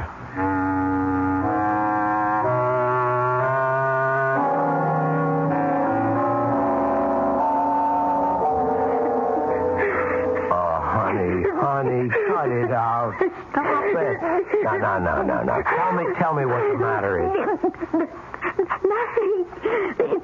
It's nothing. It's got to be something, Millie. Are the kids okay? Yes, they're all right. Pretty quiet in the playroom. Well, that's because I packed the twins off to Mother. They were getting out of hand, Walter. I just couldn't stand it anymore. Okay, fine. And I'm sure your mother is delighted. No, she isn't. Maybe she used to be when she was younger, but she's getting too old for that sort of thing now. Maybe I'm getting too old, too. Come on, what are you talking about? I'm 41 years old, Walter. Sometimes I feel like 141. You know what's wrong with you? You're not eating right. You're eating like a bird these days. Well, that's practically all I can afford to buy these days. Bird food. I didn't mean that, Walter. Honest, I didn't. I know you didn't. I know it. Look, honey, I wish you'd see Dr. Julian and have him check you over. Walter, I did see Dr. Julian. You did? When? This morning. I didn't know you were going. Well, I didn't want you to know. Not until I was sure, anyway. Sure about what?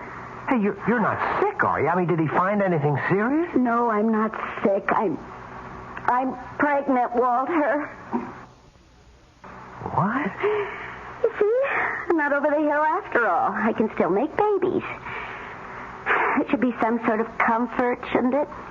A baby? Dr. Julian shook his finger at me and said he was going to call you sometime and give you a lecture on the population explosion. Well, that's just great, honey. No, Walter, it's not just great. Oh, honey, don't pretend to be happy about it. I just can't be. Well, it's not the end of the world. Oh, that's right. It's a beginning, isn't it? That's what Mother said when I told her. She's always said that, even with the first one, with Peter. 10 years ago, almost 11. Walter, do you realize we've been married almost 13 years? I know, Melly, and I know they haven't always been easy years. Why is everything always beginning? When does the middle of everything start for us? Is our life just going to go from beginning to end without anything worthwhile in the middle? Oh, no! What was that? I asked Elsa to wash the dishes and put them away. I better get in there before they're all broken. Melly, we have to talk. After dinner, all right? I haven't even started it yet. I'm sorry. It's all right. I've got some work to do anyway. Or some thinking anyway.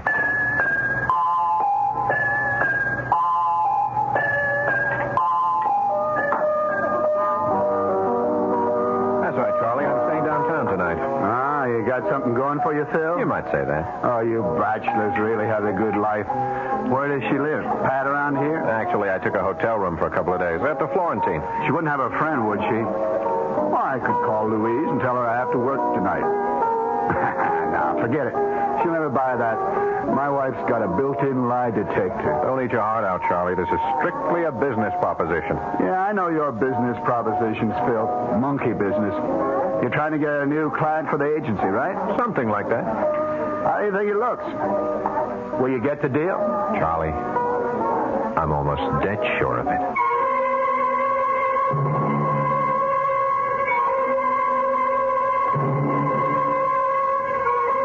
Will Walter Van Haas press the Chinaman button? Would you press it? To make $1 million? Before you answer, wait until we return with Act 3.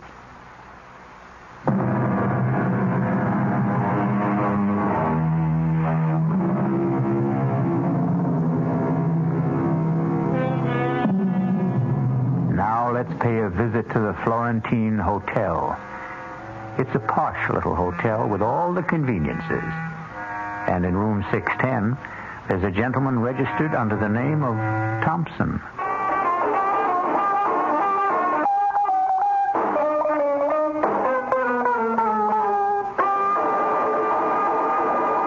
That was a request for the gang of the Williamsburg warehouse. And now here's the time of weather check. It's exactly 40 minutes past the hour.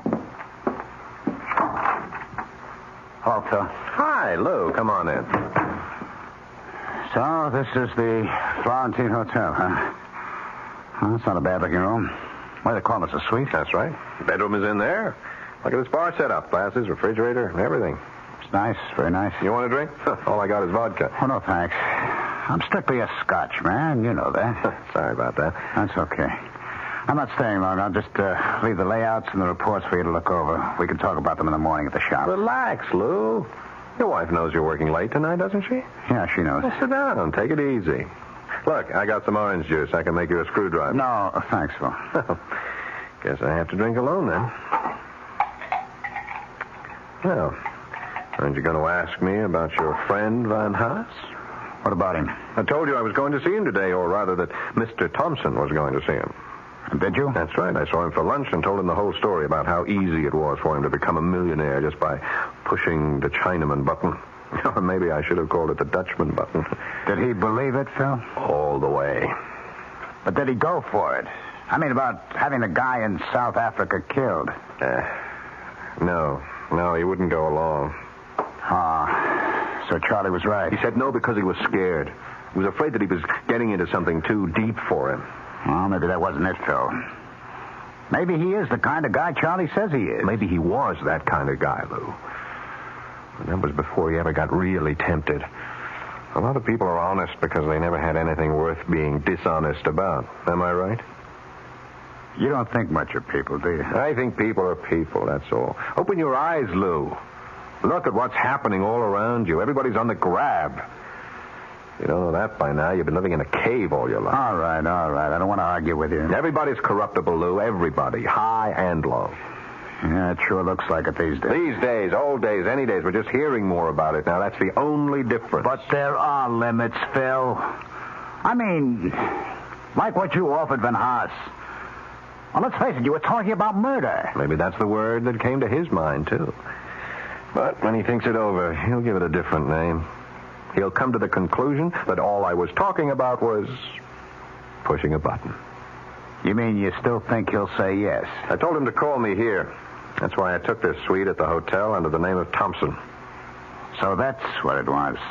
And I figured, I don't know, that you had some chick you didn't want to know your right name. I told Van Haas to call me here any time before midnight, in case he changed his mind. Before midnight? It's almost 11 o'clock now. That's right. Well, why did you give him a deadline? Because he needs one. We all need one, or we postpone things forever. Phil, I don't think he'll call.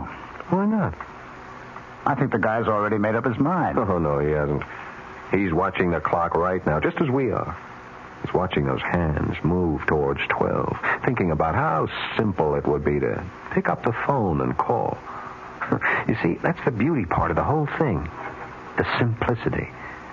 You remember that old camera slogan? You press the button, we do the rest.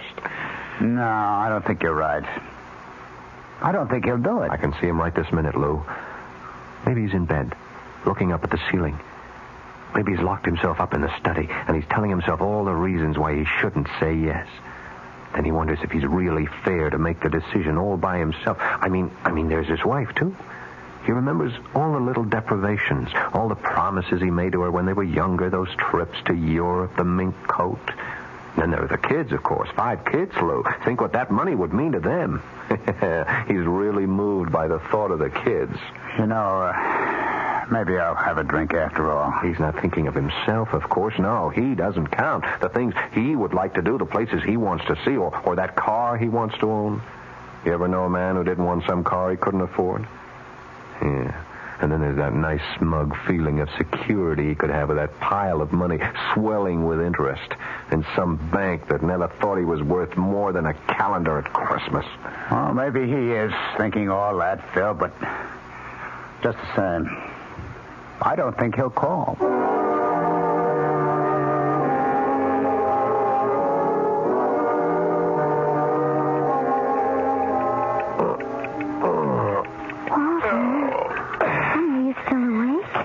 Yeah.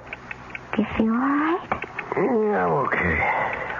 You're not still thinking about it, are you? About what? About,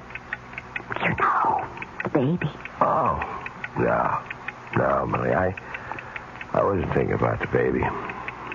Get back to sleep, honey. But, I'm less than 2 months gone, honey. If you're really upset about... Stop that kind of talk. Well, I just thought... Well, there are alternatives. I'm sick of hearing about that alternative. I heard about it the last time you were pregnant, remember? I'm sorry. I know you're worried about money. I know all the debts we have. We'll get along.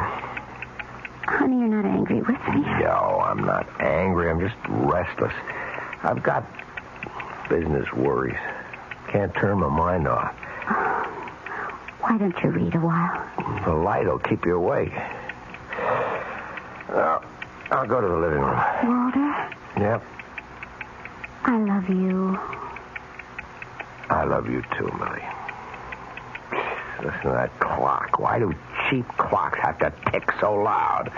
Yeah, we've got to get ourselves an electric one, maybe one of those digital clocks. Darling, they cost money. Yes. What doesn't?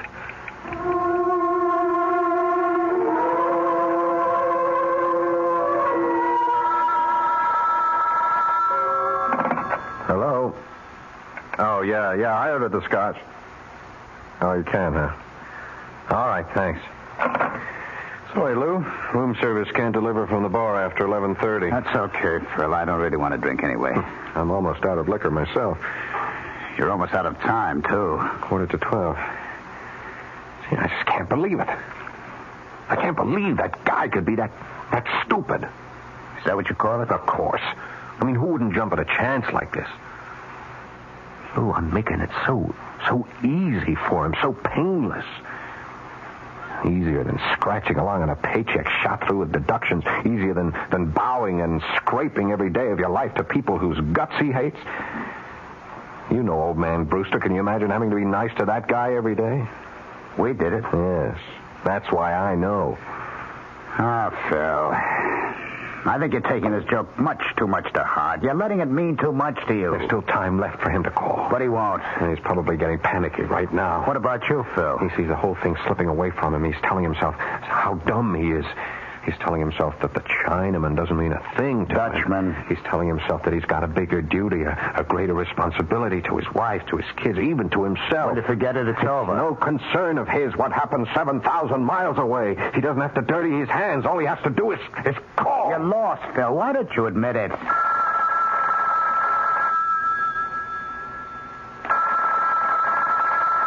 Aren't you going to answer it? Sure. I'll answer it. Maybe room service again. Maybe. Hello? Mr. Thompson, this is Walter von Haas.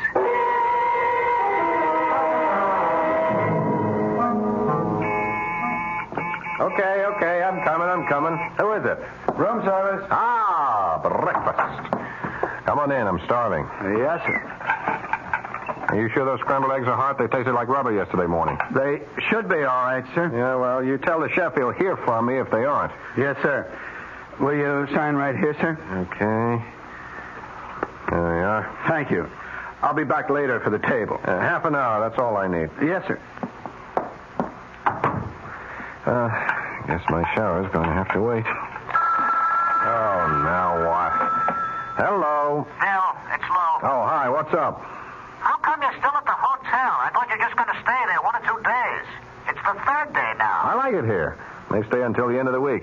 Besides, I saw some great-looking chicks at the bar downstairs. Well, what's happening? Nothing. I was just wondering if you knew anything about, Van Haas. Walter Van Haas? He's just waiting for the mailman, Lou. Waiting to hear the good news from South Africa. I spoke to Charlie Edwards. He says Van Haas called in sick yesterday. Yeah, I'll bet he was sick. I'll bet he was home planning on ways to spend all that money he thinks he's going to get. $1 million. No, 500 grand. You coming into the office soon, Phil? Sure, I'll be there just as soon as I finish breakfast and grab a shower. I'll see you later, then. All right. I'll bet those eggs are cold for sure. Oh, for Pete's sake, it's a conspiracy. Hello, Mr. Thompson. Well, what are you doing here? May I come in? I told you not to get in touch with me, Van Haas. Yes, I know you did, but I had to talk to you in person. I told you that it was for your own protection. Don't worry. I found out your room number, and I came up the back stairs. Nobody knows I'm here. Well, why are you here? Please let me come in. All right. As you can see, I'm just about to take a shower, so whatever you have to say, would you make it fast? Yes, I'll make it fast. I hope you haven't come here to say that you changed your mind, because it's too late for that. The thing is over and done with. It is? You're sure of that? Yep, as soon as you gave me your okay, I was in touch with our agents in Johannesburg. They didn't waste any time either. And it went all right? Flawlessly, just as I promised. Now, all you have to do is wait. Yes, I see. I just had to hear it from you, Mr. Thompson. I had to hear it from myself. Well, now you've heard it. Now you go home and you wait for the mailman. Yes, the mailman. What's the matter, Van Haas? You look strange. You feel all right? Oh, yes, I feel fine. Truth is, I never felt better in my life. Good. I'm glad to hear it. I feel a lot different than I felt 2 days ago. I can't tell you what a torture it was for me to make that phone call to you. Absolute torture. But after I hung up, I felt as light as a feather. You did, huh? Yeah, felt fine. I felt wonderful. Even though I got myself involved in killing a man. It's funny, isn't it? It was easy, wasn't it? Just like I said it would be. Yes, that's the word. I never knew anything could be that easy. Changed me, Mr. Thompson. I saw how stupid I'd been all my life. How stupid most of us are. To waste the one life we're given. I owe you a lot. Well, if you came to say thanks, you're welcome. Now, if you'll excuse me... I felt like a giant. I felt there was nothing I couldn't do. I was a coward before, a weakling. But you showed me a better way. Okay. Would you go home now, Mr. Van Haas? I mean, the less we see of each other, the better. Now, when the money arrives, I'll be in touch with you. About my 50%. Yes, your 50%. That's really what I wanted to discuss, Mr. Thompson. Tell me, does this fireplace work, or is it just for show? I really wouldn't know. But I see that they have all the implements. What are you doing with that poker? Van Haas, are you crazy? Sorry, Mr. Thompson, but 100% is so much better. I thought I'd have to bring a hammer or something, but a poker was so much better. Now, into the bathroom, Mr. Thompson. Up into the shower. Yeah. What a shame that you slipped in the tub, Mr. Thompson. What a terrible shame. Now I have to go home to wait for the mailman.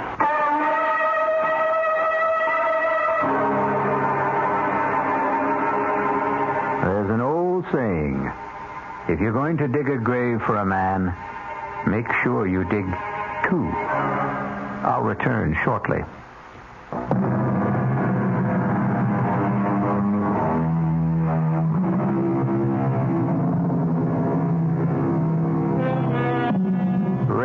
an instructive statement? It goes like this. The wonderful thing about radio is that it can be enjoyed in complete darkness. And isn't darkness the natural medium for mystery? Our cast included Paul Hecht, Ralph Bell, Mason Adams, Evie Juster, and Will Hare. The entire production was under the direction of Hyman Brown. Now, a preview of our next tale. You know the saying, if you can't lick 'em, join 'em? Come on. I decided to join you, Jason, to do business your way. I want a certified check for $50,000. When I've finished, I want another 50. And you know me well enough to realize that I'm not going to give you $50,000 just because you asked for it. Not even to save your life? Are you trying to blackmail me, Harry? I'm trying to do you a favor. Your life should be worth at least $100,000. Before I agree, answer one question. Do you know who's going to kill me? I do. Who? Me. Radio Mystery Theater was sponsored in part by Anheuser-Busch Incorporated, brewers of Budweiser. This is E.G. Marshall inviting you to return to our Mystery Theater for another adventure in the macabre. Until next time, pleasant dreams.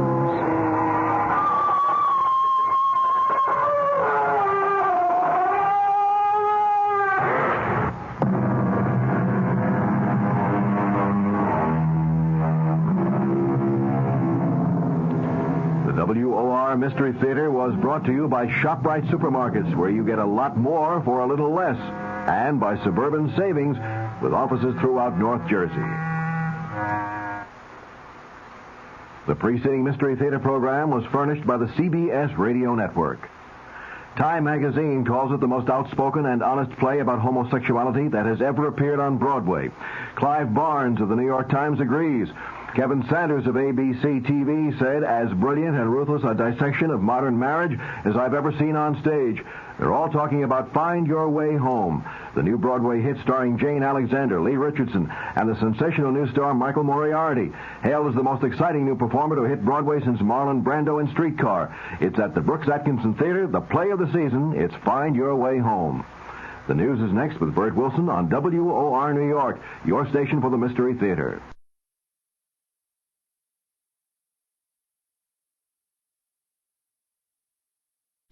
Conquer the world of WordPress at G3PL.com. We're your ultimate destination for WordPress support and training. Need help with a specific project? Facing a tricky plugin or theme issue?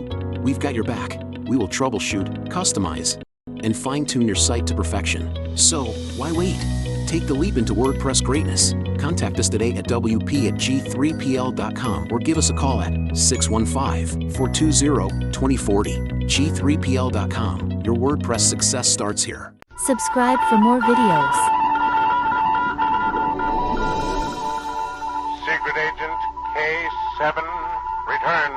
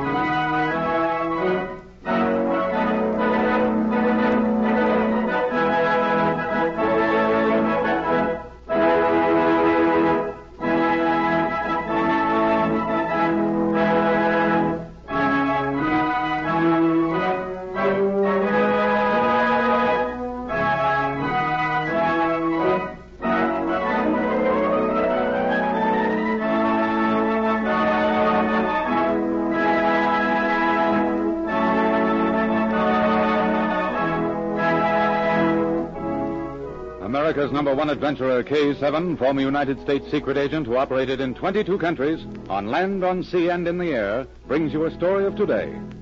We take you to Secret Agent K7's headquarters. This is K7 speaking. Send in Agent Z for assignment. At once, K7.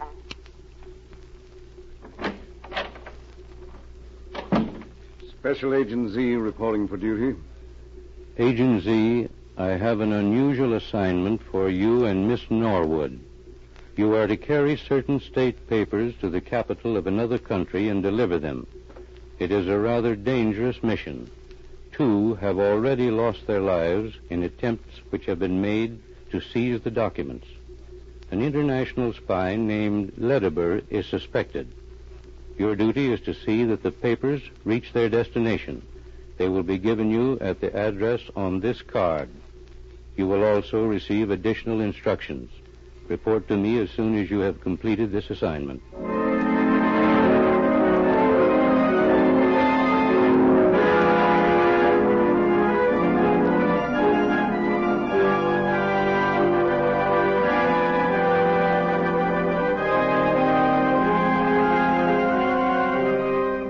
An hour later, Agent Z received his instructions from a world-famous statesman. He was told that if possible, the papers were to reach their destination within 24 hours.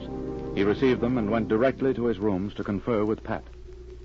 Pat, we've got to get started right away. If we move fast, we may complete our job before anyone knows the job has been assigned to us. We'll start this afternoon? You'll start, Pat. I'll wait until evening. Now, here's my plan.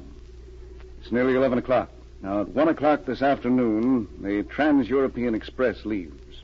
I've already reserved a compartment for you. You're staying here? No, I'll follow you early this evening by plane. Now, let me explain. Here are the papers, and they're more important than any we've ever carried. Now, I've bought these 2 money belts, one for you and one for me. Yes. I'm going to tear these documents into little pieces, mix them up, and then divide the pieces between us.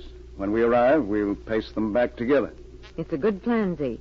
If either one of us is seized, all the spies would get would be a lot of scraps of paper they couldn't put together. Exactly.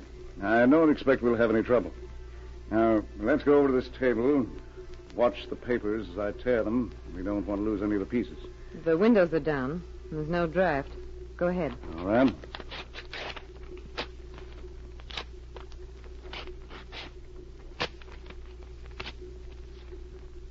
I guess the papers are torn small enough. Now we'll mix them up. Now, open the 2 envelopes. I've got them. Half of these pieces in your envelope, the other half in mine. All right. Seal them up. Here's yours, Z. Now, we'll put these envelopes in the money belts and wear the belts under our clothing.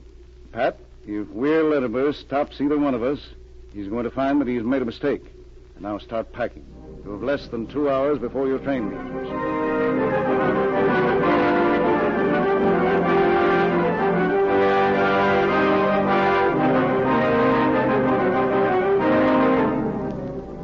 Would Z's plan be successful? At the same time he was explaining it to Pat, the spy, Weir Lediber, was issuing instructions to one of his henchmen. I tell you they're going to attempt to deliver the documents today, Onyad. I heard from our man inside the embassy an hour ago. We have them frightened. They've called in Special Agent Z to carry them. Agent Z? You too have heard of him. He's a dangerous man. But this time he meets defeat. I don't like it, Lediber. What is there to worry about? Listen to me. Agent Z left the embassy with the papers an hour ago. Zara followed him. He went directly to his rooms. Zara is there now. I want you to join him. All right. I'll go now. If either Agent Z or his assistant Patricia Norwood leave, I want them followed. If either of the 2 go to the railroad station or to the flying field, telephone me at once. If they attempt to leave the country, I am going with them.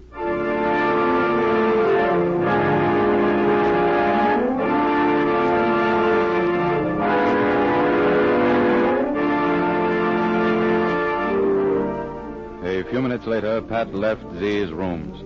She carried a small overnight bag and went immediately to the railroad station. There, she boarded a Trans-European Express and locked herself in her compartment. Just before the train was ready to leave, Weir Lediber appeared and talked briefly with the man who'd followed Pat.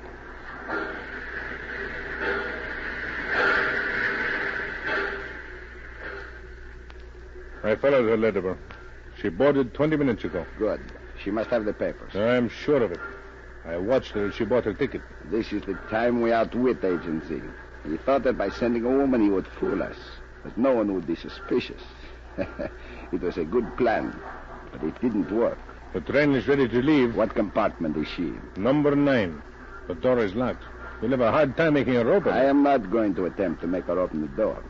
She will never know I am on the train. Oh, yes, then, but... How will I get the papers? Simple, my friend. I will wait until she arrives at her destination. It would be too late for her to deliver the documents tonight. That means but one thing. A hotel. During the night, the papers will disappear. Now I leave. Good luck.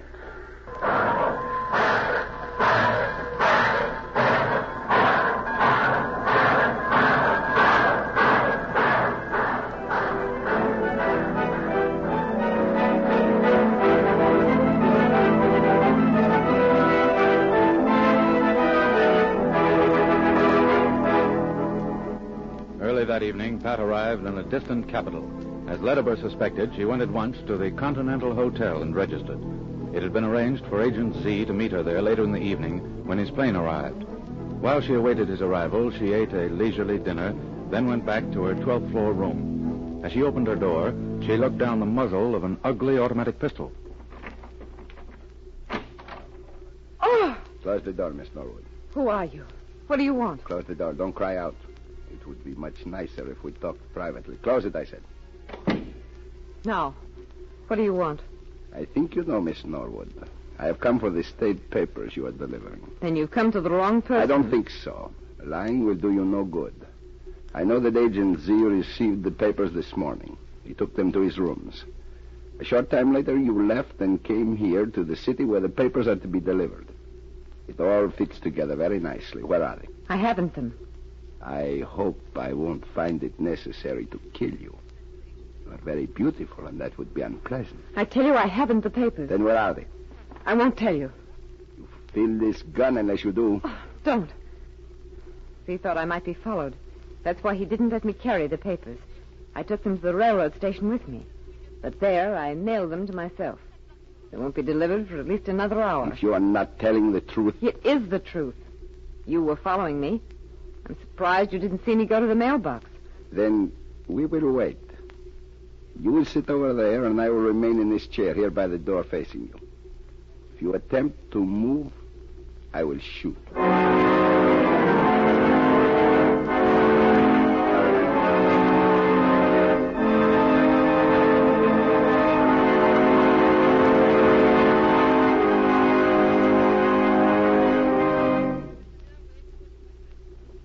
Time dragged by.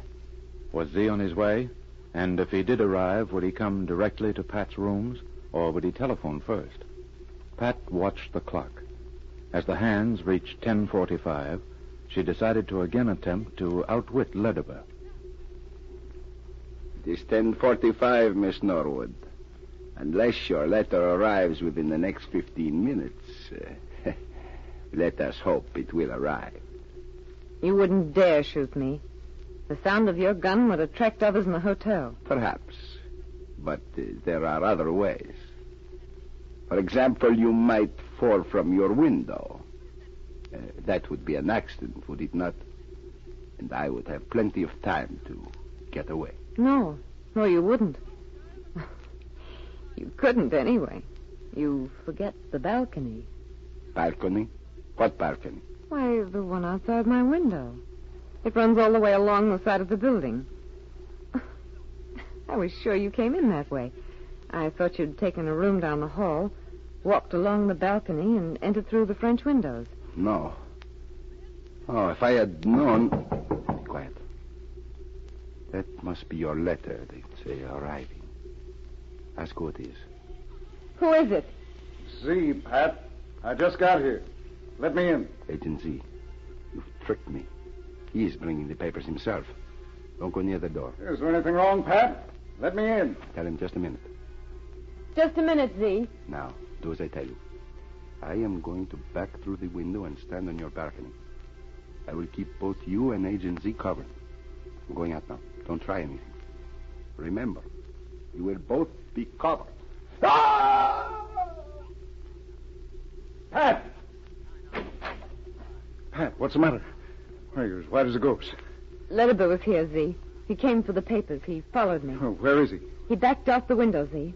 I told him there was a balcony out there. Here, stand aside, Pat. I'll get him. No, you won't have to, Z. There's no balcony out there.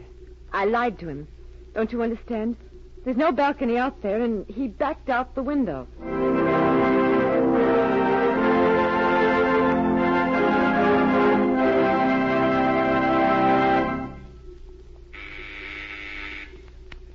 Agent Z reporting K7.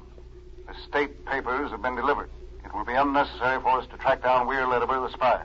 Lediber was killed in an accident last night. The case is closed. Spies and secret agents alike lead dangerous lives. Often their battle is one of wits, and the loser's stake is death. Listen for my next story. This is K7 speaking.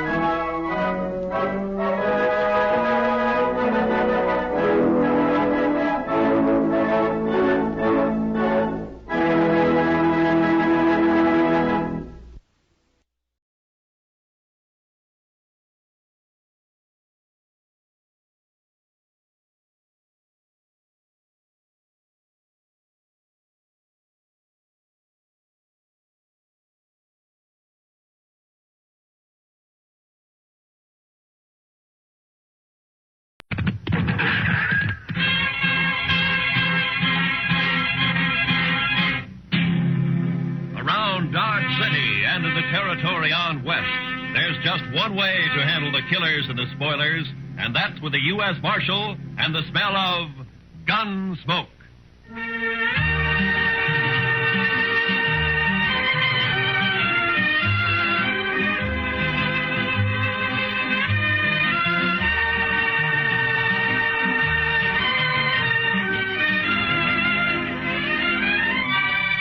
Gunsmoke, starring William Conrad. The story of the violence that moved west with young America. The story of a man who moved with it. Matt Dillon, United States Marshal.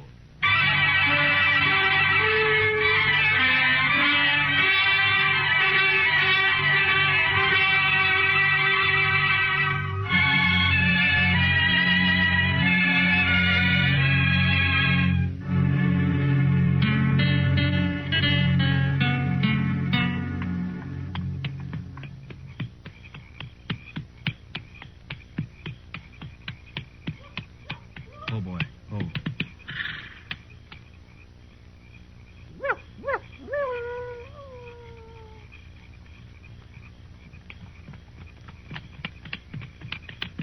Wild Hog? Wild Hog, that's you? Wild Hog, you there? Who are you? Put that spear down. Listen, Wild Hog and me are friends, big friends. You'll make much noise. You're Cheyenne, ain't you? You must be with Wild Hog. What name, you white man? I'm Ord Spicer. Ord Spicer, you hear? You bother me and you'll be in big trouble with Wild Hog. No trouble. Tell these other redskins to put their spears down. I need more room. Come, white man. Are you with Wild Hog or ain't you? Much talk, come. All right. Any tricks, I'll shoot you first.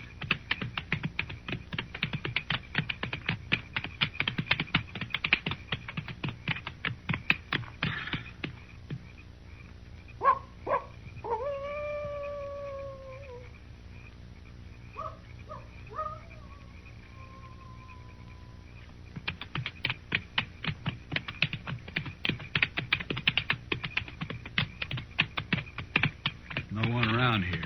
Where is he? Horse here, you walk. Oh, blasted, why can't he ride out like anybody else? I want to be in Dodge tonight. Come.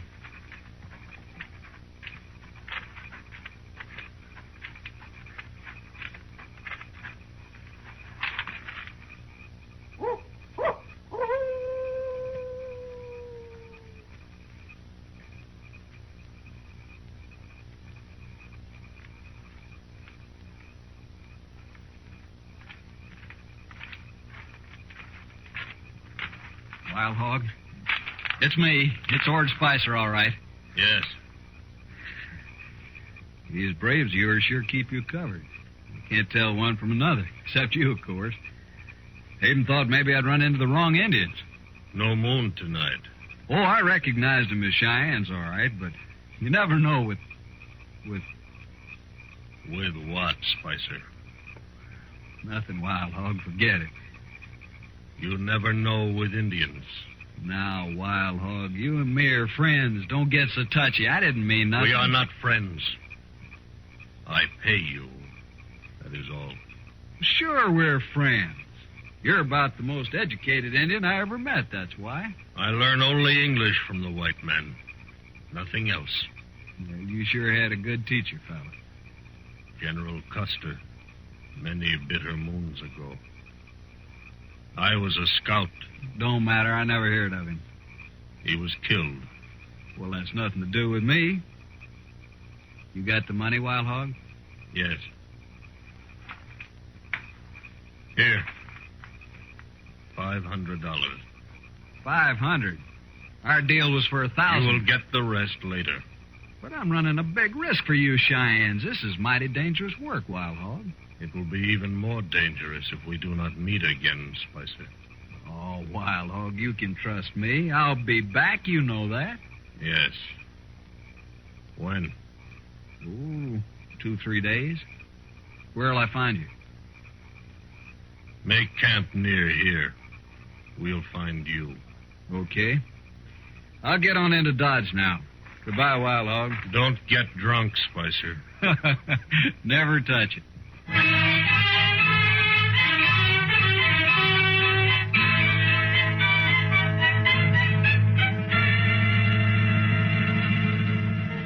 Hey, bartender, set out another bottle of whiskey for me and my friend.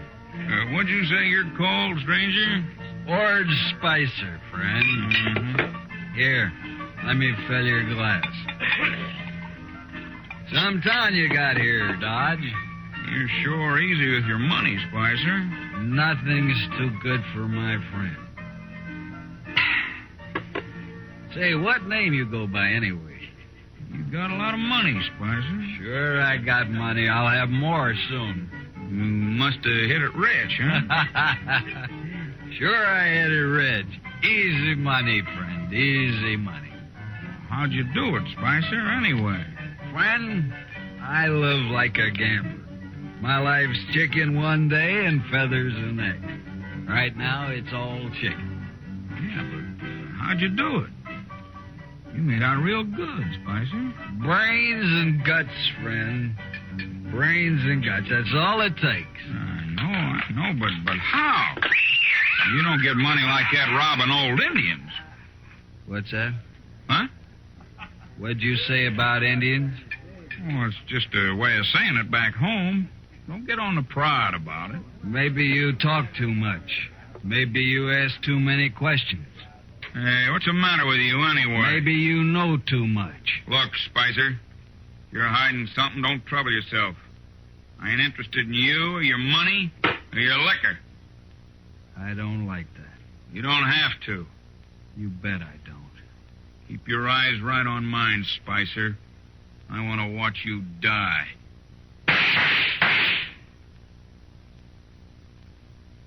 Spicer.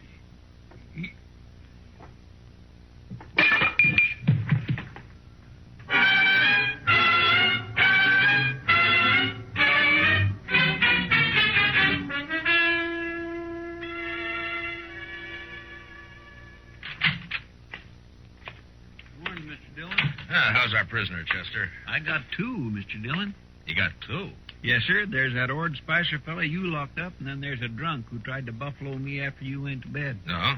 Did you have any trouble with him? A little, Mr. Dillon. He tried to hit me on the head with his 6 gun. Well, you look all right. Oh, he didn't do it, sir. I bit his thumb and kneed him at the same time. Well, that's quite a trick, Chester. You must have been practicing. No, sir, I haven't been practicing. But I had it all thought out. I see. All right, let's turn Spicer loose. I'll go get him, Mr. Dillon.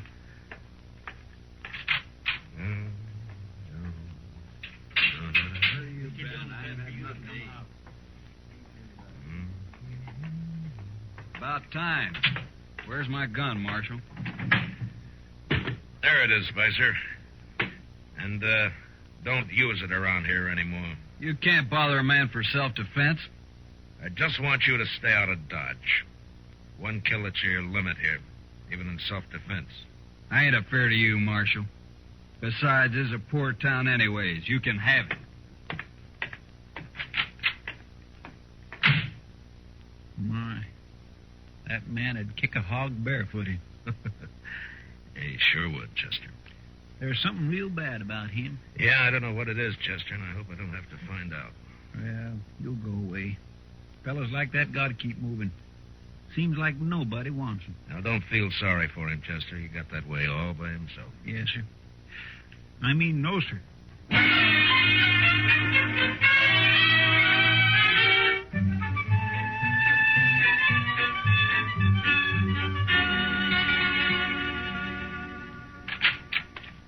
Morning, Marshal. Those Greeners get here yet, Jack? Yep. Come in on the Santa Fe yesterday, Marshal. 4 of them. Right back here. Oh, good. Beautiful guns, ain't they? Just beautiful. You're a good storekeeper, Jack, but I only need 2 of them. Well, I can make you a good price on all 4, Marshal. It wouldn't be any good if I don't need 4, would it? Well, maybe not, but I never know. I got half a dozen 44 Sharps rifles, same shipment. Thought I'd be stuck with them forever. Well, with the big 50 out now, there ain't a Buffalo hunter to use a 44 anymore. I don't see any 44s. Well, that's just what I'm telling you. Feller stopped in just this morning, took all 6. Paid me $75 a piece, too. You sold 6 rifles to 1 man? That's right, Marshal. Was he a buffalo hunter? Looked more like a drifter to me. Had plenty of cash, though. You know his name? No idea. Nothing wrong with it, was there, Marshal? Been a holdup around here I haven't heard about? No. Just a lot of rifles for 1 man to buy. No law in it, is there? What'd this man look like, Jack? Tall, skinny, kind of mean face. Mm-hmm. Did he wear a 1.6 gun with black grips? Yeah. Come to think of it, he did. You know him? Yeah. Ord Spicer. He killed a man last night. Well, now I heard about that shooting. What do you suppose he's up to now? Where'd he go? I wouldn't know it. Packed the rifles on a mule and rode out of town. You going after him, Marshal? No. It's like you say, Jack, there's no law against a man buying all the rifles he wants. Seems strange, that's all. Well, let's settle on the price for those Greeners, huh?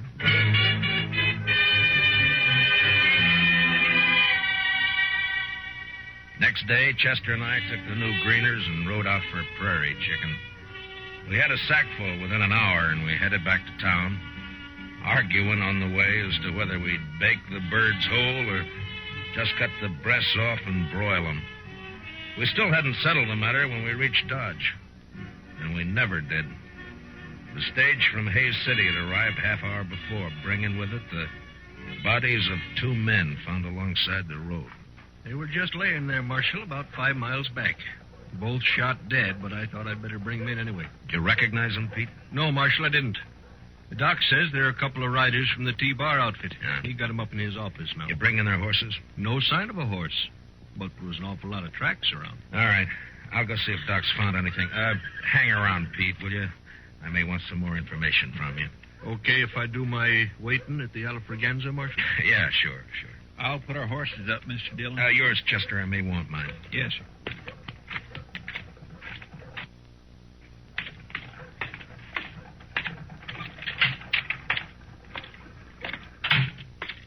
Oh, hello, Marshal. Just finishing up here. Be right with you. How'd they die, Doc? Well, they got half shot and then shot dead, Marshal. Yeah, I know, but is there any way of telling if maybe they killed each other? That does it. No, there is, Marshal, but I'd be mighty surprised if they did. Now, what do you mean, Doc? Well, they were cowboys, Marshal. Cowboys just don't generally carry buffalo guns. Here, take a look. What? I dug some of these out of each of them. Those are slugs from a Sharp's rifle, Marshal. Yeah, sure are. Mm-hmm. That one's the best I found right there. Mm-hmm. What caliber did you say this is, Doc? Oh, I'd guess 44. 44 Sharps. Mm-hmm. Not many 44s in use around here since the big 50 came out. I know a man with 6 of them, Doc. What do you think of that? I'll let you know when I get back. So long, Doc.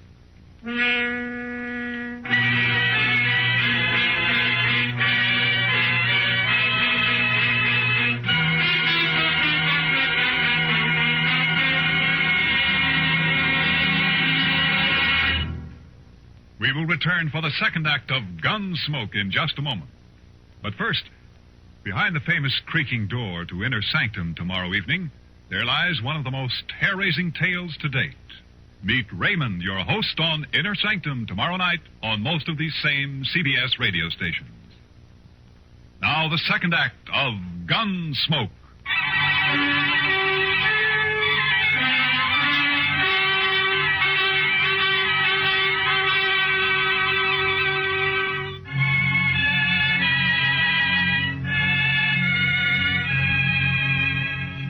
The stage driver rode with me back to where he found the bodies, and from there I rode on alone. It was an easy trail at first. There must have been more than a dozen horses running together. Long toward dusk, however, they suddenly split up, and I was faced with 2 different trails to follow. I made a gambler's choice and rode harder than ever. There was only an hour of light left to track by when my horse stepped into a prairie dog hole, snapped his leg, and went over hard. My head glanced off a rock. There was a shower of light, and nothing.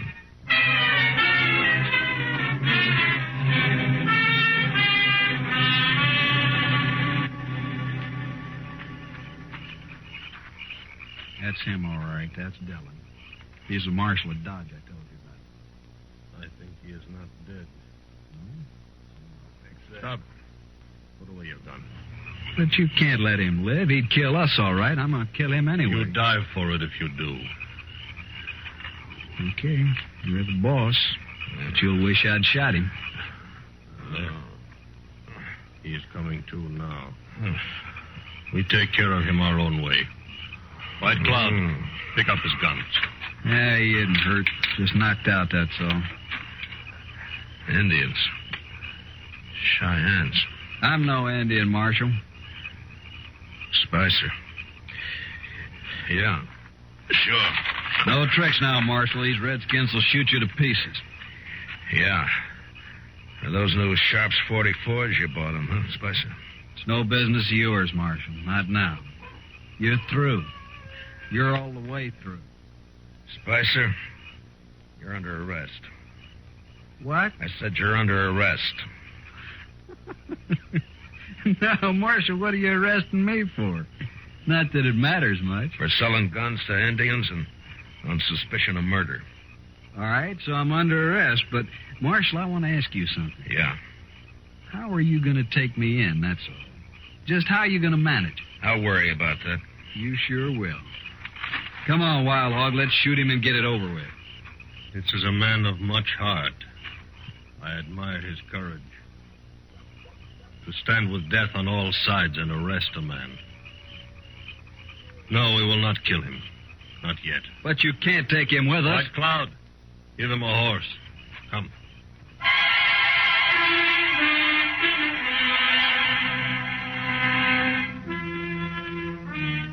They gave me a horse, all right, with the T-Bar brand on it. But I was surrounded by 6 armed Indians and a no-good white who'd shoot me any time he thought he could get by with it. Wild Hog rode up ahead, leading the party northwest, apparently to rendezvous with a bunch that had split off from this one. Spicer stayed right alongside of me. Well, am I still under arrest, Marshal? You're still guilty, aren't you? Sure. I'll admit it. Don't matter, being as how you'll never see Dodge again or any other place.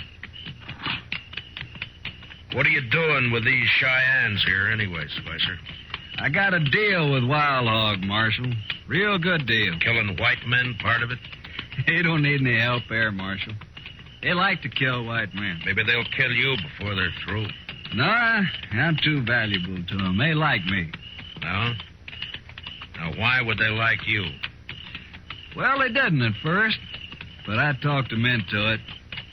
Talked Wild Hog into it. He's a smart fella, that Indian. Saw right away what I could do for him. Like buying those rifles. What else did you do for him? Well, I stopped those 2 riders with the horses. Told them I was sick. Got them off guard. Those Cheyennes were on before they could move. It was real easy. You're kind of like a Judas sheep in a slaughter pen, huh? Yeah, that's it, Marshal. Pays better, though. I got $500 coming as soon as we find a ranch or 2 to raid. I see. Pretty good deal, huh? You know, I think a lot more of these Indians than I do of you, Spicer. I don't like that, Marshal. At least they got an argument on their side. But you're just a renegade white. I'll kill you for that, Marshal. Now, shut up. All right, you've asked for it. Shoot me and Wild Hog will split you wide open, Spicer. Besides, he spotted the rest of his party up there. Huh? Oh, yeah. All right for now, Marshal. But I'll see you dead. I promise I'll see you dead.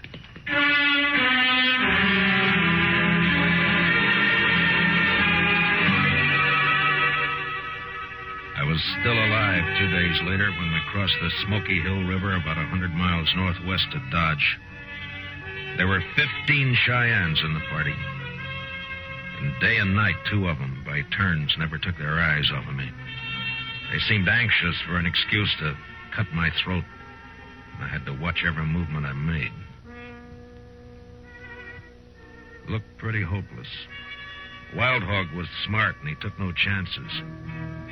But often he and I rode along together, though always flanked by my 2 warrior guards. Country is greener already. Better every mile. Why have you been raiding so far south, Wild Hog, if you like this land better? We are northern Cheyenne, Marshal, from the Bighorn Mountains. The Army took us south to a reservation in the Oklahoma Territory. Oh, so that's it. You jumped your reservation, huh? Why should we live in a hot, flat land that has no game? But the Army will be after you again. You've broken the law. Whose law? Ours or yours? All right, Wild Hog. But the Indian has a law against murder. You've broken that twice that I know of. Cheyenne does not speak of it as murder to kill his enemy. Those cowboys weren't your enemy, Wild Hog. They weren't fighting you. The Army drove us from our home in the mountains. The Army took our horses from us.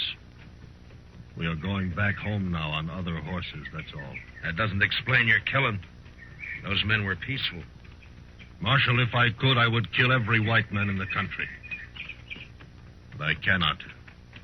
The Indian nations cannot. The red man has always fled before the white man. Those cowboys weren't chasing you? We needed their horses. They didn't even have a chance to fight. You tricked them. Is it only the white man who is allowed to trick his enemy? I was young once, Marshal, but I have seen too much trickery and lies and destruction and broken promises. I'll admit that's happened, Wild Hog. But you know, not every man is a liar and a killer. No. There are white men like you. And there are white men like Spicer. Spicer. Tell me something. Would you consider Ord Spicer guilty of murder? The Indian is Spicer's enemy, not his own people. Therefore, it is murder. Then you understand why it's Spicer I came after, not you. Why not me, Marshal? You're the Army's problem, not mine. I expect to fight the Army many times before we reach the mountains. Yeah.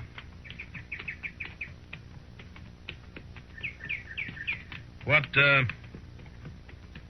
are your plans for me, Wild Hog? I have been thinking. Yeah? I do not know yet. Well, what about Spicer? Spicer works for me. Why should I think about him? Then you're not as smart as I figured. All right, Marshal. I do not trust Spicer. He is a traitor to his own people and only for money. I have rifles now and enough horses. I do not need Spicer. You're going to kill him? Why not? He is only another white man. You said yourself you can't kill all the white men. If you were free, Marshal, you would take him back and let other white men kill him. What difference how he dies? Makes a difference to me, Wild Hog. I'm a lawman. I may have to kill you, too. You're a hard man to be friends with. I will explain to you, Marshal. It matters little about any Indian. Few more winters and not many of my people will be alive. I do not complain of our fate. Tribe follows tribe, nation follows nation. It is the law of nature. A white man's turn to be defeated and to disappear will come. It is just a matter of time. And so we may be brothers after all, Marshal. I'm not sure I believe all of that, Wild Hog. Of course not. Still, I recognize you as a warrior among your people, as I am a warrior among mine.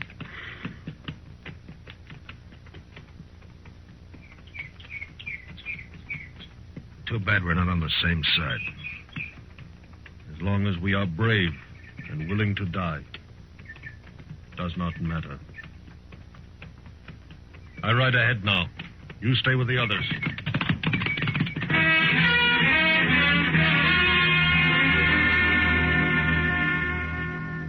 That night, we reached the North Fork of the Solomon River and camped with the shadow of low hills not many miles ahead. Wild Hog ordered my guards to keep me some distance from the rest of the party. So I pulled up some buffalo grass and bedded down on it early. I watched the stars until sleep came.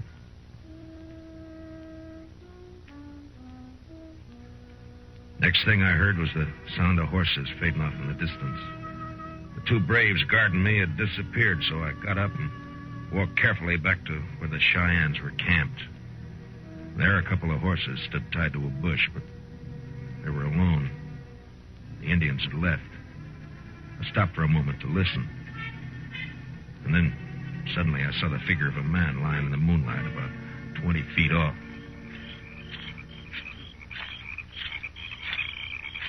Spicer? Spicer? Yeah, there's no blood on you. You're all right. Come on a minute, man. Come on. Yeah. My hair. You've been knocked out, that's all. Now, come on, sit up. Oh, it's you, Marshal.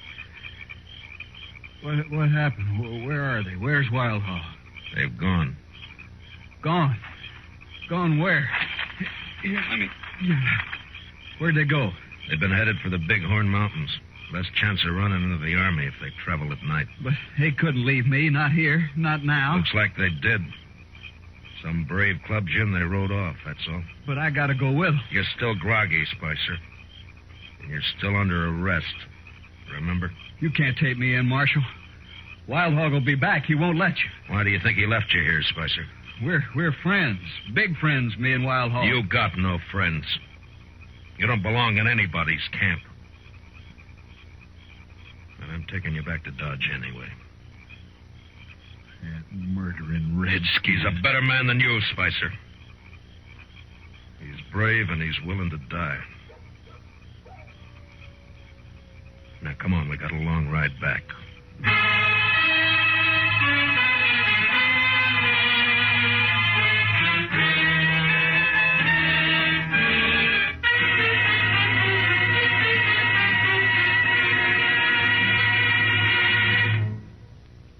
Gunsmoke, under the direction of Norman MacDonald, stars William Conrad as Matt Dillon, U.S. Marshal.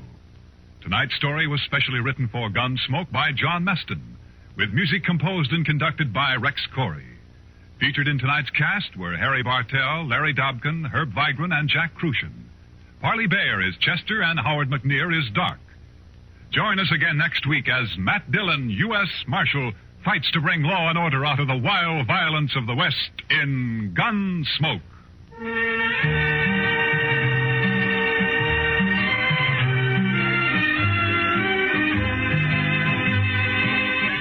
Remember, every Saturday night on CBS Radio, Tarzan brings you startling new adventures. Listen for Gold of the Sudan later this evening. Clancy Cassell speaking. And remember, Robert Q's Waxworks brings you the top records and recording artists on the CBS Radio Network.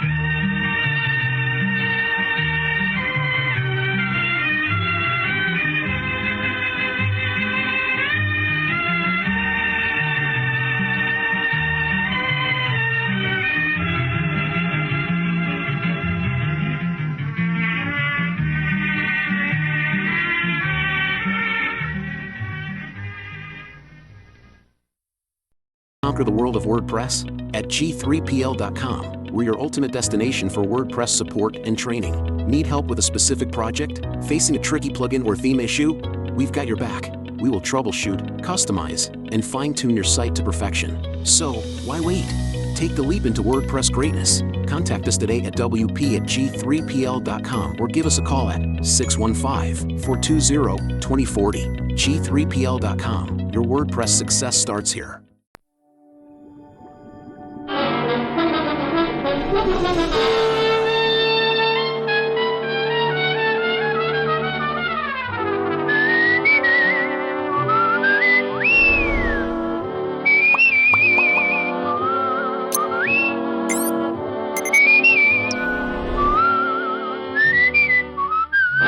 Here's Dick Powell as Richard Diamond, private detective.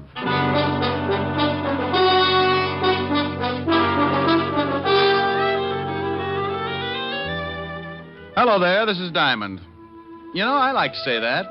Hello there, this is Diamond. I don't know why. Maybe it's just because I say it all the time. Hello there, this is Diamond. You know, I think it sounds kind of, well, pretty bad.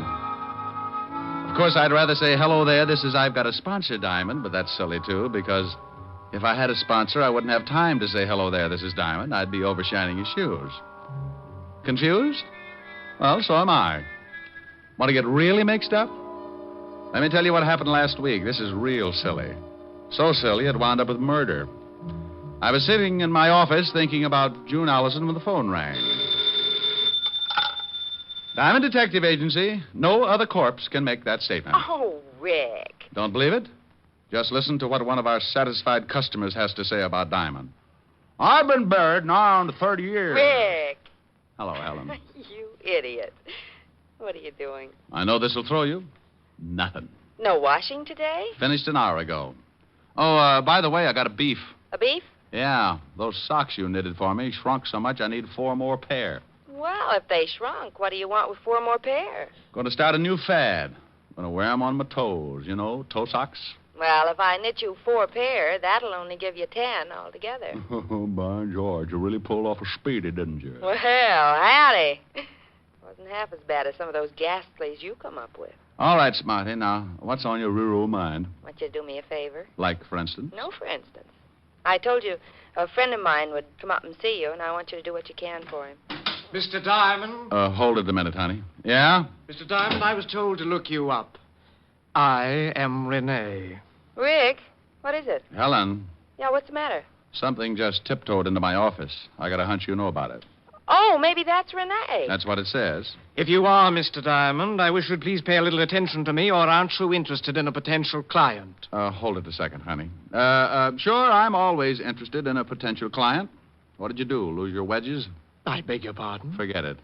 I've got Miss Asher on the phone now. She just told me you were coming up. Oh, well, please say hello to Miss Asher. She's such a darling. Yeah. Honey, Renee says to say hello. Says you're a darling. Oh, well, say hello to Renee. He makes my hats for me. I'll get the story from him.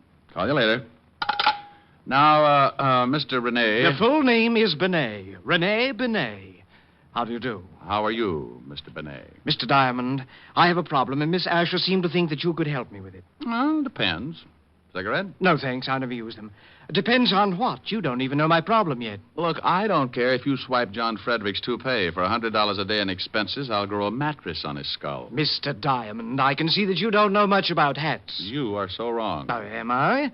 Well, it may interest you to know that John Fredericks are 2 people. Mr. John and Mr. Fredericks. Look, Mr. Benet, I don't care if they're patrol number 3 of the Brownies. Can you afford $100 a day in expenses? Mr. Diamond, I am the new sensation in hats. You must look lovely. Okay, Mr. Benet, I take it you can afford me. Now, what's your problem? I want you to prevent the theft of my 3 latest creations. Hats? Creations, Mr. Diamond. Okay, creations. Why do you want them protected? Why, because someone is going to steal them before my fall showing. How do you know that? Because on similar occasions, the same thing has happened. Twice, to be exact. The designs were stolen, and 2 weeks later, that lowlife George Marchand had his showing, and my hats were the high point of his show. What did you do? What could I do? I couldn't prove it. If I attempted to expose him, he would have said that I was lying. Everybody knows how much we hate each other. I'd have been a laughingstock. Do you think he had the hat stolen? I'm sure of it. And I'm also sure that someone in my salon is responsible for the actual theft. You know definitely? No.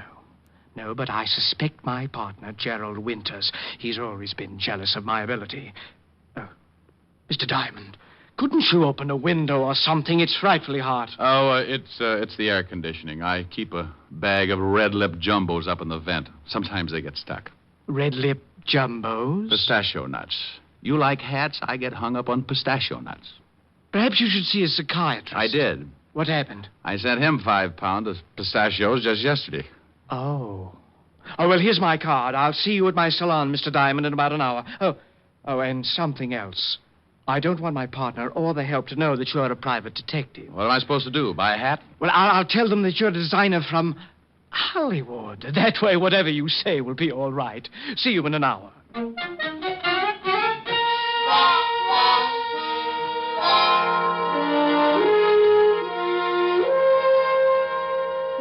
Richard of Hollywood is coming here to look at our new line. That's correct, Lillian. Never heard of him. Well, that's not so surprising, Gerald. There are a lot of people I'm sure you've never heard of, especially the more famous ones. I don't like that. Oh, don't you? Well, I'm overjoyed that you're sure of one thing, at least. Now, don't you two start fighting again. I've never heard of this Richard of Hollywood either. Well, he's a new man, works for the studios. Has made quite a sensation the last year or so. Well, I'm sick and tired of temperamental artists. I'm going back to my office. Well, why don't you do that, Gerald? Keep the books in the black, dear Potter, while I work to pay for your salary. You know, Rennie, someday I'm going to strangle you with one of your own hats. Why don't you buy yourself a barbell instead? Then the next time you get into a bathing suit, there'll be no doubt that you have muscles. Oh, this boy. How can you two continue like this? It's frightful. Lillian, my love, I would rather join forces with a Cobra than to keep on with Gerald. But he has an iron-bound contract that assures of him of at least $50,000 a year. I'm helpless. Yes, come in. Oh, Mr. Richard, come in, come in. Thanks. You better go out and pour some water on your partner. I just ran into him. Gerald, what do you mean? Well, I was looking for you, and he came up and introduced himself. You told him your name? Told him I was a hat designer from Hollywood, so he pointed out your office and said something about my lily white hands. And what happened? I didn't like the remark, so I shoved one of them down his throat. Oh, wonderful. This I'll have to see. I put a feather in his mouth. You can't miss him. Renee, don't you think... Why, I'm sorry. Stupid of me. Lillian, this is Richard of Hollywood. What? Oh, yeah. Is something wrong? Oh, no. How do you do? This is Lillian Richmond, my junior designer and chief model. Now, you two think of something clever to talk about. I want to see Gerald, bloody nose, feather, and all. Cigarette? You look nervous. Oh, thanks. So, Gerald was the victim of a collision? Yes. Do your friends call you Richard? Well, it depends on how friendly they get. Then sometimes they come up with some real hair curlers. What do your friends call you? I prefer Lillian, but sometimes they call me Lil. Well, Lil sounds more interesting. That's when they call me Lil, when things get interesting. You don't act much like a hat designer, Richard. More like you should be playing football. Oh, well, I started by designing helmets for Notre Dame. I understand you work for the movies. You with any particular studio? No. I'm with an independent company. Real Square Productions. We make training films. Training films? Oh, that was simply wonderful. I had to pour a vase of water on him. Several customers were so frightened they left, but it was worth it. And how are you two getting along? Richard was just talking about football. He was explaining the merits of a short pass. Oh. Well, if you don't mind, Lillian, Mr. Richard and I have some business to talk over. Not at all. Get him to tell you how he started by making helmets. Maybe you'll get some new ideas, Renee. Helmets? Oh, my goodness. See you later, Richard. I'll wear my muzzle. Isn't she lovely? She has about as much conscience as a tiger in a chicken coop. Okay, now, what about our business? Oh, of course. Now, here's a retainer. I trust that 500 is enough to start on. My landlord will think so. What do I do? Well, I've told everyone that you're going to be with us until the fall showing. You want to see how I work. Perhaps take some designs back to Hollywood with you. Now, all you really have to do is to get to know the people that work for me. Now, be here from 9 in the morning to 6 at night and keep those designs from being stolen. Oh, by the way, where are the designs? In my safe here. Tomorrow they go to the designing rooms, and that's when the situation becomes acute. We'll have nothing to worry about until tomorrow, so I'll see you tomorrow in the morning at 9, Mr. Diamond. Okay. Oh, in case you need me, here's my card. I'll write my home number on it. For some reason, when I get a client, they always run into silly little things like murder or something. You just might need me. See you in the morning.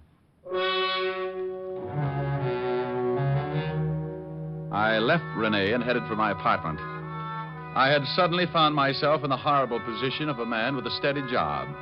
9 in the morning until 6 in the evening. Now, I'm a guy who can get along without too much sleep, especially when the situation calls for it. Like the little blonde dancer that works over on 52nd Street. There was a situation. But this time, I figured a good night's rest wouldn't do me any harm, so when I got home, I fixed a bite to eat, took a hot shower, and climbed into my little old shack.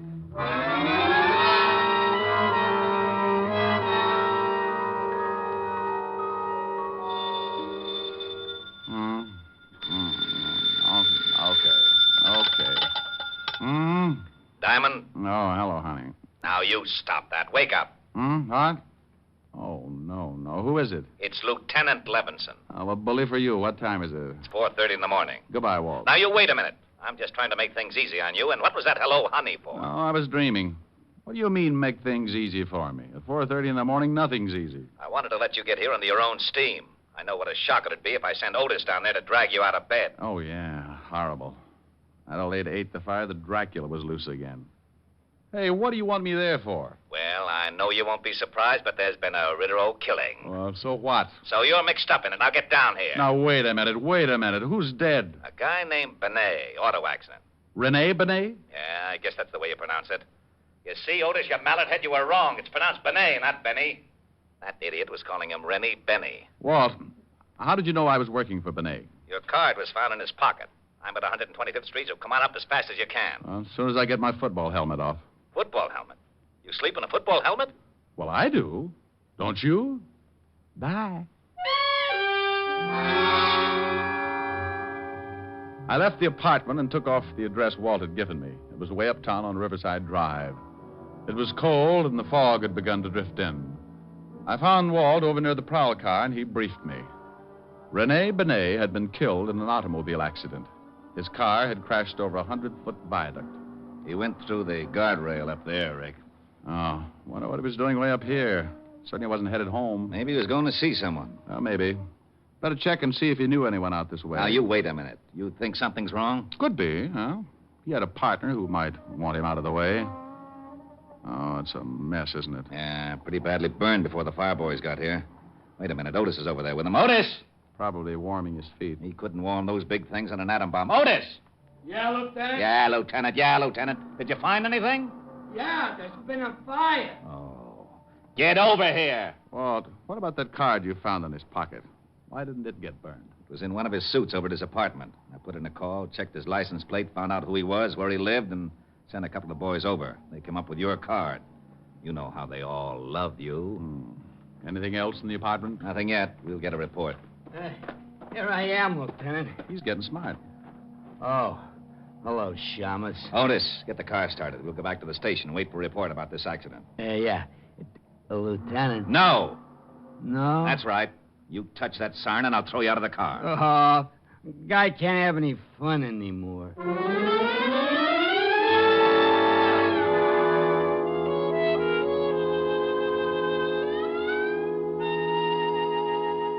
Walt, when are you going to get that report? It's 6:30 in the morning.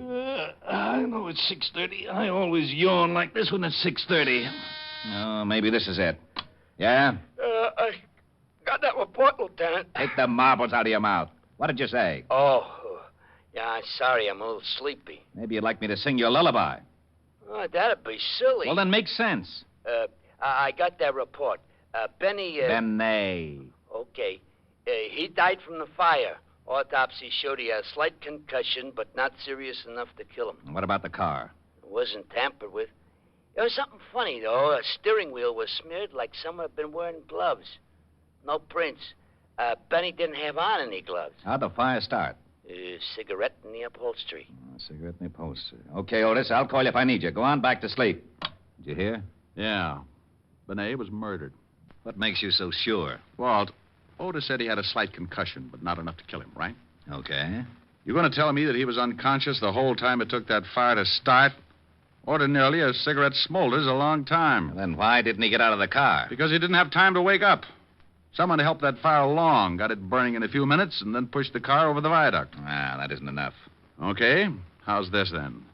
Benet didn't smoke. Now, that I'll buy. But how do you know? He told me. I offered him a cigarette in my office this morning. Well, who do you think did it? Well, I know he had two enemies. His partner, Gerald Winters, and another hat designer, George Marchand. I'll have them picked up. No. Let him alone for a while. Huh? Let's have some breakfast first, and then go down to Rene's salon when it opens.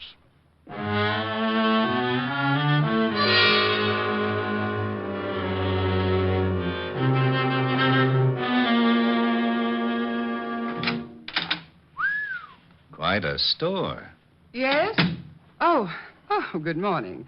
How's Richard from Hollywood? From hunger. Richard from Hollywood. All right, Oh, I wish Otis was here. He'd love this. Well, whose side are you on? Now, Walt, this is Lillian Richmond, Walt. Lillian, this is Lieutenant Levinson. Lieutenant? Homicide. Oh, well, I hope he's just in to buy a hat for his wife. I'm not married, Miss Richmond. Well, to buy a hat. Lillian, I just called Rene's apartment to... Oh, what do you want? Walt, this is Gerald Winters. Who split his lip? He ran into a fist. Where were you between 3 and 4 o'clock this morning, Mr. Winters? What do you want to know for? Gerald, this is a lieutenant from Homicide. I think maybe something's happened. What could have happened? I was in bed from 11 o'clock till 8. Besides, what's a policeman doing with the great Richard from Hollywood? Did someone see one of his creations and strangle to death? Where were you around 4 this morning, Lillian? Also in bed, but I can't prove it. Why? Benet's been killed. What? You don't seem too upset, Mr. Winters. No? Well, you're right. As a matter of fact, I'm not. How did it happen? Car went over the viaduct. burned to death. Well, then why ask us where we were? It was an accident, wasn't it? No, it was not an accident. Mr. Winters, what happens to you now? You take over the firm? Well, yes. It all goes to me. I think you'd better come down to the station. Answer a few questions. Oh, no, you don't. Well, this is absurd. I hated Rene, but I'd never kill him. Rick, do me a favor and go over to this George Marchand. Talk to him until I can send Otis down to pick him up. You aren't a hat designer, are you? Bingo. You win another split lip. No, not. Lay off him, Rick.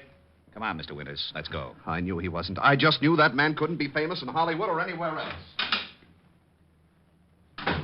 Well, Mm-hmm. police? Private detective. The name's Diamond. Mm-hmm. Did you ever play football? Yeah. Stop back after you see Marchand. I'd like to find out more about the game. Strong line and a good backfield. You've played it.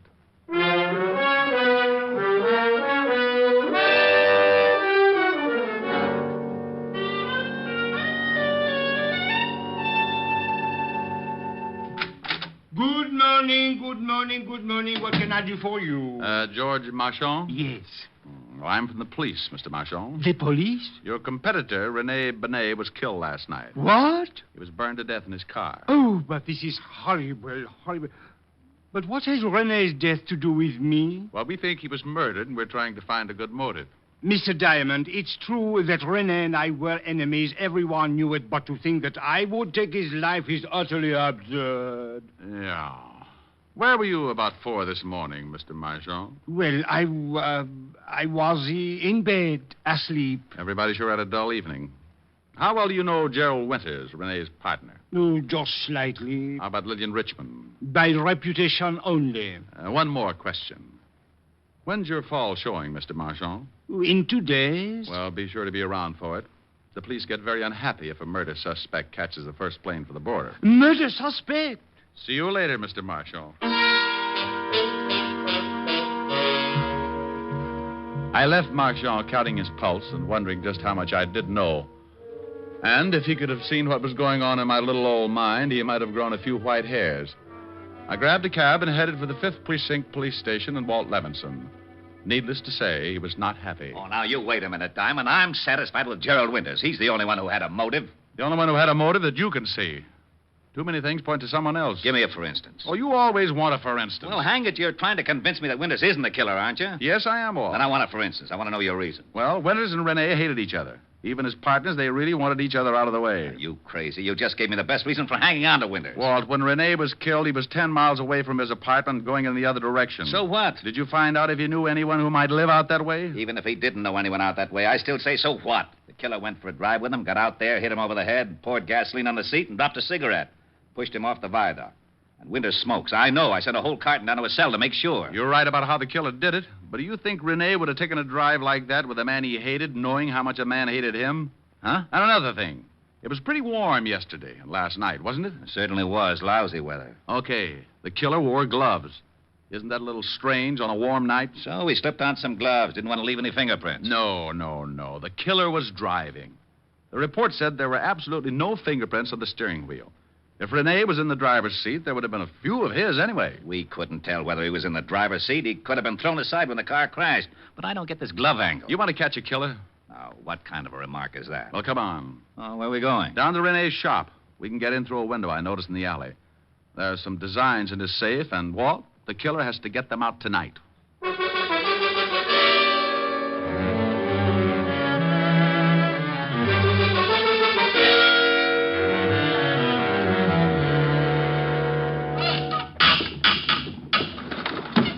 There you are, Lieutenant. It's Jimmy. Rick, I don't like this. Busting into a place without a warrant. Oh, go on. Climb in and watch out for the burglar alarm.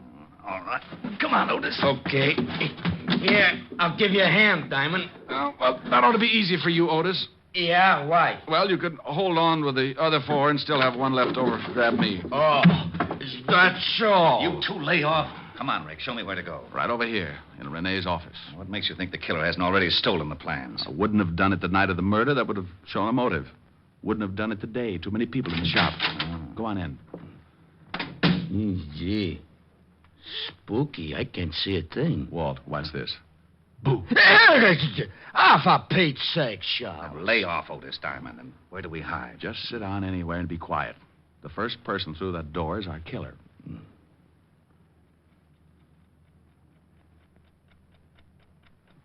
That clock is going to drive me crazy. You want me to shut it off? How do you shut off a clock, stupid? Busted. Oh. Rick. Yeah? I still don't understand why that glove handle is so important. Well, as a single item, it's not so important. But along with the rest, it was the first thing that gave me an idea of the killer. Lieutenant, Yeah? I think I got it.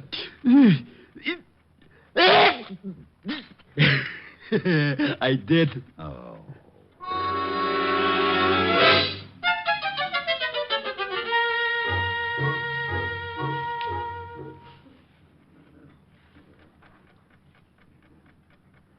Rick, it's 3 o'clock. I don't think your killer's going to show. Yeah, I'm getting stiff. Hold it, Walt. I think we have a customer. Otis, get up and stand next to that light switch. Flip it on when I tell you. Yeah, right.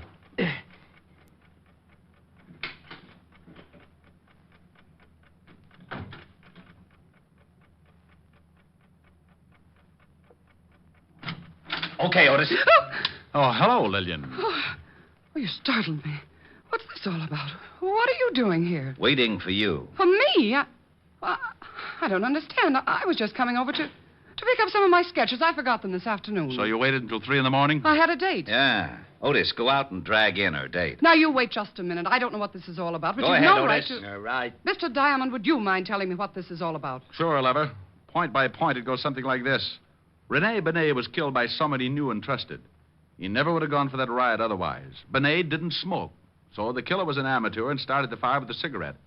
The killer wore gloves, and it was too hot that night for a man to wear them without looking suspicious. Are you saying that you think That you killed Benet? Sure you did. Come on, you get in there. Your dirty hands off of me. Yeah, here he is, Lieutenant. This is the guy in the car. Lil, what is this all about? You better ask Mr. Diamond, although I don't think he'll make much sense. He just accused me of killing Rene. What? Good morning, Mr. Marchand. I thought you didn't know Lillian. Well, prior to this evening, I did not. I called her because I wanted to talk to her about Rene's death. Ah, you're lying. Today at your shop, you call me Mr. Diamond. How did you know my name? Well, you told it to me. No. You're fibbing again. I just said I was from the police.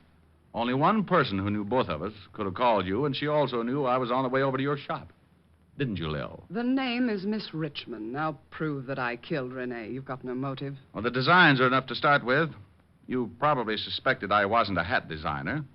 And you knew you had to work fast if you were going to get those designs to Marchand here before this fall showing. That's not true. Lillian never gave me any designs from Rene. You know, of course, Mr. Marchand, that if we stick your girlfriend with a murder rap, you're an accessory before and after the fact. What? Sure, maybe you'll get to sit in a nice electric love seat and hold hands. Oh, but I had nothing to do with the murder. Well, you knew about it, and you knew who did it. That's enough to put you away for 20 years.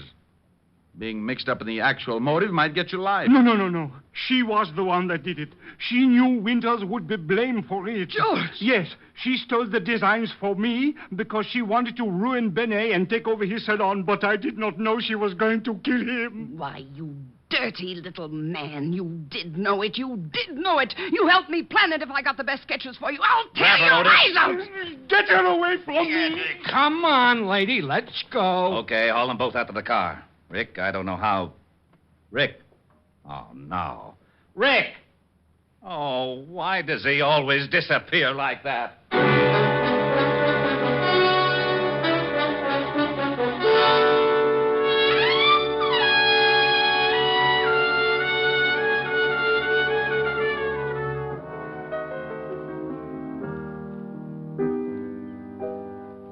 Rick, what's that you're playing? That's a new thing. Kind of pretty.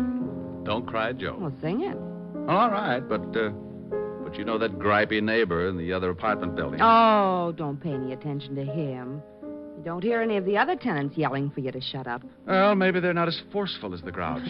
You see, honey, I got a couple of letters. Letters? Mm-hmm, from the people in that building. Most of them like the singing, but a couple feel the same way the Grouch does. Well, there's only one way to find out what all the people in the building think. How's that? Open the window and sing so they can all hear you. Okay, I'll buy it. You open the window. Don't you think maybe this is silly? Rick, I like you to sing when you come over here, but I don't want you to do it if no one else does. Now, go ahead. Okay. Don't cry, Joe. Let her go, let her go, let her go. Don't cry, Joe. Let her go, let her go, let her go. You've got to realize this is the wind-up. You'll feel much better once you make your mind up. Don't cry, Joe. Let her go. Let her go. Let her go.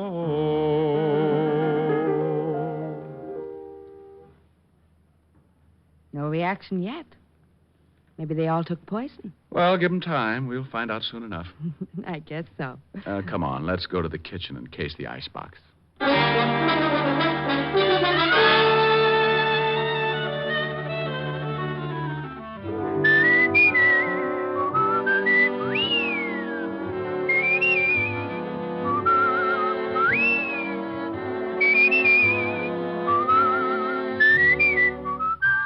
You have just heard Richard Diamond, Private Detective, starring Dick Powell. Helen was played by Virginia Gregg, Lieutenant Levinson by Ed Begley. Also in our cast were Wilms Herbert, Hy Averback, Kay Brinker, Clark Gordon, and Jay Novello. Music was under the direction of Frank Worth. Richard Diamond is written by Blake Edwards and directed by Richard Sandville. Dick Powell soon will be seen in the screen version of the best-selling novel, Mrs. Mike. Now, this is Eddie King inviting you to be with us again at the same time next week, when we will again bring you Dick Powell as Richard Diamond, Private Detective.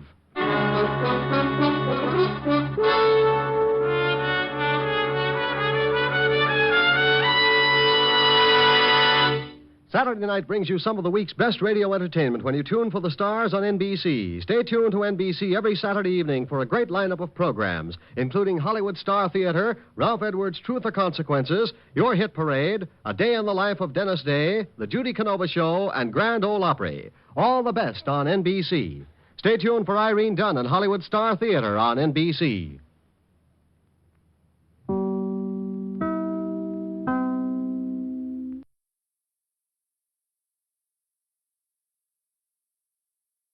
Conquer the world of WordPress? At G3PL.com, we're your ultimate destination for WordPress support and training. Need help with a specific project? Facing a tricky plugin or theme issue? We've got your back. We will troubleshoot, customize, and fine-tune your site to perfection. So, why wait?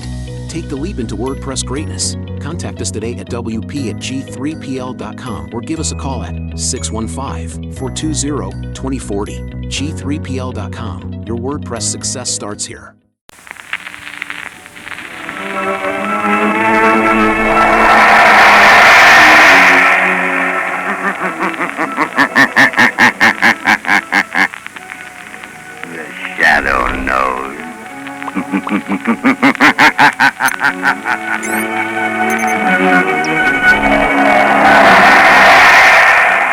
Again, Blue Coal Dealers present radio's strangest adventurer, The Shadow, mystery man who strikes terror into the very hearts of shopsters, lawbreakers, and criminals. Today, Blue Coal brings you The Shadow's latest adventure, The Plot Murder. In just a moment, The Shadow's exciting adventure will begin. Meanwhile, I have something important to tell all you homeowners. During this treacherous winter season, you can protect your family's health by burning blue coal.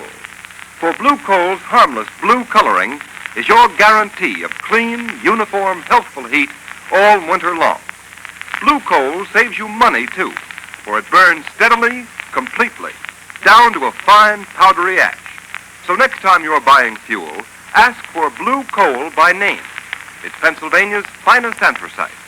Order a trial ton from your nearest blue coal dealer tomorrow.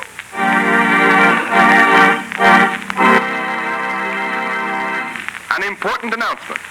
Just before going on the air with today's adventure of the Shadow, we received a telegram from the American Police Review, presenting the Shadow with a special award. Be sure to hear this official presentation at the close of this program.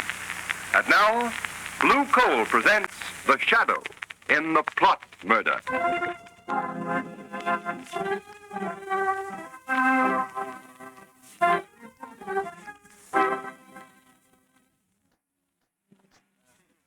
Captain Hines, read the findings of this court-martial.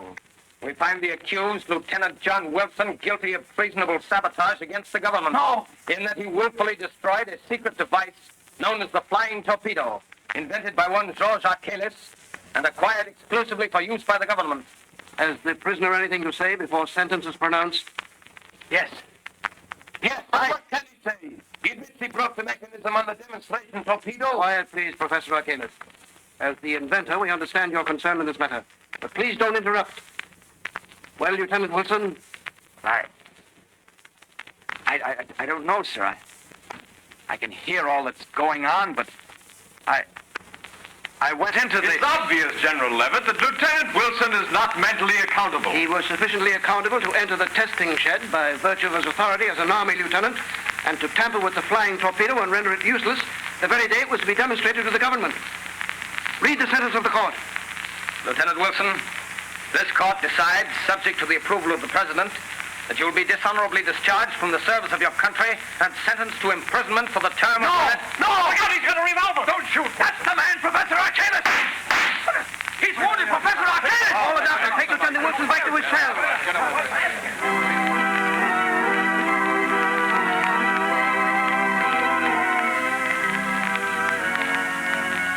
Lamont Cranston, I tell you, John Wilson can't be guilty. He just can't. Well, why not, Margot? After all, traitorous Army officers are not unknown to history. Yes, but the peculiar way John Wilson talked on the stand makes me think there's something strange about the whole thing. He acted, well, almost like a man in a trance. Lamont, just what is this flying torpedo he's supposed to have tampered with? That's what its name implies, a sort of aerial torpedo filled with high explosive flying under its own power.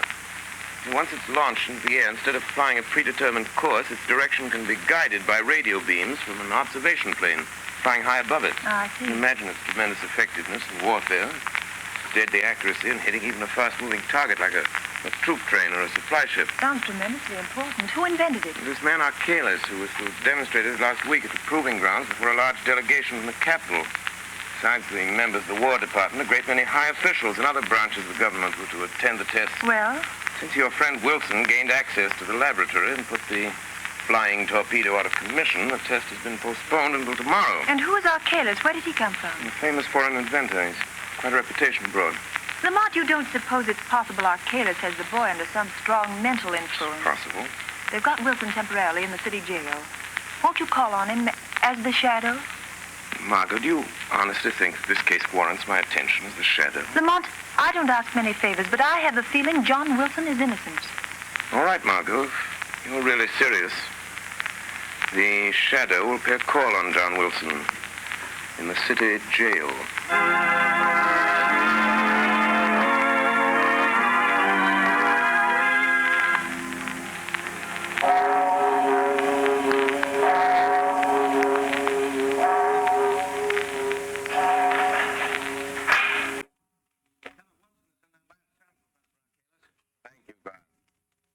Pass that General Levitt gave me. Do you take it or do I keep it? You better keep it, sir, in case you want to use it again. Yes, that's right. You'll have to talk to Wilson through the bars. No one's allowed in his cell. Thank you. I have no desire to go in. I already have one arm in a sling due to the young man's temper. There's only one or two questions I want to ask him, then I'll leave. Very well. Well? Who is it? You! Don't get excited, Lieutenant Wilson. I only came to tell you that you're a much better mechanic than a marksman. Your bullet only injured my arm. I'm only sorry I didn't kill me. The only way you can break the spell I have over you, isn't it? To kill me. Will somebody come? Look in my eyes. No. Look. No, I won't. John Wilson, look in my eyes. No. Look in my eyes, Wilson. That's right. Now repeat after me. I destroyed the torpedo. I destroyed the torpedo. Say it. I destroyed the torpedo. Sabotage against my country. Sabotage against my country. I am guilty. I am guilty. And that is all you remember. Are you sure that's all he remembers? Professor Arcalis? Who said that? Guard. You are there? No, not the guard, Professor. He's waiting at the end of the passage. You hide somewhere. In the next cell, perhaps. No, I'm here. In the shadows, Professor Arcalis. Perhaps you've heard of me. Who are you? The Shadow. The Shadow? Help me. Help me. I am your friend, John Wilson. Think now. Concentrate. What is it you're trying to remember? It's that torpedo.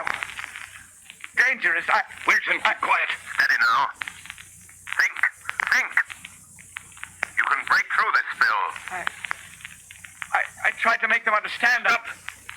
I destroyed the torpedo I because... command you to stop. John, your friends believe in you. They're trying to help you. Wilson, what have you committed?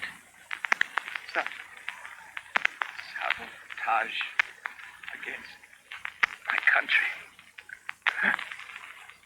I am guilty. I am guilty. So, Mr. Shadow, whoever you are, you see, You have a powerful spell over the boy, Professor. But there is a way to break it. what way, Shadow? If you don't know, I have no intention of telling you. Yet.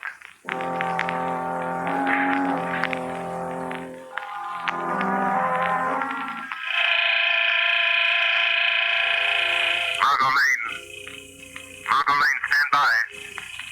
Arcalis has put Wilson under some strong mental influence, a sort of hypnotic telepathy. The boy's subconscious is dominated by the thoughts Arcalis plants there. We must weaken Arcalis' hold on Wilson's mind so we can find out if he's guilty or not. Stand ready for another call. Tonight I'm going to pay a surprise visit to Professor Arcalis at his hotel. I have a feeling that if we're not successful in getting Wilson to talk, this country of ours may suffer a terrible disaster.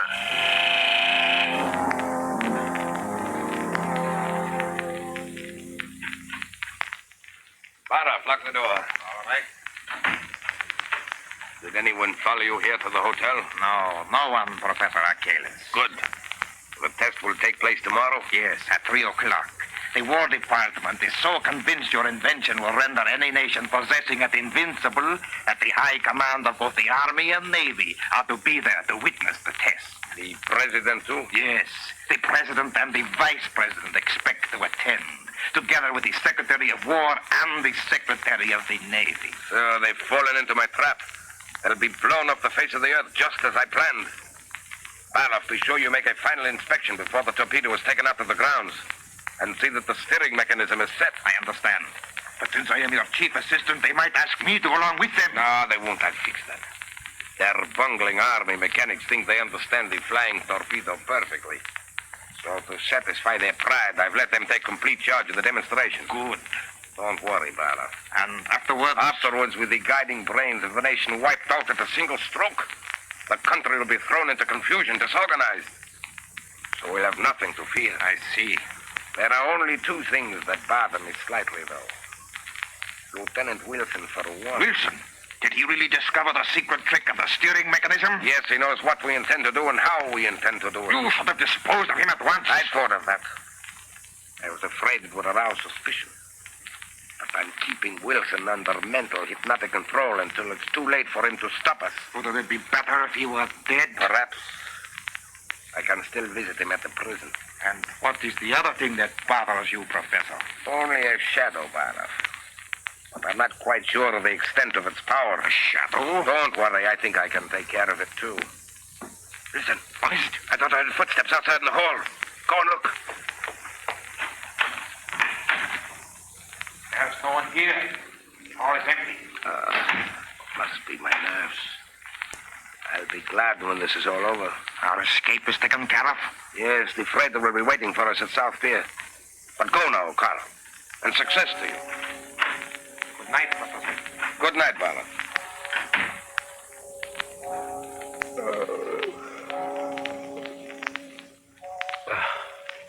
The shadow. If I can't put my willpower against the shadow, then I deserve to lose. And I've never yet...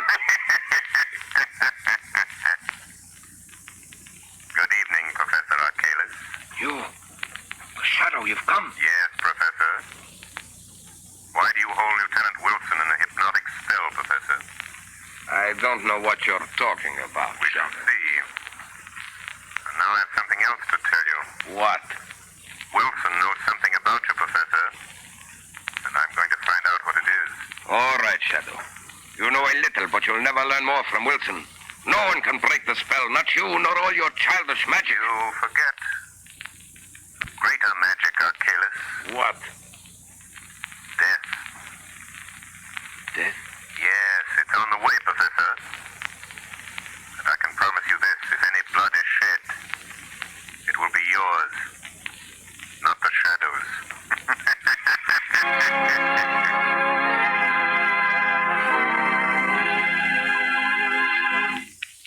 The second part of the Shadow's adventure will continue in just a moment. Meanwhile, here's some interesting information. Every day, more and more families throughout this area are saving money on their heating and cooking bills. These families are getting better and more economical heat than ever before with blue coal. Blue coal is anthracite. It is an American product mined by the Glen Alden Coal Company, who are deeply grateful for the purchases of blue coal by families throughout this area. Today, blue coal is the largest selling brand of home fuel in America because it is the only fuel that so satisfactorily combines all of the essentials necessary for perfect heating results. It is superior in quality, cleaner than most fuels, and economical because it burns long and steadily down to a fine powdery ash. Furthermore, there can be no substitution when ordering blue coal because it is the only solid fuel actually trademarked with a blue tint so that you can identify it at a glance. These are a few reasons why in Watertown, New York, blue coal sales this winter show a 29% increase over the same period a year ago. So take a tip from Watertown, New York families. Order blue coal by name. You will find the name of your nearest blue coal dealer listed in the Where to Buy It section of your classified telephone directory under the name Blue Coal.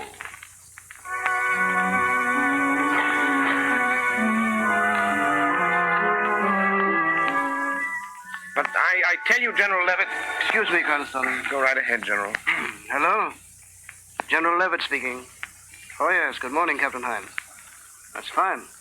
You have the flying torpedo loaded and ready for the demonstration? Good. I'll expect a report. Sorry I can't be with you. Goodbye. Now, Cranston, to get back to this Lieutenant Wilson, I don't see what I can do. But there may be some desperate plot at the bottom of this. Wilson acts as if he'd been put under some powerful hypnotic spell. He might know something about this flying torpedo that you ought to know. For heaven's sake, Cranston, I haven't time to listen to any such drivel. I know you're a very agreeable young man, and you mean well, but you're letting your imagination run away with you. Now, if you don't mind, I must get ready to leave for the capital. Very well. Just do me one favor, General Levitt. Might prove something to you. Well, what is it? Suggest to Professor Arcalis that he be present with the other official visitors at the proving ground. The demonstration starts. Well, of course, Professor Arcalis will be there. Why shouldn't he be? That's what I'd like to know. Unless I'm very much mistaken, General, Professor Arcalis has made arrangements to be far, far away from the scene of his triumph. George Cranston, I believe you know something. Excuse me, sir. Yeah, well? There are two gentlemen here to see you, sir. Professor Arcalis and another man. Oh, all right. Show them in. General Levitt will see you, General. Thank you. I'm sorry to interrupt you, General Levitt. That's all right. This is Mr. Cranston, Professor Arcalis, and Mr. Barlow. How do you do? How do you do? If you don't mind, Mr. Cranston, I'd like to speak to General Levitt alone. Not at all. I'm sure you have weighty matters to discuss. Good day, gentlemen. Thanks, Cranston. Goodbye. Oh, orderly. Yes, General Levitt. Is my luggage ready? Yes, sir. Fine. Then take the next train. Yeah, there's one leaving in 20 minutes. Can you make it? Yes, sir, if I go now, sir. Go ahead, then. I'll close the office. I'll meet you in the Capitol tomorrow. Yes. Well, what brings you here, Professor? Sit down, Mr. Barlow. Thank you, sir. Barlow has just returned from the proving ground, General. He supervised the loading of the torpedo early this morning. Everything was all right, I hope? Perfect. Your Army mechanics seem very proud they're going to handle the torpedo by themselves. Of course, we'll be anxious to know how it comes out. Aren't you going to be at the demonstration, Professor Arcalis? I'm afraid not. Another engagement, unfortunately, prevents my attending. Oh, yes, I see. But I can't understand how anything could be more important to you than seeing your own invention demonstrated before the highest officials of our government. I admit I'm terribly disappointed, General. However, I've left instructions for a telephone message to be sent to me at my hotel the minute the demonstration is over. Professor, I'm not sure that this test should be made without your being there.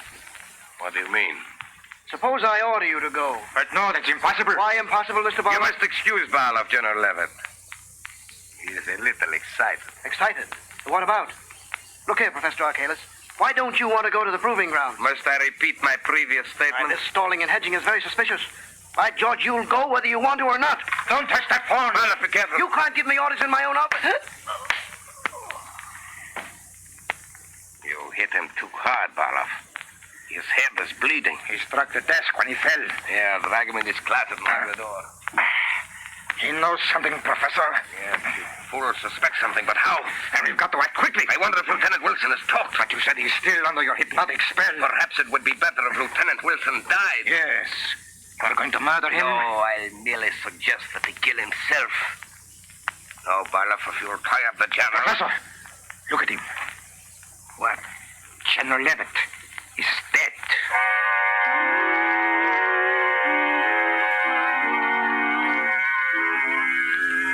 Well, here's General Levitt's office, Margot. No one seems to be here, Lamont. Well, that's odd. General was here less than an hour ago. General Levitt. Look, here on the corner of the desk. Blood. Word to Commissioner Weston at once. Tell him something has happened to General Levitt. Yes, anything else? Yes, tell him to send a squad of men to South Pier. I overheard Professor Arcalis and Barlow talking about meeting on a freighter there. Where are you going? I'm going to the jail. I'm going to make one more desperate attempt to get John Wilson to talk. You've got to find out what this is all about before it's too late.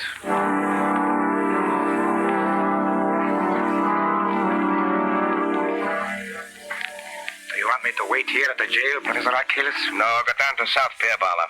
I want to be alone with Lieutenant Wilson. Yes. I'll follow after I've taken care of him. All right. But first, I'll collect the baggage.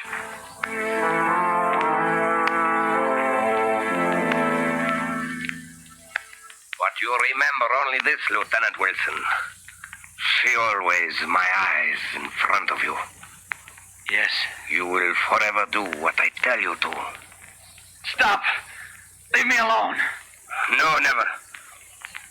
Look, Wilson. See what I have. A knife. Here. Take it. Now listen to me. You are disgraced. Your family disgraced. You have nothing more to live for. Say it.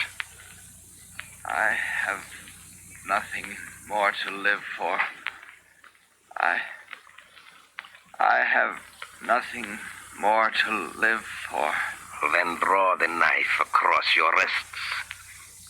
It's easy. Try it. Stop, John. Don't do it. The shadow. He's trying to make me... Keep away from me, Wilson. I've got you Let by go the of me, arm, Wilson. Arcalis. Did you feel the knife yourself? Yes, you've cut me, you fool. Your blood is being shed, Professor. Remember what I told you? Let me out of here. Let me out. He's gone, John. Something's happened to me. I feel that I can talk now. Then talk. Tell me what you know. Arcalis' spell is weakened. I can't see you, and I don't know who you are, but you've got to help me.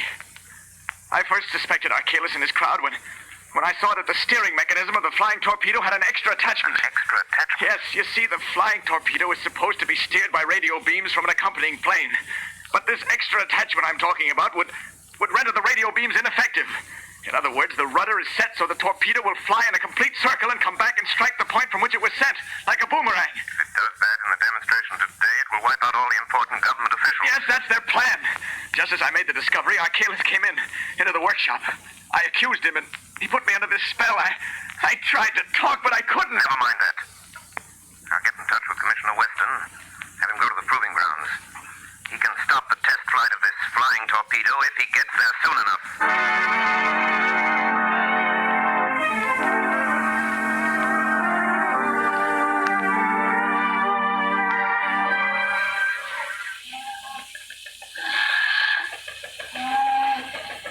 What's the idea of having us wait around here at the South Pier? There don't seem to be anything stirring. Who are the guys we're supposed to pick up? Two birds by the name of Professor Archelaus and Barloff. Foreigners, huh? Yeah. What are they going to do, make a getaway? I don't know. Commissioner Weston just said to make sure we got them, that's all. If it had been that important, don't you think the commissioner would have come down here himself? Well, he was coming, but he got a last-minute call to go over the place where they're trying out that new flying torpedo. Oh, yeah, I read about that. All these inventions... Now, wait a minute. Somebody coming down the dock. Hey, you. Hey, stop where you are, I'll shoot. What's this all about? Nothing. Where are you going? That is my business. What's your name? Come on, what's your name? Are you Barloff? What is it to you? Answer me, are you Barloff? Yes. Well, that's all we wanted to know. Come on. Where do you take him? I have done nothing. He's got a gun, Sergeant. What? I'm sorry, Sergeant. I had to do it. That's okay. This Archelaus will probably be along in a minute. Put this boy behind those boxes. We don't want Archelaus to... That's right. Hey, look out. Here comes another guy down the dock. All right, quick. Right. Behind this piling here. This Come one on. must be Archelaus. Yeah, I guess so. Professor Archelaus? Who are you? The police. We want to ask you what... Well, you can't get me to talk. You'll never make me... Look out, Sergeant. He's got a gun there. Drop that gun, You can't Archelaus. take me. The police can't touch me. You asked for it. Oh, you nailed him, Sergeant. Did he get you? Oh, I'm okay. Here comes the parole. Must have heard the shots. No, they didn't have time. Oh, Commissioner Weston? Yes, Sergeant. So you got our man. Yep. Is he dead? I don't think so, sir. Well, Archelaus, maybe you'll talk. I'll never talk. Commissioner Weston. Shadow, what are you doing here? We can't waste time, Commissioner. Did you stop the test of the flying torpedo? Yes, but... Good. Commissioner, you've saved the lives of thousands of spectators. To say nothing of some of our highest government officials. Then it was you. Yes. Yes, I had a friend of mine call you. And now, Professor Archelaus, let's have the story. You haven't much time. I know. I'm dying, Shadow. It was a plot against our national defense, wasn't it? It was. Who employed you to do it? That I won't tell you. But Lieutenant Wilson is innocent. Yes. Wilson is innocent. Commissioner, you're a witness. Lieutenant Wilson is cleared. Yes, Shadow. And what about General Levitt? Barloff killed him. Where is Barloff? We got him behind these boxes. How did you know about General Levitt, Shadow? We found blood on his desk. But this time the blood is yours, Archelaus.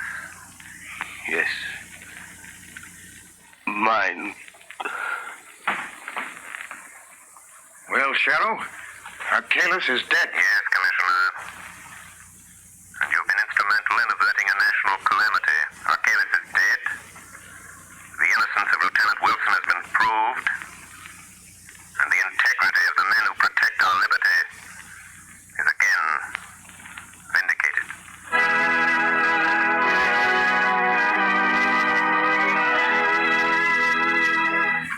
And now, here is John Buckley, Blue Coal's heating expert, with helpful heating hints for you. Thank you, Ken Roberts. Good evening, friends. I've received numerous letters from homeowners asking what they can do to prevent chimney loss, wasted heat that goes up the chimney instead of through the pipes of your heating system. It is really a simple matter to prevent this, and you will save money on your fuel bills, too. The next time you refuel the fire, move the handle of the turn damper, that plate-like damper inside the smoke pipe, 1/16 of an inch toward the closed upright position.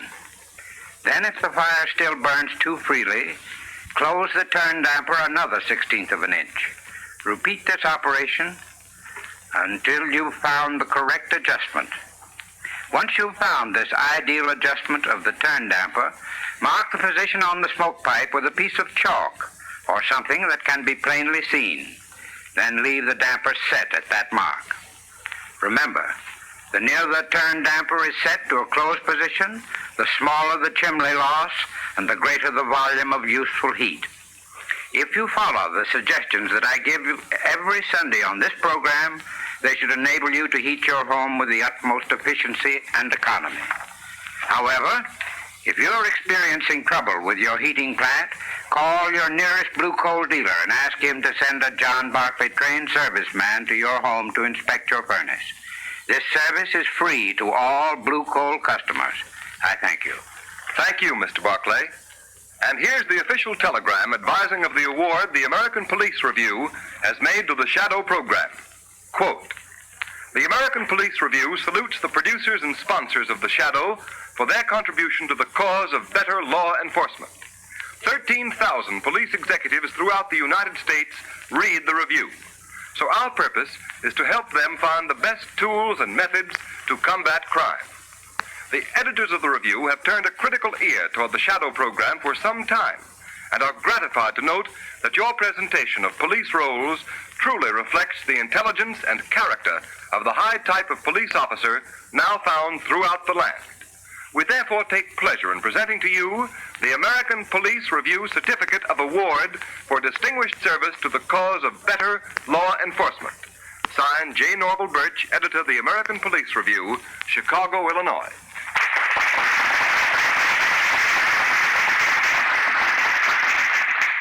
And so, on behalf of Blue Coal dealers and of all those who assist in the weekly programs of The Shadow, we tender our thanks and appreciation to editor J. Norval Birch and the American Police Review for their splendid testimonial.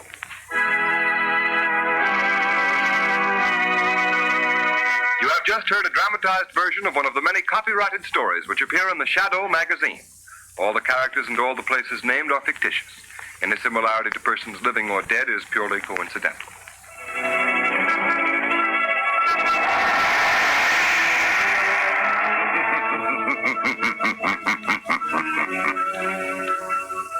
you sow evil, so shall you reap evil. Crime does not pay. The Shadow knows.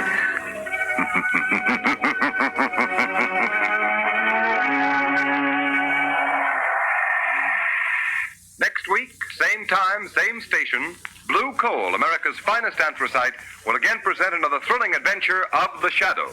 Be sure to listen, and be Conquer the world of WordPress at G3PL.com. We're your ultimate destination for WordPress support and training. Need help with a specific project? Facing a tricky plugin or theme issue? We've got your back. We will troubleshoot, customize, and fine-tune your site to perfection. So, why wait? Take the leap into WordPress greatness. Contact us today at WP@G3PL.com or give us a call at 615-420-2040. G3PL.com. Your WordPress success starts here. Hello? Yes, this is the Falcon speaking. Oh, Betty. Now, thanks for calling, but I'll have to skip this one, Angel. Yeah, I'm involved with a little character who has an idea he's a lady killer. And I have to see to it that he doesn't take it too literally.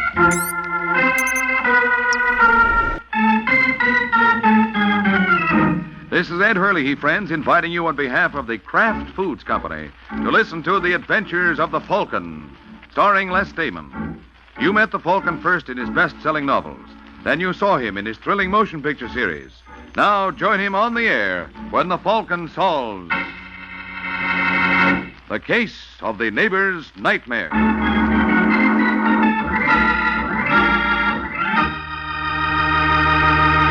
In just a moment or two, we'll join the Falcon for his latest adventure. But first, I'd like to tell you ladies how you can make delicious snacks and sandwiches, salad toppings, and appetizers more quickly and easily than ever. Just make them with those wonderfully handy Kraft cheese spreads. There are 9 grand varieties, you know, some sharp-tasting and others delightfully mild. But all are delicious, and of course of the finest quality, because they are made by Kraft. And for years, Kraft has been famous for foods of the finest quality. Try some of these handy helpers tomorrow. Take home several of the 9 famous Kraft cheese spreads.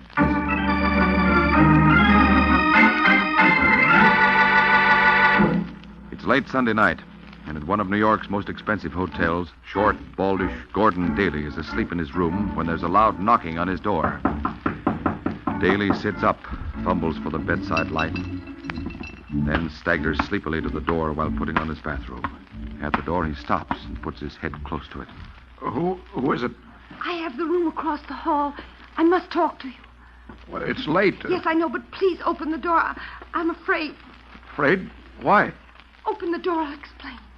Just a minute. Now, what is... Let me in, please. But it's late, and I suppose, somebody this time of night... Just for a minute till I collect myself. Well, all right. Thank you. I know this seems strange, and when I explain, you're going to think I'm silly. Am I? I'm afraid so. You see, I had a nightmare. Oh? I was afraid to be alone. Isn't that childish? Well, I guess so. I get so frightened I just can't stand it. Look, do you have a cigarette? Oh, yes, just a minute. Here you are. Thank you. Look how my hand's still shaking. Well, here, I'll light for you. There. I saw you on the elevator and coming in here a few times. You look, understanding. And when I get these awful dreams... I know how you feel. I've had nightmares. It's really my own fault. I should have put the money in the bank instead of splurging. What? You see, I've never had much all my life. And then all of a sudden to have $25,000, it's like coming into a fortune. Did somebody leave you money? No, I made a lucky investment. You see, I'd saved up a few $1,000s over a period of years, and then I heard of this opportunity, a new process for refining oil, so I put in all my savings. And you took out $25,000? Yes, in just a few months. I probably should have left it in. I might have been really rich. But $25,000 seemed like rich to me.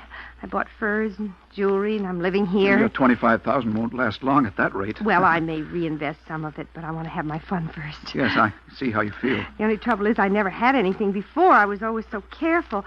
That's how I saved up the few thousand I had. So now with my room full of expensive things, I keep getting these nightmares that somebody's trying to break in and rob me. Yeah, but now about this investment... I get so frightened when I have those dreams. I suppose it's because I... Oh, listen to me rattling on about myself.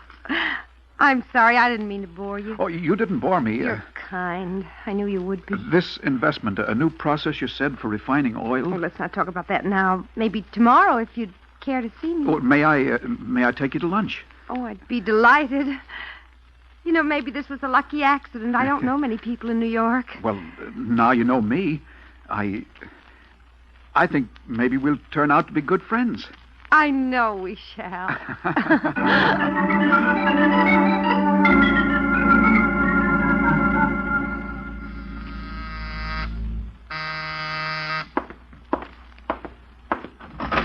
Yeah? How do you do, sir? Am I in the right place? Well, look, pal, I'm a detective, not a mind reader. Oh, then I am in the right place. This is the address I was given, but I expected an office building, not an apartment. Mm-hmm. You are Michael Waring, the gentleman they call the Falcon? Well, you're 2/3 right. What? I'm Michael Waring. I'm called the Falcon. But about the gentleman, well, there are various opinions about that. Oh? Well, may I come in? I'd like to talk to you. Yeah, sure. Thank you. Well, Mr. Daly. Gordon Daly. Daly. Gordon Daly. What can I do for you? I want you to investigate someone for me. Mr. Barnes. Harold Barnes. Mm-hmm. And what's this Barnes, Harold Barnes, done? Well, I invested $15,000 with him a month ago, and something's come up. I need my money. I've asked him for it, but he keeps putting me off. And you think he's pulling a fast again? I'm not sure what he's pulling. That's what I want you to find out. Well, how come you invested with him in the first place? Well, you see, Muriel, a friend of mine, put her money in Barnes' company, and she made a fabulous profit. Fabulous is a nice word for it. Just how good a friend is this Muriel? Oh, very good. Uh-huh. For how long? Oh, about a month. Mm-hmm. She crooks the finger, you rush in and get stung. Oh, now, don't get the wrong idea about Muriel. She's a nice girl. Oh, no doubt. She wouldn't lie to me. No, of course not. She claimed dealing with Barnes is profitable for her. Well, I'm sure it is. A nice fat profit for every sucker she lands. Now, you're wrong. Well, in that case, do you still want to hire me? Yes, but you'll find out how wrong you are. All right. You're thinking of this as a swindle, but it's not. Barnes meant to pay off, I'm sure of that. He did pay off to Muriel, but now something's happened and he's stalling. Apparently, he's hard-pressed for cash. Well, if Mr. Barnes is so hard-pressed for cash, I think I'll offer him some and see what happens.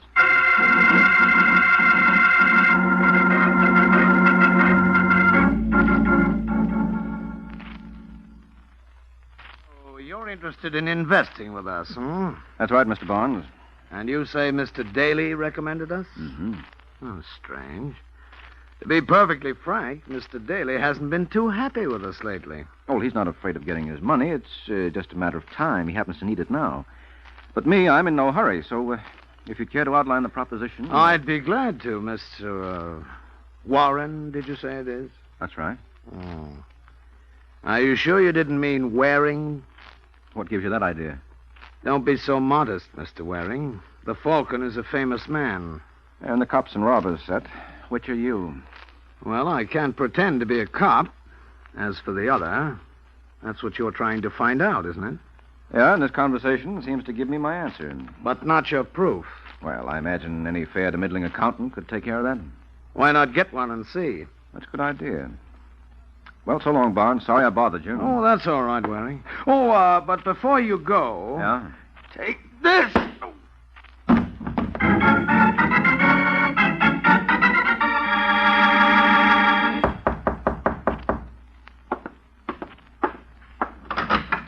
Oh, come on in, Muriel. I've almost finished packing. Say, where are your bags? I haven't packed yet. Why'd you want me to drop by here?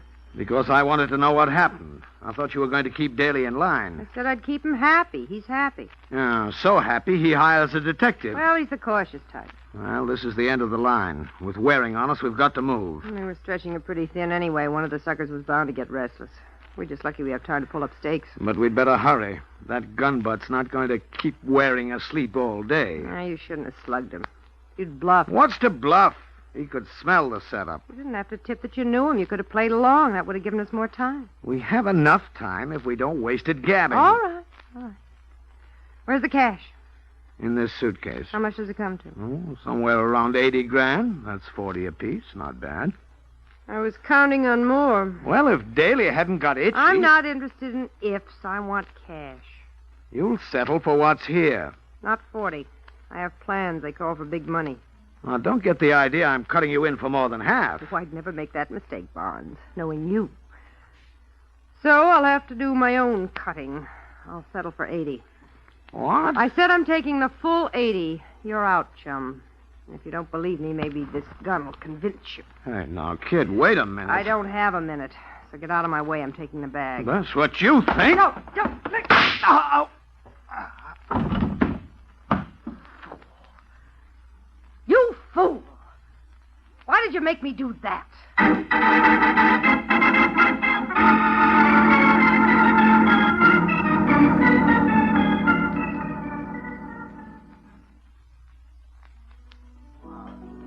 Hello, Gordon. Oh, Muriel, there you are. I've been waiting since 6. I know, I'm sorry. I'm so late. Something awful happened. Yes, I can see you. You look like you've had another nightmare. This one's real. I've got to talk to you, but I don't want anybody to hear. Well, there's a table in the corner. All right.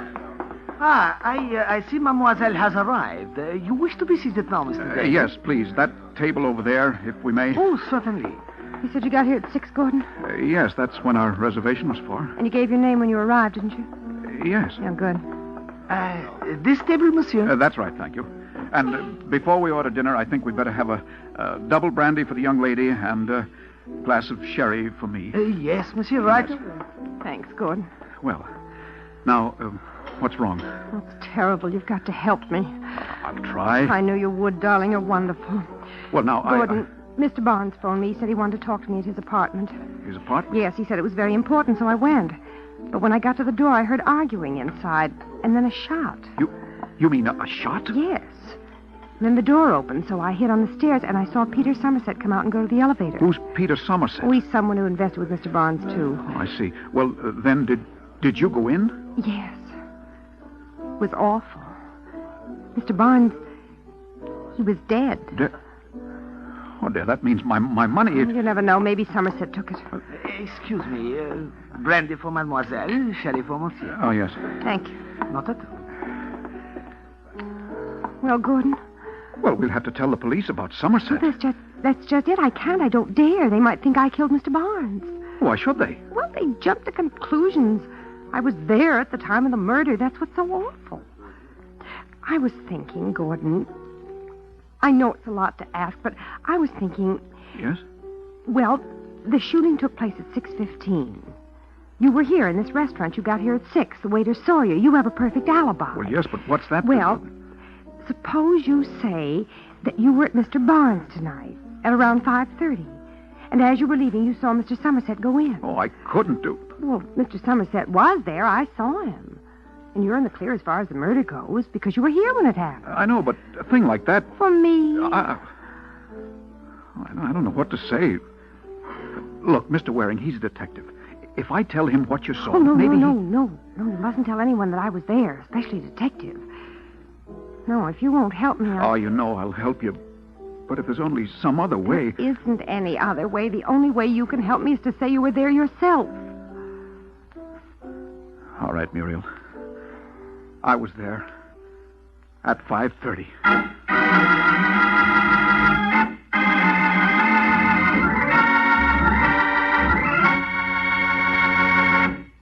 This is Ed Hurley again, friends. Well, it looks like Muriel is a girl with ideas. And here's an idea for all you folks who really like good salads. An idea for a wonderfully different salad dressing you can make easily. Just empty a glass full of Roca cheese spread, one of the 9 delicious cheese spreads made by Kraft, into a little bowl. Then use that empty Roca glass to measure out an equal amount of Miracle Whip salad dressing. Blend the two together, and the result is a delightfully different salad dressing. Creamy, smooth Roca cheese spread has a zesty blue cheese flavor that's unusually delicious, really tantalizing. And for wonderful snacks and sandwiches, try Old English brand and Smoke Hill and Kraft cheese and bacon spread, too. But, of course, you'll want to try all 9 delicious Kraft cheese spreads. Look for them in colorful tulip-designed drinking glasses you can use again and again. And remember, the Kraft cheese spreads are so delicious that they've become America's favorites. So, enjoy the best. Tomorrow, get several of the 9 famous Kraft cheese spreads. They're America's favorites.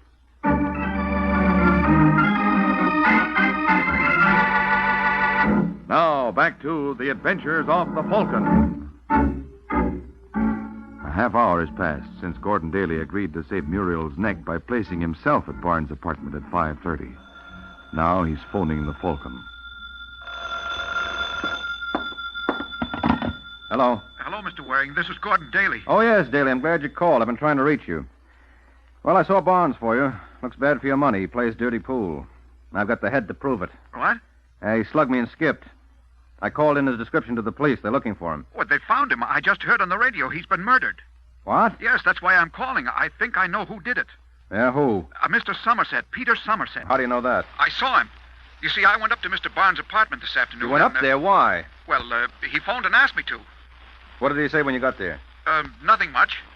He asked you to go over so he could tell you nothing much, huh? Look, why are you asking me all these questions? Aren't you working for me? Well, I thought so, but you seem to be taking matters in your own hands. Well, but Barnes asked me. Uh-huh. That's the truth.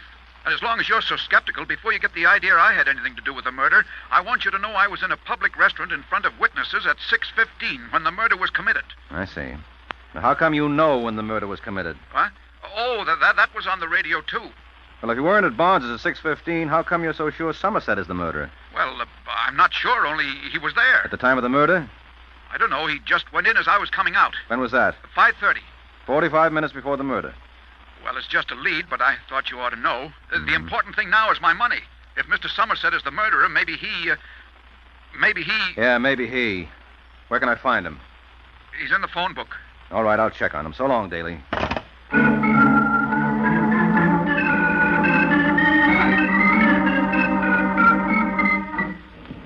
Taxi. Wait a minute, Waring. Huh? Oh, Sergeant Corbett. I'll save you fare. You want to go someplace? I've got a squad car. Well, you're too good to me, Corbett. Don't mention it. I want to talk to you anyway. All right, fine. What do we discuss? Existentialism or dialectics? Let's discuss Harold Barnes. Isn't he a pretty dead subject? Very dead. How did you know? It's on the radio.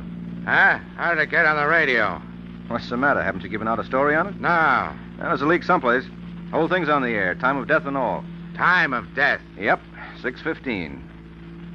Waring, you'd better have that radio of yours checked. Could stand a new tube or something. Why? I've got news for you. Barnes wasn't killed at 6:15. No? No, he was killed at 5:30.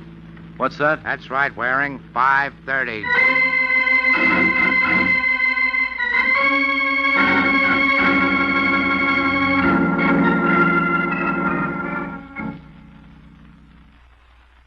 Waring, you gonna talk? I've been talking.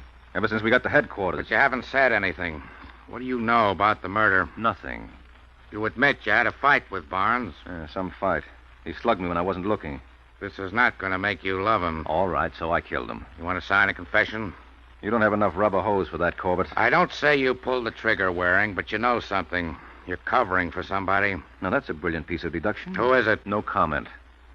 What's with the phony radio yarn you handed me? That's what I want to know. If you'd stop wasting my time, maybe I could find out. And if you'd cooperate... You'd die of shock.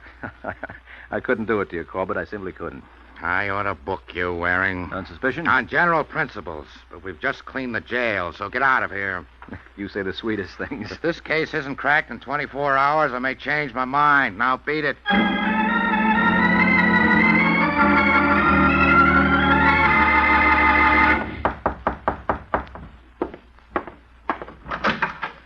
Oh, Mr. Waring, come in. Yeah, Daly. Daly, where'd you get the idea Barnes was killed at 6:15? Oh, I told you, the radio. Wasn't on the radio. But I heard it. No, it's no use, Daly. That's too easily checked. Well, I have nothing else to say. You know, chum, when somebody has the facts of a murder before the story is out, it usually means he had something to do with it. I have an alibi. Uh-huh. So this isn't the usual situation, especially since those facts of yours happen to be incorrect. What do you mean? I mean that the murder didn't take place at 6:15. It didn't? No, it didn't. It happened at 5:30. What? Yes, just the time you admitted being at Barnes. Oh, no, there's some mistake. And you made it. I didn't kill him. Well, I don't think you did. You wouldn't have stuck your neck out so far if you had. I'm glad you realize that. Yeah, so that leaves just one explanation. Does it? You mentioned a friend when I first talked to you, Muriel. Yes? Nice girl, you said. She wouldn't lie to you. Not much. She'd just trim you out of your savings and then frame you for murder. Well? I don't know. It was Muriel, wasn't it? Now, come on, Daly, wasn't it? Stay right where you are, Waring. Don't you move. Oh, dear. How chivalrous can you get? A gun because I accuse your girl? I trusted her, Waring. I believed her. I loved her. As long as you're putting that all in the past tense, why the gun? You don't think I'm going to let her get away with this, do you? You don't need the gun to get even. All we need is your testimony. If we can pin the killing on her... Well, I'm not going to wait. And I'm not interested in just giving testimony. For once in my life, I'm going to do something. Now, wait a minute, No, Daly. you stay right there. This is between me and her. We're going to have it out, and don't you try to follow me. If you do, I'll kill you. I'm not joking, Waring. I'll kill you.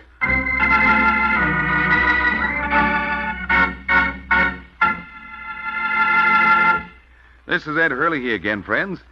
Well, I'd hate to be in Mike's shoes right now, but then I have a much more pleasant job than Mike's.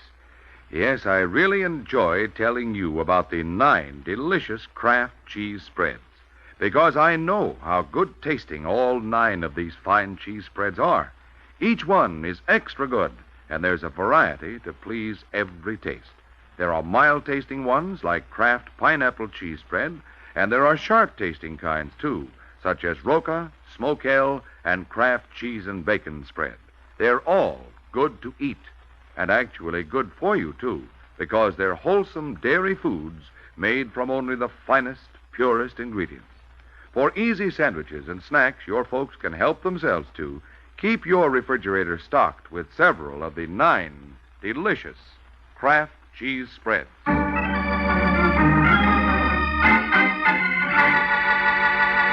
Now, back to the adventures of the Falcon. 20 minutes have passed since Gordon Daly took matters and a gun in his own hands.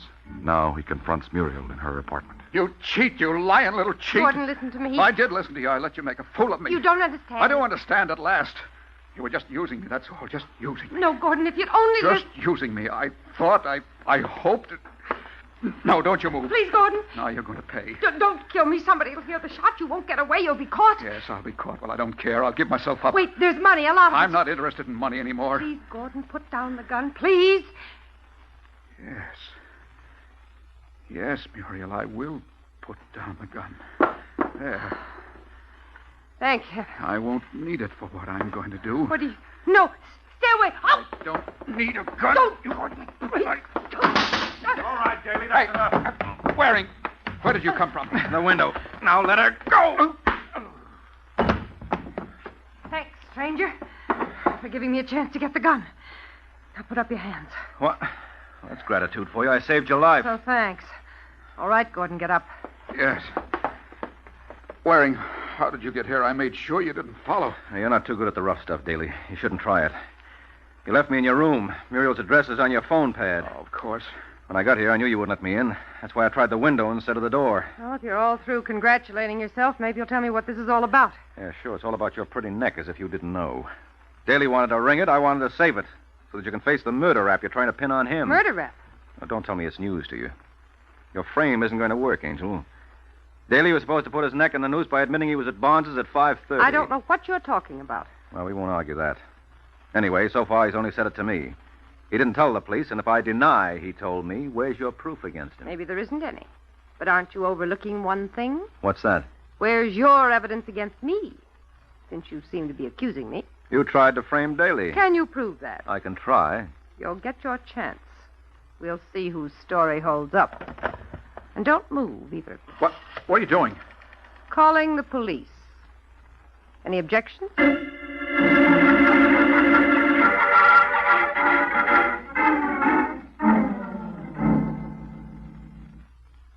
Gordon has admitted being at the murder scene at 5:30, Sergeant. That's why he tried to kill me. No, that's not it. Daly, you and Waring both admit you tried to kill the girl. Well, I lost my head. Sure, just like you lost it when you killed Barnes. But, Corbett, can't you... Yeah, Waring, I see you're trying to build up Daly as a nice, innocent little sucker. So what's a nice, innocent little sucker doing with a gun? I told you, Sergeant. Muriel, she gave it to me. She told me Peter Somerset might try to harm me because I accused him, and I needed to protect myself. Sergeant, you don't believe... You bet I don't believe. Waring gives me a lot of double talk. Now he admits he was covering for Daly. He admits Daly pulled a gun on him, and the gun turns out to be the murder weapon. Murder weapon? That's what ballistics says. So, with the gun, with the second murder attempt, with Waring's double talk, no. There's only one answer this time. Can't you see it's a frame? Did you ever see a murderer who wasn't being framed, Waring? But the girl told him what to do. She didn't tell him to pull a gun on you. She didn't tell him to try to strangle her. She didn't tell you to hold back on me. Her story makes sense. Yours and Daly's still doesn't. All right, Corbett, you win. But do you know how much I win, Waring? What? I could hold you, too, for obstructing justice, and don't think I wouldn't love it. Oh, come now, Corbett. I know that behind that stony facade there beats a heart of granite. Keep up the bright dialogue, chum. But you've just got one out. Otherwise, I throw the book at you. And what's my out? You sign a statement saying Daly admitted to you he was at Barnes at 5:30. All right, Corbett. No, Waring, don't. The truth, Daly. But it'll clinch the case. I don't mind about myself, but this means Muriel will go free. She'll get away with everything. What can I do? Go ahead, Corbett. Have the statement typed out. I'll sign it.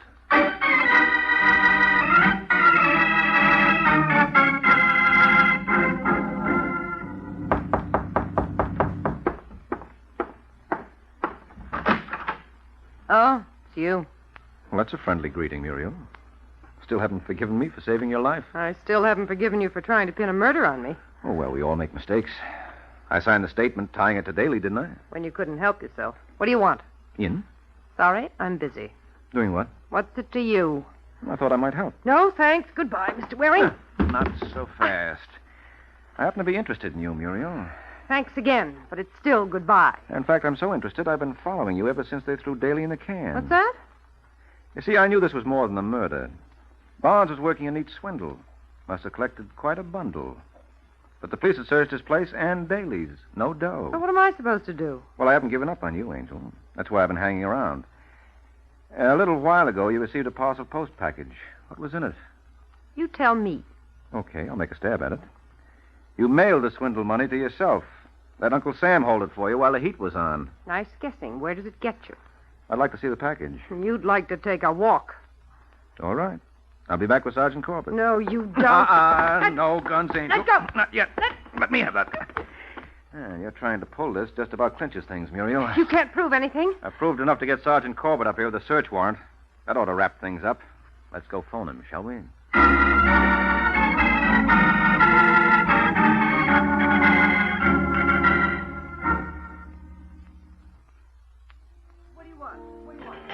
For a while, Waring, I thought you'd let me down. Oh, for a while I had to, Daly. Well, you worked with Sergeant Corbett before. Wasn't there any way you could convince him? Sure, by getting proof. That's what I did. And in the meantime, I had to sit in jail. Or wasn't it worth it to save you 15 grand? Not to mention your neck? It was worth it to get even with Muriel. You sure are one for revenge. I think of how much I love that woman. I still do, I guess. That's why I hate her so much. Now, that makes sense. It does. Well, at least I've learned my lesson. From now on, I'm through with women. They're nothing but trouble. That's all they are, Waring. Trouble. Uh-huh. Well, I've got to be going. Oh, yes? Where? Oh, just out looking for trouble. Good night, Daly.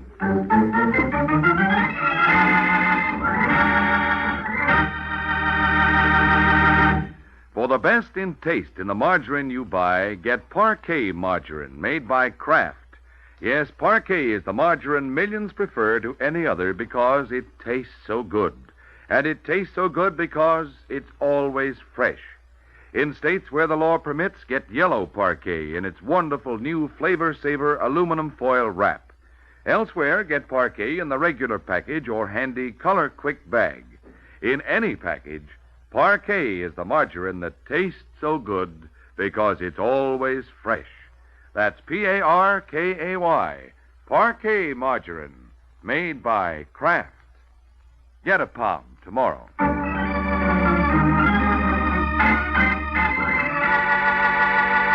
The Case of the Mighty Muscle. The Case of the Mighty Muscle. That's the title of next week's adventure of the Falcon, when Mike Waring learns that some people don't need a moving van to move in. A little Colt 45 can carry a lot more weight. So be sure to listen at the same time next week to another exciting adventure of the Falcon, brought to you by the Kraft Foods Company. The Adventures of the Falcon are based on the famous character created by Drexel Drake, produced by Bernard L. Schubert, written today by Gene Wang, and directed by Richard Lewis. Music was by Arlo. Les Damon was starred as the Falcon, with Ken Lynch as Sergeant Corbett. Be sure to hear The Great Gildersleeve next Wednesday evening over most of these stations. In next Wednesday's broadcast, Gildy comes face to face with an hilarious problem and solves it in a way that will keep you laughing for days. Remember the show, the time, and the place, The Great Gildersleeve, next Wednesday evening over most of these stations. Check your newspaper for time of broadcast. This is Ed Hurley, speaking for the Kraft Foods Company. Jimmy Durante, Fred Allen, and Judy Holliday visit the big show today on NBC.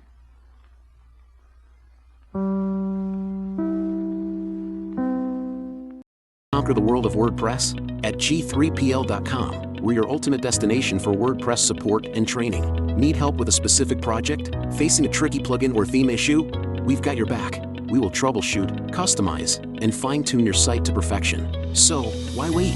Take the leap into WordPress greatness. Contact us today at WP@G3PL.com or give us a call at 615-420-2040. G3PL.com. Your WordPress success starts here. Ladies and gentlemen, the secret word tonight is hair. H-A-I-R. Really? You bet your life.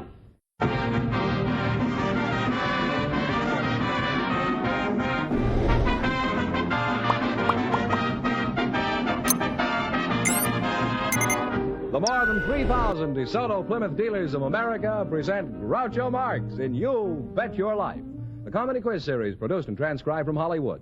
And here he is, the one, the only... Groucho! That's me, Groucho Marx.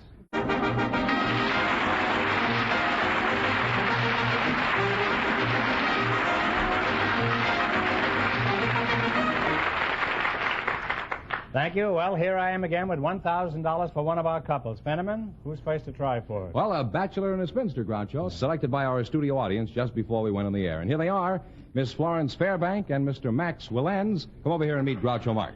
Well, let's see this. Bachelor and a spinster, eh? Miss Florence Fairbank, huh? A mighty fine-looking woman, Florence. And Maxwell End, that's you, that's I me. presume. Huh? Welcome, youngsters, for the Welcome, youngsters, for the DeSoto Plymouth Dealers of America. And if you say the secret word, you'll divide $100 in cash. It's a common word, something you always have with you. Miss Fairbanks, where are you from? Richmond, Virginia. Richmond, Virginia. Where FFV. FFV, what does that mean? First Family of Virginia. Oh. And who was the second family, do you remember? Now, what sort of work do you do, Miss Fairbanks? I'm a hostess. I'll call you Florence, huh? Oh, yes, do. I'm a hostess. You're a hostess? Yes. Where? In one of your exclusive tea rooms. Oh. Well, I'm sure it's exclusive if you're the hostess, Florence. And Max, you're a bachelor, eh? Yes, sir. Where are you from, Max? I was born in Vienna. You got a very big role on you? How long have you been living in California? Oh, about 10 years now. 10 years, huh? Yes, sir. You like it here? I love it. You miss Vienna? No, I don't. Did you miss it when you were there? On the contrary, I missed it.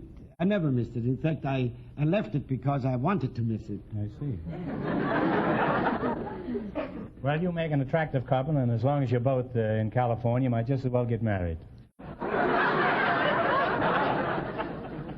Max, did you say your name was Max? Yes, sir. Max, yeah. Is it easier to find a wife here than your hometown?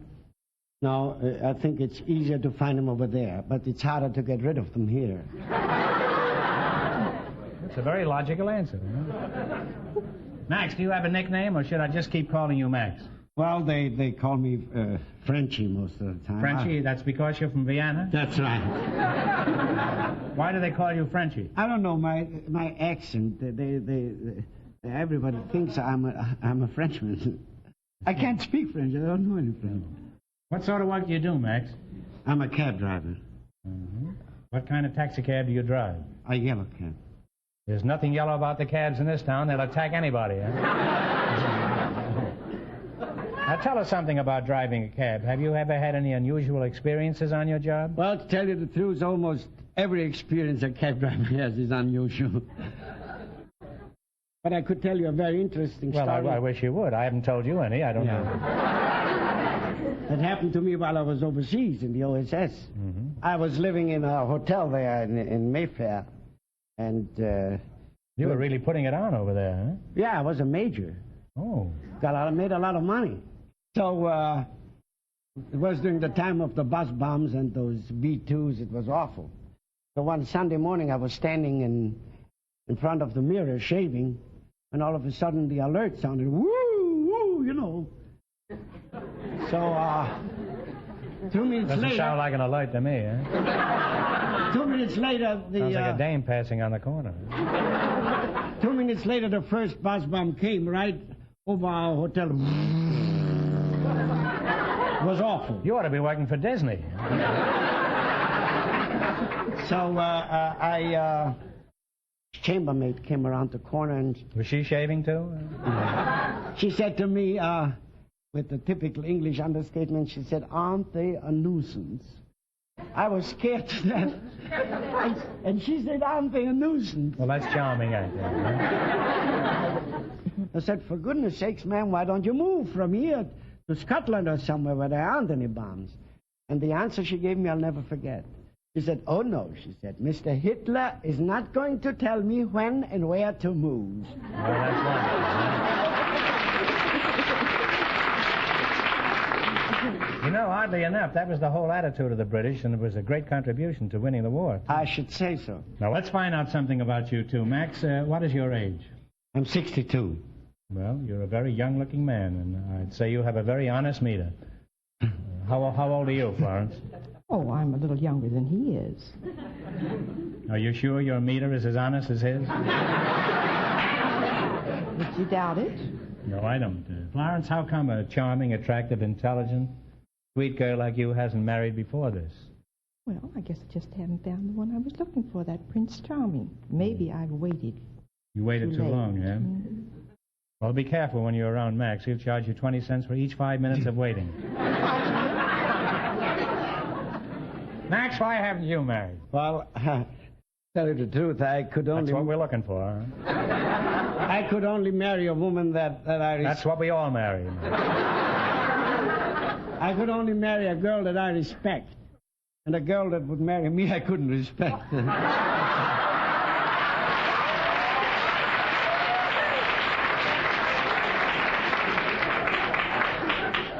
Max, I don't think you're being very fair to yourself. Well... I think you have a charming personality and you seem like a very nice fellow. Remember that the next time I get in your cab. Thank you, sir. Now, Florence, tell me, if you found a handsome, eligible bachelor, would you be interested? I might be. Look at Max. His heart's going buckety, buckety, buckety. Or maybe that's just his meter ticking. And now, in just 1 minute, you're going to play You Bet Your Life for a chance at the $1,000 question. Right now, I want you to listen carefully to what Fenneman has to say.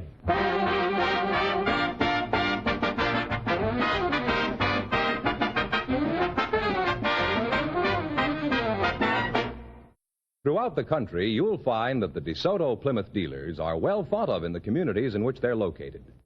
They have gained the respect of their neighbors and business acquaintances by the way they run their DeSoto Plymouth dealerships. They have the old-fashioned idea of how a customer should be treated, with courtesy, fairly and squarely. And you'll find the spirit of fair play is reflected in every member of the DeSoto Plymouth organization, whether they're in the service crew, on the sales floor, or in the office. DeSoto Plymouth dealers also get their reputations because of the two superb cars which they handle. The brilliant DeSoto is one of the best engineered automobiles ever built. And it is a long, low car with beautiful lines and the most luxurious interior you can imagine. As you know, all dealers who sell DeSoto also sell Plymouth. So look for these two great names linked together. DeSoto, Plymouth.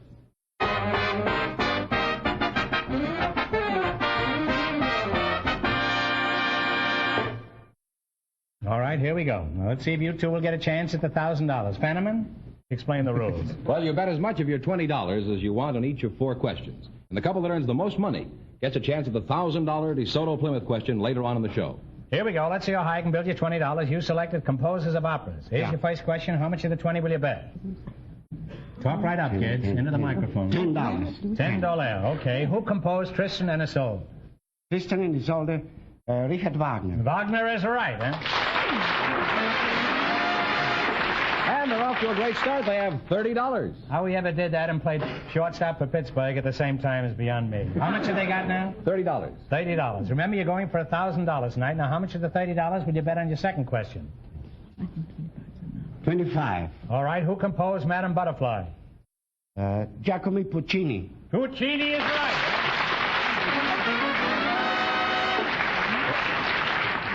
Puccini, he not only gives you the first name, the last name, first name, everything. He's really a scholar, this man is, isn't he? They certainly are.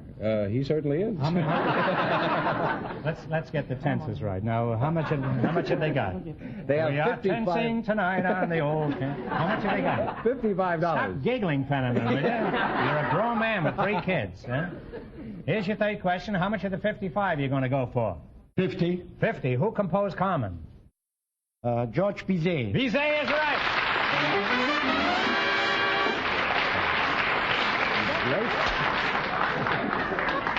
And he was really busy when he wrote that, too.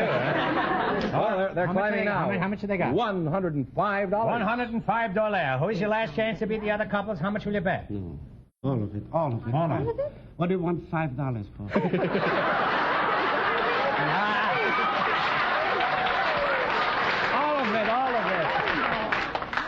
All right, you ready? Yeah, I better make it easy. $105? Yeah. Here we go. Who composed Rigoletto? Giuseppe Verdi. Verdi is right.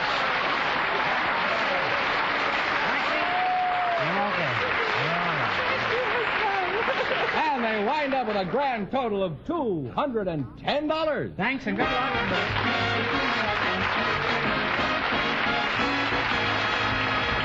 Thanks and good luck from the DeSoto Plymouth dealers. That Max is really a sharp cookie. He knew the first names of everybody. I didn't even know the last name. Oh, Groucho, the secret word is still hair. Okay. We invited some women dentists to the program tonight, and just before we went on the air, our studio audience selected Dr. Ilyana Cosby. Her partner is a married man from the studio audience, Mr. Terrence O'Brien, and here they come. Folks, come on over here and meet Groucho Marx. Welcome to You Bet Your Life, and if you say the secret word, you'll divide $100 in cash. It's a common word, something you always have with you. Now, let's see. Ilana Cosby, is that right? Ileana. It rhymes with manana. Oh, okay. Are you related to Bing? No, my husband could be because his name is Cosby, and we're always confused. His name is Fairfax. Oh. Fairfax Cosby. Fairfax and where? Beverly? The boulevard was named for him. He was? Yes, seriously. Oh, really? Well, it's a mighty fine boulevard. And Terence O'Brien. That's me. Hello. Well, I'm fine, and how are you? I'm all right. You're a dentist, Ileana? I am. Where are you from? Los Angeles? Born here? No, in New York City. New York City? Yes. How long you've lived out here? I came here when I was 3 years old, and that was 25 years ago. Well, you're still in your teens, according to that. And Mr. O'Brien, where are you from? Austin, Texas. Austin, Texas. Well, how long have you lived up here? Oh, just a little bit shy of a year. Mm-hmm. Well, how come you left Texas? Well, I just want to see what it was like out here. Where all the money was, rich people. What about those oil wells in Texas? Well, I didn't have any. Now, what kind of work do you do up, Mr. O'Brien? Well, right now I'm a student. Going to school. Oh, you're just a boy, huh? That's all, just a kid. How old are you? 32. You must be pretty near through high school by this time. No, I'm going to school out here to learn something more. You know, I finished high school. I'm going to UCLA. Mm-hmm. Some of my boys are here. No, those are girls from USC. What do you contemplate doing when you get discharged from college? I mean, do you have any particular profession you're going after? Or? No, I haven't decided yet. Well, I think by the time you get to 50, you ought to come to some conclusion. Now, Mrs. Cosby, aren't women, Doctor? You can call me Doctor, too. Huh? Oh, certainly. I was a doctor in a couple of movies. Matter of fact, I had a doctor of the movies after I got through with them. Aren't women dentists quite unusual? No, there are about 20 in Los Angeles alone. Well, if they're alone in Los Angeles, they're a lot better off than if they knew somebody. Mr. O'Brien, you're a married man? Definitely. Really married. You have any children? I got 2. Well, what are their names? Well, the oldest boy, 3 years old, is Patrick Michael O'Brien, and the youngest is 18 months, and he's Dennis Terrence O'Brien. He's a dentist, and he's 18 months? How did you meet your wife, Mr. O'Brien? Well, it was, I'm Irish. My wife was Irish, Dugan, and we were having a St. Patrick's Day party. And some of the boys were there, Shanahan, and Donahue, and a couple of the others. And nobody named Schwartz? And a friend of mine, Floyd Shanahan, we went out in the kitchen there and got in the batter, and we put a little bit of grog in it, just for the joke of it. And it seemed like the cakes didn't raise up right when they were baked. And my wife, B, she found out that I was the one that did it. She was the one who was baking the cake, and the cake flopped so bad, and so she slung it. I caught it.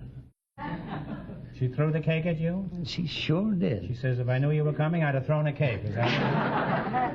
And then that was... Well, I realized the next day after I got well that... What do you mean, you... I was ill. The cake was hit me kind of hard.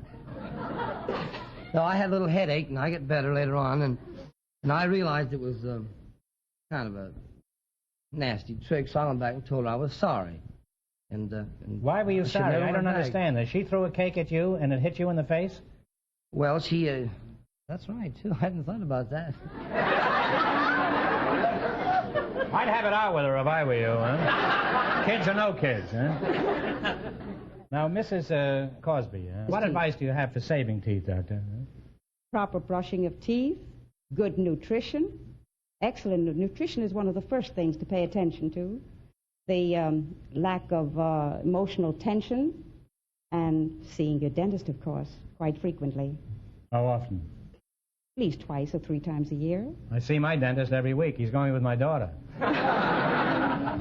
It's not helping my teeth any. As a matter of fact, it's not helping my daughter any.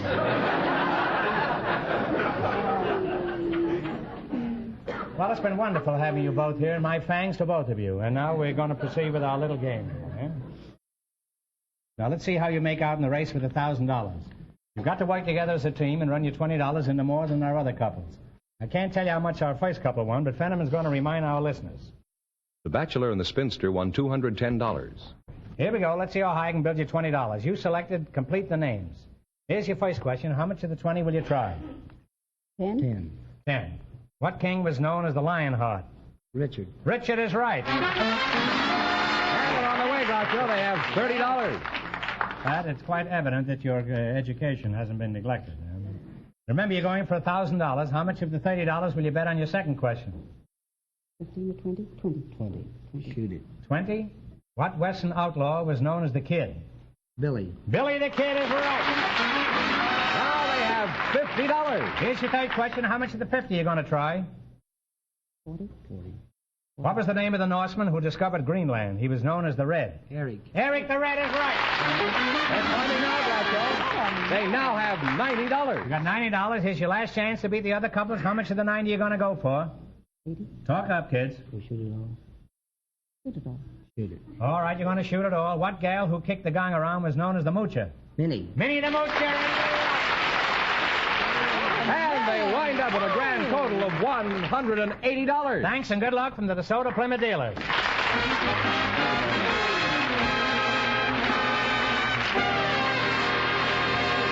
Well, Groucho, the secret word is still hair. Hair. Hair. We invited some deputy sheriffs to the program tonight, and just before we went on the air, our studio audience selected Audrey Lair. Her partner is a symphony conductor, Professor Peter Meremblum. And here they come. Folks, come on in here and meet Groucho Marx. Welcome for the DeSoto Plymouth dealers, and if you say the secret word, you'll divide $100 instantly. It's a common word, something you always have with you. Miss Audrey Lair. Yes, sir. That's you, huh? And symphony conductor and a deputy sheriff. Huh? I'm a deputy sheriff. You're a deputy? Yes. Where are you from, Audrey? From San Francisco. Professor Peter Meremblum. Are you any relation to Lovenblum? where are you from? I'm from the Alta Crimea. You're in Alta Crimea? You don't look like it. You look like a comparatively young man. Huh? I am young man. Professor, are you married? Yes, sir. How long have you been married? 25 years. 25 years? Well, at least you should know the score. I do. Well, you should after facing the music for 25 years. Would I be amiss, Audrey, if I asked you how old you are? Not at all. It wouldn't be fun talking to you if I were amiss. Well, how old are you? 28. You're a mighty pretty girl, Audrey. Can't get over it. I thought all the Western sheriffs were old and gnawed and chewed tobacco. Well, don't you even carry a 6-shooter? Carry a .38 revolver. You're pretty well heeled, eh? Mm-hmm. And very well ankled, too, I might say. Have you ever used your revolver, Audrey? No. Why don't you and I go out after the show tonight? I'd give you occasion to. I'm having walnuts for dinner. We can use your revolver to crack them. Fooled you, didn't I?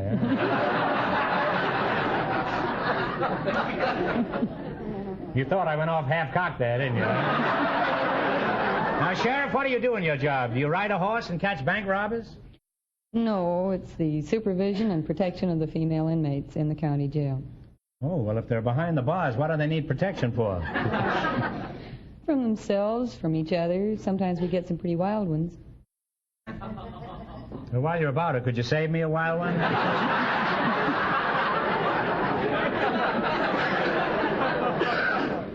Now, Professor Meremblum, let's get back to you. What band do you lead? I call California Junior Symphony Orchestra. Is that a Dixieland jive outfit? No, this junior orchestra consists of young people from 12 to 20 years old. Oh. Firehouse 5 plus 110, is that it, huh? Now, Professor, I've not only heard of your orchestra, but I've also heard it, and I think it's the finest organization of its kind. You've done a remarkable job with those kids. Thank you, Mr. Marston.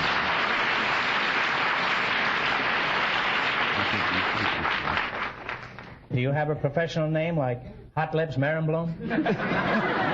Sometimes they call me Pied Piper of Hollywood. The Pied Piper? You mean all these kids are little rats?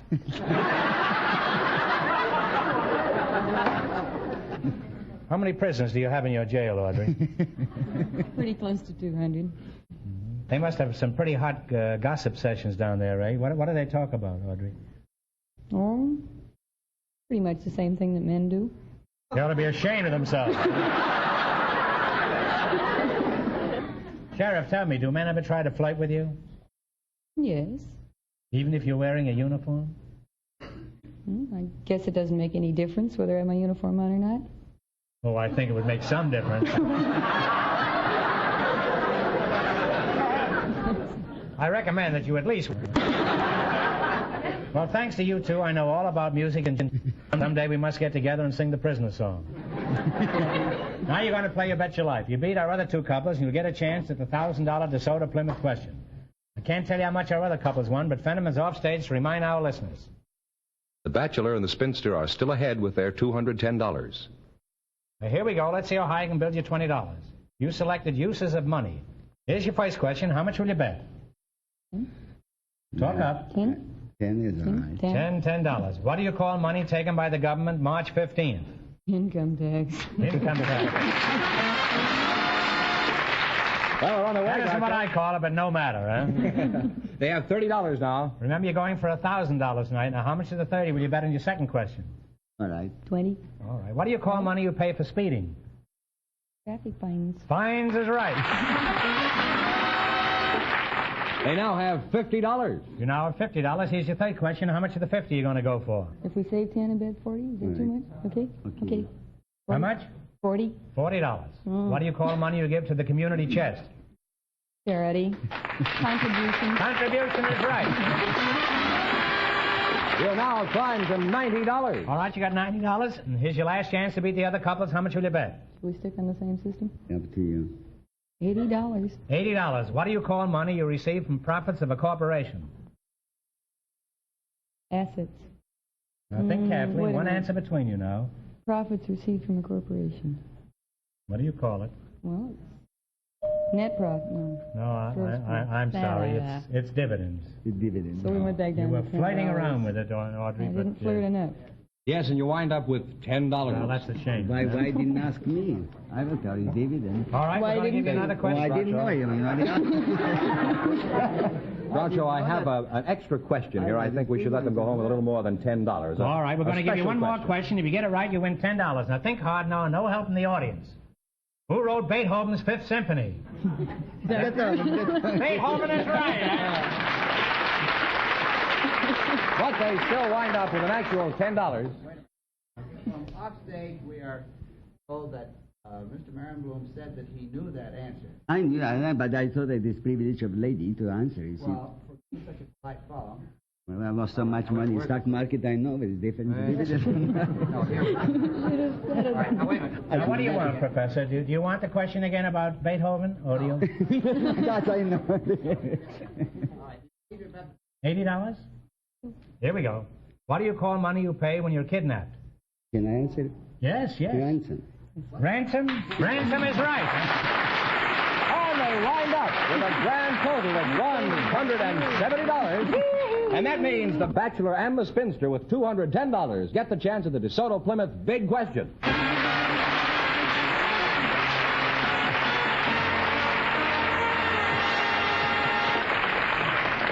Well, give me the question, Fenneman, and in just a minute we'll see if they're going to walk off with $1,000.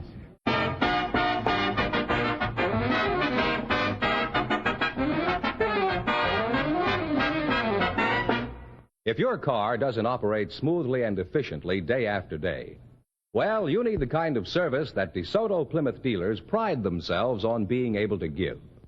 For the DeSoto Plymouth mechanics are trained in the latest factory servicing methods.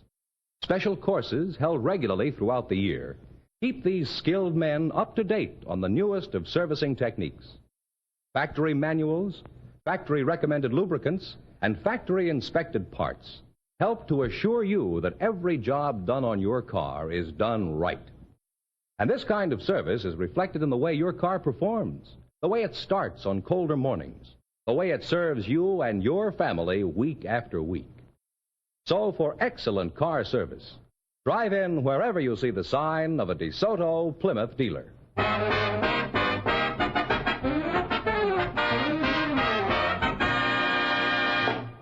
See you later, Audrey. And here's the bachelor and the spinster, our winning couple. If it's the last thing I ever did. All ready for the DeSoto Plymouth $1,000 question. All right, here we go for $1,000. I'll give you 15 seconds to decide on a single answer between you, so think carefully and please, no help from the audience. Here it is. When Abraham Lincoln was assassinated, he was watching a play in Ford's Theater. For $1,000, what was the name of that play?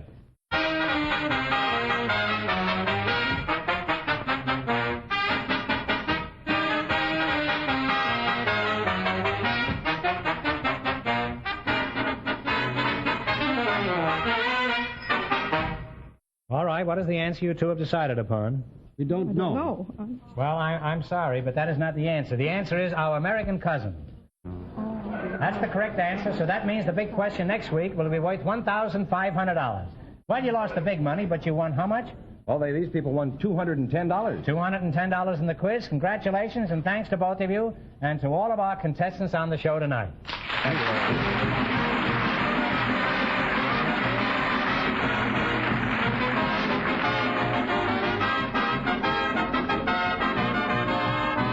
Be sure to tune in again next Wednesday night at this time for the Groucho Marx Show, when the big question will be worth $1,500. And don't miss Groucho's television show, also presented by the DeSoto Plymouth Dealers of America. And remember, all dealers who sell DeSoto also sell Plymouth. Two great cars, both products of the Chrysler Corporation. And when you drive in, tell them Groucho sent you. Good night, folks, and remember, just be sure to see your DeSoto Plymouth dealer.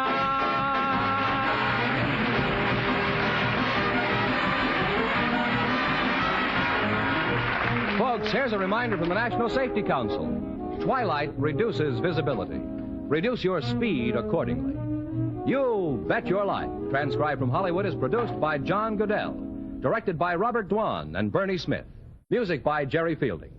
This is George Fenneman, signing off for the more than 3,000 DeSoto Plymouth dealers from coast to coast.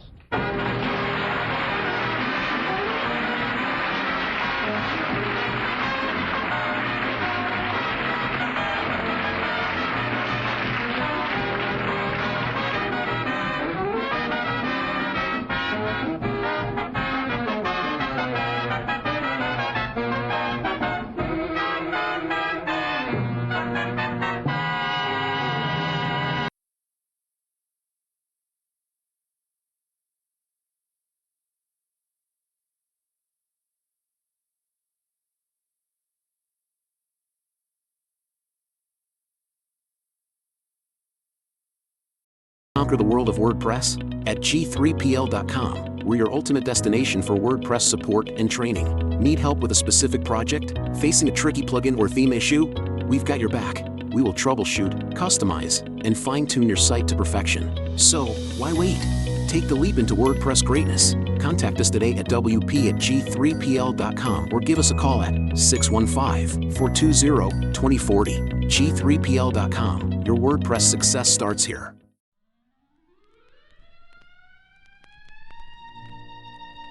Thank you all for tuning into Golden Age Radio today. We hope you enjoyed the classic tunes and captivating stories from the past. Absolutely. It's been a delightful journey through time, and we truly appreciate each and every one of you for joining us. We have a fantastic lineup prepared for tomorrow's broadcast, filled with even more nostalgic melodies and thrilling dramas from the golden era of radio.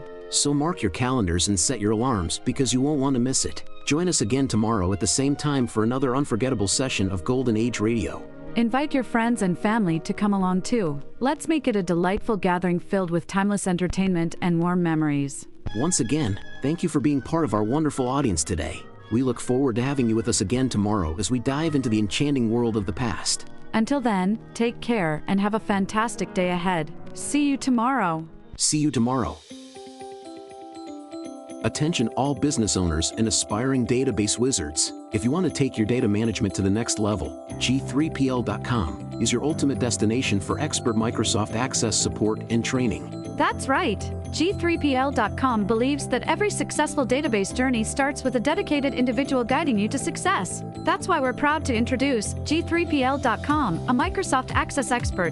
Whether you're just starting or looking to enhance your access skills, G3PL.com's personalized training will set you on the path to mastery. G3PL will be with you every step of the way, providing hands-on guidance and real-world examples. But don't just take our word for it. Hear what a satisfied client has to say. Thanks to G3PL.com, I've become a Microsoft Access Pro. The personalized training was exactly what I needed.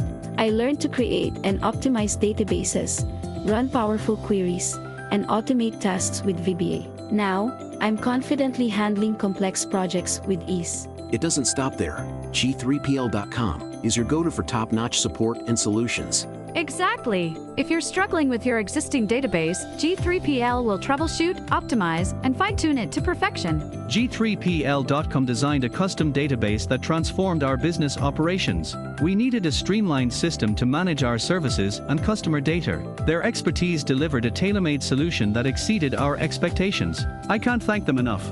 G3PL.com understands that every project is unique, and we're here to offer individualized attention to your specific needs. So, why wait? Take the leap into the world of Microsoft Access Excellence with G3PL.com. Contact G3PL today and embark on your database journey with an Access expert. Send an email to db@g3pl.net or call 615-420-2040 and ask for Mark to learn more and get started.